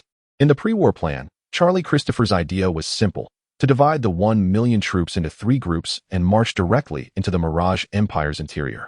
He left 280,000 troops, of which 200,000 were later reassigned, for logistical support to ensure an unobstructed supply line to the front. According to detailed reconnaissance maps, the road from the front line to Vassilipolis was almost entirely flat. To fulfill the boast he made in front of Princess Melody, Charlie Christopher adjusted the troop ratios, especially enhancing the Central Army Group, which increased to 600,000, while the upper and lower army groups were correspondingly reduced to 200,000 each. Before the final confirmation of this tactical adjustment plan, it was further refined by Chief of Staff Smart, in which the upper army group received reinforcements of 150,000. The lower army group was reduced by 50,000, and the Central Army Group was reduced by 100,000. On October 1st, 1011, the Crystal Empire's army completed total mobilization. On October 5th, an army group of 1 million crossed the border, surging toward Vassilipolis. There were no crops, no food, and no roads on the land of the Mirage Empire. All that existed were sticky nests and toxic gas swamps. Once they entered, the lives of the Crystal Ponies would rely entirely on the logistics line. The commander of the Mirage army was obviously aware of this. Facing the significant numerical disparity with the Crystal Empire's army, he avoided direct confrontation and instead employed deceptive tactics, ordering all Mirage troops to engage in single-unit operations. Single-unit tactics refer to Mirage troops disguising themselves as enemies to infiltrate and disrupt, create panic, gather intelligence, and conduct a series of covert operations. This strange yet efficient tactic kept the Crystal Empire's soldiers in a state of high tension for an extended period, pushing their spirits to the brink of collapse. This terrifying atmosphere made every pony, from ordinary soldiers to high-ranking generals, feel isolated and helpless, disconnected mentally. However, none of this seemed to affect Charlie Christopher. He continued to hum the tune of Hanko, leading his troops forward toward Vassilipolis. Due to almost no substantial military resistance along the way, their march was exceptionally smooth. Less than half a month after the outbreak of war, the vanguard troops had already approached the capital of the Mirage Empire. As the outline of the castle emerged on the horizon, Charlie Christopher smiled at his aide beside him and said perhaps they could invite the royal family to celebrate Halloween, November 1st, in Vassilipolis, unaware that this would be the last moment he would show a smile on that land. On October 28, 1011, as the end of the month approached, the Mirage Empire launched a shocking stranglehold operation that completely changed the course of the war. A 200,000 strong army of changelings suddenly appeared like ghosts at the occupied border of the Crystal Empire, cutting off the life supply line of the Crystal Army and annihilating 60,000 logistical troops, of which 200,000 had been redeployed a week earlier when the war seemed to be going smoothly, leaving only 20,000 in a state of rout. The Changeling Empire not only quickly regained lost territory, but also firmly sealed the border, trapping 1 million crystal soldiers inside, making them sitting ducks. Now it was time for the changelings to show their fangs. No pony knew how Charlie Christopher returned to Crystal City 10 years later, shamelessly accepting the Melody Princess Award. There were rumors among ponies that he might have been replaced by a changeling, but during the turbulent political climate in the Crystal Empire, no pony dared to investigate him thoroughly. Because deep down, Charlie Christopher was still a royalist, and he was entrusted with an important position in the Crystal Royal Government, still serving as the Minister of Defense. After experiencing the Crystal War and the Blackwater Civil War, the Ministry of Defense should have retreated behind the scenes to recuperate. However, with the economic collapse, protests of various scales erupted across the Crystal Empire, which should have been suppressed by the police and gendarmerie. Among the massive wave of protests, participants included not only the middle class, but also many retired soldiers. These veterans, most of whom returned from the long and brutal Crystal War with scars, found it difficult to integrate into society due to the isolation caused by their traumatic experiences over a decade of hellish warfare. Ideally, the government should take care of their later lives, but the tumultuous economic environment led the Crystal Empire government to adopt a cold attitude, hastily dismissing them with a one-time retirement payment, leaving them on the brink of survival. The drastic economic fluctuations rendered many veterans' retirement payments worthless before they even left the imperial office, prompting them to join the protests, clearing obstacles in their own way.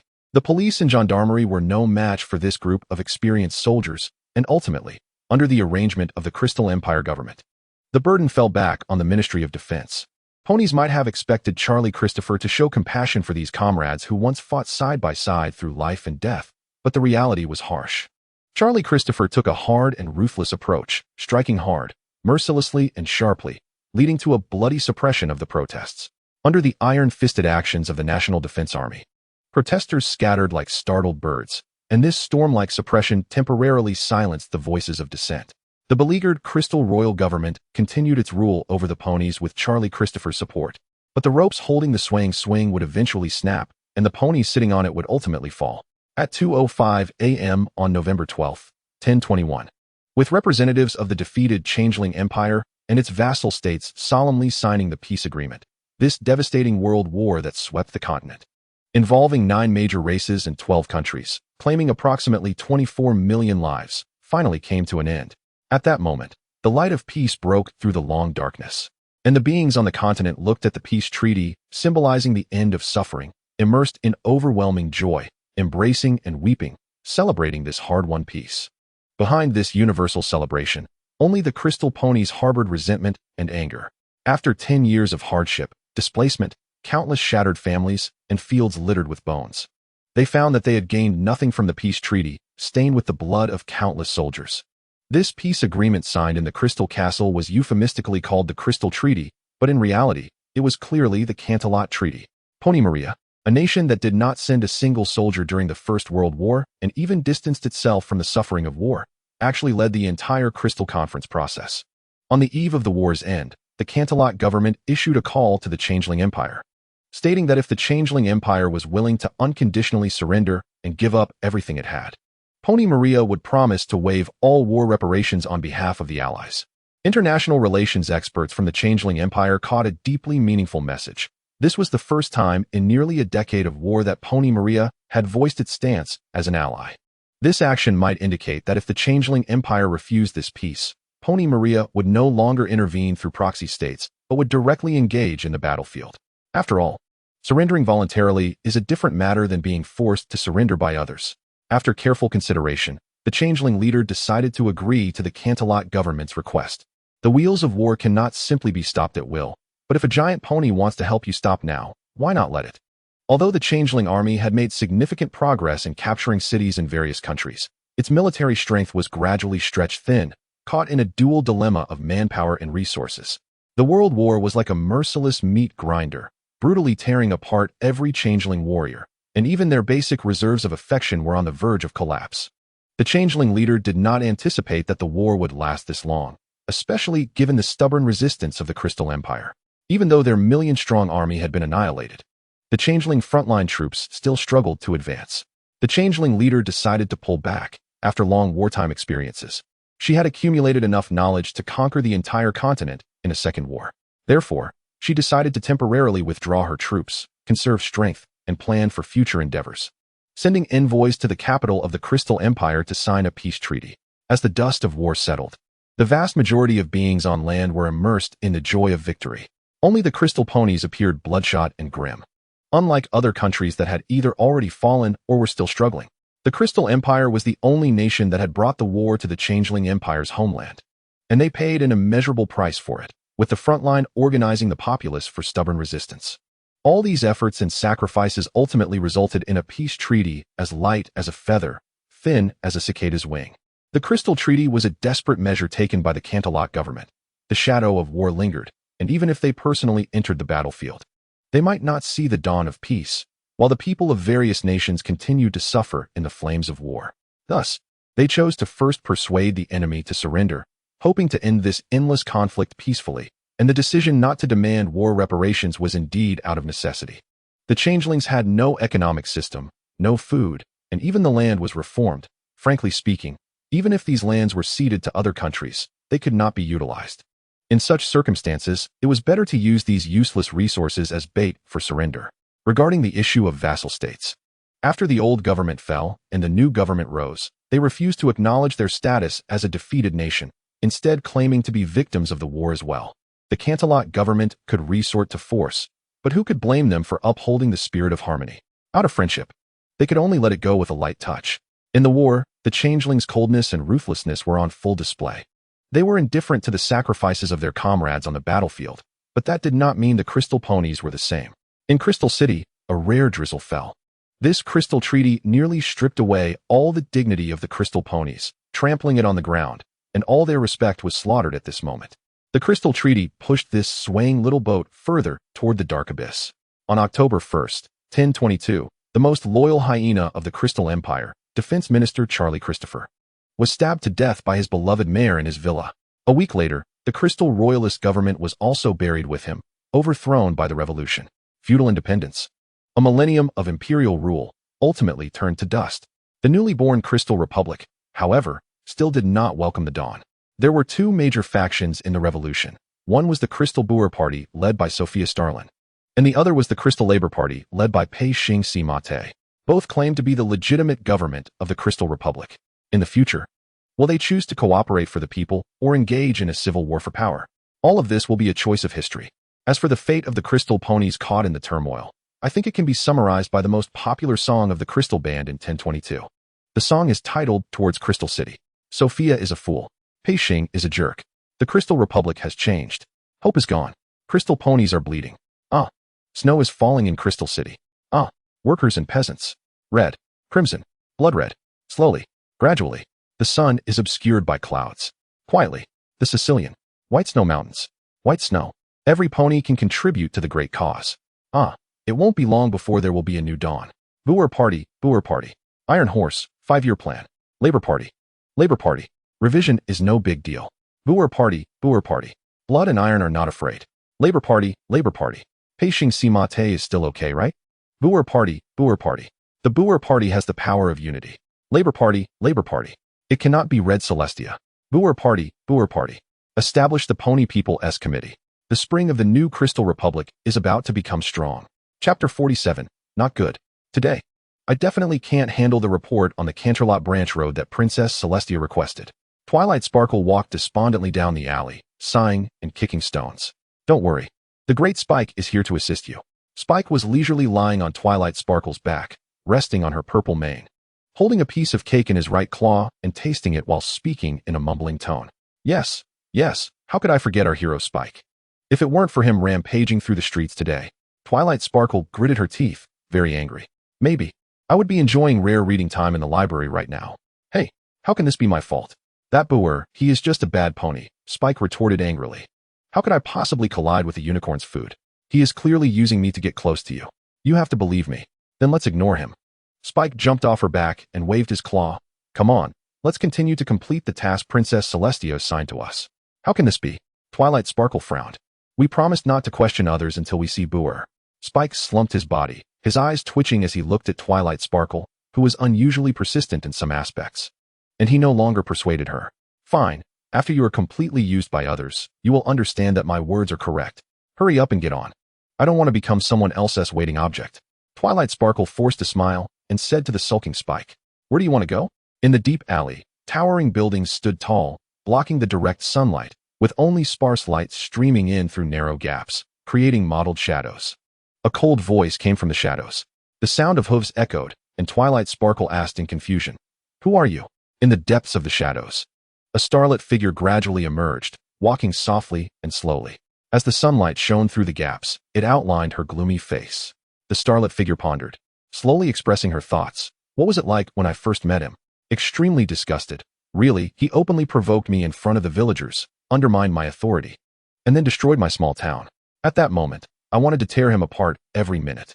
My view of him changed the second time. That was on the snow mountain, when he risked his life to save me, making me feel warmth for the first time. At that time, I might have just regarded him as a friend, a very important friend. The third time was when he was about to leave me. I found that my heart was unwilling to let him go. Perhaps it was at that moment that I truly understood my dependence on him. As for the fourth time, it was on the train, when I saw him talking to other Mares. My heart couldn't help but tighten. A hint of nostalgia flashed in the starlit figure's eyes, then turned cold as ice. I finally understood. I can't live without him. I can't leave him. I can't lose him, and I can't let other ponies take him away. Please allow me to interrupt. May I ask who that he you are talking about is? Twilight Sparkle asked with an awkward smile. The starlit figure pointed at Twilight Sparkle. Her face twisted in anger, saying, "That golden pony. You shouldn't touch him." Oh, are you talking about Briar? Twilight Sparkle realized, looking at the angry pony in front of her, thinking this might be the companion Briar mentioned. Worried about misunderstanding, she quickly explained, "Briar and I just met by chance. And we aren't even friends." Really? The starlit figure tilted her head and said word by word, "Met by chance, yet exchanged names, agreed on a meeting place, and had such intimate actions." The starlit figure narrowed her eyes, expressionless. "Do you think I look like a fool? You saw everything? Other than embarrassment." Twilight Sparkle seemed at a loss for words to describe her feelings at that moment. She quickly tried to calm herself down. In her view, it was really not a big deal.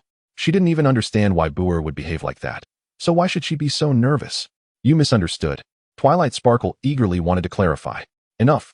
The starlit figure interrupted her, a hint of sadness appearing on her face. "I could have appeared just now and directly exposed you. But so what? He would just stroke my mane as usual and then softly tell me that there is nothing between you, that I misunderstood. Do you know how else he might explain it?" The starlit figure smiled, mimicking Briar's tone. "I just want to go to the library with this beautiful lady to study magic. Look at her bookish appearance. Isn't she the perfect pony for such things?" Twilight Sparkle didn't find it funny. She only felt offended. So, if Briar is unwilling to change, then I must help him change. A cold determination was revealed in the starlit figure's voice, and then a sharp light burst from her horn, like the light of dawn breaking through the long night. Seeing this, Twilight Sparkle reacted quickly, almost at the moment the beam of light shot out. She hurriedly spread a solid magical shield to resist the impending attack. The tense and serious atmosphere enveloped the surroundings in an instant. As if the air had condensed with an indescribable pressure, the atmosphere fell into anxiety, and the starlit figure seemed not to expect that Twilight Sparkle could withstand her attack for so long. However, her magic came from her deep emotions, just like the turbulent undercurrents hidden beneath a still lake, ready to unleash astonishing energy at any moment. The situation remained stalemated. The starlit figure's magic seemed inexhaustible, while Twilight Sparkle increasingly felt fatigued, and her shield began to show signs of cracking. As the attack came to an end, Twilight Sparkle's magical shield finally could not withstand the pressure and shattered with a thunderous sound. Exhausted, she slumped to the ground, panting heavily, filled with resentment. As Celestia's proud student, how could she lose to an unknown unicorn? Starlight Glimmer approached her like a victor, looking down at her. "Your strength is indeed formidable, but it's still a bit lacking compared to mine. Now, you should go seek the second-place prize." After saying this, Starlight Glimmer no longer wished to engage. Twilight Sparkle remained lying on the cold ground, her mind clouded with confusion. Her magic was so powerful, yet I have never seen her at the Academy of Gifted Unicorns. Impossible. Blair thought to himself. It had been nearly half an hour since Starlight Glimmer left. Could she have gotten lost? Frowning, Blair thought, how could his companion be directionally challenged? Who would be responsible for finding the way then? Just as Blair was lost in thought, an unexpected voice sounded behind him. Surprise! Blair instinctively turned around, only to feel a cool sensation press against his lips in an instant. The reward is ice cream. Starlight Glimmer, with a mischievous smile, stuffed an ice cream cone into Blair's mouth. Blair naturally accepted it and asked, "Where did you go?" "To buy ice cream. And I added a little something to it," Starlight Glimmer replied straightforwardly. "Did you add ice?" Blair asked while eating. What? Blair squinted, only seeing Starlight Glimmer's lips moving. But he couldn't hear anything. He leaned closer, trying to catch the words again, but felt dizzy, as if everything was writhing before him.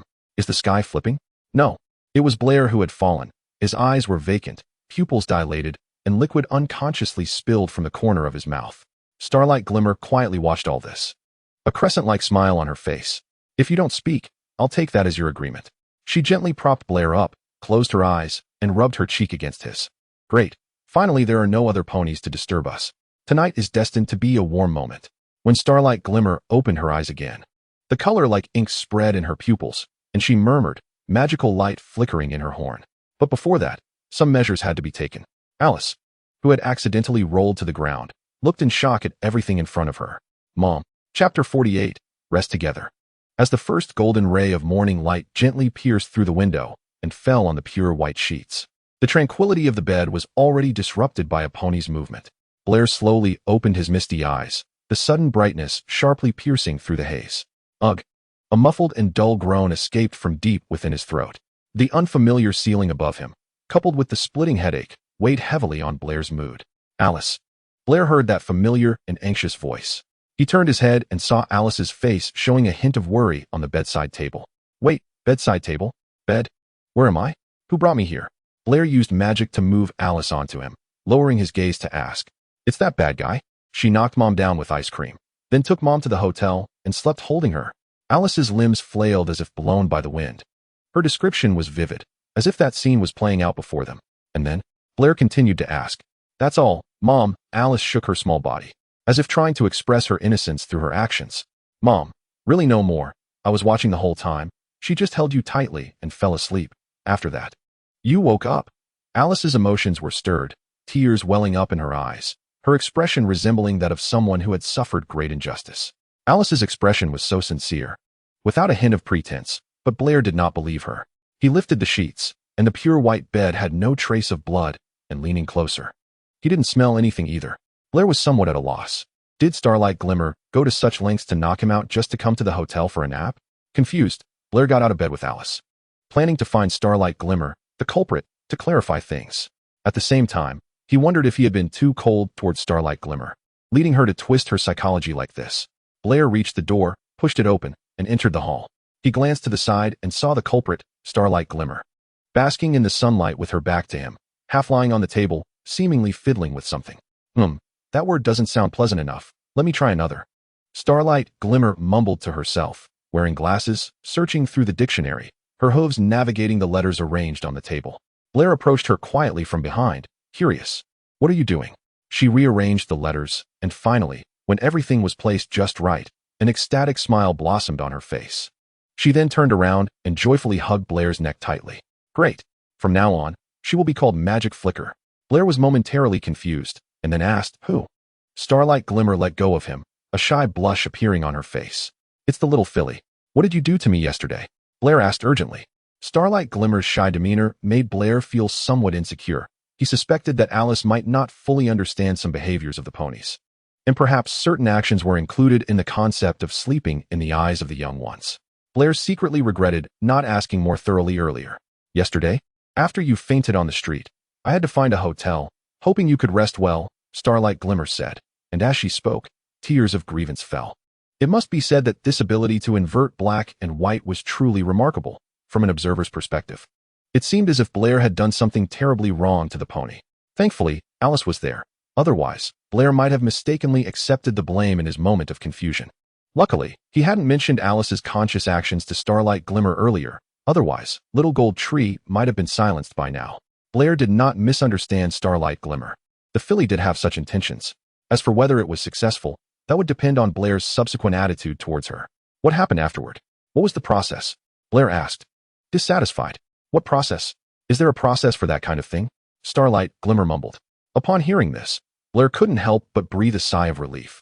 He had to be grateful for the level of physiological knowledge in this world, which had led a certain filly to mistakenly believe that merely spending the night together could lead to new life. What responsibility is there? My little black cat runs onto my bed every day. Should I take any responsibility for that? Blair retorted.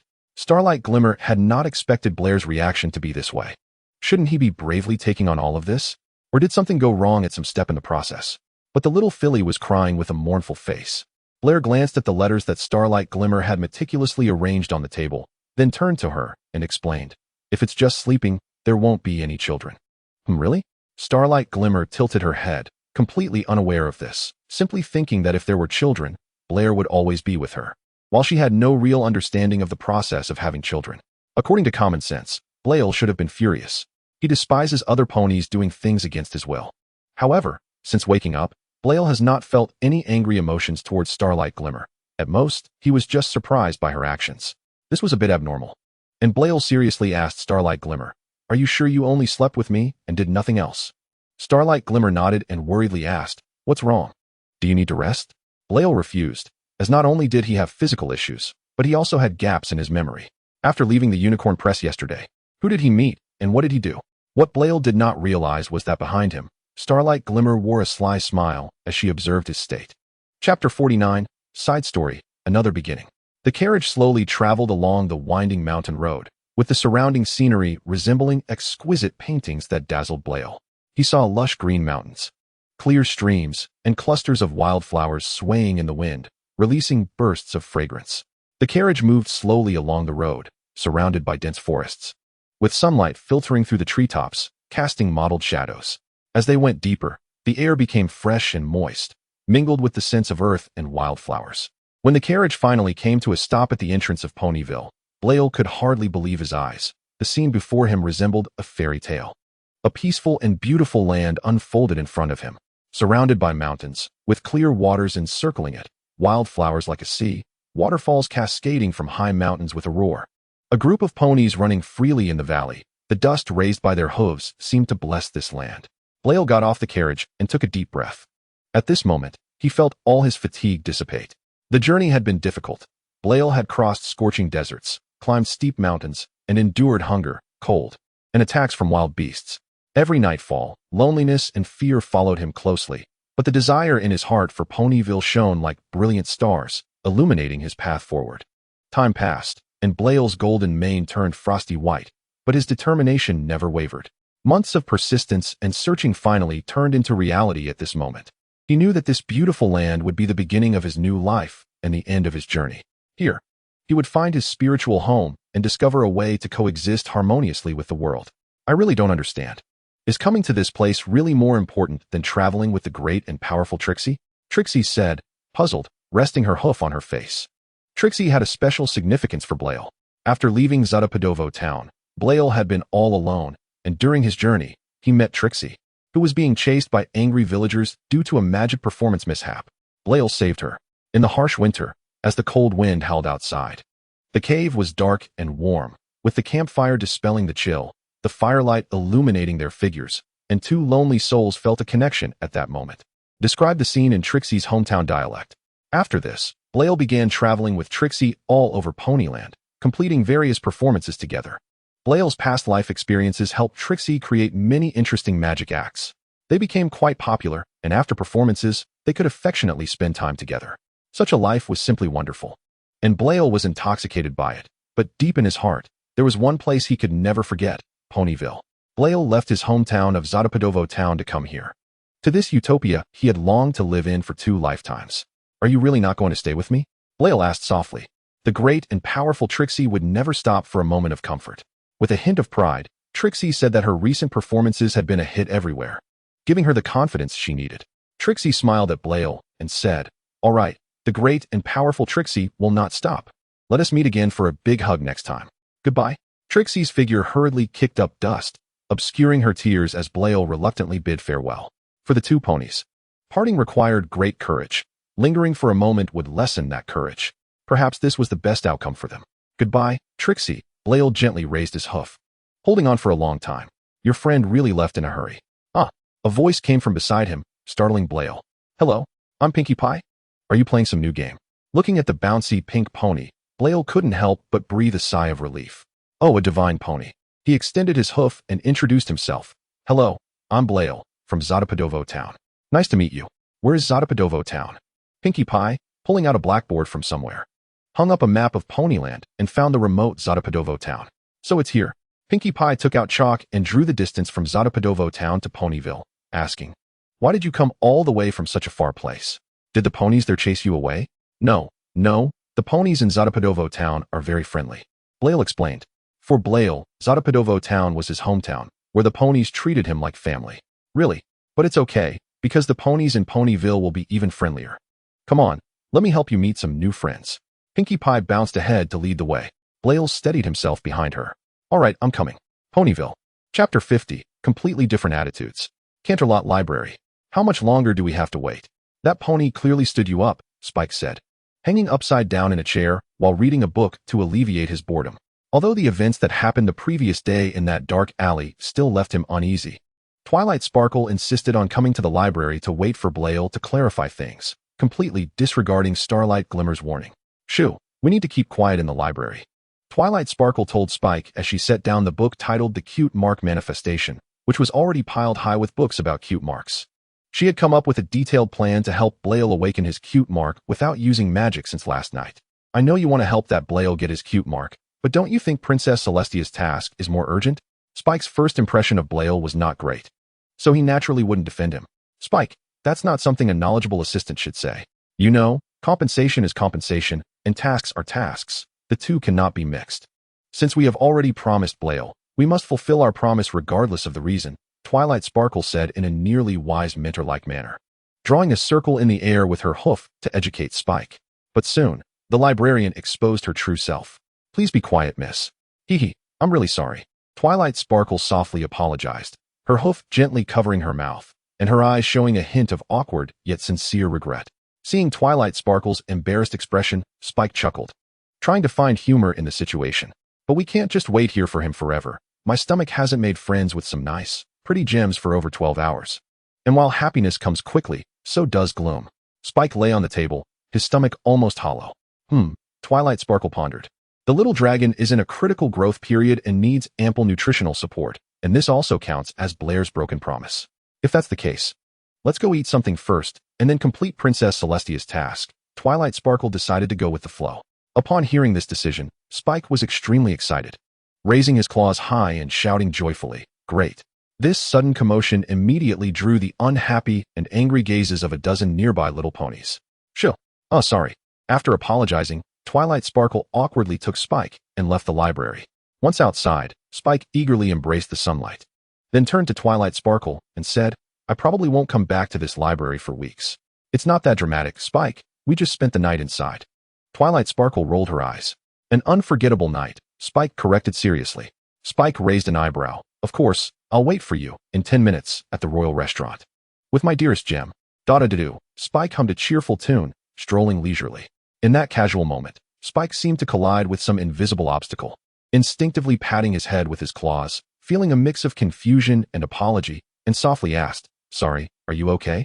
A golden light wrapped around Spike and lifted him into the air. This scene felt familiar to the little dragon. A sudden and familiar voice then rang in his ears. "Spike. Oh, it's you." Spike froze, then recognized the voice with displeasure and questioning. He recognized the figure in front of him as the culprit who made him and Twilight Sparkle wait all night. Spike waved his claws, his tone full of hostility. "How dare you come here? You know me?" Blair was bewildered. He had just wanted to wander around Canterlot, but unexpectedly encountered Twilight Sparkle's assistant from the original story. It seemed from the other's tone that they had interacted a few times, but Blair had no memory of this part at all. Could it be related to the memory he lost? Pretending to have amnesia? Pretending to have amnesia doesn't make up for the trauma you've caused me. Spike was not polite at all. "You're lying here. How could you not know me? Didn't you call my name the moment we met?" Spike retorted with evident skepticism. Blair was momentarily speechless. Facing Spike's sharp questioning, he found himself unable to argue. Just a moment later, Blair adjusted his emotions and returned to normal. "It's precisely because I have never seen you that I could recall your name at the first moment. This strange phenomenon confuses me as well," Blair said with a slight frown, his expression looking very sincere. "You really don't remember me?" Upon hearing this, Spike's anger and doubt gradually softened. Blair's attitude didn't seem like a pretense, and there was no reason for him to tease him for no reason. Blair nodded and gently set Spike down. "So I hope you can tell me everything. At least let me understand where I went wrong." As Spike vividly narrated, Blair's calm expression gradually turned to shock, and he immediately interrupted Spike's flow of words. Wait, what do you mean? I held a knife to your neck and forced Twilight Sparkle to work for me." Chapter 51 Magic? What happened after that? Blair was unwilling to give up and continued to question. After that, well, just as Spike was about to continue, his words were cut off. Spike, didn't I already tell you to wait for me obediently in place? Twilight Sparkle's voice approached as she walked closer, her tone carrying reproach. Look who I found. Spike turned to Twilight Sparkle, who was walking over. Hello, Twilight Sparkle. For Blair, this seemed to be his first formal meeting with Twilight Sparkle. So he politely introduced himself, his attitude respectful and natural. Blair? Twilight Sparkle's gaze shifted slightly, and then she used magic to gently lift Spike and place him on her back. I'm sorry, Spike has caused you trouble again, but we must leave now. Please wait. Blair eagerly stopped Twilight Sparkle from leaving. I need your help. You broke your promise. A displeased expression appeared on Twilight Sparkle's face. She was very dissatisfied with those who were not punctual. 10 minutes ago, I would have gladly helped you solve the cute emblem problem, but now, I've lost that mood. But Spike also urged from her back. What he said is true, I just tested it. Spike, why are you? Twilight Sparkle was suspicious. Since Spike met Blair, she hadn't heard him say anything positive about the golden little pony. Just a short while away, yet Spike's attitude had changed drastically. This made Twilight Sparkle stop, and she looked at Blair, slowly saying, How are you going to make me believe your words? Blair calmly analyzed. Although I don't know what deal I made with you yesterday, I know a little from Spike's description. Think about it. If I was so intent on getting your help, why did I disappear without reason and only now come out asking you to help me restore my memory? If all of this was intentional on my part, what benefit would I gain from it? It makes no sense, right? Spike also joined the discussion. Providing another perspective, do you remember the unicorn who attacked us yesterday? Do you think she could be the one pulling the strings? Twilight Sparkle stroked her chin with her hoof, carefully examining Blair, seemingly weighing his words. After some thought, she seemed to agree with Blair's viewpoint and felt he had no reason to create such trouble. Finally, she sighed and expressed her agreement. All right, you have a point. But about amnesia, let me first see if some kind of magic has turned you into this. Don't move, it might hurt a little. Twilight Sparkle's horn gleamed with a cold light as she moved forward. Blair swallowed hard. Is this how you plan to test it? Under Blair's gaze, Twilight Sparkle's horn slowly touched his body, a glow extending slowly along the contours of his body. Blair clenched his teeth, feeling as if the ground was being ripped up wherever the light passed. Spike watched with great interest, saying, Blair can't handle this little bit? I didn't even make a sound back then. Twilight Sparkle shot Spike a sideways glance, speechless. Who was it that bit the steel plate because it hurt back then? The inspection didn't take long. When the light swept over Blair's entire body, it was all over. Blair was sweating profusely, his limbs almost collapsing to the ground. And he weakly asked, what was the result? There are two conflicting magical sequences within your body. But the problem is that these two forces are in a delicate state of balance, mutually restraining each other. If you want to eliminate them, you must do so simultaneously. Otherwise, pulling one hair will move the whole body, and the consequences would be unimaginable. Isn't it that serious? What are these two spells? Blazer frowned. In response, Twilight Sparkle made an analogy. Do you know the gears in a machine? If you remove one gear, the machine will malfunction, but it can be reassembled. However, a pony cannot. If you don't want to become a pony with mental issues in the future, I think you should carefully seek out a powerful wizard to help you solve this problem. After hearing Twilight Sparkle's explanation, Blazer looked directly at her. A powerful wizard? Isn't that right in front of me? Twilight Sparkle smiled gently. I'm afraid I'm not qualified. The wizard I'm referring to is Princess Celestia. Trust me, whether it's solving the cute mark problem or unraveling a complex magical sequence, she can handle it with ease. Her abilities far exceed what you and I can imagine.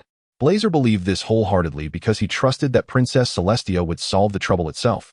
But what could be done now? Act dumb and let fate take its course. Twilight Sparkle continued. Of course, the premise is that you need to meet her, but that is not a problem. This afternoon, you will meet her at the Genius Unicorn Academy. Get ready, both you and I. And Spike is preparing to write a letter to Princess Celestia. Spike. Twilight Sparkle's dissatisfaction spun in her eyes. This little dragon had not listened to her several times recently. At this time, Spike trembled slightly. His gaze fixed on the purple unicorn ahead, his voice shaking. I think we should prepare for battle first. Look who I ran into. Starlight Glimmer angrily stepped forward, sizing up Twilight Sparkle with a sarcastic tone. Oh, isn't this the previous loser? Then, a trace of sadness crossed her face. It seems I've spent too long with Blazer. Long enough to start becoming kind, to the point where some ponies can forget their pain once they heal. Starlight Glimmer stopped, her face frosty and her tone stern. Some ponies need a lesson they will never forget. Only then will they understand that some things will never belong to them. Chapter 52, Signs of Change. Aren't you going to say something? Twilight Sparkle stared at Blazer with a strange expression. I'm trying to, Blazer shrugged, but you know, magic limits my performance. Blazer opened his mouth, intending to express his anger with a sharp rebuke, but that anger seemed unable to brew in his heart, and in the end, he could only replace it with calmness. Enough, Starlight Glimmer. Why do you have to go against Twilight Sparkle? You haven't even knelt before Princess Celestia together. Let's sit down and talk calmly, without arguing, and definitely without conflict. If you have any conflicts, I will help you resolve them. The light and airy words sparked dissatisfaction from both sides of the ponies. Are you biased towards her? Starlight Glimmer angrily questioned. Haven't you eaten? Twilight Sparkle asked. She's acting crazy, and you're following her craziness? Blazer looked at Twilight Sparkle, raising an eyebrow slightly. You have to show me your determination to support me. Twilight Sparkle said, glancing sideways with a faint smile. By the way, why did you two start fighting? Blazer suddenly thought. Twilight Sparkle spoke with a hint of teasing in her tone. Because of you. Blazer's eyes sparkled with a complex and indistinguishable light as he slowly spoke. That's an extremely foolish reason. So, because of you, I've suffered quite a bit. You owe me a meal later, said Twilight Sparkle. All right, Blazer responded in agreement. The two of them looked at the noisy ponies in front of them. Starlight Glimmer felt an indescribable turmoil brewing deep in her heart. As her eyelids gradually tinted a deep crimson, her heart began to twitch, her body struggling, twisting involuntarily, and her rational consciousness gradually weakened. As if being slowly eroded by something. Starlight Glimmer noticed that something was off with her state. She tried to call for help from Blazer, but found that her mouth was sealed by an invisible force, unable to make any sound. Starlight Glimmer longed to break free from this power's restraint, but it seemed she had no strength left. Her restless emotions became the best nourishment for the dark power lurking in the shadows, and her hooves began to flail uncontrollably. Your companion's condition is off. Twilight Sparkle noticed Starlight Glimmer's abnormal state, and said to Blazer, I'm not blind. Blazer glanced aside, and then looked at the twitching Starlight Glimmer. Ever since we left the Elite Valley, Starlight Glimmer has seemed like a different pony. I even suspect she was replaced. Blazer couldn't help but touch his head, smiling bitterly. But I'm the same. I don't know why, but many times, I feel like I am no longer myself. You both should see a psychiatrist, Twilight Sparkle kindly reminded. But right now, the best person to treat you is definitely Princess Celestia. How do we get her over here? Twilight Sparkle asked, not looking like she would obey easily. Then let me thank you on behalf of Princess Celestia. Twilight Sparkle bent forward, getting into a battle stance. Spike, stay to the side. Oh. Spike was about to leave when Blazer tossed a golden tree to him. Bring Alice along too. Spike took the heavy tree pot and complained. Why give such a nice name to a tree? All right, don't make a fuss. Twilight Sparkle pushed Spike with her hind leg. Preemptive strike? Twilight Sparkle asked. No. Wait a minute, Blazer said, staring intently at Starlight Glimmer, who was undergoing a mutation. Just knock her out. Before the two ponies could act, suddenly, an unexpected change occurred. Starlight Glimmer suddenly opened her mouth, and a pitch-black sludge spewed forth. The black sludge quickly spread across her surface, forming a chilling black-red shell. This terrifying shell seemed to contain some kind of evil power, tightly adhering to Starlight Glimmer's skin, as if it were an ominous armor. What is that? Twilight Sparkle was horrified at the sight, as the black sludge slithered like worms on Starlight Glimmer. Suddenly, she realized that the black sludge spreading over her body was likely the root of all abnormalities. He immediately called out to Twilight Sparkle. Try to get the black sludge off. Okay. The two ponies reached an agreement and unhesitatingly cast separation magic, attempting to peel away the black sludge that was wrapping around Starlight Glimmer. Their magical light shone on Starlight Glimmer, trying to disperse the malicious black-red shell. The black sludge seemed to have its own consciousness and sensed the threat. Instead, it tightened its grip on Starlight Glimmer, becoming more unbreakable as the magical force increased, causing Starlight Glimmer to be tortured painfully, emitting a heart-wrenching wail. Seeing this, Blazer's heart tightened, and he hurriedly shouted to Twilight Sparkle, who was still casting spells. Enough! Stop! This method won't work. When the magical light faded, Starlight Glimmer was able to breathe, but her eyes began to turn crimson, and her rationality was gradually fading. Starlight Glimmer slowly raised her head, emitting a chaotic sound like a beast. You chose her. Since I cannot have her, then no other pony should think they can. Dark energy gathered in Starlight Glimmer's horn, transforming into a terrifying magical beam that shot towards Blazer and Twilight Sparkle. Twilight Sparkle stood in front, deploying a shield. But the black sludge seemed to enhance Starlight Glimmer's magical power, and even Twilight Sparkle, who could have matched it, was barely holding on, appearing precarious in no time. Blair's eyes were sharp and quick, pulling away from the dark energy that coalesced into a rich blackness. interspersed with purple arcs of electricity. The ominous beams of light grazing his back. They left behind deep, charred marks, and the heat caused beads of sweat to form on Blair's forehead, prompting the concerned voice of Twilight Sparkle, who was pinned beneath him. "Are you okay?" Chapter 53, The Battle of Canterlot. Despite the pain coursing through him, making it hard for the stallion to endure, Blair had no time to care about that. He gritted his teeth and turned to look back. Like lightning, a beam struck the annex of the library, producing a deafening roar. The walls quickly crumbled under the erosion of dark energy, the reinforced concrete as fragile as paper.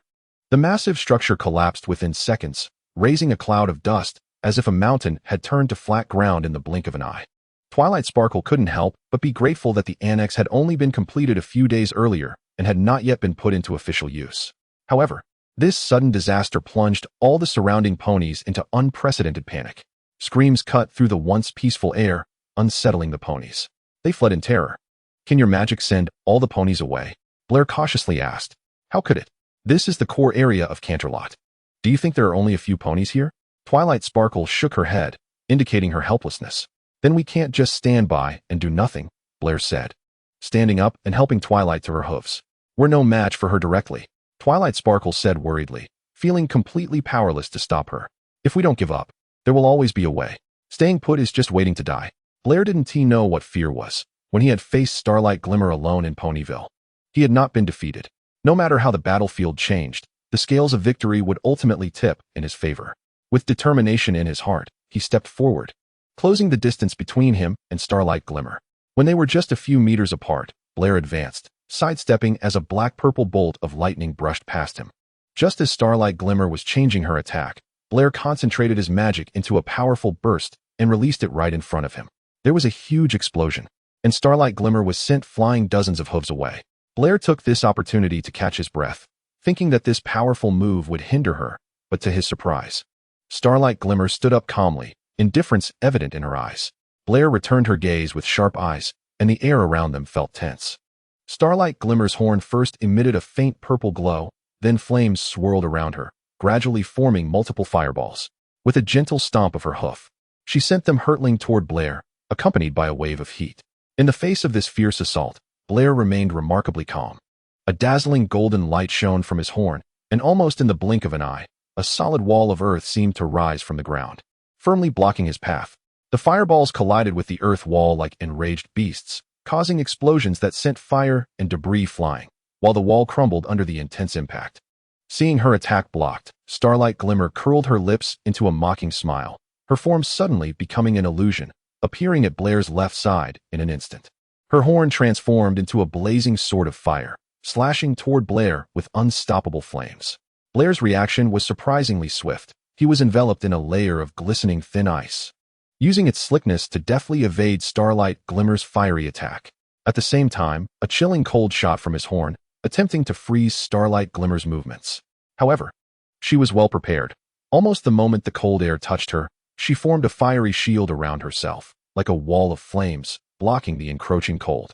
The battle grew increasingly intense, with Starlight Glimmer constantly changing her attacks, various elemental spells being unleashed in succession, but Blair always managed to find a way to counter them.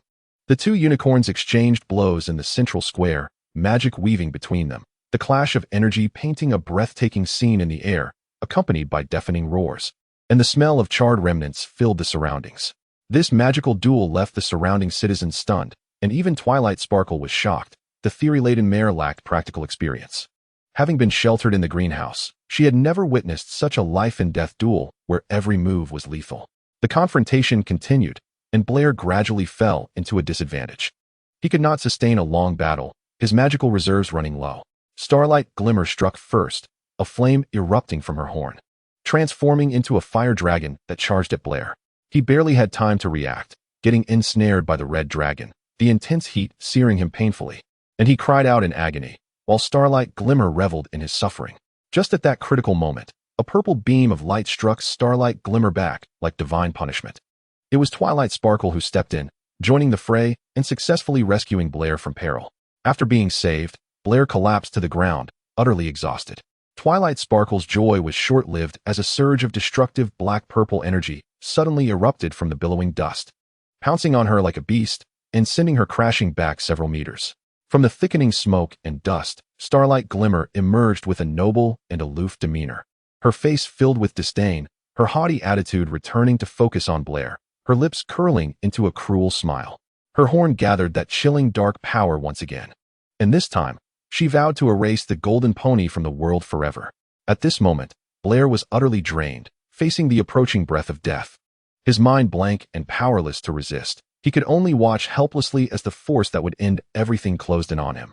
However, just as the lethal beam was about to touch him, Blair instinctively raised his hoof, and unexpectedly, a soft and mysterious light flashed at that moment. Right beneath his hoof, the concrete ground cracked open, and several strong, vibrant tree roots burst forth from the earth. They grew rapidly, forming a sturdy protective circle that tightly enveloped him, causing the magical beam to only explode the tree trunks. Huh, Blair exclaimed in surprise. These were just ordinary tree trunks, yet they had blocked a fatal blow. Just as he was stunned, danger struck again, and this time, there was no way to defend himself. He closed his eyes, resigned to his fate. But an unexpected turn of events occurred. The beam struck Starlight Glimmer directly, and under the impact of that powerful force, she was sent flying like a kite with a broken string, fainting in the process. This seemingly casual scene deeply shocked Blair's spirit. He propped himself up, wanting to see which pony had come to help, only to find that all the surrounding ponies had knelt down. All hail Princess Celestia. This name crashed into Blair's mind like a tidal wave. As Princess Celestia's hooves touched the ground, the air around them instantly bathed in a purifying atmosphere, becoming extraordinarily pure and filled with a sense of peace. Her figure was noble and elegant, her long mane cascading like a brilliant rainbow, soft and ethereal, fluttering in the wind, emanating a pure white light. Her radiant skin surpassed fresh snow, surrounded by a gentle and sacred glow. The sunlight broke through the clouds, casting a radiant glow on Princess Celestia, forming several dazzling halos around her, as if she were crowned with holy light, making her divine presence even more prominent.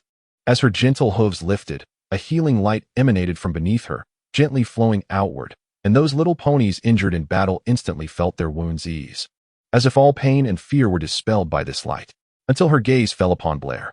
Bow. Twilight Sparkle saw that Blair stood frozen in place, and anxiously ran to his side, hurriedly pulling at his hoof and whispering urgently. There was no need for Princess Celestia to utter a word. She slowly approached Blair, looking down at him with her head held high, her indifferent eyes revealing a hint of barely perceptible emotion. This is our first meeting, Blair. Chapter 54. A Conversation with Princess Celestia. Center City. A magnificent palace, the hub of power and prosperity, located at the heart of the empire. The architectural style of the palace blends Gothic features, with soaring spires, ornate arches, and exquisite carvings showcasing the artisan's superb skills. Passing through the grand avenue adorned with rows of sculptures, one arrives at the palace's main entrance, where a pair of intricately carved white doors stand closed. As the doors slowly open, the internal luxury and splendor come into view. In the center of the palace courtyard stands a fountain, with water columns sparkling in the sunlight. Surrounding it are continuous corridors, each column intricately carved with exquisite patterns, and at the end of the corridors are beautifully carved white doors leading to different palaces and halls. The holy and noble Princess Celestia walked through the palace corridors, followed by the somewhat anxious Blair, who still could not understand why the princess would send her closest student to oversee the sparkling stars while choosing to meet him. Mom, this place is so beautiful. Can we live in a place like this in the future? Alice curiously surveyed everything around her from Blair's back. The resplendent palace was a dimensional blow to the little sapling who had never seen such grandeur. Your Highness, have we met before? He was puzzled as to why this supreme leader, Maria, would know the name of an insignificant commoner so clearly. For you, this is indeed the first meeting. Blair was a bit confused by this statement, wondering what it meant, but the princess's seemingly unwillingness to elaborate made him refrain from asking further. Next, Blair followed Princess Celestia into the reception room, which is the core area of the palace, spacious and bright, with a huge chandelier hanging from the ceiling and curtains made of soft silk and satin. This could be said to be Maria's facade to the outside world. Please, have a seat. Princess Celestia's voice came, and Blair immediately relaxed, sitting down in the exquisite and luxurious chair, the cushions feeling soft and comfortable beneath him, the fabric below unmistakably valuable. I know you have many questions in your heart, and time is still long. Calm down and take your time. Princess Celestia locked eyes with Blair. Her voice was melodious, inexplicably bringing him a sense of security. "Would you like some tea?" she softly inquired. "No, thank you," Blair declined.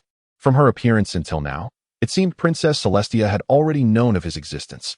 Blair disliked this feeling of being completely transparent to someone while knowing nothing about them.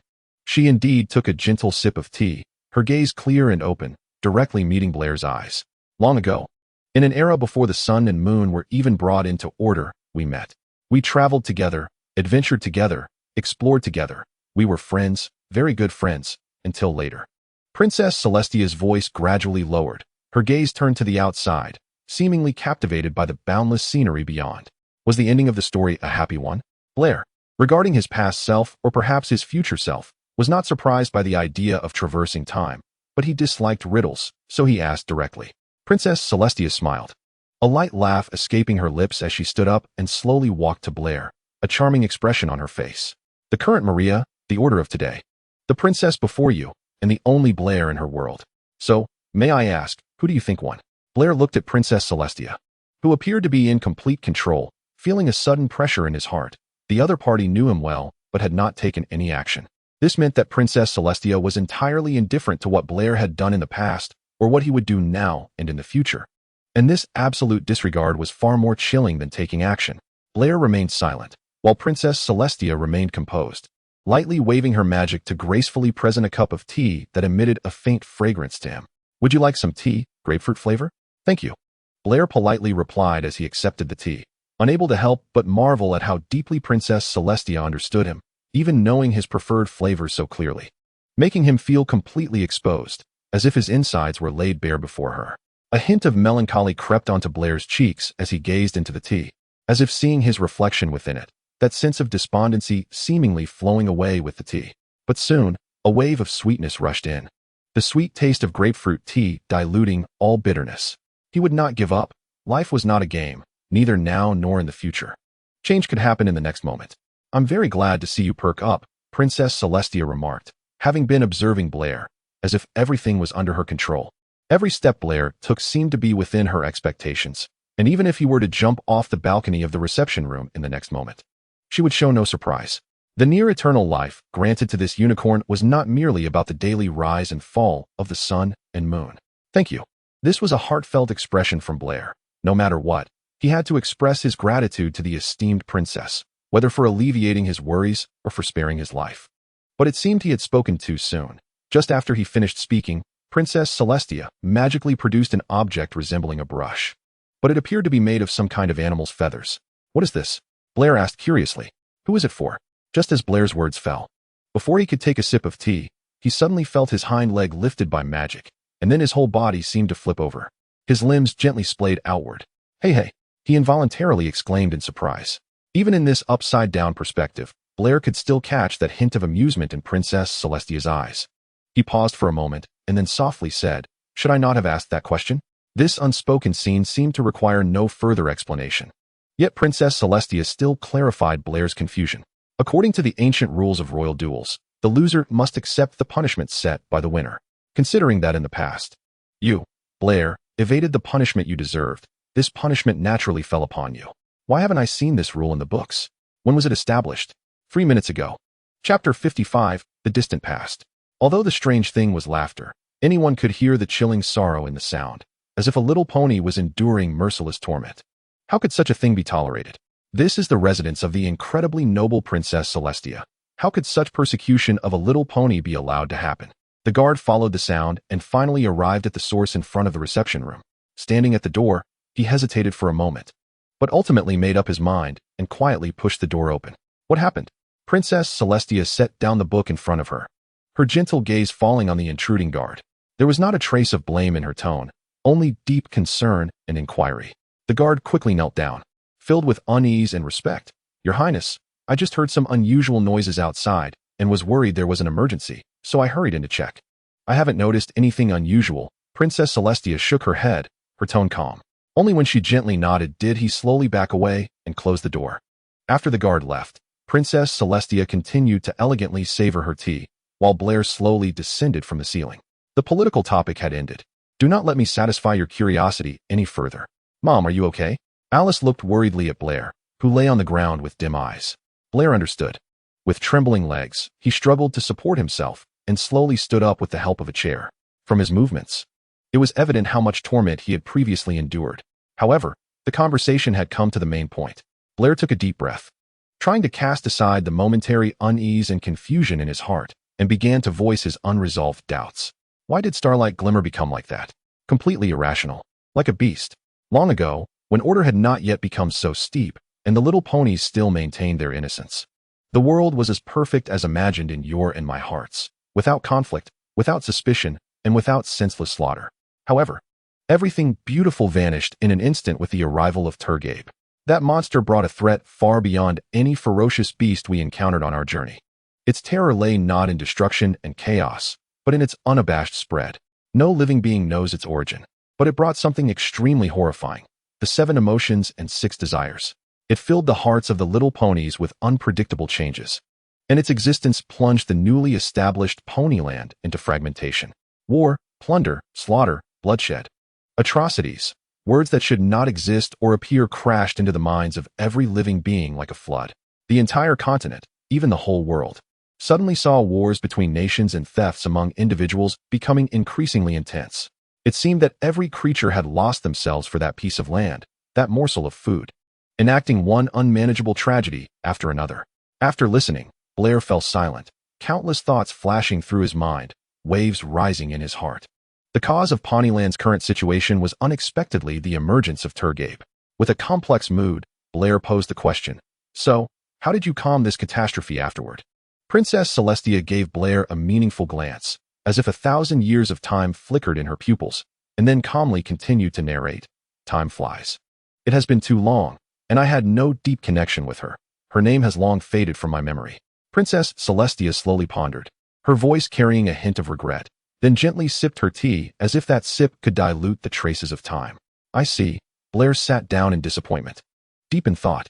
Could it be that Starlight Glimmer's unusual behavior lately is due to Turgabe's resurrection, intensifying some desire deep within her? Princess Celestia nodded. "Your understanding only touches the surface. In fact, Turgabe does not need to be resurrected. From the moment of its first arrival, it has permanently changed this world, constantly exerting influence on every living being in it." She continued, "As you once said, Turgabe's appearance has completely removed Ponyland from the realm of fairy tales, stumbling into the dive vat called reality with the body of a toddler. Is that so?" Blair muttered to himself. If that's the case, it indeed sounds like something he would say. Then, Blair urgently asked if there was any way to completely resolve this. Princess Celestia shook her head, her eyes filled with helplessness and regret. "It is too late. The opportunity to completely end this has been missed.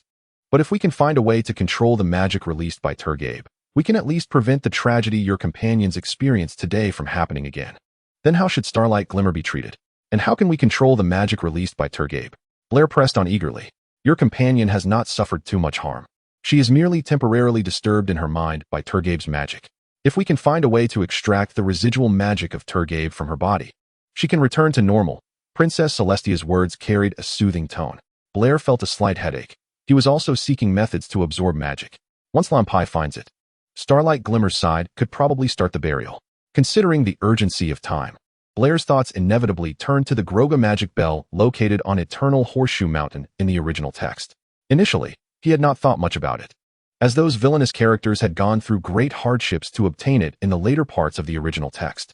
Regarding Turgabe's magic, Princess Celestia spoke in a long tone. "The way to control it is not actually complex. Back then, since Blair could not completely eliminate Turgabe, he could only choose to seal it in an alternate space. This action left an irreparable crack in our world. This crack cannot be completely erased, so Blair had to transfer this crack into an object, which became the door that imprisoned Turgabe. However, the door inevitably has its vulnerabilities, and Turgabe continuously spreads its filthy power into our world through this door. Since the 2 ponies who sealed Turgabe disappeared, the door has been silent. Over the years, I have been trying to find it, but it is like searching for a needle in a vast sea, with no way to find it. Now that we have the location of the magic bell, where's the door?" Blair asked. "Does the door have any special appearance?" Princess Celestia's expression was mixed with strangeness, her gaze subtly shifting to the table. "In fact, it does not have much special about it. It is merely an ordinary-looking tree that glimmers with a golden light." Chapter 56, The Strange Blair. "Mom, that sounds familiar." Alice leaned in to listen, curiously asking, Blair felt his whole body stiffen, as if shards of ice were seeping from his blood, the chill spreading throughout his body. Princess Celestia sat upright, her demeanor solemn, and her expression suddenly turned grave. Where did you find it? The door has returned to your hooves. Which means its last guardian has long slept on the other side of time, thinking of such a dangerous existence quietly arriving beside him. While he was with her every day, it was no wonder he always felt an indescribable sense of unease in his heart. Princess Celestia furrowed her brow, her tone filled with concern. Has your friend come into contact with it? Mom, this big bad guy is going to eat me. Did you eat the golden tree's leaves? I think I ate a few leaves. The scene on the train came vividly to mind, and Blair calmly said, It's not a big deal. She just ate a few leaves. These leaves are part of the door. Celestia realized that Blair had not fully understood the severity of the situation before him, so she patiently explained it to him. The door had lost part of itself, which had led to Tergabe starting to have a more profound impact on the world. In other words, it could no longer remain under your guardianship. We must find it a new home. Do you think the lighting in the royal prison would be suitable for the little one? Celestia still had the leisure to joke. It's up to you. Blair pushed Alice a few spaces forward. After spending these days together, he had developed feelings for Alice. But he knew that this affection was far from enough to sacrifice the happiness of other ponies for his own joy. Mom, I don't want to be separated from you.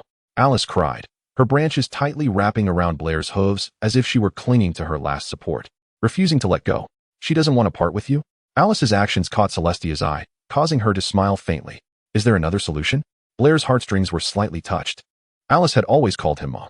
Although he had never admitted it, he had indeed developed unusual emotions. If there were a good solution, he naturally did not want to part with Alice. Celestia candidly stated that this process was akin to moving a criminal pony from one prison to another. If you don't want to change the room for the door, then change the prison for Tergabe inside the door. Blair could do it before, and so can you now. The choice is in your hooves. Either act yourself or pass this burden to me, and I will handle it with great caution and detail. As her words fell, Celestia lightly lifted a cup of tea with her magic. I suggest you consider the latter. I will take more prudent and thoughtful measures. Blair's thoughts raced as he thought of Grogar's magical bell, the artifact that devoured chaotic magic. Tergabe couldn't possibly surpass the power of the Lord of Chaos, could it? Then I will no longer intervene. Celestia set down her teacup. I believe you won't disappoint me. What do you mean? Blair looked confused. He then caught Celestia's deep gaze fixed firmly on him. Are you still thinking about your plan to overthrow Equestria? Huh. Blair frowned slightly. He wasn't thinking about that now. Celestia's expression suddenly shifted from gentle and calm to one of barely contained anger. Listen, as long as I am alive, you should never dream of turning Equestria into a testing ground. Her face was so close that Blair could clearly feel the warmth of her breath. He was astonished at how Celestia had suddenly become so agitated, disregarding her composure. Soon, Celestia realized her outburst and stood up, taking several deep breaths to calm the storm within her. Blair looked completely at a loss. So, this is why I failed in the past. After a few breaths, Celestia's expression returned to normal, and she slowly said, Please forgive my rudeness. She then recounted the past. At that time, I was also angry for similar reasons. After the Tergabe incident, I disagreed with another Blair on how to handle the divisions across the lands. He firmly believed that the burden of the dual sun should not be imposed on the lower ponies, but should be alleviated at the hooves of the lower classes. I did not agree with his view. At that moment, he seemed overly idealistic, failing to notice the changes in the world. The ponies in the far regions no longer followed the commands of the central city, governing themselves, with the tendency to enclose and isolate becoming increasingly severe. What do you think he wanted to do? Implement a massacre? Eliminate all opponents? If so, how are we any different from those butchers? My method was to cooperate with the prominent and powerful ponies in each region, to enshrine them as nobles within Equestria. With their strong support, the ponies in various places would naturally lean towards accepting the idea of equestrian unity. He did not buy it, rebutting that I was too naive, believing that doing so would only exacerbate regional division. Listen to his words. Once all the ponies establish a sense of national identity, won't we naturally be able to gradually strip those nobles of their rights? But what was his plan? He intended to distribute power equally to the grassroots ponies from the very beginning. Didn't he consider that those selected ponies would become another type of noble? Rather than watching them fight endlessly for power in Parliament, it's better to concentrate power in my hooves. At least this way, I can ensure that Equestria moves along the right path. I couldn't agree with his viewpoint. His ideas were filled with fantasies and idealism. There has never been such a nation in existence. He wanted Equestria to be the first country to eat mushrooms, without considering whether the mushrooms were poisonous. Celestia paused for a moment. Can you control plants? Celestia continued. It was with this power that he fought against me. It was indeed a powerful magic. However, unfortunately, my power was precisely his nemesis. Even if it rained heavily that day, it couldn't conceal his frustration and despair at his failure. In the devastated ruins, he knelt at my hooves, his eyes filled with unwillingness and struggle. I tried to help him up, but he refused my hoof. Looking out the window, Celestia's gaze seemed to cross time and space. Perhaps I was indeed wrong at that time, underestimating the desires of the nobles and the dependency of the ponies. But that was not a reason for him to completely deny me. We could have discussed our mistakes together and corrected our path. However, he never understood empathy and negotiation, always stubbornly holding on to his own opinions, and his plan was difficult for me to accept, although he was indeed a reliable partner on the road of adventure. When it came to governing a nation, I was afraid he was still just a child. Letting him govern the nation would only lead to chaos. Just look at what his propagated theories have done to Equestria. Celestia gently waved her hoof, and a pile of books appeared out of nowhere on top of Blair's head, pinning him down and making it impossible for him to move. The weight of these books was enough to crush a pony. They were widely spread in the edges of Equestria, and his ideas, originally intended to curb division, ultimately aided the rise of separatist forces. Celestia waved her hoof again, and Blair was freed. Walking in front of Blair, Celestia spoke decisively. No matter what kind of relationship you have with him, whether it is two sides of the same coin or a singularity of time, I will not allow you to continue spreading those ideas filled with fallacies and chaos. If you dare to act like this in my country. Celestia's gaze suddenly turned cold and threatening, sending a chilling dread through Blair. Then don't blame me for being ruthless. I wouldn't mind making you disappear again, forever. Blair felt panic under her gaze until Celestia regained her composure. If you wish to live peacefully on this land, I can reserve a room for you again in the capital to celebrate your return. Celestia sat back down, a trace of sadness flashing in her eyes. Think carefully. If you have the chance in the future, please consider governing this country with me. Blair's departure back then had plunged this princess into deep sorrow. Subsequently, Luna's betrayal had further deeply impacted her spirit, making her feel utterly lonely. Family, friends, mentors, one by one, left her. In the eyes of many ponies, she was the omnipotent Celestia. However, behind the scenes, she was also a mere yearning for the nourishment of family, friendship, and love. Quietly, Celestia began to choose to hide her emotions deep inside. She had to do so. She couldn't let her subjects see that their princess also had a vulnerable side. Nor could she show even a hint of weakness in front of those noblemen with ulterior motives, lest they find an opportunity to exploit her. At some point, Princess Celestia had also thought about why she couldn't take a step back during her confrontation with Blair, but unfortunately, time could not flow backward. The seemingly strong and unyielding Celestia, with a soft and lonely heart, could only lead this precarious little Malia country along the path of monarchy, paved by the hooves of fate, continuing to move forward. Old dreams resurfaced. Celestia's expression was calm as she asked for a moment of solitude. The celebration banquet could wait until your successful return. If you need help at any point during your journey, please feel free to let me know. Thank you, Blair, as you tightly pressed your lips together. Can you help me lift the magic that the Starlight has placed upon me? This feeling is truly uncomfortable. My friend has only slightly lost their way. Your tolerance for friends remains unchanged. You have always been so gentle in the past. How could I refuse your request? A warm smile appeared at the corner of Celestia's mouth as she gently shook her head, and then the tips of her horns began to emit a soft magical glow. The gloom deep within Blair's eyes began to fade, and the ropes of magic tangled in his heart started to dissolve. Blair finally felt the release of long-suppressed emotions deep within his soul. Waves of negative emotions surged into his heart like a flood, twisting his expression. He tried to suppress that anger, but recent experiences clung to him like ghosts, making it difficult for him to regain his calm. Even Celestia, seeing him in such a state, couldn't help but frown slightly. It seemed that the power of Telgaby had a profound effect on you, and you must act quickly. I will handle everything swiftly. Blood slowly oozed from the corner of Blair's left eye. He tightly covered his eye with his hoof, struggling to contain his madness. Yet a twisted smile lingered at the corner of his mouth as the ending melody would soon play. Are you feeling okay? Celestia asked with concern. Good, very good. I have never felt such a wonderful sensation in my life. Blair's eyes revealed a strange red light. If you need a helping hoof, Celestia's light voice entered Blair's mind.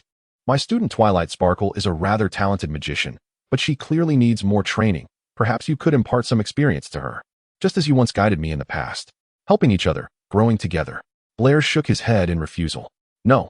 His posture was strange as he left Celestia with his back and slowly walked toward the door. Act alone. The side story world line is independent. Everything happening in this dimension does not necessarily repeat in the main dimension. All alternate counterparts of Blair, except for the one in the main universe, are called Briar. Please do not confuse them.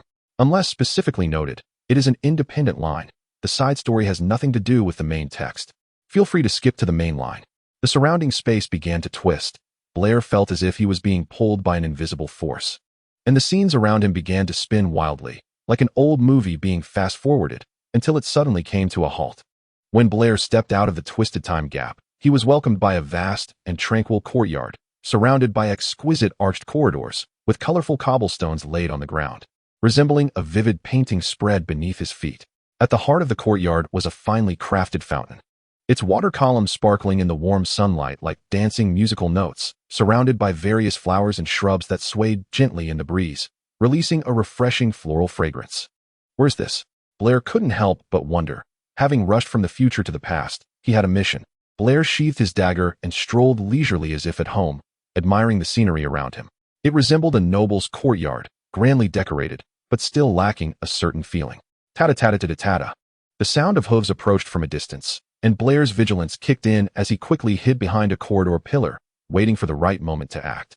Soon, several armored guards came into his view, their expressions revealing a hint of anxiety as they looked around, seemingly searching for something important. Their eyes swept over one place after another, but failed to find their target. Finally, the guards hurriedly rushed in another direction to continue their search. What are they looking for? Blair watched their retreating figures, pondered for a moment, and decided not to concern himself too much, as long as they didn't interfere with him. It was fine. Just as Blair turned to leave, an unexpected sight caught his eye. His gaze met that of a pink-maned filly, her expression cold and direct.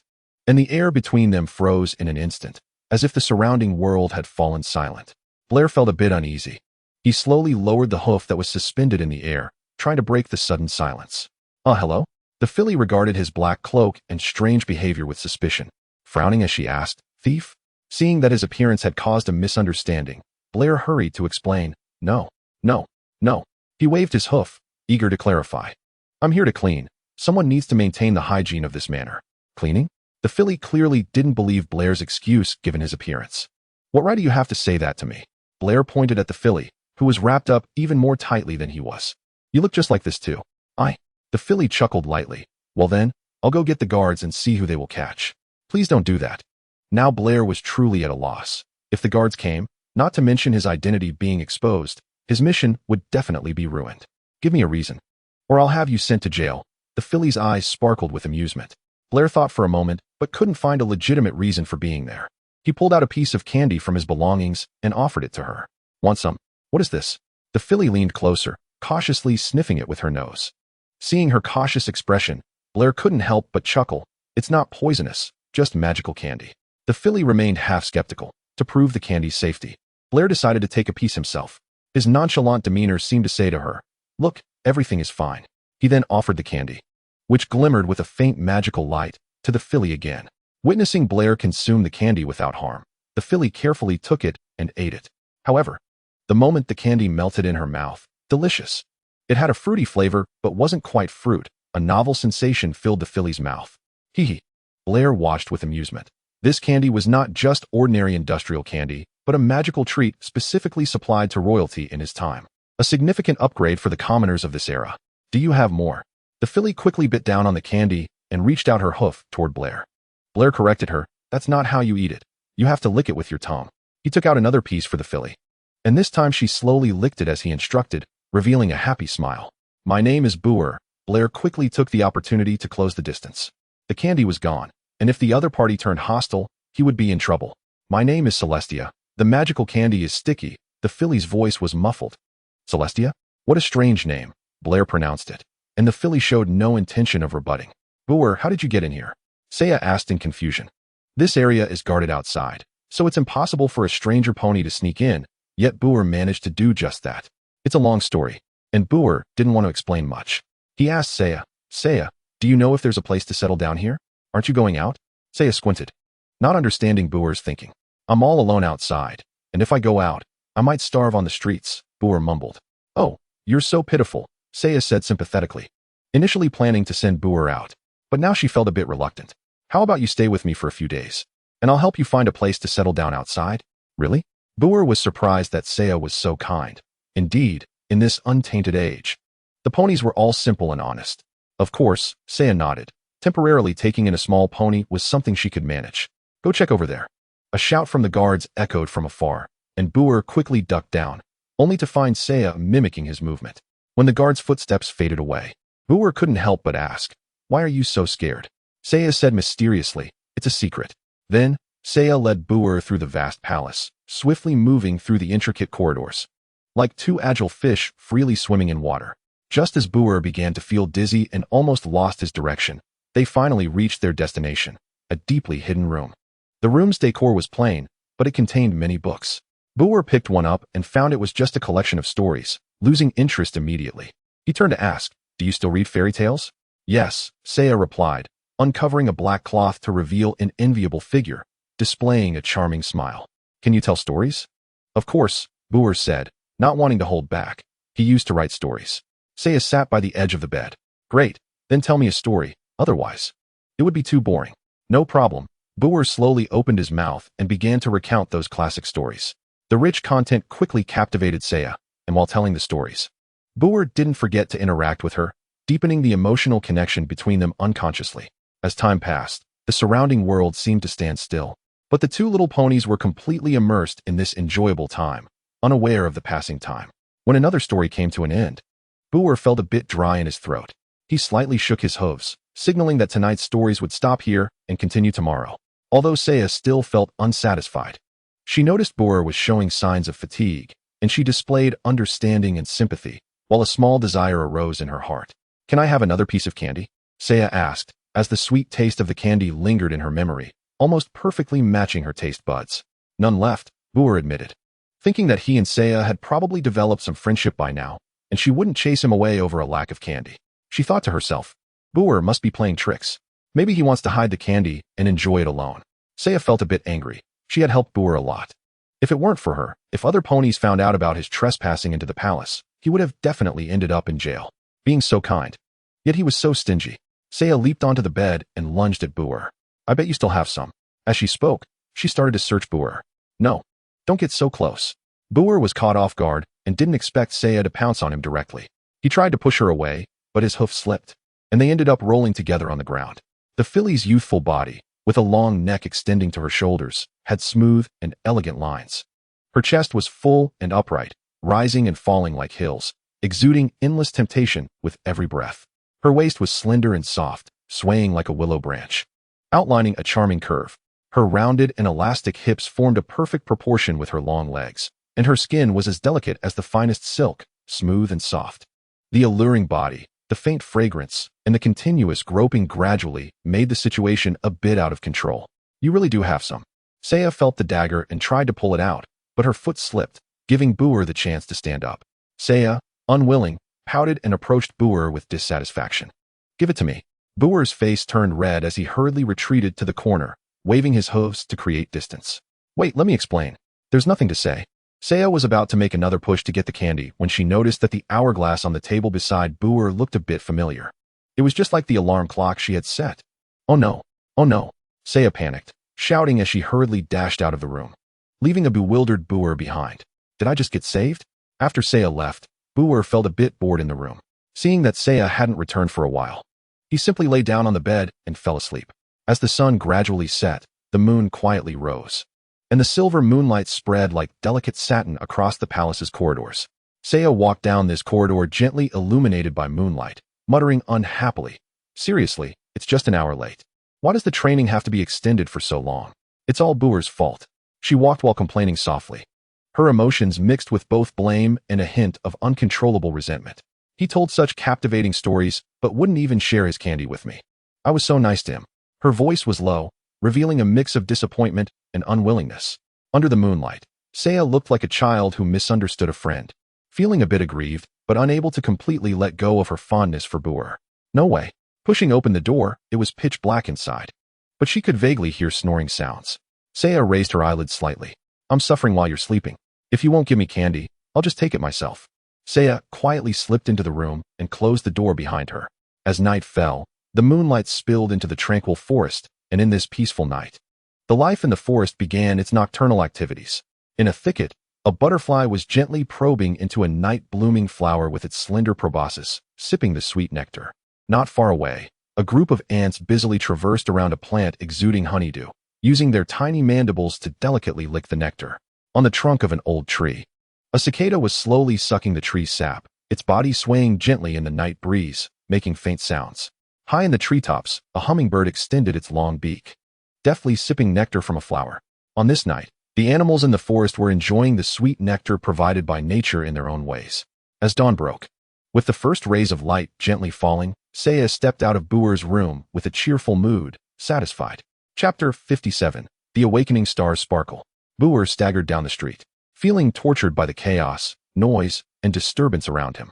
Bloodshot eyes made the world appear crimson, everything seeming unusually distorted and terrifying.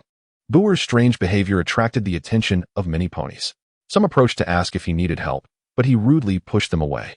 "No, don't come near me," he shouted, causing the 12th pony who tried to help him to step back and turn away. "Mom, I think they really want to help you," Alice softly advised him from his back. "Maybe Mom can try to accept the help of these kind little ponies. Look at our little cutie, just like that, defeated under Princess Celestia's hooves. Get out of here. What are you talking about?" Blair blocked his ears, trying to drown out the sound. But the noise seemed to come from within. "Don't you feel the distance between you and your dreams growing further? Who is it that initially desired to make that bitch pay for what she did? But now, look at your performance just now. Calling her your highness more standard than anyone else. I said get out." Blair's roar shook the surroundings, his violent magic resembling an invisible storm that caused the tree roots beneath the ground to burst forth, like the earth's anger. As the mocking voice gradually faded away, Blair's anger also began to subside. He had no idea where that eerie voice was coming from, but it was undeniable that Turgabe's magic seemed to have enhanced his physical abilities at that moment. Maybe this is not so bad, Blair thought to himself. The surroundings were in disarray, and the terrified and confused expressions of the little ponies made Blair feel helpless. He didn't stop to explain anything, just silently walked towards the hospital with a gloomy face. Inside the hospital, as soon as Blair entered the ward, a warm and joyful laughter greeted him. Twilight Sparkle and Starlight Glimmer, who had woken up at some point, were chatting happily. It seemed that Starlight had also broken free from Turgabe's magical constraints. Both little ponies noticed Blair, but had very different reactions. Twilight maintained her usual calm and composure, while Starlight, feeling embarrassed, hid herself under the covers, seemingly wanting to escape the reality of the situation. "Is she better?" Blair poured himself a glass of water and asked calmly. "Princess Celestia used magic to suppress the muck inside her. Now she looks much more normal than before." Twilight Sparkle glanced at Starlight, who was curled up in the blanket, smiled knowingly, and very tactfully gave the space to the two little ponies. As she left, Twilight quietly reminded Blair. "The doctor said she is still very fragile and can't be stressed, so be careful." Blair gently nodded. As Twilight slowly closed the door, a calm and private atmosphere immediately enveloped the room, leaving only the two little ponies in this quiet space. Blair's gaze fell on the trembling blanket, and he sighed a few times before using his magic to lift a crystal-clear grape from the plate on the table, slowly walking to the bedside to sit down. "Hey, little one, do you want something to eat?" "Sweet and delicious grapes." Blair tapped on the bedding. The little pony under the covers hesitated for a moment, seemingly struggling internally, then shook her head more firmly. Blair squatted down helplessly, bringing his gaze parallel to the bed. "Did I do something wrong? Why are you so unwilling to see me?" Hearing Blair's words, as if afraid of hurting him, the blanket was gently lifted, revealing a small gap, and a purple head slowly poked out. Starlight's gaze was wandering, filled with hesitation and shame, her voice low and full of self-reproach. "It's all my fault. I really don't know how to face you." "Aren't you facing me right now?" Blair tilted his head in confusion. Starlight's expression became even sadder, her eyelids drooping slightly as she said mournfully, "I thought you would never talk to me again." Blair forcefully turned her little head to face him with his hoof, slightly serious. "Aren't I talking to you face to face right now?" But Starlight began to cry as she recalled the series of things she had done before. "I thought you would never forgive me. I have already forgiven you. After all, you were also a victim. How could I blame an innocent little pony who got caught up in it?" "Really?" Starlight looked up slightly. "Of course." Blair continued to rub her head. "So what are we now?" Starlight asked curiously and anxiously. Blair supported his chin with his hoof, thinking carefully. Starlight's previous actions were like a paper that had already been punctured, making this question somewhat sensitive. Blair chose not to patch it up, but instead threw the question back to her. Let's maintain the status quo. Come eat some fruit. Blair stuffed the grape into Starlight's mouth. Starlight chewed slowly and, with a puzzled and unclear expression, said, "So what are we now?" "Shoo." Blair interrupted her. "Don't talk. Just keep eating." Blair forced a smile. Starlight didn't ask where Blair was going, just naively agreed. "Goodbye." Blair sighed softly and turned to walk towards the door. At the last moment before closing the door, Blair's face was clouded with gloom. Chapter 58, Dark Forces. "It seems you've handled it well." As soon as he stepped out the door, Blair found Twilight Sparkle quietly waiting outside. After sizing her up, Blair said softly, "Miss Twilight, eavesdropping is not a good habit." "You really know how to joke." Twilight Sparkle appeared a bit awkward, her hooves moving on the ground. "How could I do such a thing?" "Suit yourself," Blair said lightly. "Your relationship with Starlight has improved so much.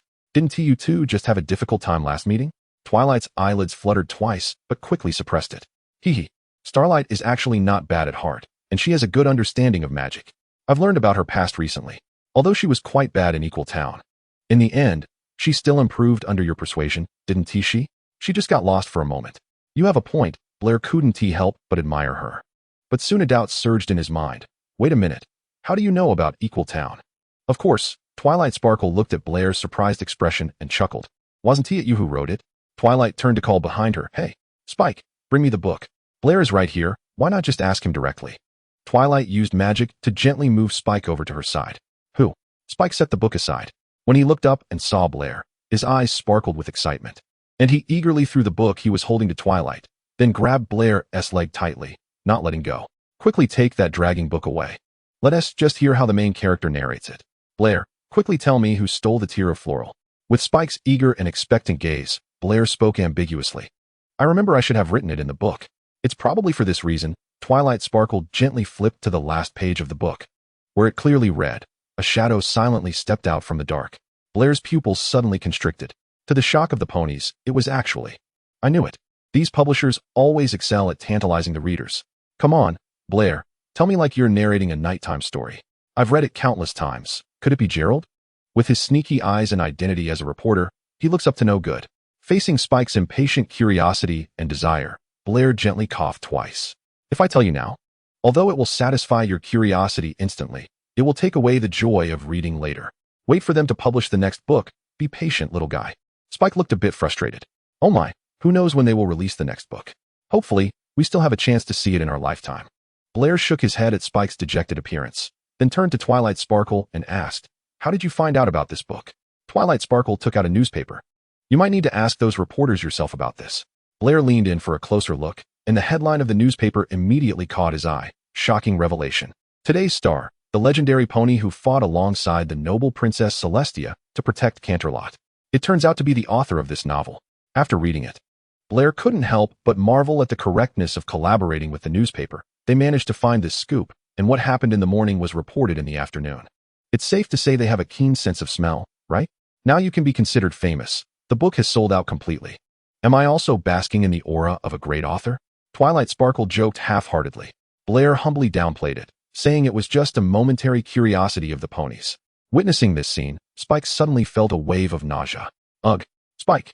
Twilight Sparkle appeared a bit annoyed. How could this little dragon be so oblivious to the atmosphere? This is a letter from Princess Celestia." Spike wiped his mouth. "What? Quick, let me see. What does Princess Celestia have to say?"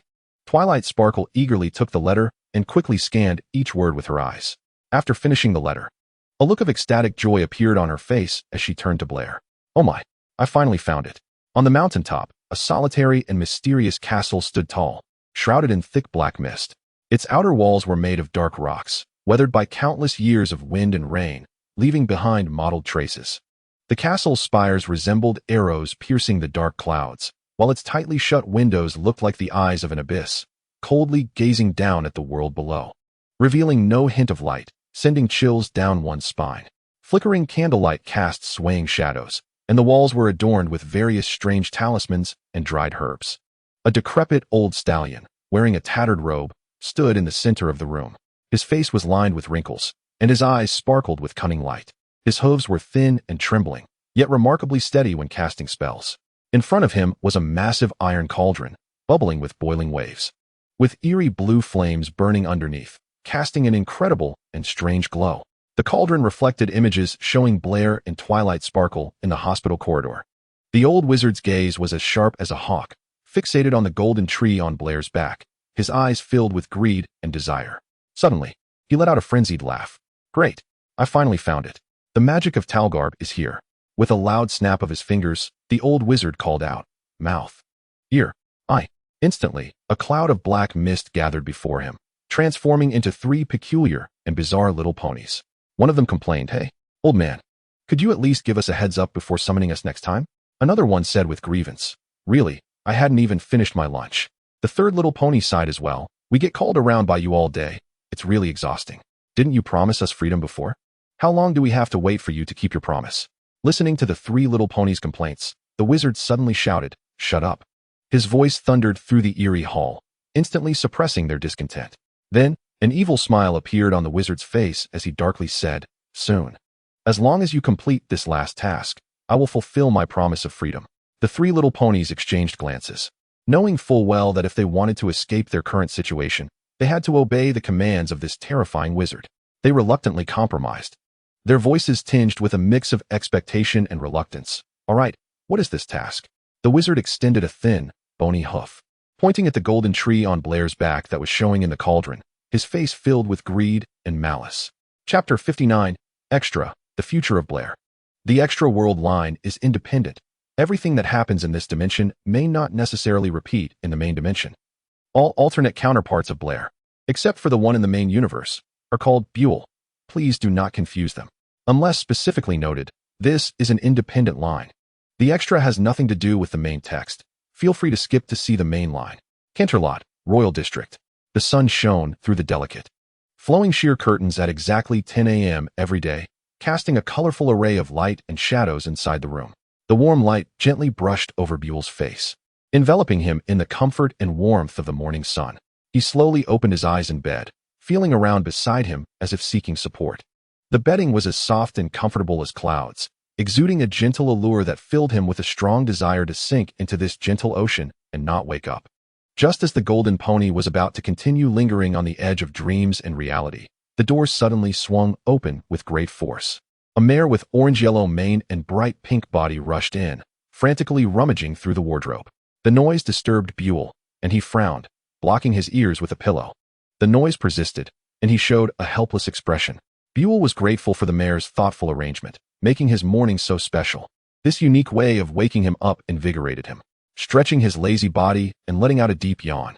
He gently pulled back the covers and stood up from the bed, nimbly hopping down and walking towards the busy mare. "Hey, Dawn, I was thinking. Princess Twilight Sparkle summoned us from Ponyville to Canterlot, hoping we could have a good rest and temporarily set aside those tiring days of running around for friendship tasks. Now, with you so excited, I can't sleep."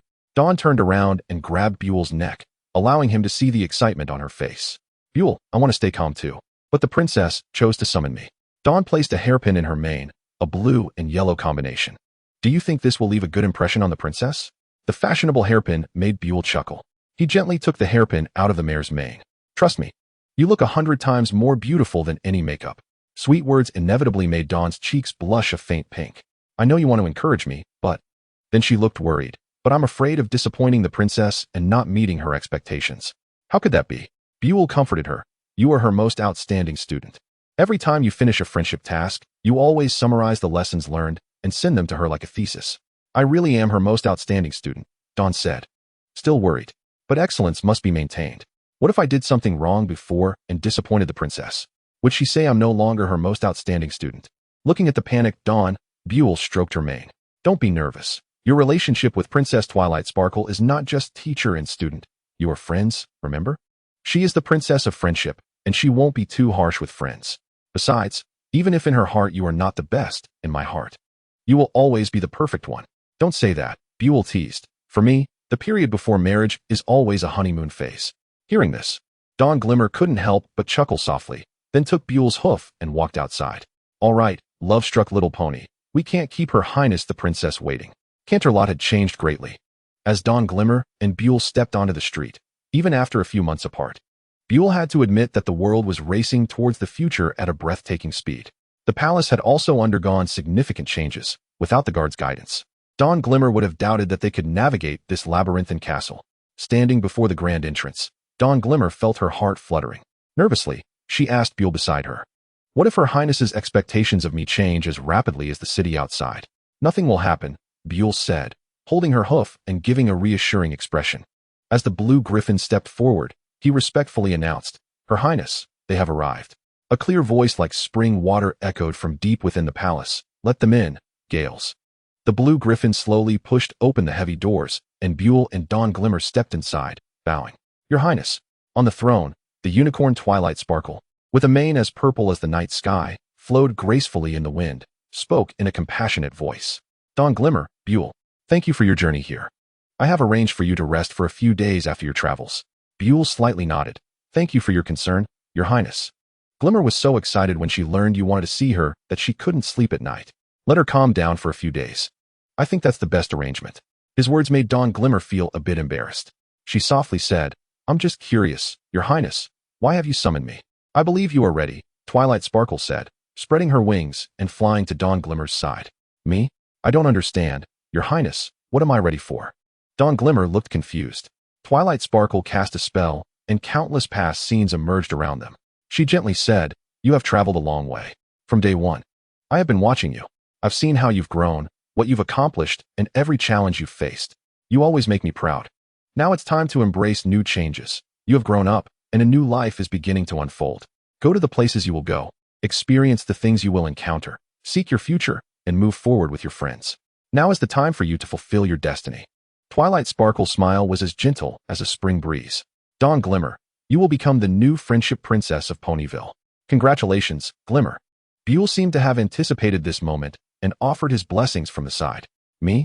Upon hearing this sudden news, Dawn Glimmer did not feel joy rising in her heart. Instead, she felt flustered and said, "I can't do it." "Don't refuse so quickly," Twilight Sparkle said slowly.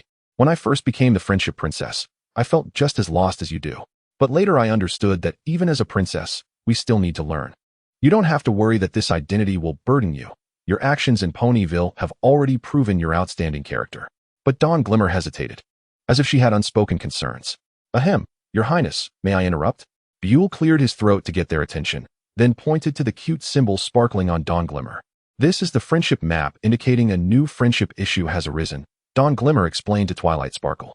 Having experienced the feeling of being forced, Twilight Sparkle would give her students enough respect and honor their choices. "All right, thank you for your patience and understanding, Your Highness."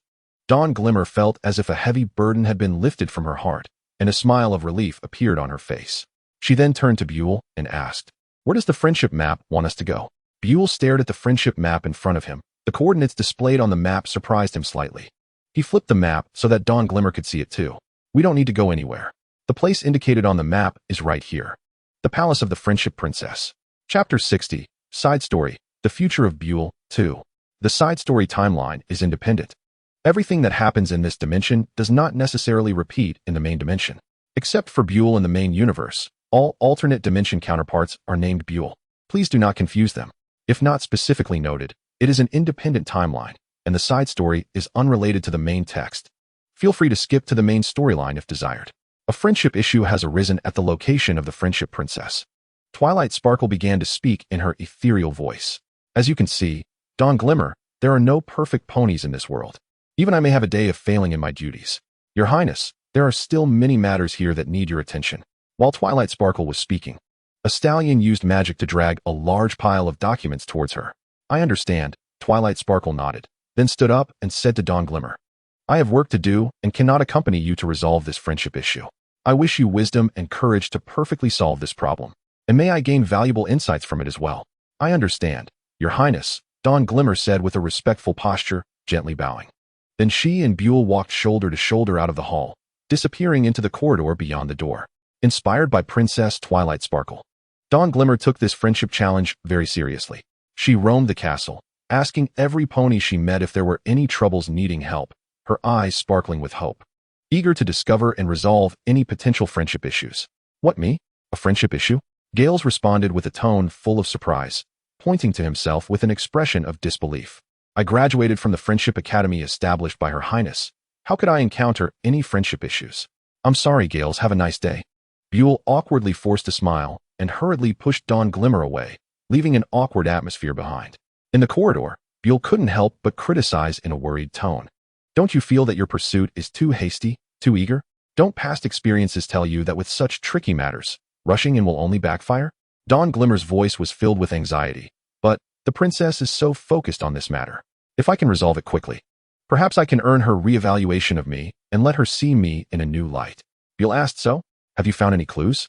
Dawn Glimmer was silent for a moment, then slightly turned her head, muttering in a low and somewhat stubborn voice, I will find it. Buell half teasingly, half seriously countered. But you haven't found anything yet, have you? From my observations, those unexpected ponies are often the unintentional sources of friendship issues. Unexpected ponies? Who could it be? Dawn Glimmer pondered with her head down. Buell glanced at Dawn Glimmer, lost in thought, feeling that she was really adorable, and couldn't help but lean in to nibble at her. Hey, you interrupted my thoughts. Dawn Glimmer muttered unhappily, while wiping the wet marks from her cheek with her little hoof, her voice carrying a hint of feigned anger and a faint smile. Buell, seemingly unconcerned about the little action, had already shifted his thoughts to another topic that intrigued him even more. Compared to those friendship issues, he was more concerned about Shining Dawn's earlier performance. Why did you hesitate just now? Isn't it a wonderful thing to become a princess of friendship and protect this sacred bond? Imagine if one day in the future, Twilight Sparkle chooses you to inherit her position. Wouldn't you be able to stay in this castle filled with hope and brilliance in the hearts of all ponies? This topic left Shining Dawn silent for a moment, revealing a fragile determination in her hesitation. I don't want to be a princess of friendship. I don't want to be separated from everyone. Her voice gradually took on a sad tone as she confided her most sincere feelings to Briar. Although the princess often says that separation does not diminish true friendship, I just cannot accept parting. I love my current life. Every morning I wake up and can see my friends directly, enjoying every sunrise and sunset in Ponyville together. Shining Dawn's emotions grew more intense. Every minute, every second, every moment, I don't want to be apart from them. I don't want to spend the rest of my life alone, trapped by the high walls of this castle. As her words gradually sank, Shining Dawn's voice became lower and lower. Really? Shining Dawn paused, and then said that compared to a certain pony who has been frozen since Princess Celestia's time until Twilight Sparkle's time, I think my attitude is quite kind. Briar, having missed all the plot while he slept, didn't even see the ending fireworks, and without the advantage of foresight, he honestly waited. He didn't want to do anything, just waiting for Shining Dawn to finish Twilight Sparkle's shift and take him along. But now Shining Dawn didn't want to be a princess. Although in the rumors of the 5th era, Shining Dawn did not become the princess of Ponyville, Briar's figure was also absent from that story. Let it be, Briar thought deep down, and his mindset became exceptionally calm and accepting. Shining Dawn's eyes sparkled with infinite admiration for Twilight Sparkle. This is precisely why I admire Princess Twilight Sparkle. She has ensured the peace and safety of all Ponyville with her life. She sighed, wondering if she could ever make such sacrifices and contributions. As Briar and Shining Dawn walked, they unknowingly circled the castle and arrived at the place where Twilight Sparkle usually worked. In front of the door, Briar fell into thought. Could it be that the one having friendship issues is Princess Twilight Sparkle herself? But she's the princess of friendship. Could there really be friendship issues? Shining Dawn was surprised by Briar's bold guess. Briar countered, what's wrong with the princess of friendship? Doesn't she need to eat? After all, she's just a mare. Didn't you just say that Princess Twilight Sparkle traded her emotions for the safety of Ponyville? Having some private matters is normal, right? You make it sound so nice. Shining Dawn said expressionlessly. If the princess really has friendship issues, how could we possibly solve them? Well, if we try, there might be a chance. If we don't try, we'll never know. Briar urged Shining Dawn to move forward. Come on, let's help the princess of friendship solve her friendship problems. Chapter 61, Eternal Horseshoe Mountain. Oh my. Princess Celestia said you need my help, Twilight Sparkle said, her eyes sparkling as she handed the letter to Briar. Briar took the letter, and with a quick glance, he found that Princess Celestia had already written about his situation in the letter and asked Twilight Sparkle to accompany him. So does this mean I've joined your adventure? Twilight Sparkle asked, resting her hoof on her neck with an expectant and curious tone. Well, you could say that, Briar said, unfolding the corner of the letter and scanning the words, revealing a complex expression on his face. Is there more? Twilight Sparkle asked, confused, as she flipped through the envelope, finally discovering a line of nearly overlooked tiny text at the bottom of the page. Twilight Sparkle, pay extra attention to Briar's condition. If there are any abnormalities, report to me immediately. Twilight Sparkle's face stiffened as she mechanically looked up. Briar was smiling, watching her expression with great interest. And Briar, placing his hoof gently on his lips, made a silent gesture of secrecy. At that moment, Spike jumped up, full of anticipation, and asked, "What about me? Did Princess Celestia mention me?" "No." Twilight Sparkle almost pressed her face against Spike's, saying firmly, "You can't go either. This isn't a game." "Oh no." Spike looked dejected. His claws helplessly spread out, his eyes filled with pleading. "This world needs the hero Spike to save it. I want to shine in Boer's novel too. Spike, listen to me. I'm doing this for your own good." Twilight Sparkle's gaze softened as she looked at Spike's pitiful appearance, feeling a pang of sympathy. Although her heart softened a little, she still shook her head firmly. "But that's Eternal Horseshoe Mountain, a place where snow doesn't melt for 1,000 years. Who knows what kind of dangers await us? When I'm deep in it, who will take care of you?" "All right." Spike accepted this harsh truth in his heart, but couldn't hide his dejection and reluctance. He slowly walked to a nearby chair and sat down dejectedly, picking up a book and listlessly looking at it. "I'll just wait here for them to release the next one." Spike's spiritless demeanor made Boer shake his head helplessly. He stepped forward and said to Twilight Sparkle, "Let him go. I promise I will take responsibility for his safety." But Twilight Sparkle's words were filled with hesitation and worry. When Spike heard Boer speak up for his participation, the originally dim light in his eyes seemed to reignite with hope. His voice was filled with excitement and pleading. "That's right. Please agree to him. If I miss this opportunity, I will regret it for the rest of my life." Faced with their strong request, Twilight Sparkle finally showed a helpless smile. She waved her hoof weakly, her tone filled with affection and resignation. "What else can I say?" However, she suddenly changed her tone, becoming serious and firm. "If there is any danger, you must immediately hide behind Boer." As soon as Twilight Sparkle said this, Spike was so excited he almost jumped to the ceiling. "Awesome." He gave Boer a high five and then pointed at Boer with 2 fingers. "I knew my best friend wouldn't let me down." Boer shook his head. "Remember, in fact, I just planned to make up for my previous rude behavior towards you. I forgive you." Spike whispered beside Boer, "But remember to portray me as more heroic in the novel." "All right, heroic Spike," Boer said with a helpless shrug, simultaneously assigning an important task to Spike. "But before that, you need to help me take care of Alice." "Of course, no problem." After getting the promise, Spike's mood began to lighten, and even the sapling in front of him seemed very pleasing. He deftly fiddled with Alice's leaves, his tone full of confidence and tenderness. "Hey, little one, with Big Brother Spike here, you can rest assured." Spike? I think it's best if you don't touch her," Boer said, understanding both Alice's language and sensing her emotions.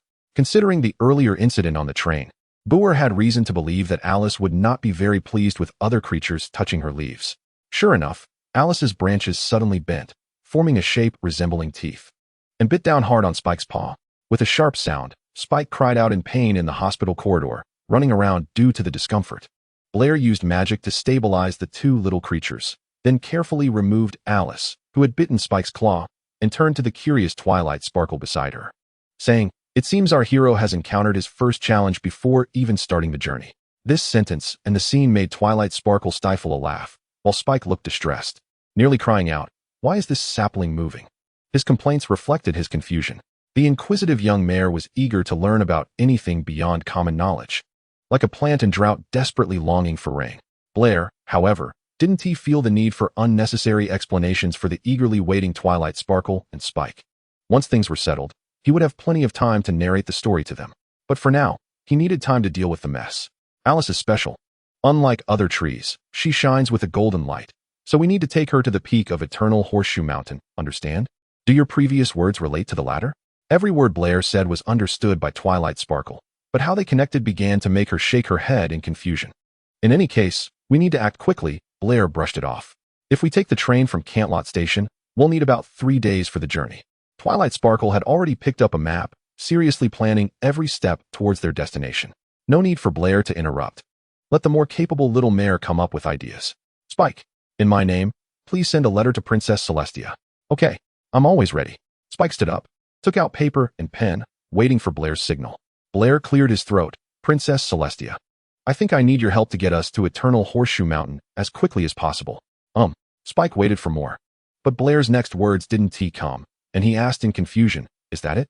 "That's it," Blair nodded. "No honorifics?" "No honorifics." "All right." Spike hesitated a bit, but complied. Burning the paper for Princess Celestia. "Here it comes." Spike deftly untied the red ribbon that wrapped around the envelope, only to find the letter completely blank. Just as Spike was puzzled, a strange, magical light flickered beneath them, creating a mysterious magic circle. "Hey!" Spike and Twilight Sparkle exclaimed in surprise. while Blair remained calm and composed. The magic circle emitted a dazzling light, enveloping them completely. They felt a powerful force pulling them in. The scenery around them changed rapidly, and the sounds of wind and whispered spells filled their ears. In the last second before being teleported, Blair's lips curled into a slight smile. As the brilliant light gradually faded, Twilight Sparkle was astonished to find herself in an unfamiliar place. Surrounding her were endless snow peaks standing against the sky, their summits covered in thick white snow, reflecting dazzling light from the sun. A biting cold wind rushed towards her, making her shiver and tighten her body against the bone-chilling cold. Below her was a path covered in fresh snow, and the surrounding area was eerily silent, with nothing but the sound of the wind and her own breathing, as if time itself had frozen at that moment. First time, he placed Spike on the snow, and the young dragon looked the most uncomfortable among them, feeling somewhat powerless at the moment. Blair supported him and cast a spell, asking, "How do you feel?" "My head doesn't hurt anymore," Spike exclaimed in surprise, realizing his discomfort had vanished, and he looked deeply grateful at Blair, saying, "Thank you so much." "Mommy, I feel dizzy too," Alice whined. Blair stepped forward and gently stroked Alice's branches, speaking softly, "It's okay. You're not dizzy anymore." Twilight Sparkle smiled as she approached Blair, saying, "I think you're indeed better at comforting children than I am." Blair humbly replied, "I'm not good at comforting children. I just understand their needs and can meet those needs." Blair didn't want to dwell on this topic for long. He turned to Twilight Sparkle and said, "On the ridge of Eternal Horseshoe Mountain, the magical energy is pervasive. From here on, we can only rely on our own legs to proceed. Are you ready?" "This place seems much colder than expected," Twilight Sparkle remarked, rubbing her hooves together.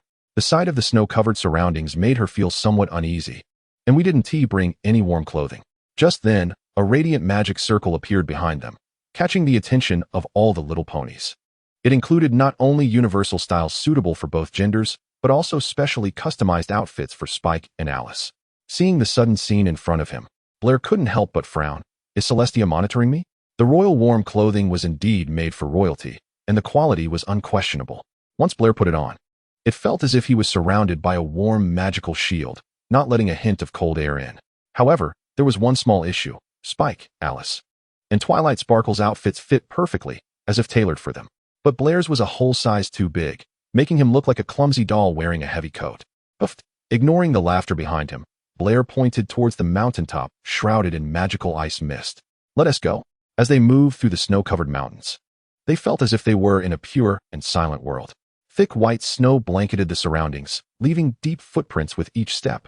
Sunlight broke through the clouds, illuminating the snowy mountains, making them sparkle beautifully yet coldly.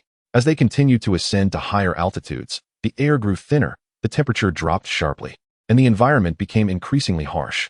The cold wind howled through the snowy terrain like a winter spirit, leaving icy kisses on their cheeks. And each gust seemed to challenge their will, bringing a bone-chilling cold. The cold wind whipped against their faces, bringing a piercing chill. Along the way, they crossed a stream frozen in ice and snow. Blair occasionally stopped, his instincts telling him that something unknown was lurking around them. His sharp gaze scanned everything around, but he found nothing but massive glaciers and oddly shaped snow peaks. They entered a snow forest dense with snow-covered trees. Here, an inexplicable tranquility enveloped them. "Help! Help!" Chapter 62, The Dark Sorcerer. "Did you hear that? A pony is calling for help." Twilight Sparkle turned to Blair for clarification. "I heard it." Blair slowly scanned the surroundings, then opened his cloak, letting the cold air brush against his skin. "But something feels off on such a cold day. How could a pony be calling for help just as we arrived?" "What do you mean?" A large question mark appeared on Twilight Sparkle's forehead. "It's nothing. Just that under normal circumstances, it wouldn't be so coincidental." Blair looked around, noticing nothing, and had to reluctantly decide to be cautious. "I feel like something is watching us." "You're overthinking it." Twilight Sparkle observed Blair's tense expression and smiled reassuringly. "I think it's just a nearby resident, and checking it out won't take much time. Besides, our movements this time are completely secret. Princess Celestia secretly teleported us here. Could that little pony have set things up in advance?" After saying that, Twilight Sparkle intended to go to the source of the sound to investigate. Blair stood still, and Spike passed by holding Alice's pot, the latter seizing the opportunity to comfort. "Don't be so nervous. Just think of it as a trip." Hopefully, Blair's heart, which couldn't help but race, was indeed as Twilight Sparkle said. So it was best if he was just being overly sensitive. After hesitating for a moment, Blair followed Twilight Sparkle's footsteps to check the source of the sound. Upon arriving at the scene, it looked like a place ravaged by an avalanche. Broken trees lay scattered like mourning soldiers. Huge piles of snow appeared to be remnants of nature's fury, and a young foal trapped under a cruel tree trunk looked helpless and desperate. "Oh my! What on earth happened here?" Twilight Sparkle exclaimed. Her heart's compassion awakened amidst her surprise. "Help me!" The foal's voice was extremely weak, each cry cutting through Twilight Sparkle's heart like a sharp blade. She hurried to the foal's side and carefully used her magic to remove the heavy burden pressing on the small life. Looking at the foal's battered body, Twilight Sparkle felt a pang of pain and unease. She immediately turned to Spike and urgently said, "Spike, notify Princess Celestia and tell her that we have a small life here that urgently needs to be taken to the hospital for treatment." Okay, Spike replied, putting Alice down and rummaging for paper and a pen. "Don't worry, it will be fine soon." Twilight Sparkle comforted the collapsed foal. She cast an urging glance at Spike, but was surprised to see him suddenly stop his actions, a dazed expression on his face. Meanwhile, Blair's brow furrowed, and her expression became extremely serious. The whole pony was already in a battle-ready stance, but she quickly realized how dire her situation was. Unbeknownst to her, a cold and thick black mist began to silently spread behind her, and a chilling blade gently pressed against her neck. "Don't move." A low, threatening voice slowly emerged from the black mist. A brass-skinned pony stepped out beside her. "Hey, miss, I must say, I am truly touched by your kindness." He then whistled toward the forest. "Brothers, my trap has caught a little pony." A pretty mare jumped out from the east, a small brass-skinned pony holding a stick. And very kind, a slightly larger brass-skinned pony with a hammer walked out from the west. Thus, the dark trio made their grand entrance before Blair. "Who are you?" Blair and Twilight Sparkle questioned almost simultaneously. "Seems like some ponies are curious about our identity," the stick-holding pony said teasingly. "So, let us show boundless mercy and grant them the honor of our name." The knife-holding pony immediately chimed in. "I am called Mouth." The knife-holding pony confidently pointed to himself. "I." The stick-holding pony followed suit. "And I am Ear." The hammer-holding pony didn't forget his name either. "Who?" Blair watched their comical performance, but still didn't understand their purpose for being here. Why are these ponies so ignorant, not even knowing about our infamous dark trio? I complained with a hint of displeasure and dissatisfaction. "Enough." Mouth lowered his tone in a calm, yet imposing manner. "After today, the so-called dark trio will become a thing of the past." In this trio, Mouth evidently played the leader's role, beginning to negotiate with Blair. "Listen well, kid. If you don't want an unsightly scar to appear on your girlfriend's cheek." As he spoke, Mouth deliberately ran the blade lightly across Twilight Sparkle's cheek. "Then I suggest you hand over that golden tree to us, and we will take good care of it. We don't want to hurt any pony present, but you must cooperate. I also heard that you want to take the golden tree to the peak of Eternal Hoof Mountain, so why not hand it over to us? Trust me, everyone works together for their own goals. How about that?" "How about not?" Blair's response was extremely cold. "I want to send it to the other side of the River of the Dead, but you don't look like messengers from hell." Blair sneered. "You look more like clowns that escaped from a circus." "Hey, did you hear that?" Mouth's gaze suddenly turned cold, revealing a dangerous glint. "Our friend wants to meet death." Of course, Eye and Ear tightened their weapons. Blair also prepared for battle, his horn beginning to shimmer with golden light. "Haha." Mouth's blade got a bit closer to Twilight Sparkle's face. "Do I need to remind you? Your girlfriend's safety is in my hooves." Twilight Sparkle wasn't afraid.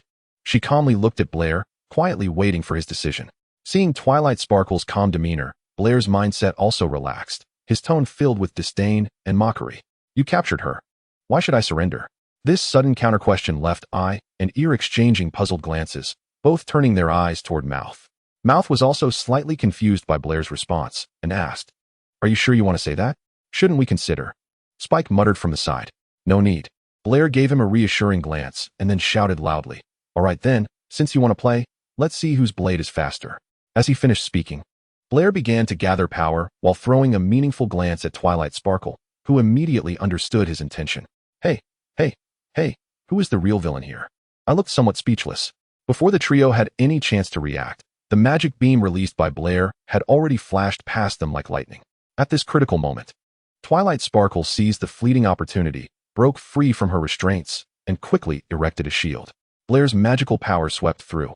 The once threatening dark trio instantly turned into a wisp of black mist, dissipating into the air. Blair walked to Twilight Sparkle, who had lowered her shield, and couldn't help but praise. "Pretty calm, huh? Just got angry because of those 3 shameless guys pretending to be a fool to gain sympathy." Twilight Sparkle rolled her eyes. "I told you to be cautious." Blair vigilantly looked around, fearing other potential threats were quietly approaching. I just didn't expect that as soon as we arrived here, some ponies would have their eyes on us. Twilight Sparkle couldn't understand one thing. How did they know? In the dim and cold hall, the few torches emitted a faint glow, casting layers of twisted and eerie shadows around. Thick black curtains were tightly closed, completely blocking out all external light. In this dimness, seated quietly on the throne in the center of the hall, a wizard awaited the long-anticipated good news from his servant. Time passed slowly, and suddenly, a massive dark magic circle filled with a terrifying atmosphere appeared before him, with black energy fluctuating incessantly. Gradually, a stream of black mist carrying scattered snowflakes surged forth from the magic circle, breaking the original silence. The wizard slowly opened his eyes, filled with an eerie light, and the voice that escaped his lips was deep and sinister, enveloping the entire hall in an ominous aura. Gathering his courage, one of the dark trio stepped forward, only to encounter a minor mishap along the way. Dressed in a worn black robe, the wizard's tone suddenly grew heavy, emanating a chilling aura that made one's heart race. You have failed. Faced with the wizard's accusation, none of the dark trio dared to speak. My most trusted subordinates, endowed with powerful dark magic, have been defeated by two little ponies? The wizard was furious, his voice filled with disappointment and rage. There's still a dragon, one of them whispered, trying to find some justification for their failure. Don't forget about the tree, another hurriedly added. You useless bunch. The wizard was beside himself with rage.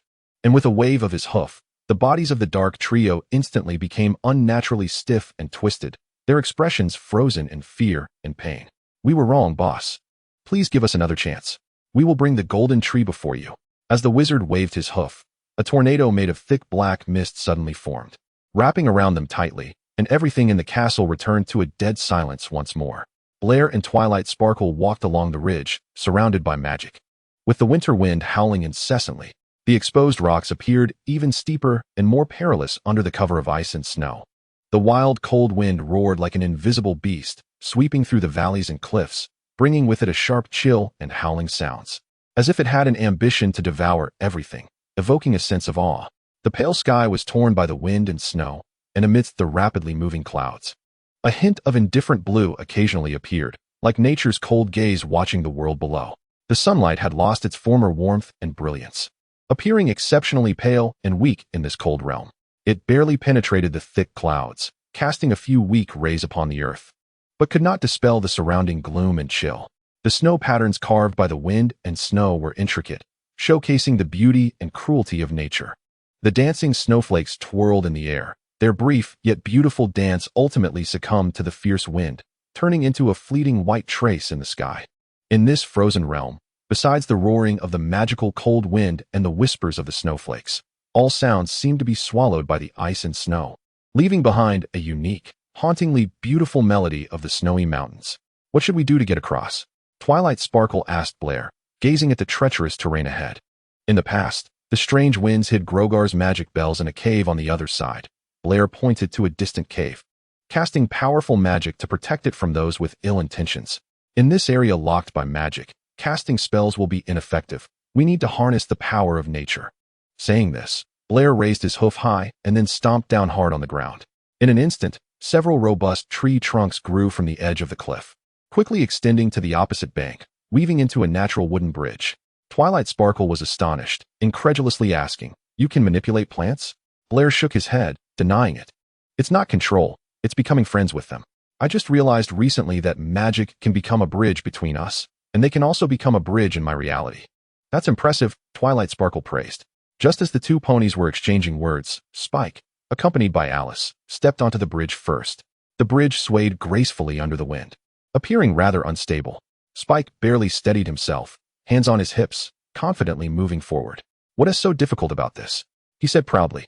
However, his pride did not last long as the surface of the bridge suddenly began to shake violently, and a mass of black mist, accompanied by an ominous aura, surged rapidly from the abyss, finally landing before Blair and Twilight Sparkle.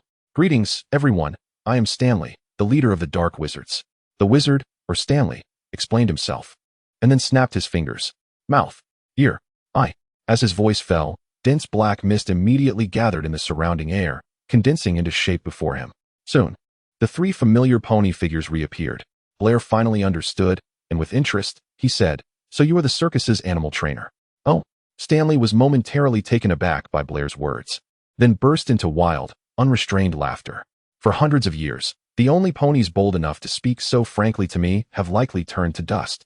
However, today, in my generous mood, if you hand over that golden tree to me, I might mercifully allow you to keep one whole corpse. How rude. I misjudged you earlier. It turns out you are not just an animal trainer, but a little pony with a red nose like them, Spike retorted, despite the fear bubbling within him, and began to run faster on the bridge. A cold glint crossed Stanley's eyes. Such ignorance. His voice was as cold as a winter night. Following that, Stanley waved his hoof, issuing commands. Charge forward, my warriors. Chapter 63, The Power of Justice. Last time was just a moment of carelessness, allowing you a fluke victory. This time, you shall witness the might of our dark trio. The one with the blade rushed forward, swinging it horizontally. Blair skillfully dodged, leaving the blade's whistle merely slicing through the air. The others joined in, with the one holding the stick spinning it like a windmill in the air. This move seemed light, but was immensely powerful. Just as Blair had evaded the sharp blade, the eye's attack followed closely, crashing down with such force that even the rocks behind him shattered instantly. This dodge conveniently fell into the dark trio's trap as they tightly surrounded Blair. Facing 3 opponents, Blair remained calm and collected. Let's see where you run this time. The one holding the stick was the first to attack, swinging it in an attempt to overwhelm Blair with force and speed, the stick carving arcs in the air, whistling. Blair adeptly avoided the attacks while searching for a counterattack opportunity. Then, the one with the blade joined the fray, his movements brutal and swift, the blade flashing as if it would tear the air apart. Blair's eyes flashed with vigilance. In a lightning-quick move, he seized upon the opponent's flaw, delivering a spinning kick to the wrist of the one with the blade, forcing him to drop his weapon. Take this. Finally, the one with the hammer rushed forward, roaring, the hammer tracing a heavy arc in the air, striking down towards Blair with the force to split mountains. Blair timely sidestepped, and as the opponent was in the act of pulling back the hammer, he landed a precise elbow strike to the opponent's abdomen, causing him to collapse in pain. The battle between Blair and the dark trio intensified, while on the other side, Twilight Sparkle blocked Stanley, who was attempting to seize Alice. Your opponent is me, Twilight Sparkle declared in a grand voice, trying to stop Stanley's advance. But to Stanley, her indignation seemed utterly ridiculous. Who do you think you're talking to? Standing before you is the leader of the Dark Wizards, who has instilled fear in little ponies for centuries. You wretched girl. Stanley waved his hooves, and large swathes of black mist surged towards Twilight Sparkle like crashing waves. Twilight Sparkle first expanded her shield, and as the black mist spread around her, she suddenly released all her magical energy. The dark smoke transformed instantly into a white hue. Oh, transformation magic. You actually know this trick. It seems your teacher has put quite a bit of effort into your training. Stanley recognized this move and was amazed that such a young pony could perform such advanced magic. This not only required proper education from a teacher, but also an incredibly high talent. However, he lamented, unfortunately, you're still too inexperienced. My teacher is the great Princess Celestia. Her wisdom and power are incomparable to a country bumpkin like you. Twilight Sparkle's tone revealed her admiration for Princess Celestia, while also mocking Stanley. Haha. Stanley laughed loudly, his pale, bloodless, and icy eyes fixed on Twilight Sparkle. Princess Celestia will also become my defeated opponent. You will pay for your words. Twilight Sparkle's horn shone brightly, and an immense wave of magic surged forth. I'm waiting for you. Stanley sneered, swinging his hooves as the dark power bursting forth from him violently collided with the magic released by Twilight Sparkle, filling the air with the roaring sound of energy fluctuations. High atop the rugged peaks, Blair's battle against the trio of dark ponies intensified. Blair nimbly weaved between the rocks, using the terrain to his advantage.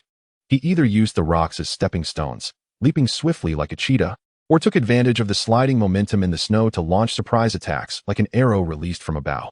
Each of his dodges and counterattacks was filled with cleverness and power, leaving the other ponies in awe. The trio of dark ponies attempted to surround Blair, chasing him across the rocks and snow, wielding their weapons in search of weaknesses. However, they soon realized that entangling with Blair in such complex terrain was akin to seeking their own doom.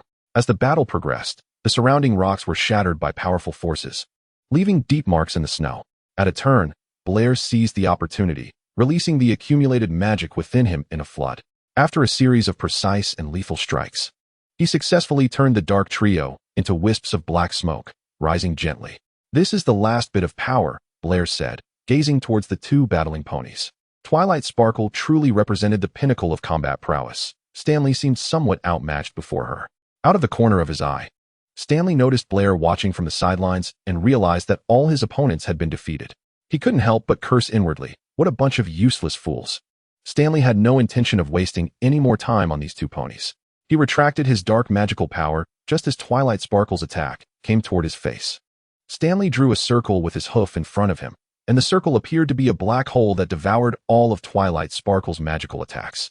Twilight Sparkle was taken aback by this sight, feeling a moment of surprise and confusion, causing her magical output to stall.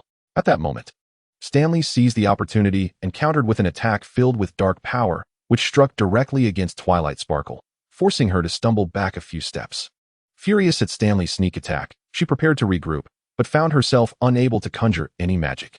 Twilight Sparkle was momentarily confused about what had happened to her body. As an observer, Blair could see clearly. After Stanley's magic was cast, the area above Twilight Sparkle's head suddenly became blank. She had transformed from a unicorn into an earth pony. Stanley laughed wildly. How does it feel to be an earth pony, little one? After saying this, he continued to laugh maniacally. As Stanley's laughter gradually subsided, he reveled in the look of hatred and anger on Twilight Sparkle's face, as if it were the greatest satisfaction. Feel free to hate and be angry, because soon you will be furious about why I didn't turn you into a Pegasus. Stanley swung his hooves, and now Twilight Sparkle had lost all power to resist the darkness. Twilight Sparkle's body was forced to the edge of a cliff, almost about to fall into the bottomless abyss. In a critical moment, Blair slid through the snow to Twilight Sparkle's side. Gotcha. Blair grabbed Twilight Sparkle but couldn't pull her up. He was also extremely fatigued after his struggle with the Dark Trio, having exhausted most of his magical energy and stamina. It seems you could use a pair of wings, but all I can give you is fireworks. Stanley approached from behind, his words cold, and swung his hooves. An overwhelming force exploded behind Blair, pushing both ponies at the cliff's edge into the abyss. No, Mom, on the opposite bank. Spike and Alice shouted in despair as they witnessed everything unfold below. Stanley watched this scene with a ruthless, cruel smile of satisfaction on his face. Don't cry. You'll soon be reunited with them. Stanley's words were cold and threatening as he flew towards Spike. Like a demon soaring through the air, his hooves seemed to open a massive, gaping maw, ready to devour everything as he slowly chanted a spell. Spike stood frozen in extreme fear, with nowhere to escape, only able to watch Stanley approach. The horrifying mouth that was about to consume him seemed like the most terrifying presence in his nightmares, making it hard for him to breathe. Just as Stanley was about to seize the magical power of Turgabay, a burst of light suddenly erupted, forming a barrier that forcefully repelled him. What the hell is this? Stanley exclaimed in astonishment, feeling thwarted. He flew forward again, pressing his hooves against the barrier to sense its composition. After a moment, he opened his eyes, his pupils darting uncertainly. Justice magic? How could it be here? Stanley looked back to assess the situation and found that the barrier seemed to envelop the entire mountain, extending down into the abyss. Below in the abyss, Blair's head throbbed painfully as he slowly regained consciousness. Everything around him was covered in white snow, with no sign of life in sight. His last memory was of being struck by Stanley's magical attack and falling off the cliff. Where did Twilight Sparkle go? This was Blair's first thought upon waking, followed by a strange yet familiar soft sensation beneath him. Has the earth grown fur? Blair pondered in confusion, continuing to explore until he heard a faint, delicate gasp. Oh, the sound was like morning dew, completely waking Blair up. He looked down, and to his surprise, he found himself lying on Twilight Sparkle's soft body.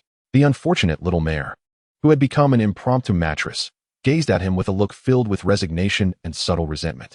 I'm sorry, Blair said, feeling embarrassed as he quickly got off Twilight Sparkle and helped her up from the snow. You need to know I didn't mean to, Blair said, facing Twilight Sparkle's gaze. With a clear conscience, he felt no shame and remained candid. I know. Twilight Sparkle lightly clicked her tongue and lowered her gaze. What I was thinking is, are we going to be buried here? Seeing her so dejected, Blair stepped forward to comfort her. We'll find a way out. Twilight Sparkle gave him a glance. Now that I've turned into an earth pony, lost my horn, and can't cast magic, do you still have any magical power? Blair sensed the presence of magic within him and shook his head. I haven't had any for a long time. He felt the temperature and brought some bad news. My magic can only grow in a warm and comfortable environment. At the current temperature, by the time my magic accumulates enough to save us, we might as well be popsicles. In this deep abyss, it seemed like there was a natural wind tunnel, with a bone-chilling wind howling in from one side, rushing through the narrow space, and then swiftly flowing out from the other side. Blair and Twilight Sparkle were unfortunately positioned right in the center of this whirlwind.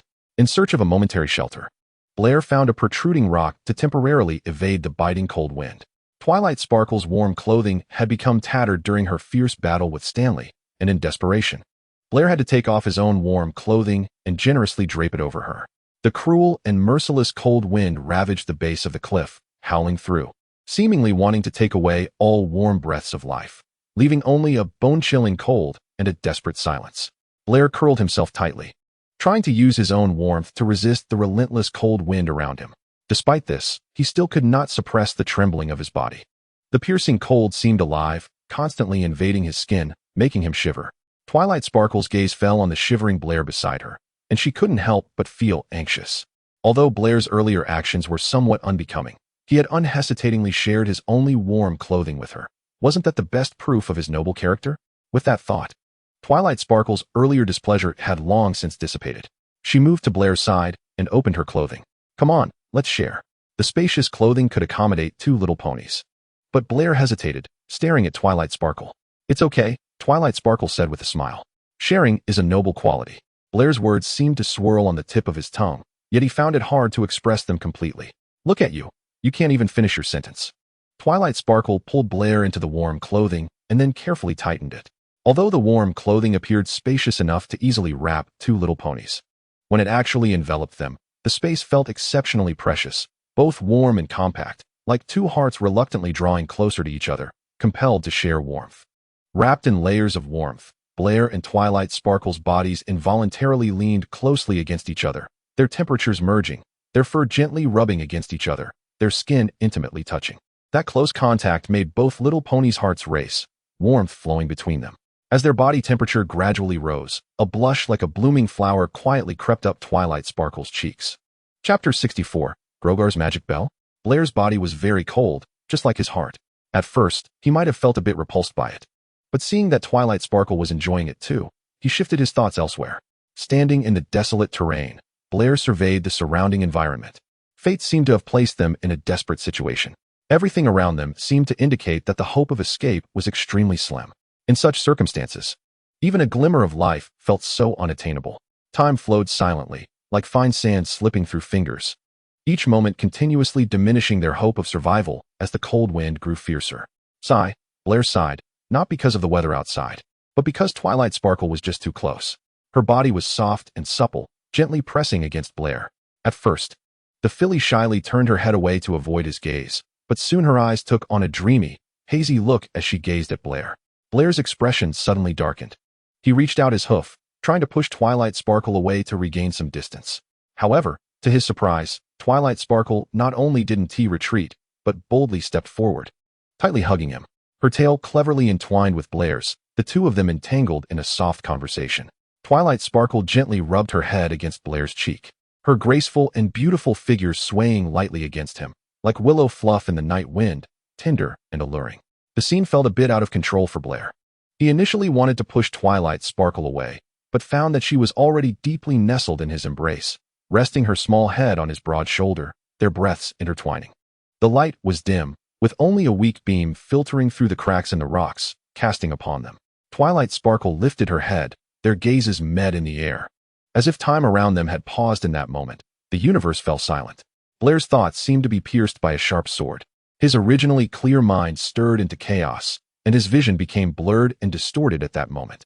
Twilight Sparkle before him suddenly appeared extraordinarily beautiful. Her hair cascaded like a waterfall under the night sky, the purple strands bright and smooth, gently swaying with each of her graceful movements. Her eyes were as clear as autumn water, sparkling with innocence and spirit, like stars in the deep night sky. Her lips were soft and full, the slight curve of her smile resembling the most tempting forbidden fruit, igniting a desire in Blair's heart that he couldn't resist. Blair gently caressed Twilight Sparkle's cheek, his eyes filled with endless infatuation and warmth. In that instant, he felt as if the whole world consisted of only the 2 of them. Everything around them became blurred and unimportant. Their lips slowly drew closer. Is there any pony? Where are you? Blair and Twilight Sparkle were suddenly jolted awake from their dreamy reverie. Twilight Sparkle's cheeks flushed with embarrassment as they hurriedly pulled away from each other. However, due to the constriction of their warm clothing, The two little ponies lost their balance and ended up falling onto the cold ground. Blair accidentally landed on top of Twilight Sparkle, his entire weight, warm body temperature, and skin's touch pressing down on her soft form. Twilight Sparkle could even clearly feel the warmth of Blair's breath. Her cheeks blossomed with a shy blush like a ripe red apple, creating a lovely scene as she tilted her head slightly, her voice soft as a whisper. It's Spike. Spike's figure, holding the pot with Alice, emerged through the wind and snow. I found you. I thought, how did you get down here? Blair interrupted him, asking. It was her idea. Spike raised Alice. She had the plants bring us down. Mommy. Alice struggled to break free from Spike's arms, throwing herself into Blair's embrace, crying. Don't cry, don't cry. Blair thought of many questions, but taking care of the little one's emotions was the most important thing right now. Spike, are you okay? Did Stanley do anything to you? Although the blush on her face had slightly faded, it still glowed faintly in the surrounding white snow, like a ray of warm sunlight in the early winter dawn. Upon seeing Twilight Sparkle, Spike wanted to have an emotional hug like Alice did, but Twilight Sparkle stopped him with her hoof. Spike, I think you're already a big kid now. Oh, I need comfort too. The young dragon's face was filled with disappointment. I think I heard someone calling for mommy just now. Twilight Sparkle looked around in confusion and then turned to Blair with a somewhat serious tone. I'm sure Spike wouldn't call me that. Blair turned and frowned. Can you hear her talking? Who? Twilight Sparkle asked in confusion. At that moment, Alice, who was hanging around Blair's neck, shyly greeted Twilight Sparkle. Hello. Twilight Sparkle opened her mouth wide, clearly startled by the sudden sound. You didn't mention that the tree we were escorting could talk. Spike couldn't help but interject. My expression was just like yours a moment ago. Blair was also confused about how things had turned out this way. He vaguely stated that at that time, she indeed wouldn't speak to you. Mom, I don't know either. Alice shook her body. Blair furrowed his brow, feeling the magic within him suddenly fill up, surging through his veins. I wanted to ask earlier. Why did I feel like my strength had increased several times after holding Alice, feeling like I could smash a giant rock with one punch? Spike demonstrated with his small hand, squeezing hard enough to faintly see the outline of his muscles. My magic was also increasing just now, Twilight Sparkle added from the side. Although she had lost her horn, she could still feel the magic inside her boiling like waves in the sea. I see. Spike seemed to realize something, pointing at Alice and saying it must be Alice who brought us good luck. No. Blair hugged Alice tightly, his expression serious. We're in big trouble. Things are complicated. Blair didn't want to waste too much time, so he briefly explained.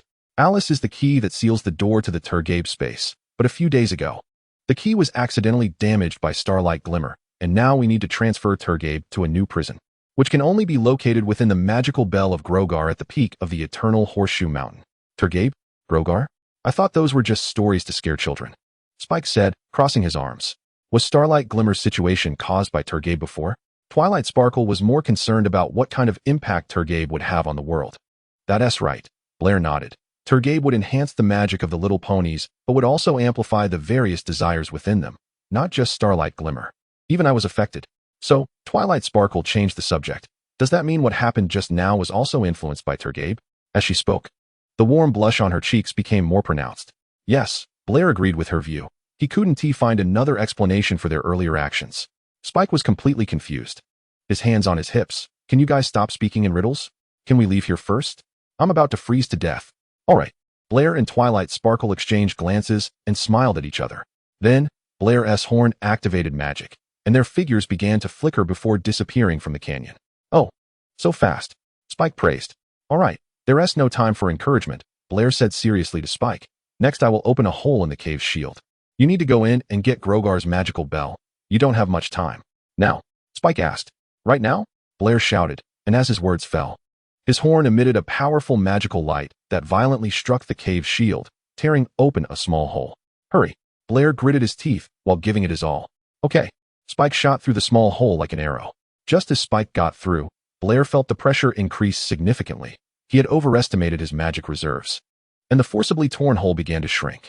Twilight Sparkle, seeing this, felt anxious and tightly held Alice, silently cheering for Blair from the side. Blair was sweating profusely. As his magic rapidly depleted, he felt his strength being drained little by little. Just as the hole was about to close completely, Spike emerged with a bronze bell, like a shooting star, sliding out through the shrinking gap, not letting everyone down. Spike happily held up the bell. Blair ceased his magical output and collapsed to the ground. Twilight Sparkle rushed over to support him, her face filled with concern. Hey, Spike said with a frown, I helped too. Why isn't any pony coming to check on me? Blair barely managed to support his trembling body, showing a relieved expression. Of course, Spike, you're the best. Quickly hand me the magical bell. No problem. Spike was about to give the bell to Blair when a strange black mist suddenly appeared and bound him. The power of the justice magic of the strange wind couldn't withstand the dark forces, and with that ominous voice, Stanley's figure slowly emerged from the black mist. The aged glint in Stanley's eyes flashed with a hint of excitement upon seeing Alice and the bell. The magic of Turgabe and Grogar's bell? The justice magic of the strange wind protects something on the eternal Horseshoe Mountain, but I didn't expect it to be this. Great. Stanley revealed a wicked smile. You've already prepared my birthday gift. With a wave of his hoof, Spike, bound tightly by the black mist, and the bronze bell floated towards him as if weightless. Blair sprang into action, using the ground to propel himself into the air, catching Spike and the bell securely. They don't belong to you, Blair said coldly to Stanley. Huh. Stanley didn't show anger but instead revealed a malicious smile, raising his left hoof. Then does she belong to you? Blair looked over and saw Twilight Sparkle and Alice had already been captured in midair. A trace of panic flashed across his face. Seeing this, Stanley let out 2 dry laughs and made a malicious suggestion to Blair. Give me the bell. Choose one. Choose the pony, and the golden tree is mine. Choose the golden tree, and the pony is yours. However, Stanley paused, then waved his hoof, tightening the black mist around Twilight Sparkle, leaving bruises on her body, causing Twilight Sparkle to scream in pain. Stanley then said the next word was corpse. What? Are you mute?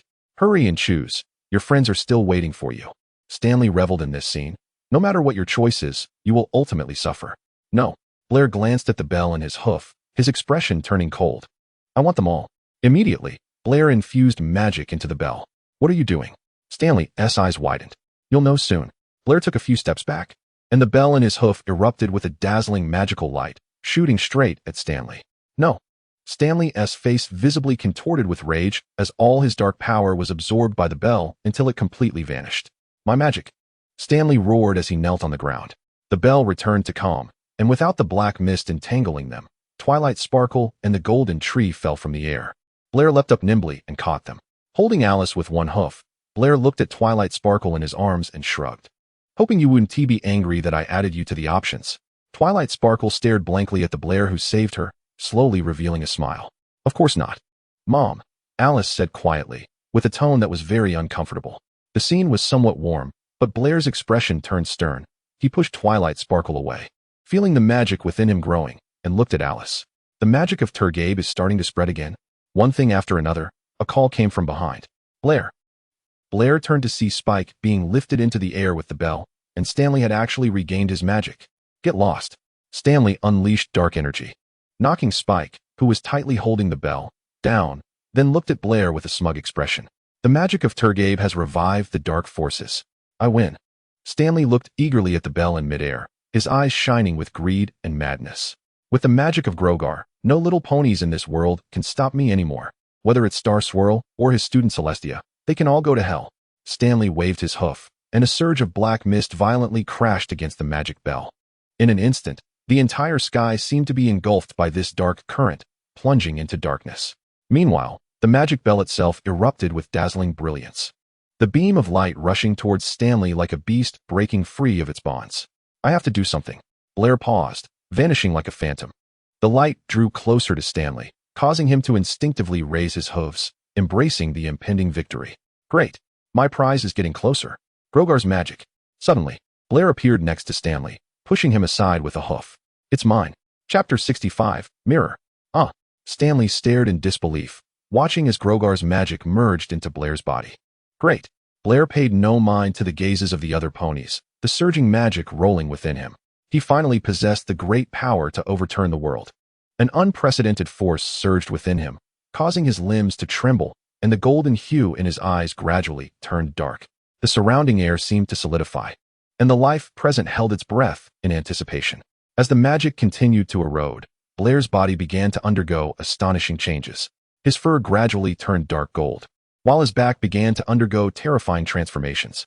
His skin split open, revealing a chilling skeletal structure, growing sharp bone spurs that were eerily reminiscent of a demon's wings.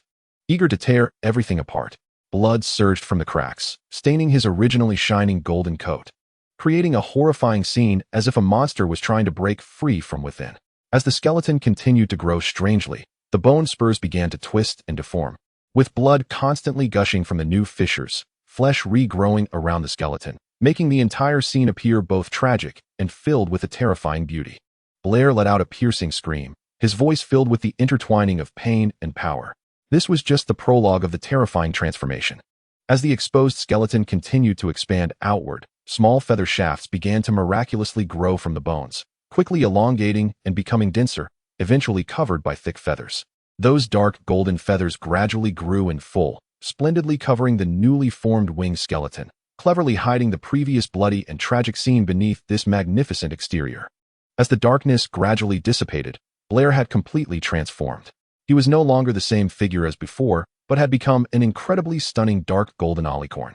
His wings gently spread, as if they could block out the sky and bring forth the sun, exuding a chilling majesty. His gaze was filled with indifference and depth, as if he could see through the fears and weaknesses of all beings, making them dare not look him in the eye. Son of ABTCH. Stanley's anger surged, cursing out loud, and immediately summoned the dark trio. Mouth, ears, eyes. The black mist coalesced into 3 pony figures. Hey, boss. It's great to see you. Want some cupcakes? Stanley, filled with rage, pointed at Blair with cold eyes. My warriors. Make that monster pay the price. The dark trio exchanged glances and walked up to Stanley. Boss, we can't beat him. Yeah, he's too strong. We can't last 3 seconds under his hooves. How about this? You let us deal with those land ponies, dragons. And that tree over there. The dark trio's words were clearly heard by Twilight Sparkle. Land ponies? She frowned slightly. Then a faint smile appeared on her face as she turned to Blair in the sky. Blair, leave them to me. Restore my identity. Blair said nothing, calmly stamping his hoof, and the dark power that had been wrapping around Twilight Sparkle instantly vanished without a trace. Stanley, I told you that you would pay the price for slandering Princess Celestia. Twilight Sparkle channeled her magic, launching a magical beam towards Stanley. A terrified scream erupted as the dark trio tightly embraced Stanley, their eyes wide, mouths agape in disbelief. Under the attack of that powerful energy, they seemed to have nowhere to run, ultimately transforming into dispersing black mist. A textbook home run. Spike gave a thumbs up to Twilight Sparkle for her spectacular attack. Generally, Twilight Sparkle humbly displayed ease, shaking her hoof. Too bad, I don't have a prize to give you. Blair landed in front of Twilight Sparkle, his voice becoming ethereal like Princess Celestia's. Although Blair had transformed in front of Twilight Sparkle, she felt a bit unfamiliar with the dark golden alicorn before her. If the previous Blair could be compared to a brilliant sun, then now he resembled a celestial body experiencing an eclipse. While still radiant, he contained an elusive dark beauty. Twilight Sparkle stepped closer, playfully touching Blair's wings. I can hardly recognize you. Your transformation is so great that I start to doubt if you're the Blair I know. Of course, I'm still your partner. Blair ruffled Twilight Sparkle's mane, to which she seemed accustomed, neither blushing nor resisting. Hee hee, Twilight Sparkle chuckled lightly. All right then, dear partner. Let's finish this quickly. I'm starting to miss the library in Canterlot. No problem. Blair took 2 steps back, lifting the magic bell, ready to absorb the Telgabi within Alice. However, an untimely voice suddenly echoed in his mind. This is such a warm ending, but unfortunately, it's not perfect enough. Where's this? Blair looked around, seeing no light. Silence surrounding him. He tried calling out, Twilight Sparkle? Spike? Alice? Don't shout. It's just the 2 of us. A voice came from the darkness. Blair cautiously scanned his surroundings, trying to use magic to dispel the surrounding darkness, but he couldn't see even a spark. The sound of hooves gradually approached in the darkness, and Blair couldn't help but shout, Who are you? Me? I am you. A figure resembling flowing water and moonlight appeared before Blair. Blair's pupils suddenly constricted. The golden pony seemed to enjoy the surprised expression on Blair's face, revealing a smile. Why so surprised? I thought you would act like you were in control. Impossible.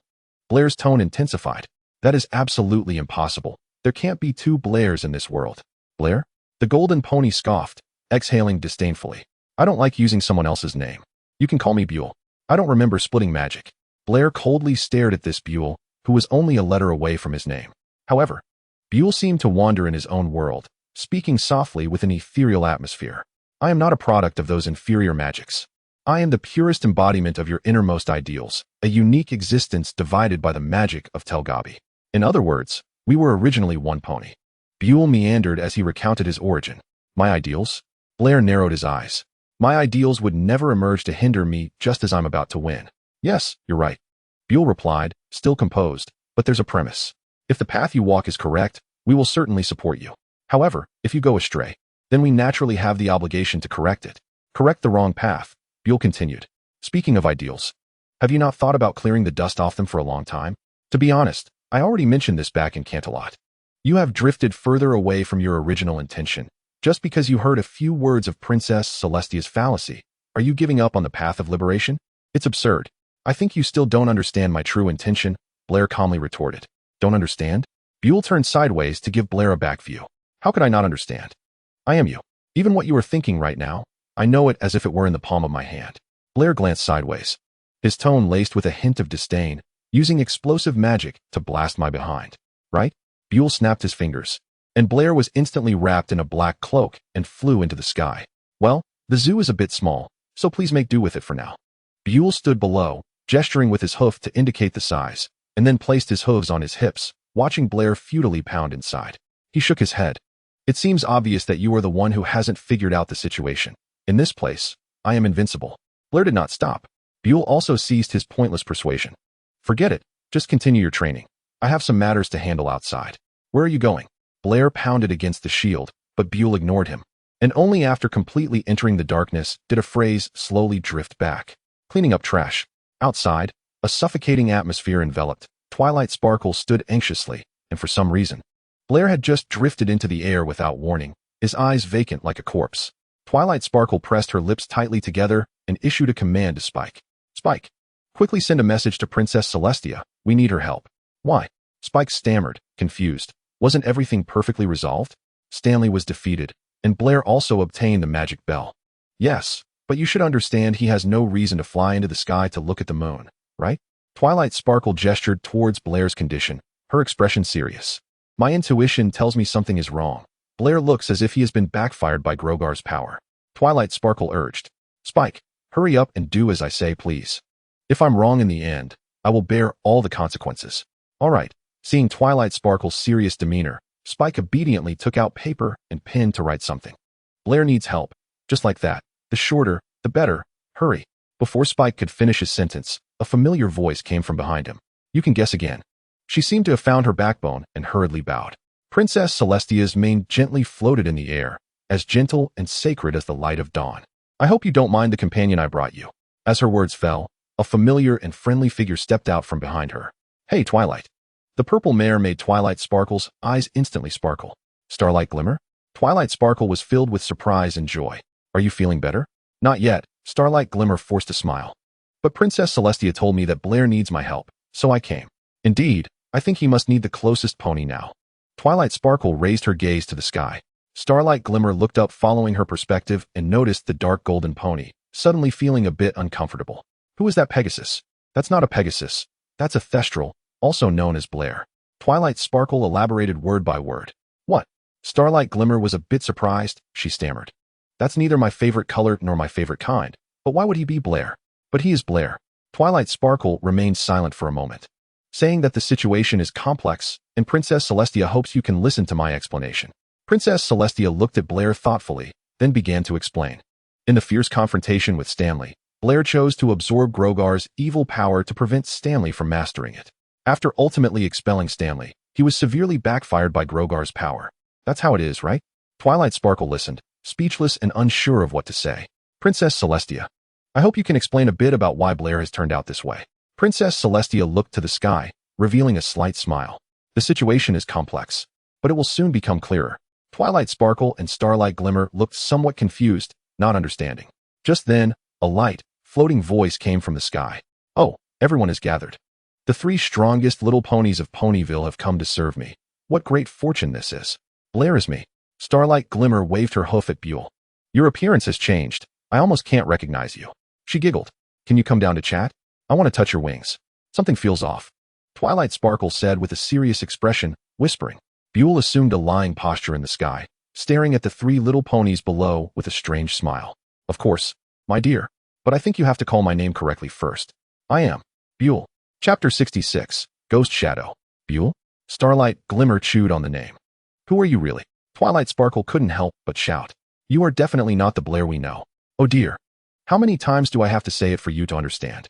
I am not Blair. Buell put away his nonchalant attitude and straightened his posture. I am Buell. His horn began to shine with a strange luster, the light growing brighter until the entire horn was surrounded by dazzling brilliance. Now, it's time for you to remember this name deeply and engrave it in your heart forever. Immediately after, Buell revealed an evil smile towards the ground. Not good. Celestia felt an unprecedented sense of crisis in the air. Time was slipping away, and there were few beings in this world that could elicit such a strong reaction from her. Without hesitation, Celestia immediately used her teleportation, taking Twilight Sparkle and the others with her, leaving behind an almost untraceable afterimage, and vanished in an instant. The next moment, a powerful and scorching surge of energy erupted from the horn. The energy surged like a volcanic eruption, rushing into the sky, pouring down as if the heavens were collapsing, violently crashing into the eternal Horseshoe Mountain. Under the energies burning, the ice and snow of the eternal Horseshoe Mountain began to melt rapidly, as if the whole mountain was boiling in an instant. The eternal Horseshoe Mountain was split in two under the impact of the energy, forming two massive ridges, with a deep chasm eroded by lava in between, steaming with heat. Celestia, Twilight Sparkle, and her companions stood on the other cliff that had been split apart, witnessing this astonishing sight. The scene before them was undoubtedly shocking.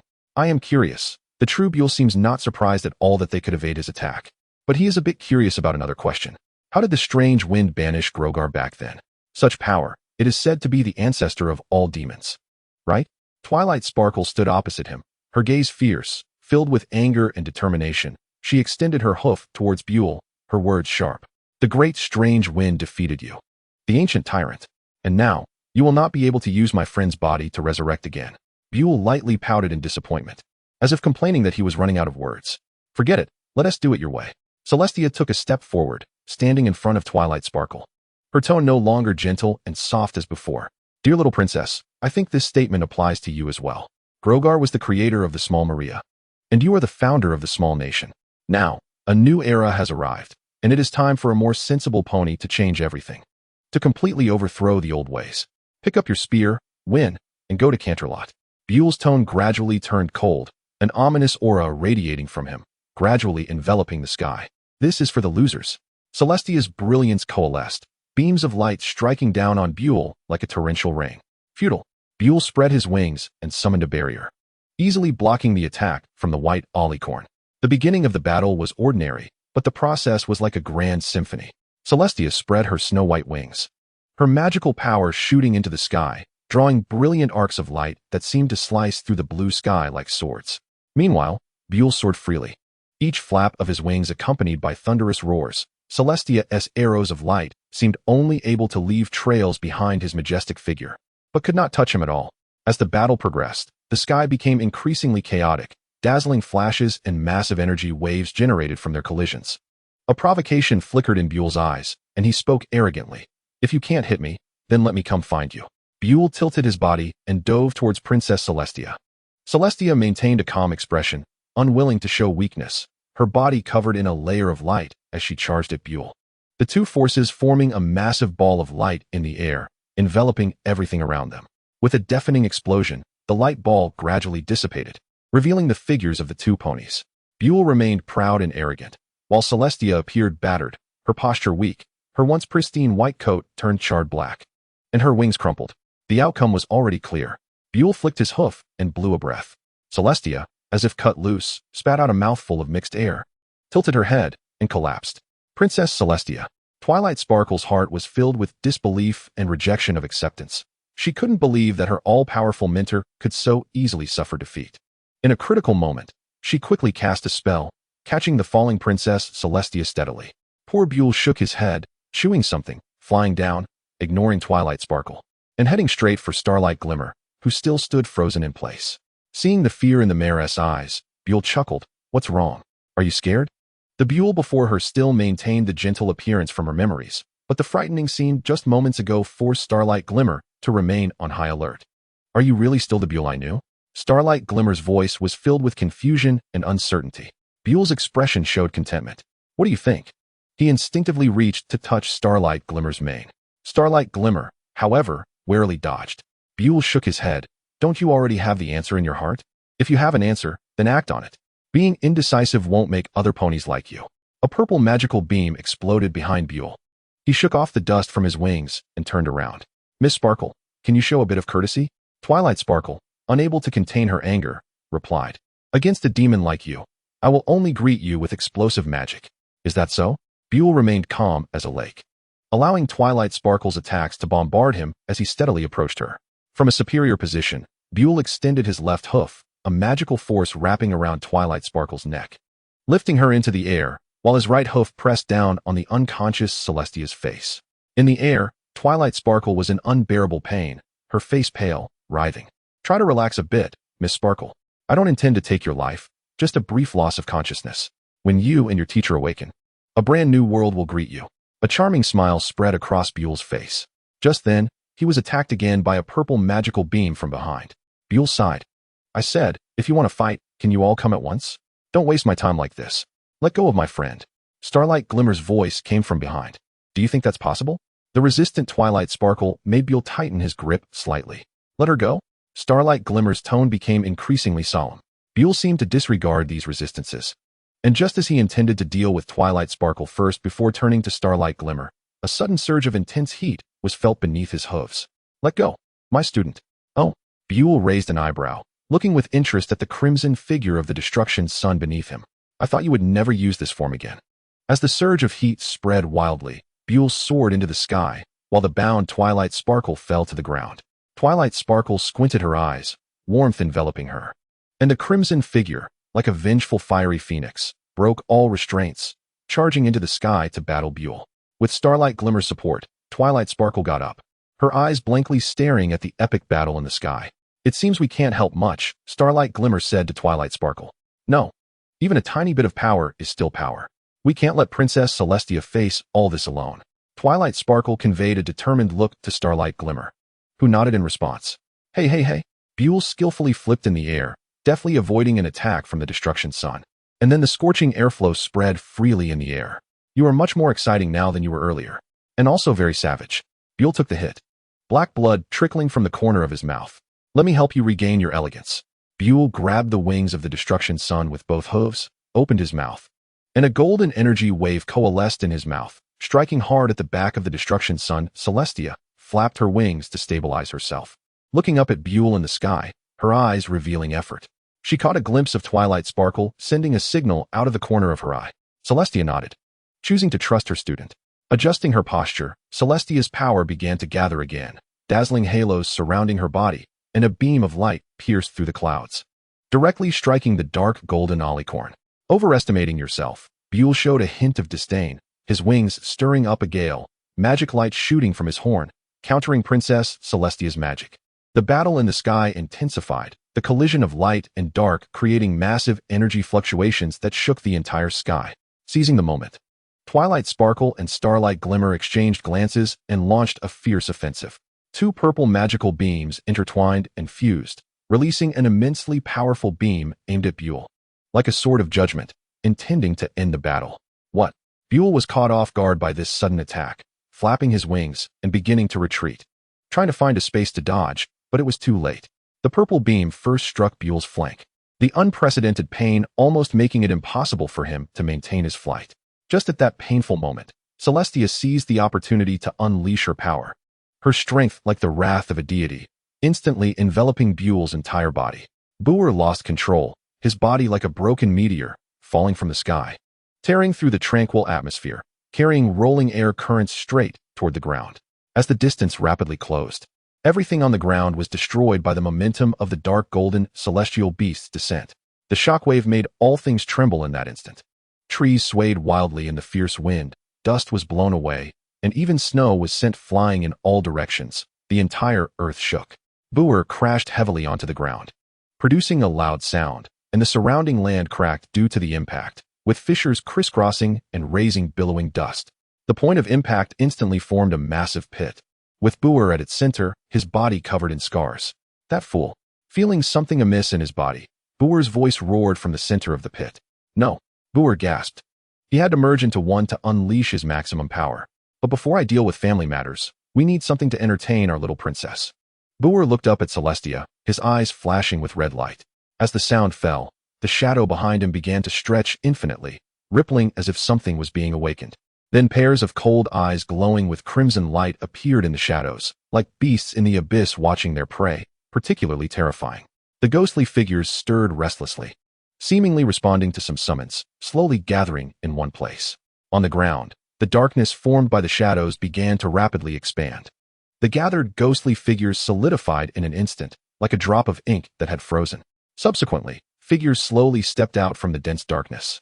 Their faces were covered with eerie masks, leaving only their eyes exposed, flickering with a deep red glow, surrounded by an air of deathly silence.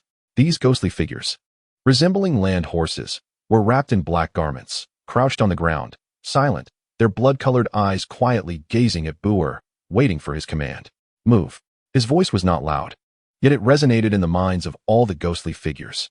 The ghostly figures raised their heads, their postures tense, like spirits awakened by the night wind, converging from all directions toward the direction of Princess Celestia. Their movements were machine-like, precise and efficient, devoid of emotion, carrying out Briar's orders without fail. Chapter 67, Turgabe. With the ghostly figures entangling Celestia, Briar had time to fix up a certain little horse. He stood tall but not rigid, relaxed yet not dispirited, his eyelids gently closed, cutting off all external noise. Entering the depths of his mind, in the sealed darkness, an empty space, a large opening broke through the hovering shield above. On the ground beneath the crack, a blood-red mark appeared shockingly, where Briar was dragging his weary body, struggling to crawl on the cold ground. Briar witnessed this scene, somewhat helpless, revealing his figure from the endless shadows. I say, you finally got out, just to show me how to crawl in the dark? Give me something fresh. How about it? Briar, hearing the voice, struggled to lift his head, panting, glaring with hatred. Give my body back to me. Calm down. Briar approached Briar, crouching down to stroke his mane. I'll give it back to you. But first, I need to clear a few obstacles for you. Of course, not the costly kind. How about this? Briar's eyes turned, his tone suddenly excited. I'll use magic to give you a female body. Then we can coexist in this world together, and after the transformation, we can live peacefully. Get lost. Briar shouted, all his strength surging, lunging forward, his horn almost stabbing Briar's hoof. Hee, looks like you're not too willing. Briar stepped to the right to evade the attack. Then I have a second idea. You will end it all yourself, with your own hooves. I will never harm any innocent little horse. Briar retorted angrily. I didn't ask you to harm anyone. Briar brushed his hoof through his mane, his tone clever. But if you don't cooperate, it will affect me to some extent. If you want to be an audience, at least don't hinder the progress of the movie.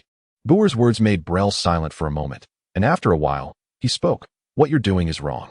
Then tell me, what should be done correctly? Briar wrapped his foreleg around Briar's neck and poked his face with his hoof. Seeing Briar silent, he continued, give up the previous route? Collude with Princess Celestia? Sink into the same mire? That's quite absurd. To be honest, it's like telling everyone that the men's football team will make it to the World Cup. It only makes others think you're a lunatic with your brain stuck in the embryo. Briar stammered, unable to speak. Seeing his attitude, Briar couldn't help but laugh in anger. It seems that without blowing up some bridges, you won't gain a new life. Black smoke began to swirl and gather, gradually rotating into a mirror. The reflection in this mirror showed the real scene outside at that moment. Endless ghostly figures surged toward Celestia and Twilight Sparkle and their companions. These ghostly enemies seemed inexhaustible, like the endless waves at the seashore. Every time a wave of ghostly figures was defeated, new shadows would swarm in to fill the gaps. Meanwhile, Celestia and her companions had fallen into a predicament, sinking into the quagmire. These little guys are quite impressive, right? Never tired, never fatigued, needing no rest. Briar commented while nodding. Unfortunately, their defense is too weak, only able to serve a restraining role. What do you want to do? Briar asked, his face dark. It's not what I want to do, but what you make me do. Briar fixed his gaze on the scene in the mirror, pointing at Celestia. Since you refuse to cooperate, let's start with her, to wake you up a bit. Don't involve innocent little horses in our matters. Briar couldn't contain his anger, roaring loudly, his body standing even taller, and suddenly a punch aimed at Briar's face came flying. Briar easily caught his hoof, his eyes turning cold. Innocent? Briar shook off Briar's hoof, veins popping on his face. In this world, no one is innocent. All creatures are part of society. It's not your choice to pick sides. It's either you choose a side or others choose it for you. I think I should show you a demonstration. With a gentle flap of his wings, he stirred up a fierce wind, and with a burst of force, his figure lifted off the ground, slicing through the air at a speed that almost touched the sound barrier. Celestia and Twilight Sparkle were completely unaware of it. only feeling a strong wind brush past them. And Starlight Glimmer, her voice suddenly becoming hoarse, felt as if she were struck by a speeding train just as she was fully focused on fighting those ghostly figures. Her whole body was pressed to the ground. As the dust settled around her, a dark golden figure was pinching her neck with its hoof. His face no longer bore the previous elegance and kindness. His eyes filled with a chilling malice as if he was about to end her life. Starlight Glimmer desperately tried to speak, but her throat felt as if it were locked by iron claws. Only weak whimpers escaped. Briar looked at this speechless mare, an involuntary self-mocking smile appearing on his face. At this point, in the end, I still have to clean up certain little horses, particularly those that hold weight in my heart.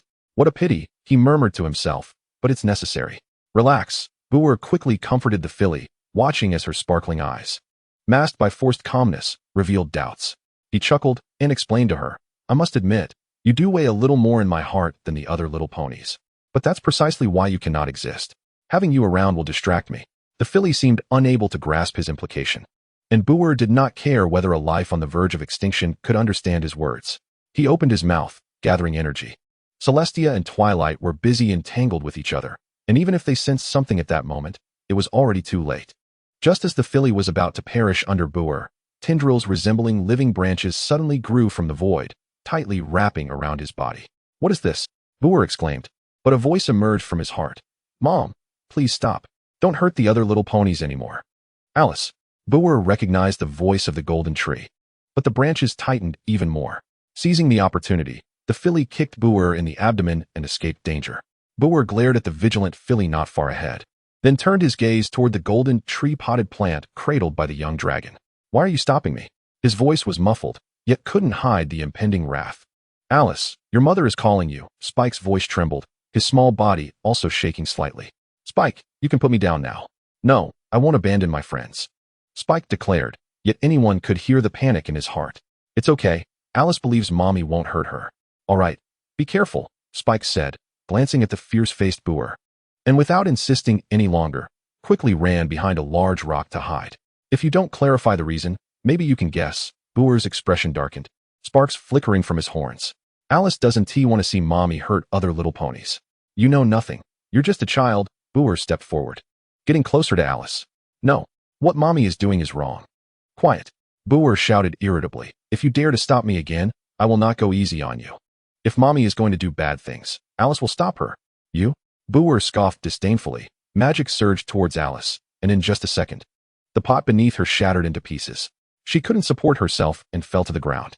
Without the pot, you can't even stand up and talk to me, Briar spat. Mommy. At that moment, Alice, lying on the ground without the pot, spoke with a hint of pained fragility. Mommy. Alice is in so much pain. Hearing those two cries, although Briar seemed indifferent, a piercing pain surged within him, stirring up an indescribable agony. Damn it, you actually care so much about this tree. Briar clutched his chest tightly, the pain there amplified 100-fold by an invisible hand, causing him to writhe in agony on the ground. As his suffering intensified, the surrounding phantoms dissipated like smoke. What on earth is happening? Taking a moment to breathe, Princess Celestia and Twilight Sparkle turned their attention to Briar. The once seemingly invincible Briar now writhed in pain on the ground, like a stranded fish. Beside him, Alice's transformation was even more dramatic. The golden tree's trunk began to emit thick black smoke. This black smoke, as if alive, wrapped around Alice's branches, causing them to gradually wither, losing their former vitality and brilliance. Simultaneously, the sky was undergoing a transformation. Not good. Celestia looked up at the sky, only to see dark clouds gathering. As if a massive black curtain covered the entire sky, a storm swept in, thunder roared, and lightning split the heavens, illuminating the dark world for a moment before plunging it back into deeper darkness. On the ground, everything lost its color. Forests, rivers, and mountains were swallowed by darkness, and all life fell into silence and fear. Celestia said nothing more. This scene mirrored what had happened 1,000 years ago, her eyes reflecting the tentacles that flickered within the black mist. She calmly uttered a sentence. Countless tentacles writhed and swayed under the dark sky, secreting a nauseating viscous substance.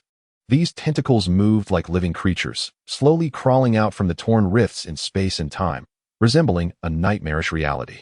As the tentacles shifted, an enormous, tumor-like body was slowly revealed. Its surface was covered with scales similar to a turtle's shell, these scales dry and broken, resembling ancient relics weathered by time. When these scales gently unfurled like the breathing of a creature, clusters of tightly packed eyeballs emerged on the tumor. These eyeballs twisted and turned, seemingly capable of independent thought, yet gazing around in a bizarrely harmonious manner. Any being daring to meet the gaze of those eyeballs was inevitably struck by an indescribable fear and extreme discomfort. Their minds seemed to be torn by some invisible force, causing them to feel extreme nausea and unrest. The monster's body resembled a chaotic mass of tumors, twisted and deformed. Its disproportionately shaped body was covered in abscesses and lumps, each one seemingly on the verge of bursting, oozing thick yellow liquid. A foul, putrid smell permeated the air, reminiscent of a decaying corpse that had festered for a long time. The ponies present were utterly shocked by this scene, unable to make a sound, their silence speaking volumes. Briar struggled to stand up, and when his gaze first met that of the monster, an unprecedented wave of nausea overwhelmed all his senses, nearly overwhelming his inner revulsion. Fortunately, both Briar and Briar had long been wary of Turgabe. He pulled out the magic bell from his pocket and unhesitatingly unleashed his magic. The twisted, half-formed monster Turgabe was sucked entirely into the magic bell by an irresistible force, as if that power had reversed its arrival. "I thought you were so powerful, huh?" Briar managed to show a hint of a sarcastic smile, but just as he intended to continue his mockery, the scene before him began to warp and become chaotic. The once rational, logical, and emotional aspects seemed to be gradually replaced by an inexplicable malice, plunging him into an inescapable chaos. In his ears, low whispers intertwined with piercing screams, causing Briar's heart to race and cold sweat to cover his face. As he looked around, he found that Twilight Sparkle and the others were displaying similar symptoms. Even sealed away quickly, Turgabe still spread negative emotions. Briar crouched down. The whispers and murmurs in his ears grew clearer, seeming to be right beside him.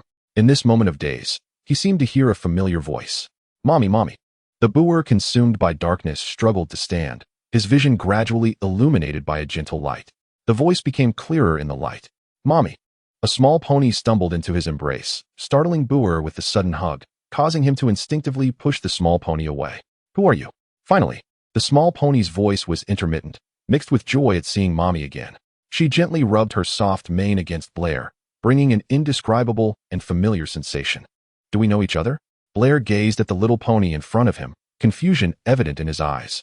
And there were no fragments of memory related to her in his mind.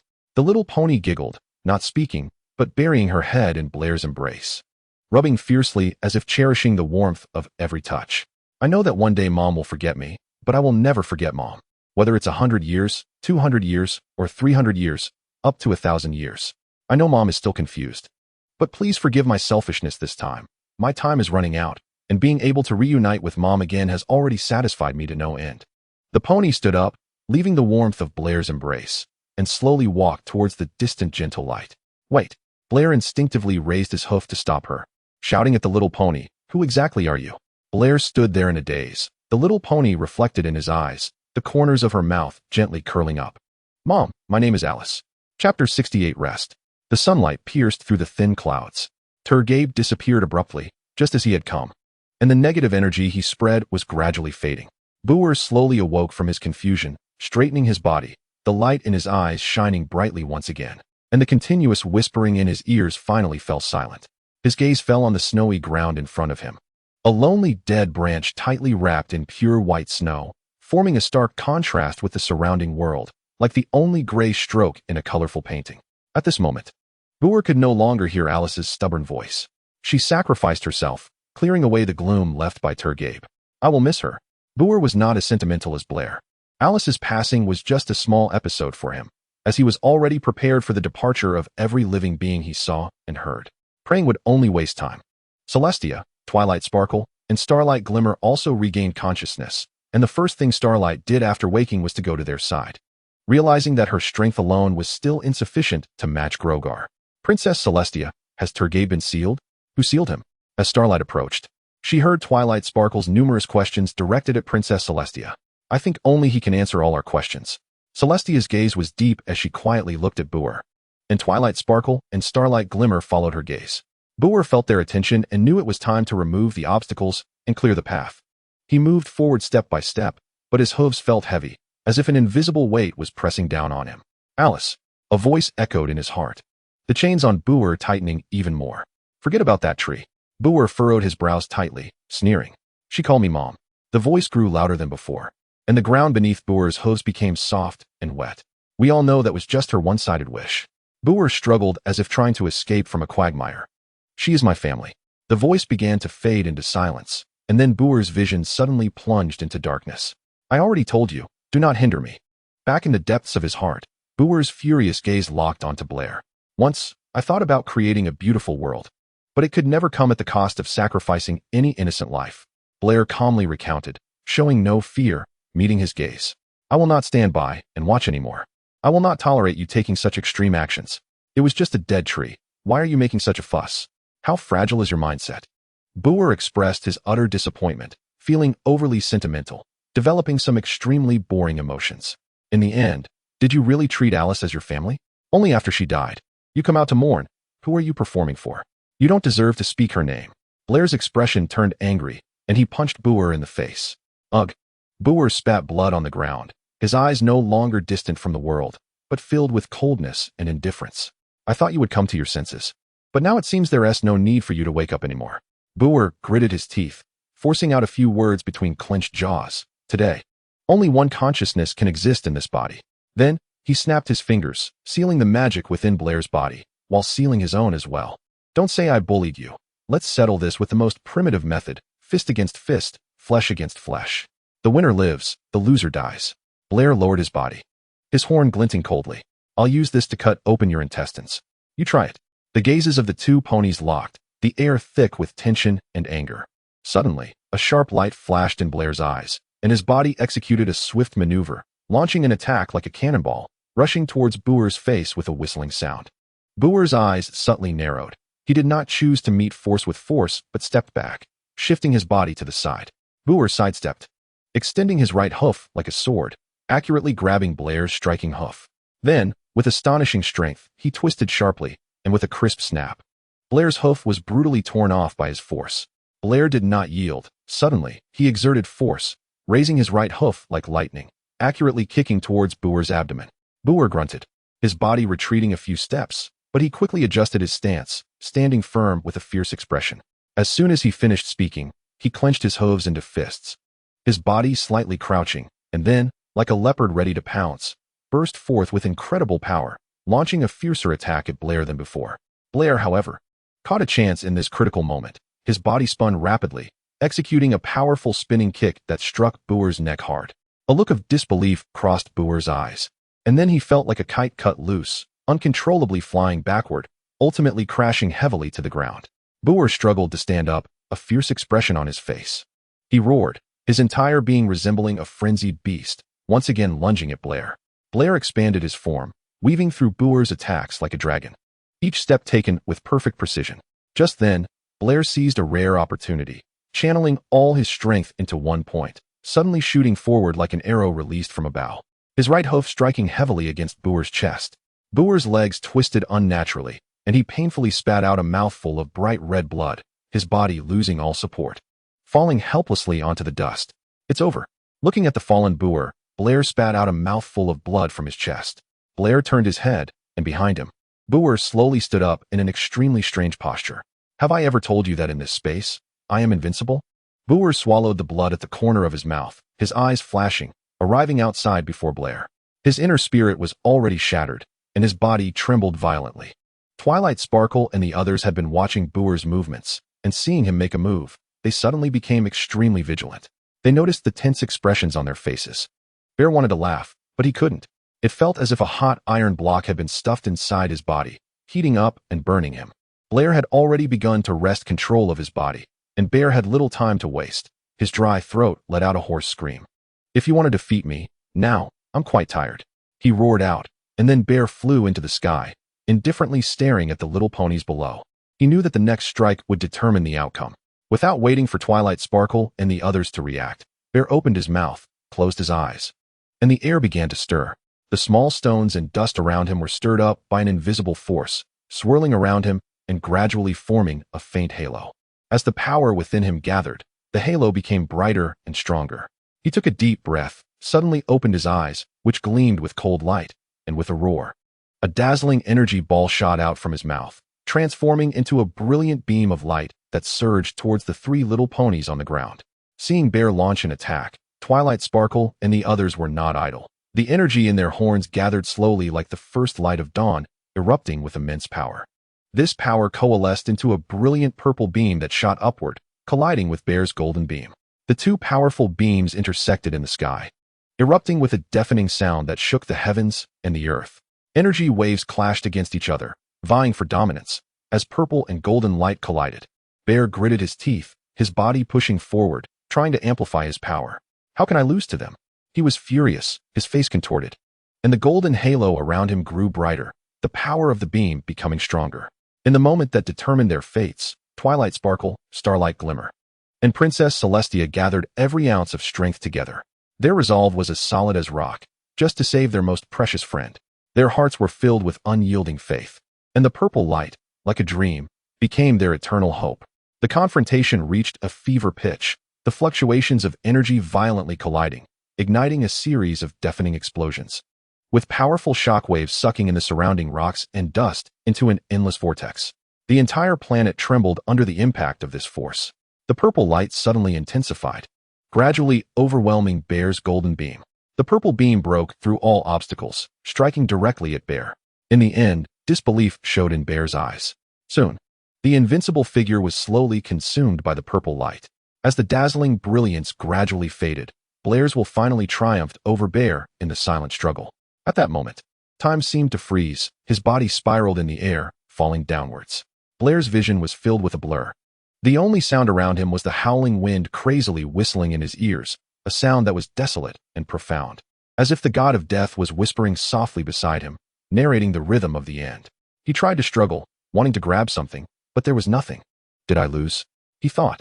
In the sky, Blair witnessed Twilight, Sparkle, Princess Celestia, and Starlight, Glimmer, their powerless figures collapsing on the ground. Scenes unfolding before him like slow motion. It seems I really lost. That's great. He managed a bitter smile, a complex sense of relief revealed in that expression. In that moment, Blair's state of mind was unexpectedly calm. His body was in free fall, descending towards the abyss beneath the cliff, without fear, only a strange tranquility. As he reached the edge of the cliff, Blair could see Starlight, Glimmer running towards him on the horizon, her expression blurred in Blair's eyes.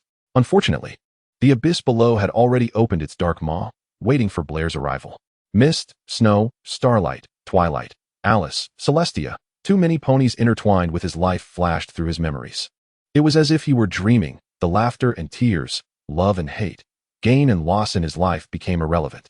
Blair had never felt life as pulse as clearly as he did now.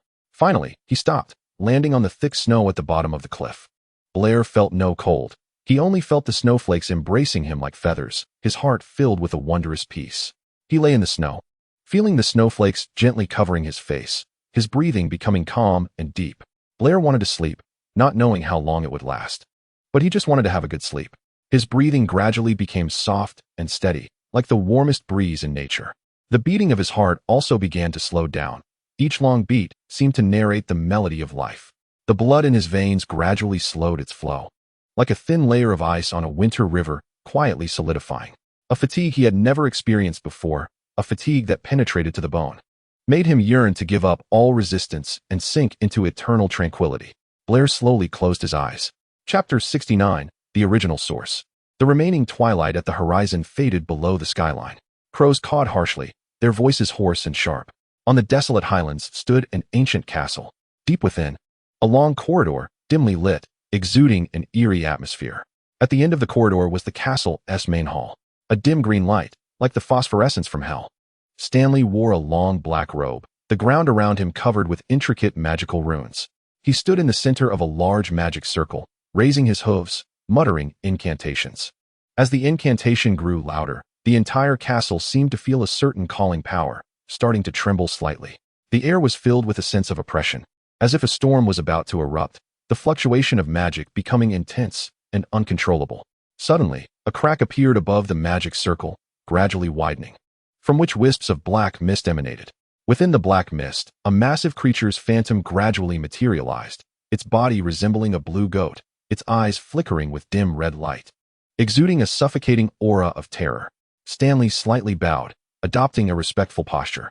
The answer I give you is the oldest goat. It seems you summoned me merely to amuse yourself, wizard. The goat's voice was filled with displeasure and mockery. To obtain the power in the magic bell, you need a being that exists in the world and can control it. The goat tilted its head slightly. But I cannot. Stanley let out a low hum. You underestimate my abilities too much, Lord Grogar. As the leader of the darkest and most malicious sorcerers, I know many ancient spells that might free you from the bizarre wind magic-esque constraints. Stanley, if you find the spell and allow me to be reborn again. Grogar's scarlet eyes flickered with a wicked light, fixating on Stanley. Then, you shall rightfully possess my magic. In the endless darkness, blurred consciousness sank like a sunken ship deep in the sea. Blair was being devoured by an indescribable sea of chaos. Around him was an endless darkness, a void abyss devoid of light and sound. Blair's consciousness was shrouded in impenetrable fog, his thoughts as sharp and chaotic as shattered glass. Memories and reality intertwined in this chaos, making Blair struggle painfully, yet unable to find a shred of clarity. Those scattered fragments of memory sparkled like fleeting sparks in his mind. These fragments were like fine sand held in the palm of his hand. The more he tried to grip them tightly, the faster they slipped away, ultimately leaving only an emptiness in his palm and an endless void in his heart. Blair's mind was clear, as if he had been detached from the chaotic world.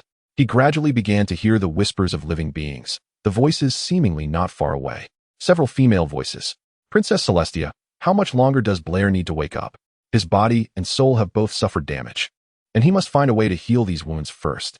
So what should we do? Starlight, you need to go to the snowy mountains and find a flower as pure white as snow, called the snow lotus, which grows on the cliffs of the towering mountains. And Twilight, in the eastern Fairy Dew Valley, there is a grass called Fairy Dew Grass. Its colors are as vibrant as purple clouds. When sunlight shines on the Fairy Dew Grass, it emits a faint glow. I hope this can provide some help for your search. I will use magic to sustain Blair's life until you return. As the heavy door closed, all sounds fell silent, and Blair continued to float in a weightless space, where time seemed no longer important to him. He had no way of knowing how long the outside world had passed. Everything here seemed to be encompassed by a still eternity, dissolving into an endless tranquility. There was no spreading fear, no invasion of pain, only an endless, profound calm. Blair observed everything. After an unknown amount of time, conversations resumed around him, and Blair could deeply feel their anxiety and concern. But at this moment, he felt like an observer, only able to quietly listen to the commotion of the outside world. Princess Celestia, he will be okay, right? I can't be certain. But as long as we give our all and persist, miracles will happen. Then, Princess Celestia, do we need to do anything else? No, Twilight, you have other tasks. After that, Blair seemed to hear an argument. Princess Celestia, please forgive my rudeness, my friend. He is right here, lying in bed, hanging by a thread. I cannot and will not leave at such a critical moment. Listen, Twilight, you can't help here. You have your own mission. Princess Celestia, Twilight is just too worried. She will figure it out. She is very kind, and I have high hopes for her. What should I do? Blair's physical wounds have healed, but his soul remains incomplete. Like a song scattered by the night wind, part of it surely fell onto the eternal hoof mountain. The voices disappeared again. And then Blair's consciousness completely disconnected from his body. He didn't know where he was or how his body was lying. Time passed by, and the door was pushed open again with a heavy sound. Your Highness, did you find the fragments of Blair's soul? Here. After that, Blair felt a strong force invading his body, bringing unprecedented pain. It was an indescribable agony, deeply engraved on his soul, making it impossible for him to breathe or think. It felt like thousands of sharp blades slashing through his soul, each time causing him to endure heart-wrenching pain. He wanted to scream, wanted to escape, but he could do nothing, only helplessly sink into the whirlpool of suffering. Princess Celestia, why hasn't Blair woken up yet? It takes time and a little patience. Let's go. Let him be alone for a while. No, I will stay here, waiting for him to wake up. What if he wakes up and there isn't a single little pony by his side? What if he gets scared? As time passed, the pain Blair endured intensified, as if each heartbeat left an unhealable scar deep within his fragile soul. He felt unprecedented despair, not knowing how much longer this bone-piercing pain would last. He even began to doubt whether he could still break free from this darkness. Just as he was about to lose hope in this endless darkness, the fragment of his soul suddenly emitted a barely visible glimmer, as if using its remaining strength to bring a faint ray of light to the darkness surrounding Blair. It was a clear white light, and Blair finally touched a sense of something tangible. But his vision remained blurry, as if in a dream. In this hazy state, he saw a figure resembling him approaching. The figure shook its head, as if in helplessness, and touched his body. Their two consciousnesses seemed to merge like two rivers converging, slowly beginning to fuse together. Those disordered memories underwent a slow and painful process, like a diver in the deep sea struggling to surface, each time a struggle and torment. Blair gradually regained consciousness, returning to the beginning. So it was like this? Blair held his head. Previously, the scene of his two consciousnesses arguing now appeared in his mind. He was lost within himself, unclear about his goals, and did not know how to move forward, only able to drift along, groping his way step by step. All of this was caused by Turgabe. He separated the Crimson Boar from Blair's mind, causing Blair to temporarily lose theoretical guidance, making every step filled with trepidation and anxiety. If Blair were compared to a glass of honey water, then his split self was like dividing the honey water into two parts, one part containing only honey, the other part containing only water. The honey part was too sweet, lacking clarity. The water part was too clear, but lacked sweetness. Such a division brought about an internal imbalance. One side was too gentle, lacking the impetus for radical reform, while the other side was too radical, lacking gentle strategies. Both sides firmly believed their paths were correct. One side saw itself as the embodiment of the gentle demands of the people, believing that gentle strategies were effective ways to win the hearts of the masses and transform the world step by step. The other side regarded itself as the embodiment of revolutionary determination and clarity, convinced that only unwavering revolutionary spirit could truly promote social progress and change.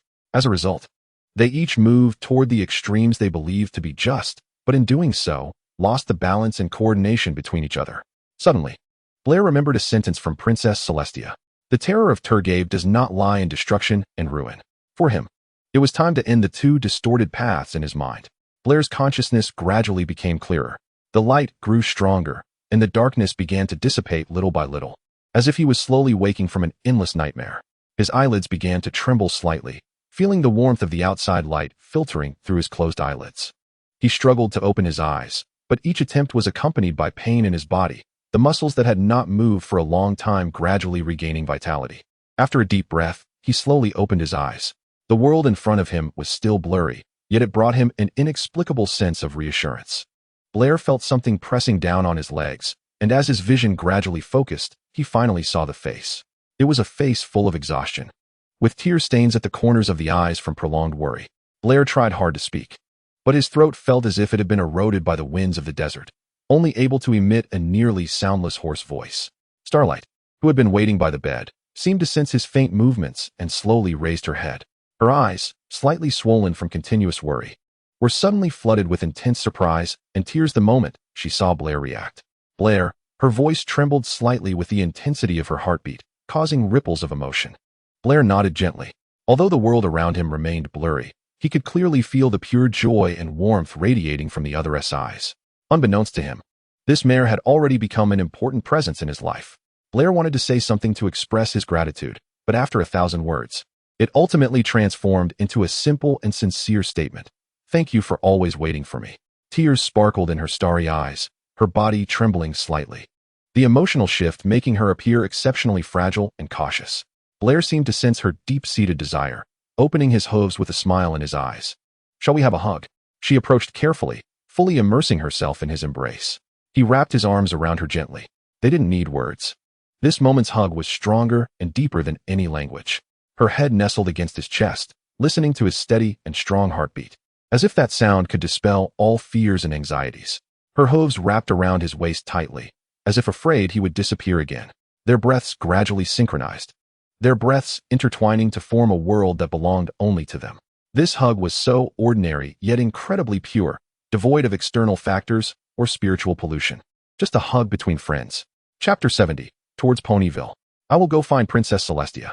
Starlight shimmered, breaking away from Blair's embrace. Just as she was about to share this good news with Princess Celestia, she heard a voice behind her. Princess Celestia walked into the room, smiling. For you. Starlight and Twilight Sparkle have endured unimaginable hardships, so it's only fair to reward you, the hero who saved Ponyville. Blair understood he was lacking in her eyes. He gazed at Starlight with tenderness. I will do my utmost to repay their kindness. Blair, please don't say that. You've saved me many times. I don't need your gratitude. Starlight held Blair's hoof, helping him out of bed.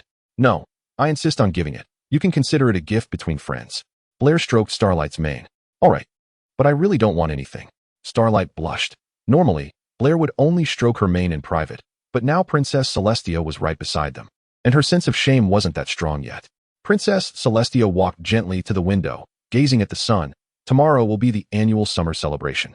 Currently, I've dispatched Twilight Sparkle to Ponyville for an important inspection task. If you want to see Twilight, you must go to Ponyville since she is still on duty and cannot leave. Princess Celestia did not stop there. She walked lightly to Blair's side. However, considering you have just recovered from your illness, I still suggest you wait until you fully regain your strength before setting off. The plot was about to begin, and Blair had been planning since he set off, aiming not to let any moment slip away in pointless stagnation. Let's go, Starlight. We need to see our friends. Since you have made up your mind, I won't say more, Princess Celestia replied. I will have the guards take you there. You need not trouble yourself.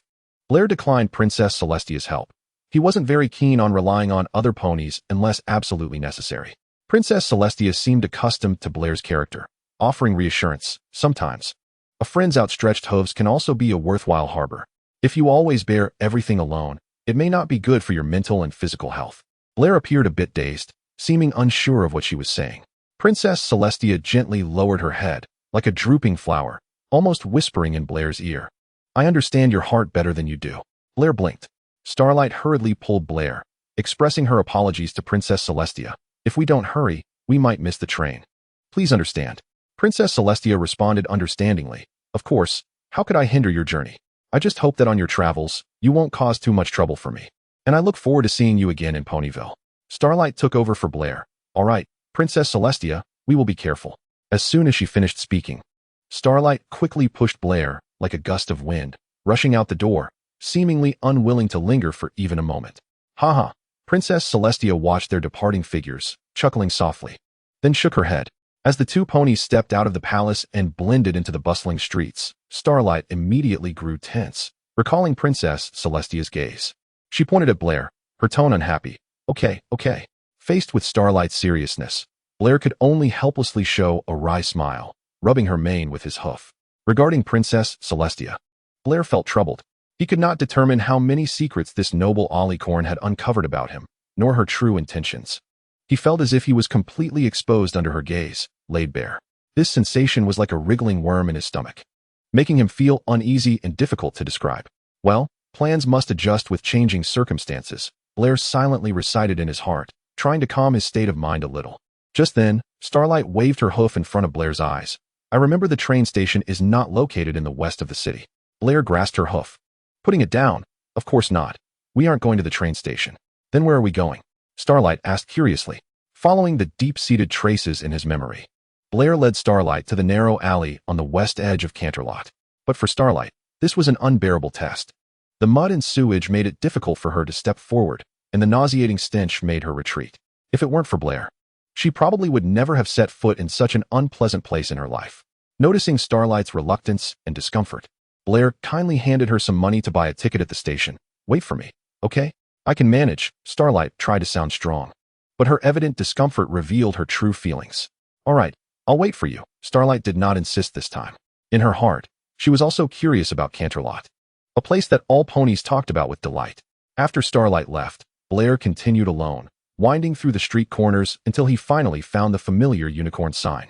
Pushing the door open to enter, inside was still that same smell, that same unpleasantness, that same frown. Blair did not linger, heading directly to the front desk. The receptionist seemed to recognize him at a glance, even leading him toward the office before he could speak. John had been waiting there for a long time. He looked almost the same as when Blair last saw him, disheveled. Esteemed author, your presence here in our humble place truly makes it shine and glow. John's voice was much raspier now, a sign not just of age but also of the consequences of binge drinking, as evidenced by the scattered bottles around. When did you become so slick-tongued? Blair retorted, a hint of disdain in his tone, and casually took a seat on a chair. In contrast, I miss your former disheveled appearance more. John took a sip of his drink, attributing it all to you, great writer. Recently, I've been in more communication with some young ponies and discussed quite a few collaboration matters. As he spoke, he downed his drink once again, so the company of alcohol was a bit more present. Blair didn't care at all. Cutting straight to the point, I don't care what new dishes you add to your table. He got straight to the point. I just came to collect my manuscript fee this time. Of course, no problem. That was originally yours. John wasn't surprised at all upon hearing this. He pressed the bell on the table firmly. "Allison, quickly bring me file number 10 from bag 2129. After a short while, a tall unicorn walked in, swaying her hips. She placed the file on the table without saying a word, only giving Blair a flirtatious glance as she left.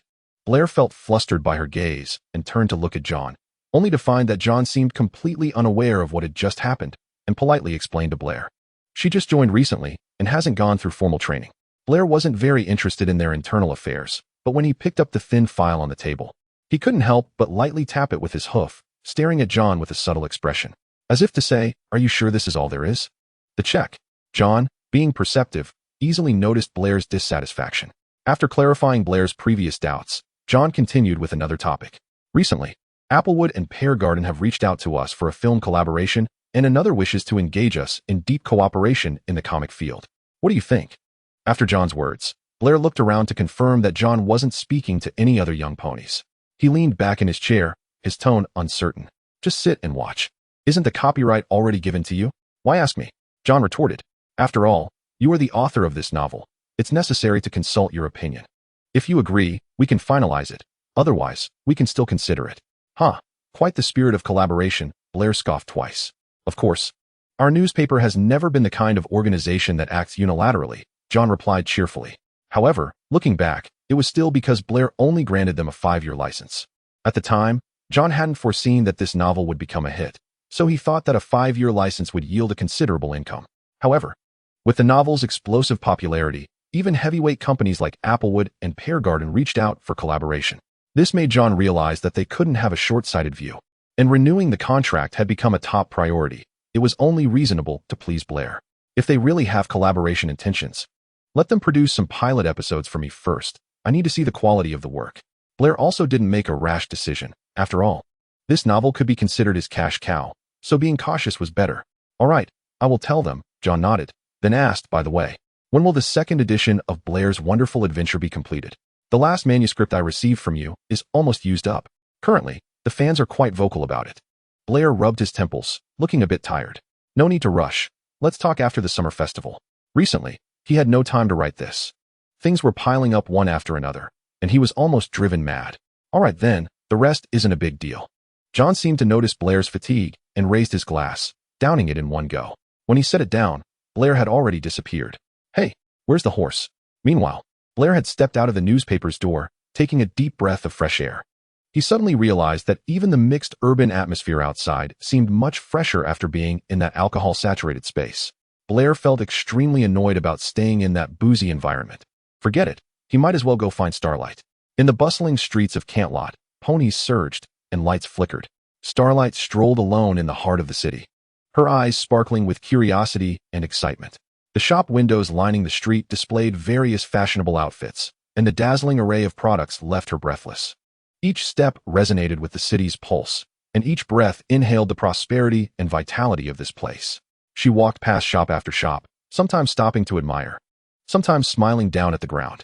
The street performers played enchanting melodies, adding a touch of romance and warmth to the city. Just as Starlight was immersed in this splendid scene, her gaze was drawn to a magnificent cathedral ahead. The cathedral's spire pierced the blue sky, like a sacred pin pointing to the heavens, and the stained glass windows shone with dazzling colors under the sunlight, breathtaking to behold. Starlight was deeply captivated by this mysterious and solemn beauty. Curiously approaching the cathedral, she noticed that the grand doors were tightly shut, but the music coming from the cracks suggested that a grand and elegant wedding ceremony was taking place inside. The sacred atmosphere of this scene made her stop, wanting to take a closer look. Starlight gently pushed open the cathedral's door and was about to step inside when she was stopped by a uniformed staff pony. "I'm sorry, miss, but we are currently holding the wedding of Duke Frederica, and it's limited to invited nobles only." Although his tone remained superficially polite, a hint of disdain slipped through as he assessed Starlight's simple attire. Starlight felt her cheeks flush, embarrassed as she apologized. I'm really sorry, I didn't know.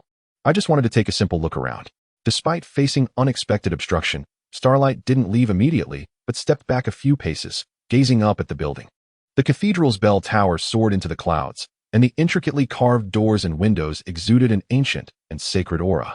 Unknowingly, at that moment, a desire blossomed in Starlight's heart. She also wanted one day to hold a grand wedding in such a solemn place with the pony she loved. Chapter 71, Arrival at Ponyville. But Starlight couldn't help but wonder how much money it would cost to hold a wedding in such a place. So she asked the staff pony who had just stopped her. Unexpectedly, her question elicited an unexpected reaction.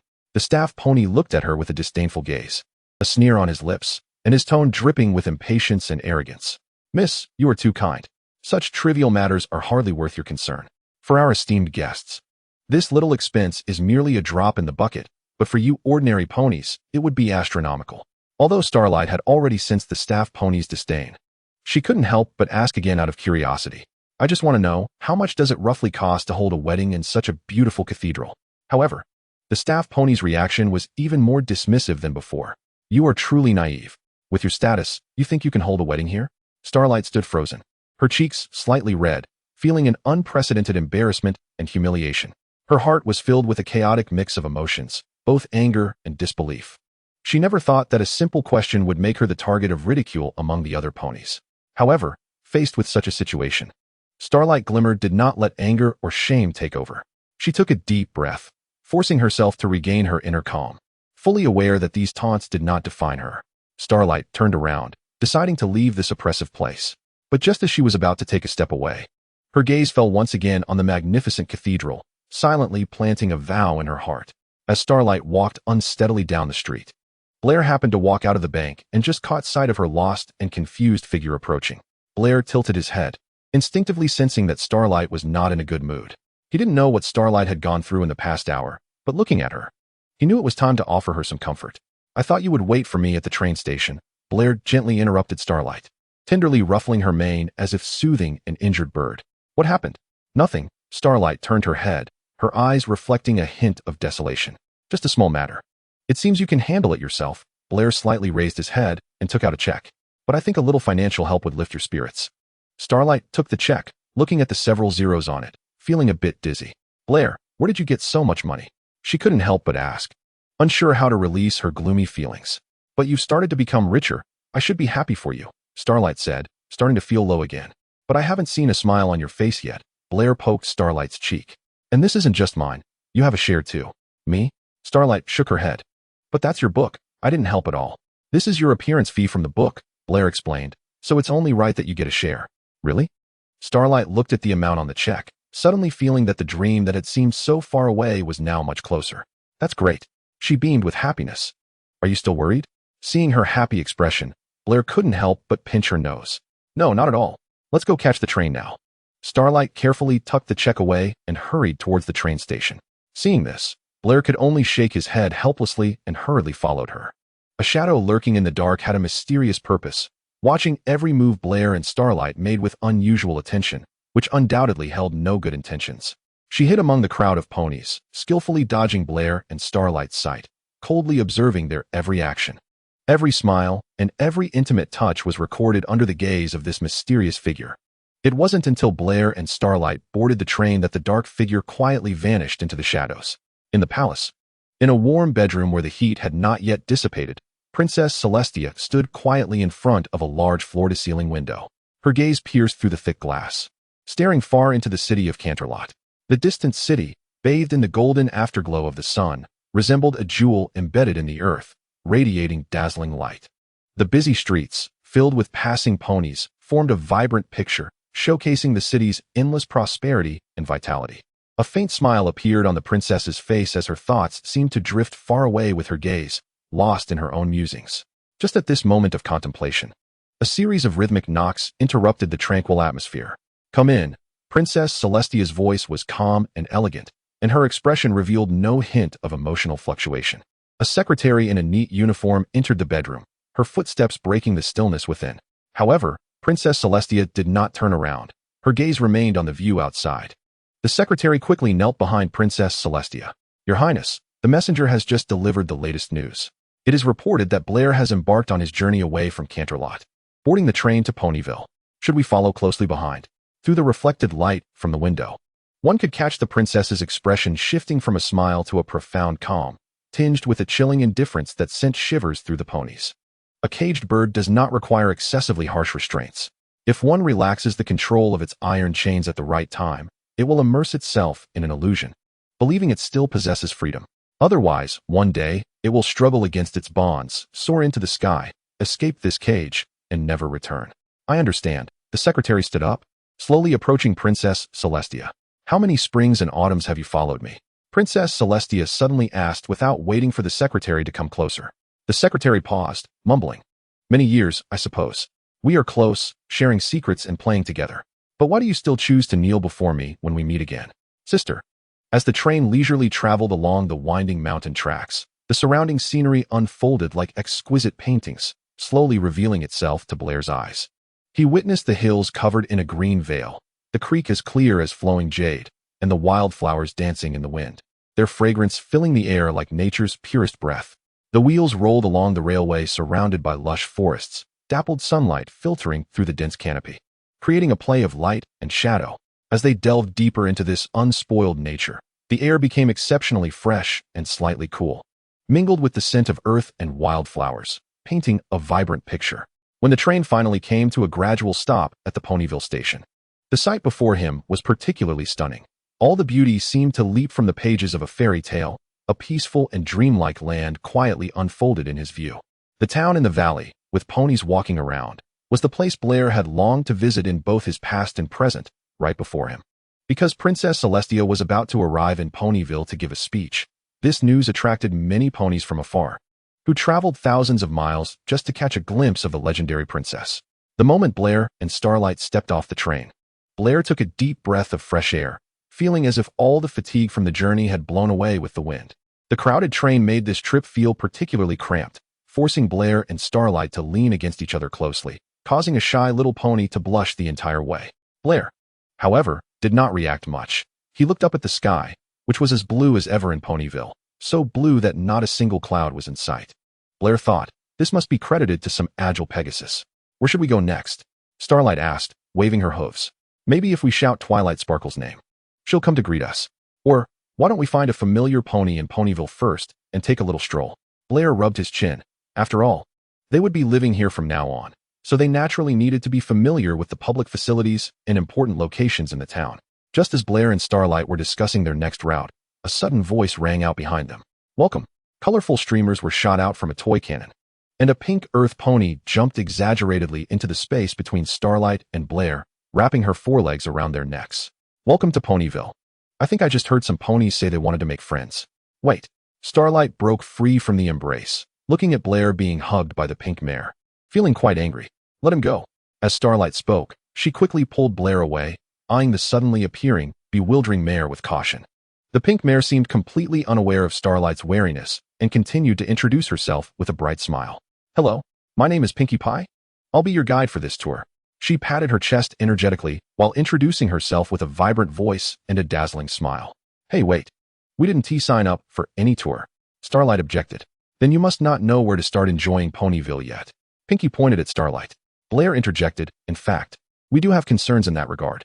As soon as Pinkie finished speaking, she magically produced a flag from nowhere and waved it excitedly. We don't need. Starlight was about to refuse. Blair covered her mouth and continued. Of course, we need an enthusiastic pony to guide us. It's nice to meet you. Pinkie Pie, my name is Blair. Seeing the golden pony extend a hoof, Starlight's eyes flashed with a hint of coldness. Looking at the hoof in front of her, she no longer hesitated and opened her mouth to bite down. Immediately, a scream echoed across the sky of Ponyville. Twilight Sparkle, wandering down the street, perked up her ears. She seemed to hear a familiar voice. Looking up, she gazed into the distance and, puzzled, said to Spike on her back, I think I just heard Blair's voice. However, Spike, who was immersed in Rarity's beautiful appearance, waved his claw dismissively. You're imagining things. Blair is still under Princess Celestia's careful care. You must have misheard. Really? Twilight Sparkle looked confused. She gazed at the sky. The voice was so familiar to her. Could it really be an illusion? Forget it. Twilight shook her head, not wanting to waste thoughts on trivial matters. Princess Celestia had entrusted her with the task of overseeing the Ponyville Summer Festival. It was also a form of recognition for her. With Princess Celestia around, she believed Blair would surely be fine in the end. However, remembering the legend from the book, Twilight's worries deepened. Chapter 72, Meeting Ponies. You guys are really so interesting. Pinkie Pie bounced around the platform with a crescent moon-like smile. Is this some new game? Shouting like you did earlier. Does that earn points? Pinkie mimicked Blair's earlier silly antics. No, there are no points in this ISNTA game. And please don't mimic me. Blair half closed his eyes. Well then, are you planning to have some colorful cake? We have all kinds of flavors. Pinkie Pie showcased her signature enthusiasm, pulling out a delicately shaped small cake and stuffing it into Blair's mouth. Hey, it tastes pretty good, thanks. But I don't really like cake, Blair said with an awkward smile to the overly enthusiastic Pinkie Pie. Starlight quietly pulled Blair's head closer and whispered in his ear. We need to get this overly excited pony to leave. Don't be like that. Pinkie Pie is very friendly, Blair rubbed Starlight's mane. It's just that some ponies aren't used to her enthusiasm. I hope the some ponies you mentioned aren't me, Starlight mumbled, pouting slightly. I have a good idea. Blair winked at Starlight. Pinkie Pie, are you good at making friends? Blair asked, tilting his head. Haha, I'm not that good at it, Pinkie waved her hoof. I just remember various ingredients and ways to make happiness, just like I can remember how many hooves I have. A hint of confusion appeared in Blair's half-open eyes. After a moment of hesitation, he guessed 4. Pinkie hugged Blair. I knew we'd get along. Starlight squeezed her way between them, looking furious. No hugs, no hugging. Pinkie pushed away, didn't he get angry? You two are really close, like fish in water. Do you have some special relationship? Let me guess, siblings? Brother and sister? Cousins? Although Pinkie admitted she couldn't figure it out, she maintained an optimistic attitude and wore a joyful smile. At this moment, Starlight felt a bit dissatisfied. Why do you have to guess based on bloodlines? Of course, blood doesn't define our relationship, Blair interjected. We are very good friends. I really wish I could have a relationship like that with you, Pinkie Pie said hopefully. Just like the nuts in a cake. Everyone knows a cake without nuts is imperfect. Our space is quite cramped. We don't need a third pony joining, Starlight murmured. Hee. Let us make some room for the enthusiastic pony, Blair said from the side. He then turned to Pinkie. If you want to become good friends with us, you have to complete a challenge first. A challenge? No problem. I'm not afraid of difficult problems. Pinkie Pie looked confident. Okay, brave Pinkie Pie. You see my friend looks a bit gloomy right now. Blair walked to Starlight's side, using his hoof to lift the corner of her mouth into a smile. But as soon as he lowered his hoof, the smile disappeared. If you can make her play for a while and then face me with a smile, then I'll accept you. No problem. Leave it to me. Pinkie Pie jumped up. Starlight walked up to Blair, pressing closer until her nose touched Blair's. Do you think I didn't hear anything and you're throwing me to other ponies? What do you want? You're overthinking it. I've never been here before. What else can I do? Blair showed an awkward expression. I prefer to stroll around alone. Really? Starlight feigned innocence, recalling that Blair had indeed never strolled with other ponies. So she understood. Okay then, see you later. Have fun. Blair waved his hoof, watching the two ponies walk further away, feeling a sigh of relief in his heart. All right, now it's time to do your own thing, Blair. Blair left the train station and wandered along the streets of Ponyville.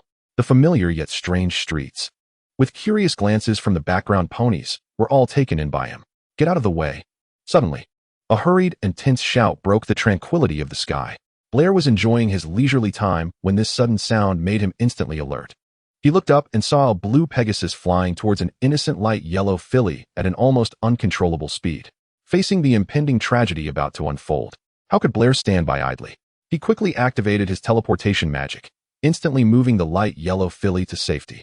Meanwhile, the out-of-control blue Pegasus almost crashed into a nearby muddy pit, but fortunately, Blair cast a freezing spell just in time, keeping her suspended safely in the air. The 12th attempt of the lightning dash has failed once again.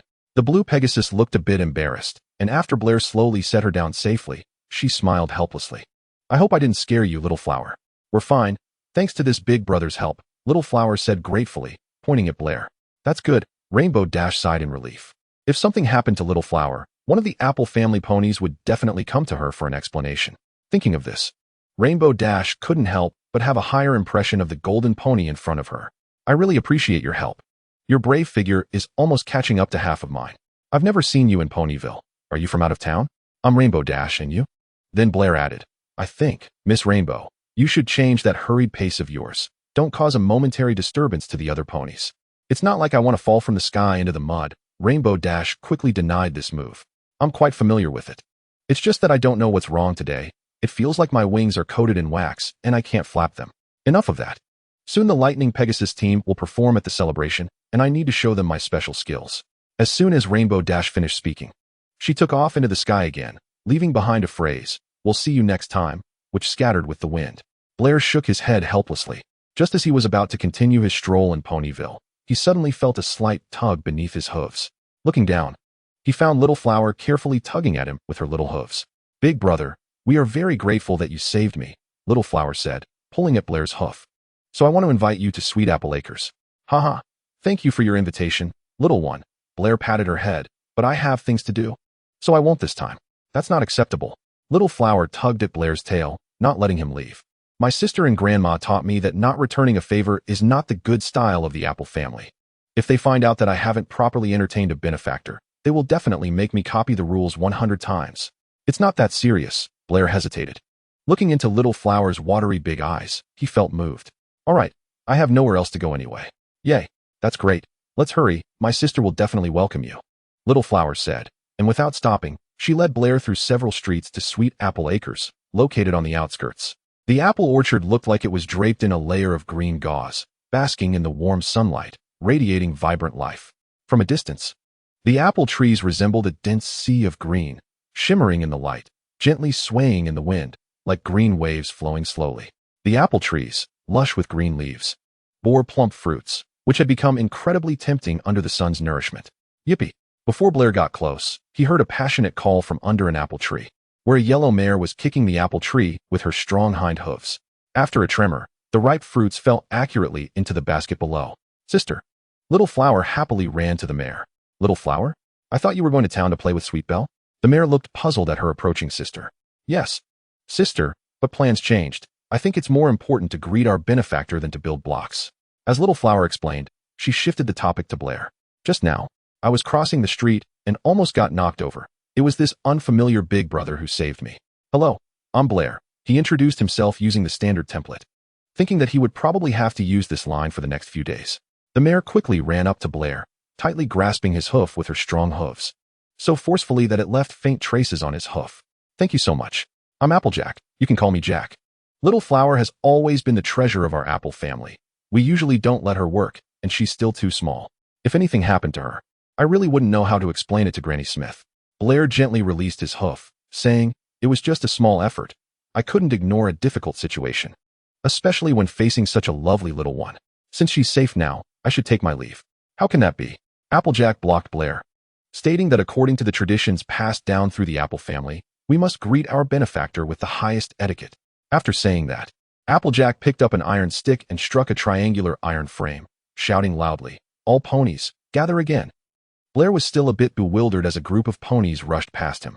The vigorous running made his body spin. Just as Blair was shaking his head, Applejack reached out to steady him. Come, let me introduce you. These are the members of our apple family. This is sweet apple pie, apple bread, apple muffin, red mousse, golden mousse, apple caramel, apple roll, apple pie, baked apples, apple egg roll, and apple crisp. And there's Big Mac, Little Flower, and our beloved Granny Smith. Blair forgot half of the names Applejack mentioned because he only remembered the apples. Looking at the table full of food, Blair's jaw dropped. Because you helped Little Flower. From now on, we are like family. Applejack nudged Blair with her hoof. Come on, don't hesitate, enjoy it. Oh right. And this, Applejack took out an ordinary apple. A perfect and essential apple. As an appetizer. This made Blair feel a bit uncomfortable under the expectant gazes around him. But I think, as a visitor, my visit should be coming to an end. I have things to do. As soon as Blair finished speaking, the surrounding ponies lowered their heads in disappointment. Even Little Flower looked very dejectedly at Blair with her big adorable eyes. All right, but I think eating a little should not affect the journey ahead. Blair raised the ordinary apple, showing an awkward smile. Hooray! The surrounding ponies suddenly cheered with joy. Today is indeed a special day. Applejack walked up to Blair. We actually made 2 new friends on the same day. Blair ate the apple silently, knowing very well who the other friend Applejack mentioned was. It seemed that the plot was about to start. Blair ate the apple food while looking at the sky, lost in thought. But after Blair swallowed all the apple food in front of him, he couldn't think of anything anymore. Soon, Blair walked out of Sweet Apple Acres, looking slightly plump, and Little Flower followed him. To be honest, you city ponies have quite an appetite. In the past, besides my sister, no one could finish all that food. Today, 2 came out at once, which really impresses me. Blair didn't want to talk. He couldn't eat anymore. When he lowered his hoof, the surrounding ponies followed suit. And when they picked it up, they all looked up, making one wonder if apples were their true forms. Blair's next destination was Sweet Belle, Little Flower's classmate, and her sister Rarity's fashion store. However, before he could even knock on the door, it was suddenly pushed open with great force. A familiar yet somewhat unfamiliar mare collided with Blair, causing her to fall directly into Blair's arms. The mare wobbled as she got up and said in confusion, Blair? Twilight Sparkle? Blair, shouldn't you be in Princess Celestia's bedroom right now? Twilight Sparkle voiced her doubts, and then a call came from behind her. Darling, do you think bright blue silk would match your mane better? Twilight Sparkle's expression changed, and she grabbed Blair and started to run. Hurry. I don't want to be turned into a rainbow pony. Along the leaf-strewn path, Blair listened to Twilight recount the bizarre story she encountered today and couldn't help but let out a merciless laugh. Ha ha. It sounds like the ponies in Ponyville are particularly enthusiastic. Yeah, Twilight Sparkle rolled her eyes. Their enthusiasm is a bit over the top. But thankfully you're here. Twilight Sparkle changed the subject, pointing at Blair. With you around, I think I can complete the task Princess Celestia assigned to me. Make a friend.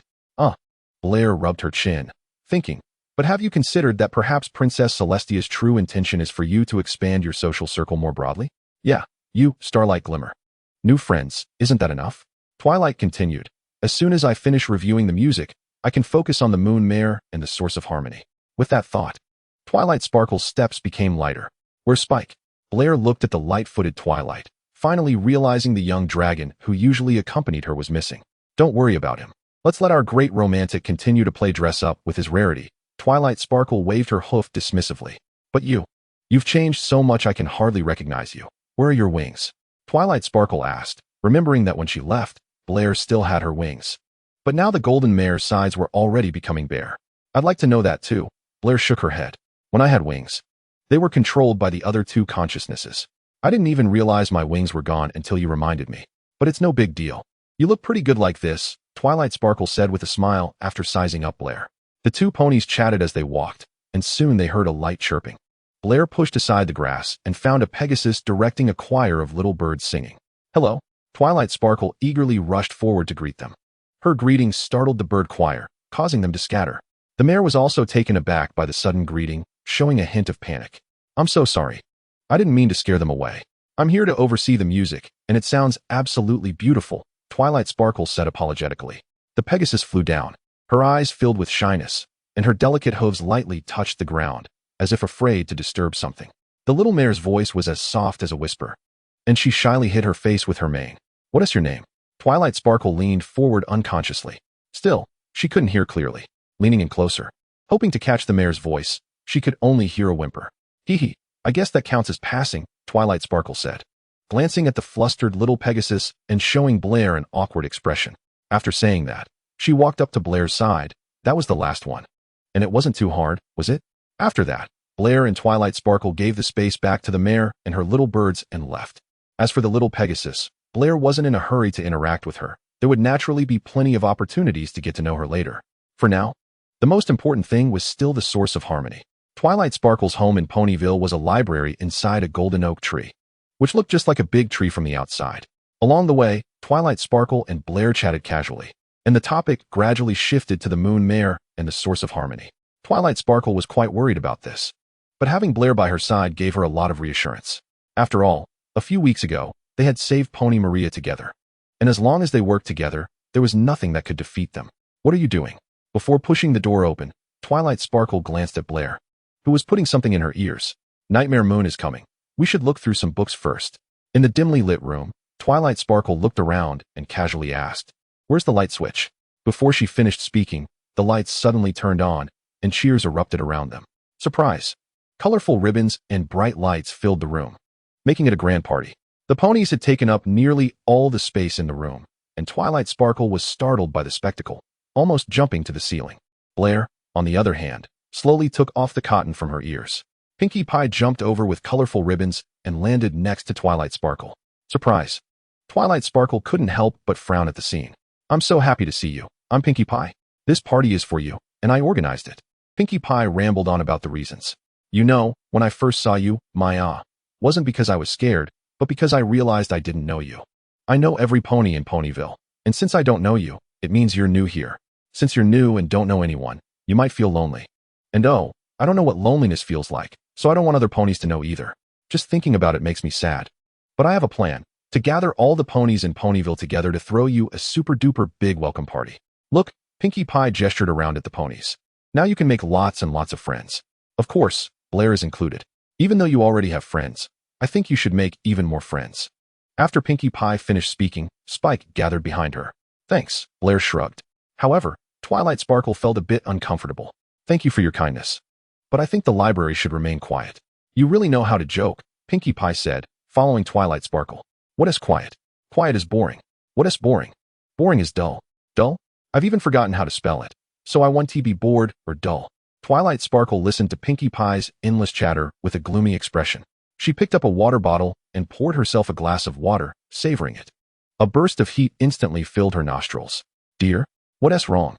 Rarity was the first to notice something was off. Soon, Twilight Sparkle's mane ignited into flames as she quickly ran upstairs. Oh, she must be overjoyed, Pinkie Pie said. Spike walked over, picked up the bottle of water, and understood the label.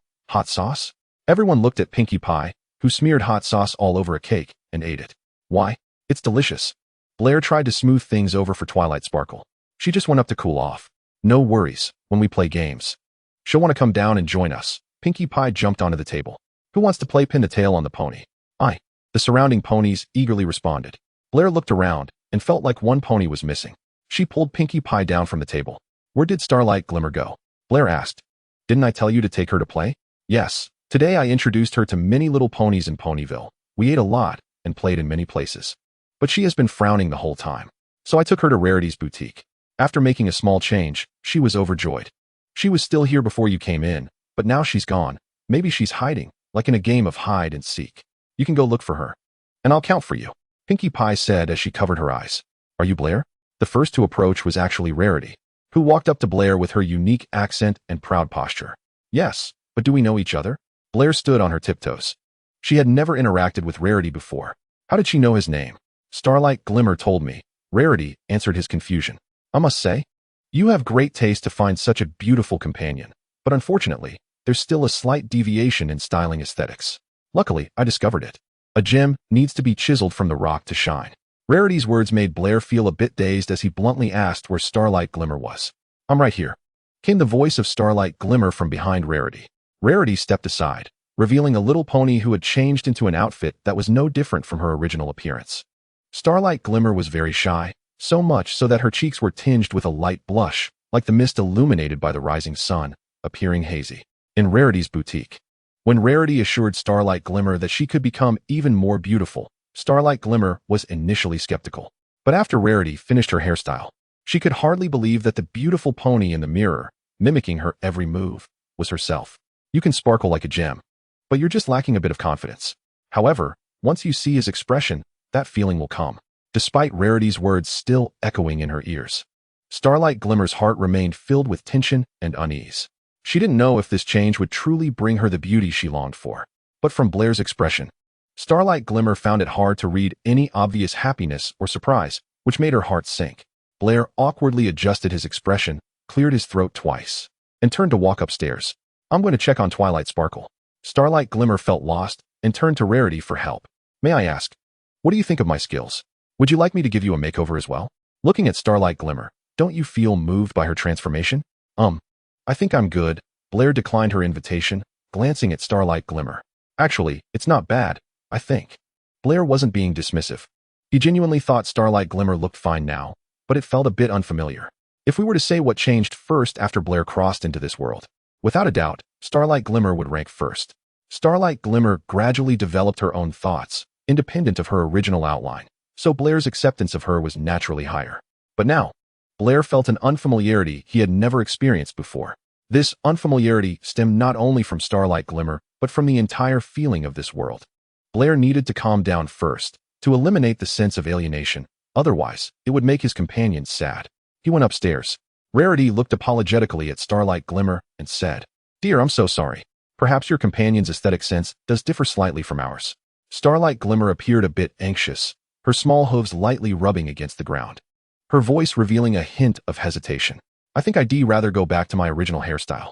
Rarity was taken aback, urgently retorting, Why? No, dear. You have to believe me. You look much more beautiful now than before. The key is that you need to have confidence. You're right, Rarity. I do love it. But I also want other little ponies to like me. Starlight Glimmer explained her reasoning. Rarity sighed, her tone filled with helplessness.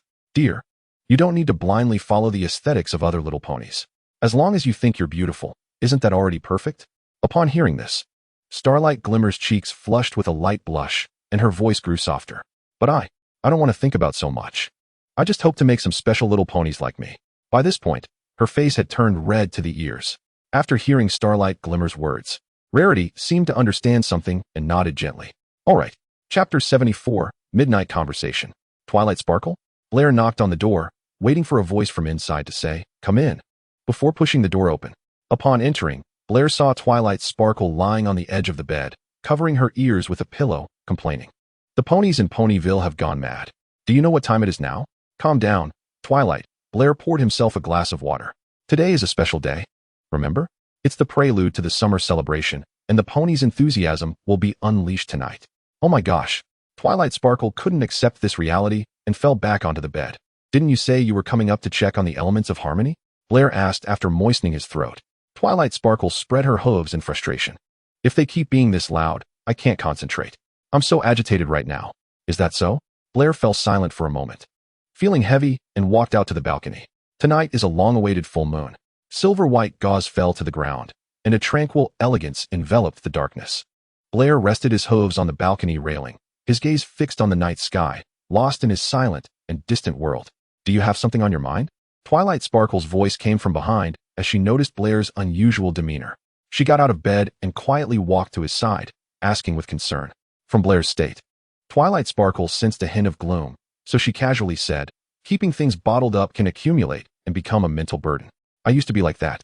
But since Spike was born, it has been a bit better, even though when he was a little baby, he nearly exhausted me and plunged me into extreme anxiety." Reflecting on the past, Twilight Sparkle showed a hint of nostalgia as she looked at the moon, speaking with undertones. "You can also try to express it. Talk to the little ponies who are willing to listen to you, right here in front of you." Twilight Sparkle turned to face Blair. Her determination in her eyes moved Blair slightly. Blair buried his head in his forelegs, his face revealing an unmistakable weariness and sorrow. "I just miss home, my family, and friends. In this strange world, with its unfamiliar environment and convoluted twists, what has supported Blair all along? Faith. No, it's hope. But hope is a double-edged sword. Whether it exists or not, it is the difference between heaven and hell. The world is reshaping, and everything Blair has done seems to have lost its meaning. He is simply lost in confusion. He doesn't understand what he should do, nor does he know where his path lies. He wishes everything right now was just a dream. And when he wakes up, he can be united with his family and play with friends, without restraints or missions. Perhaps he shouldn't impose such burdens on himself. He is just an ordinary person, in both his past life and this one. Blair knows he needs an answer, a convincing answer, so he asked Twilight. "If you went to a completely unfamiliar place, a bad place, what would you want to do?" "Bad? What do you mean by bad?" Twilight Sparkle retorted. "It killed your friend. Your only friend." Blair stared at her intently. "Killed my friend? How did it kill?" This has to be said from multiple perspectives. But there is no doubt that the ultimate source of blame lies in its welfare system. It caused a young life to be cut short. The young life, Twilight Sparkle bit her lip and smiled shyly. "If it were me, I might try to reform the welfare system to make it better, so that similar tragedies wouldn't happen again." "Really?" "I don't think so," Twilight Sparkle gently countered Blair. "Have you ever thought that if their system is as terrible as you say, why has their country managed to survive all this time? Just like a wall, years of wind and sun will make it worn out. Any storm could be the final kick to topple it, but why does it still stand firm? It's because there are always ponies to repair it, allowing it to remain in place." Blair leaned against the railing, letting out a helpless and slightly self-deprecating laugh. "A complete overhaul is a mistake." Twilight Sparkle pressed her hoof on Blair's shoulder. "Every entity contains its unique shining point, worthy of our discovery and cherishing. If we compare a country to a pony, then maintaining its various systems becomes its torso. We can't just chop off all three other hooves because one of my hooves is lame, right? But what if they are all broken?" Blair continued to ask. Twilight Sparkle took a breath. "If that day really comes, where a pony's hooves, organs, cells, and torso are all broken, then it will die too. The only difference is whether to let other ponies help it or to suffer in waiting for the end." Blair looked at Twilight Sparkle, who was staring at him intently, and smiled. "I think I understand. I'm glad to see you getting back on your feet." Twilight Sparkle tilted her head. "It's not exactly getting back on my feet, just understanding some things," Blair said, looking at the herd of ponies gathering in the distance below. "The sunrise is coming. Then let's go quickly," Twilight Sparkle said as she and Blair headed towards the assembly hall. By the time they arrived, the place was already bustling with ponies. Countless little ponies gathered here, and it took Blair and Twilight Sparkle a lot of effort to find a spot among them. To Blair's surprise, he and Twilight Sparkle were not the last to arrive. Just as the mayor's wife was about to start speaking, Rarity and the newly styled Starlight Glimmer finally arrived late. "I hope I'm not too late," Starlight Glimmer said to Blair. "Of course, there's still space next to me," Blair replied, reaching out to touch Starlight Glimmer's familiar mane. The two ponies exchanged a glance and smiled. And now, all the ponies in Ponyville were here, eagerly awaiting the rise of the sun.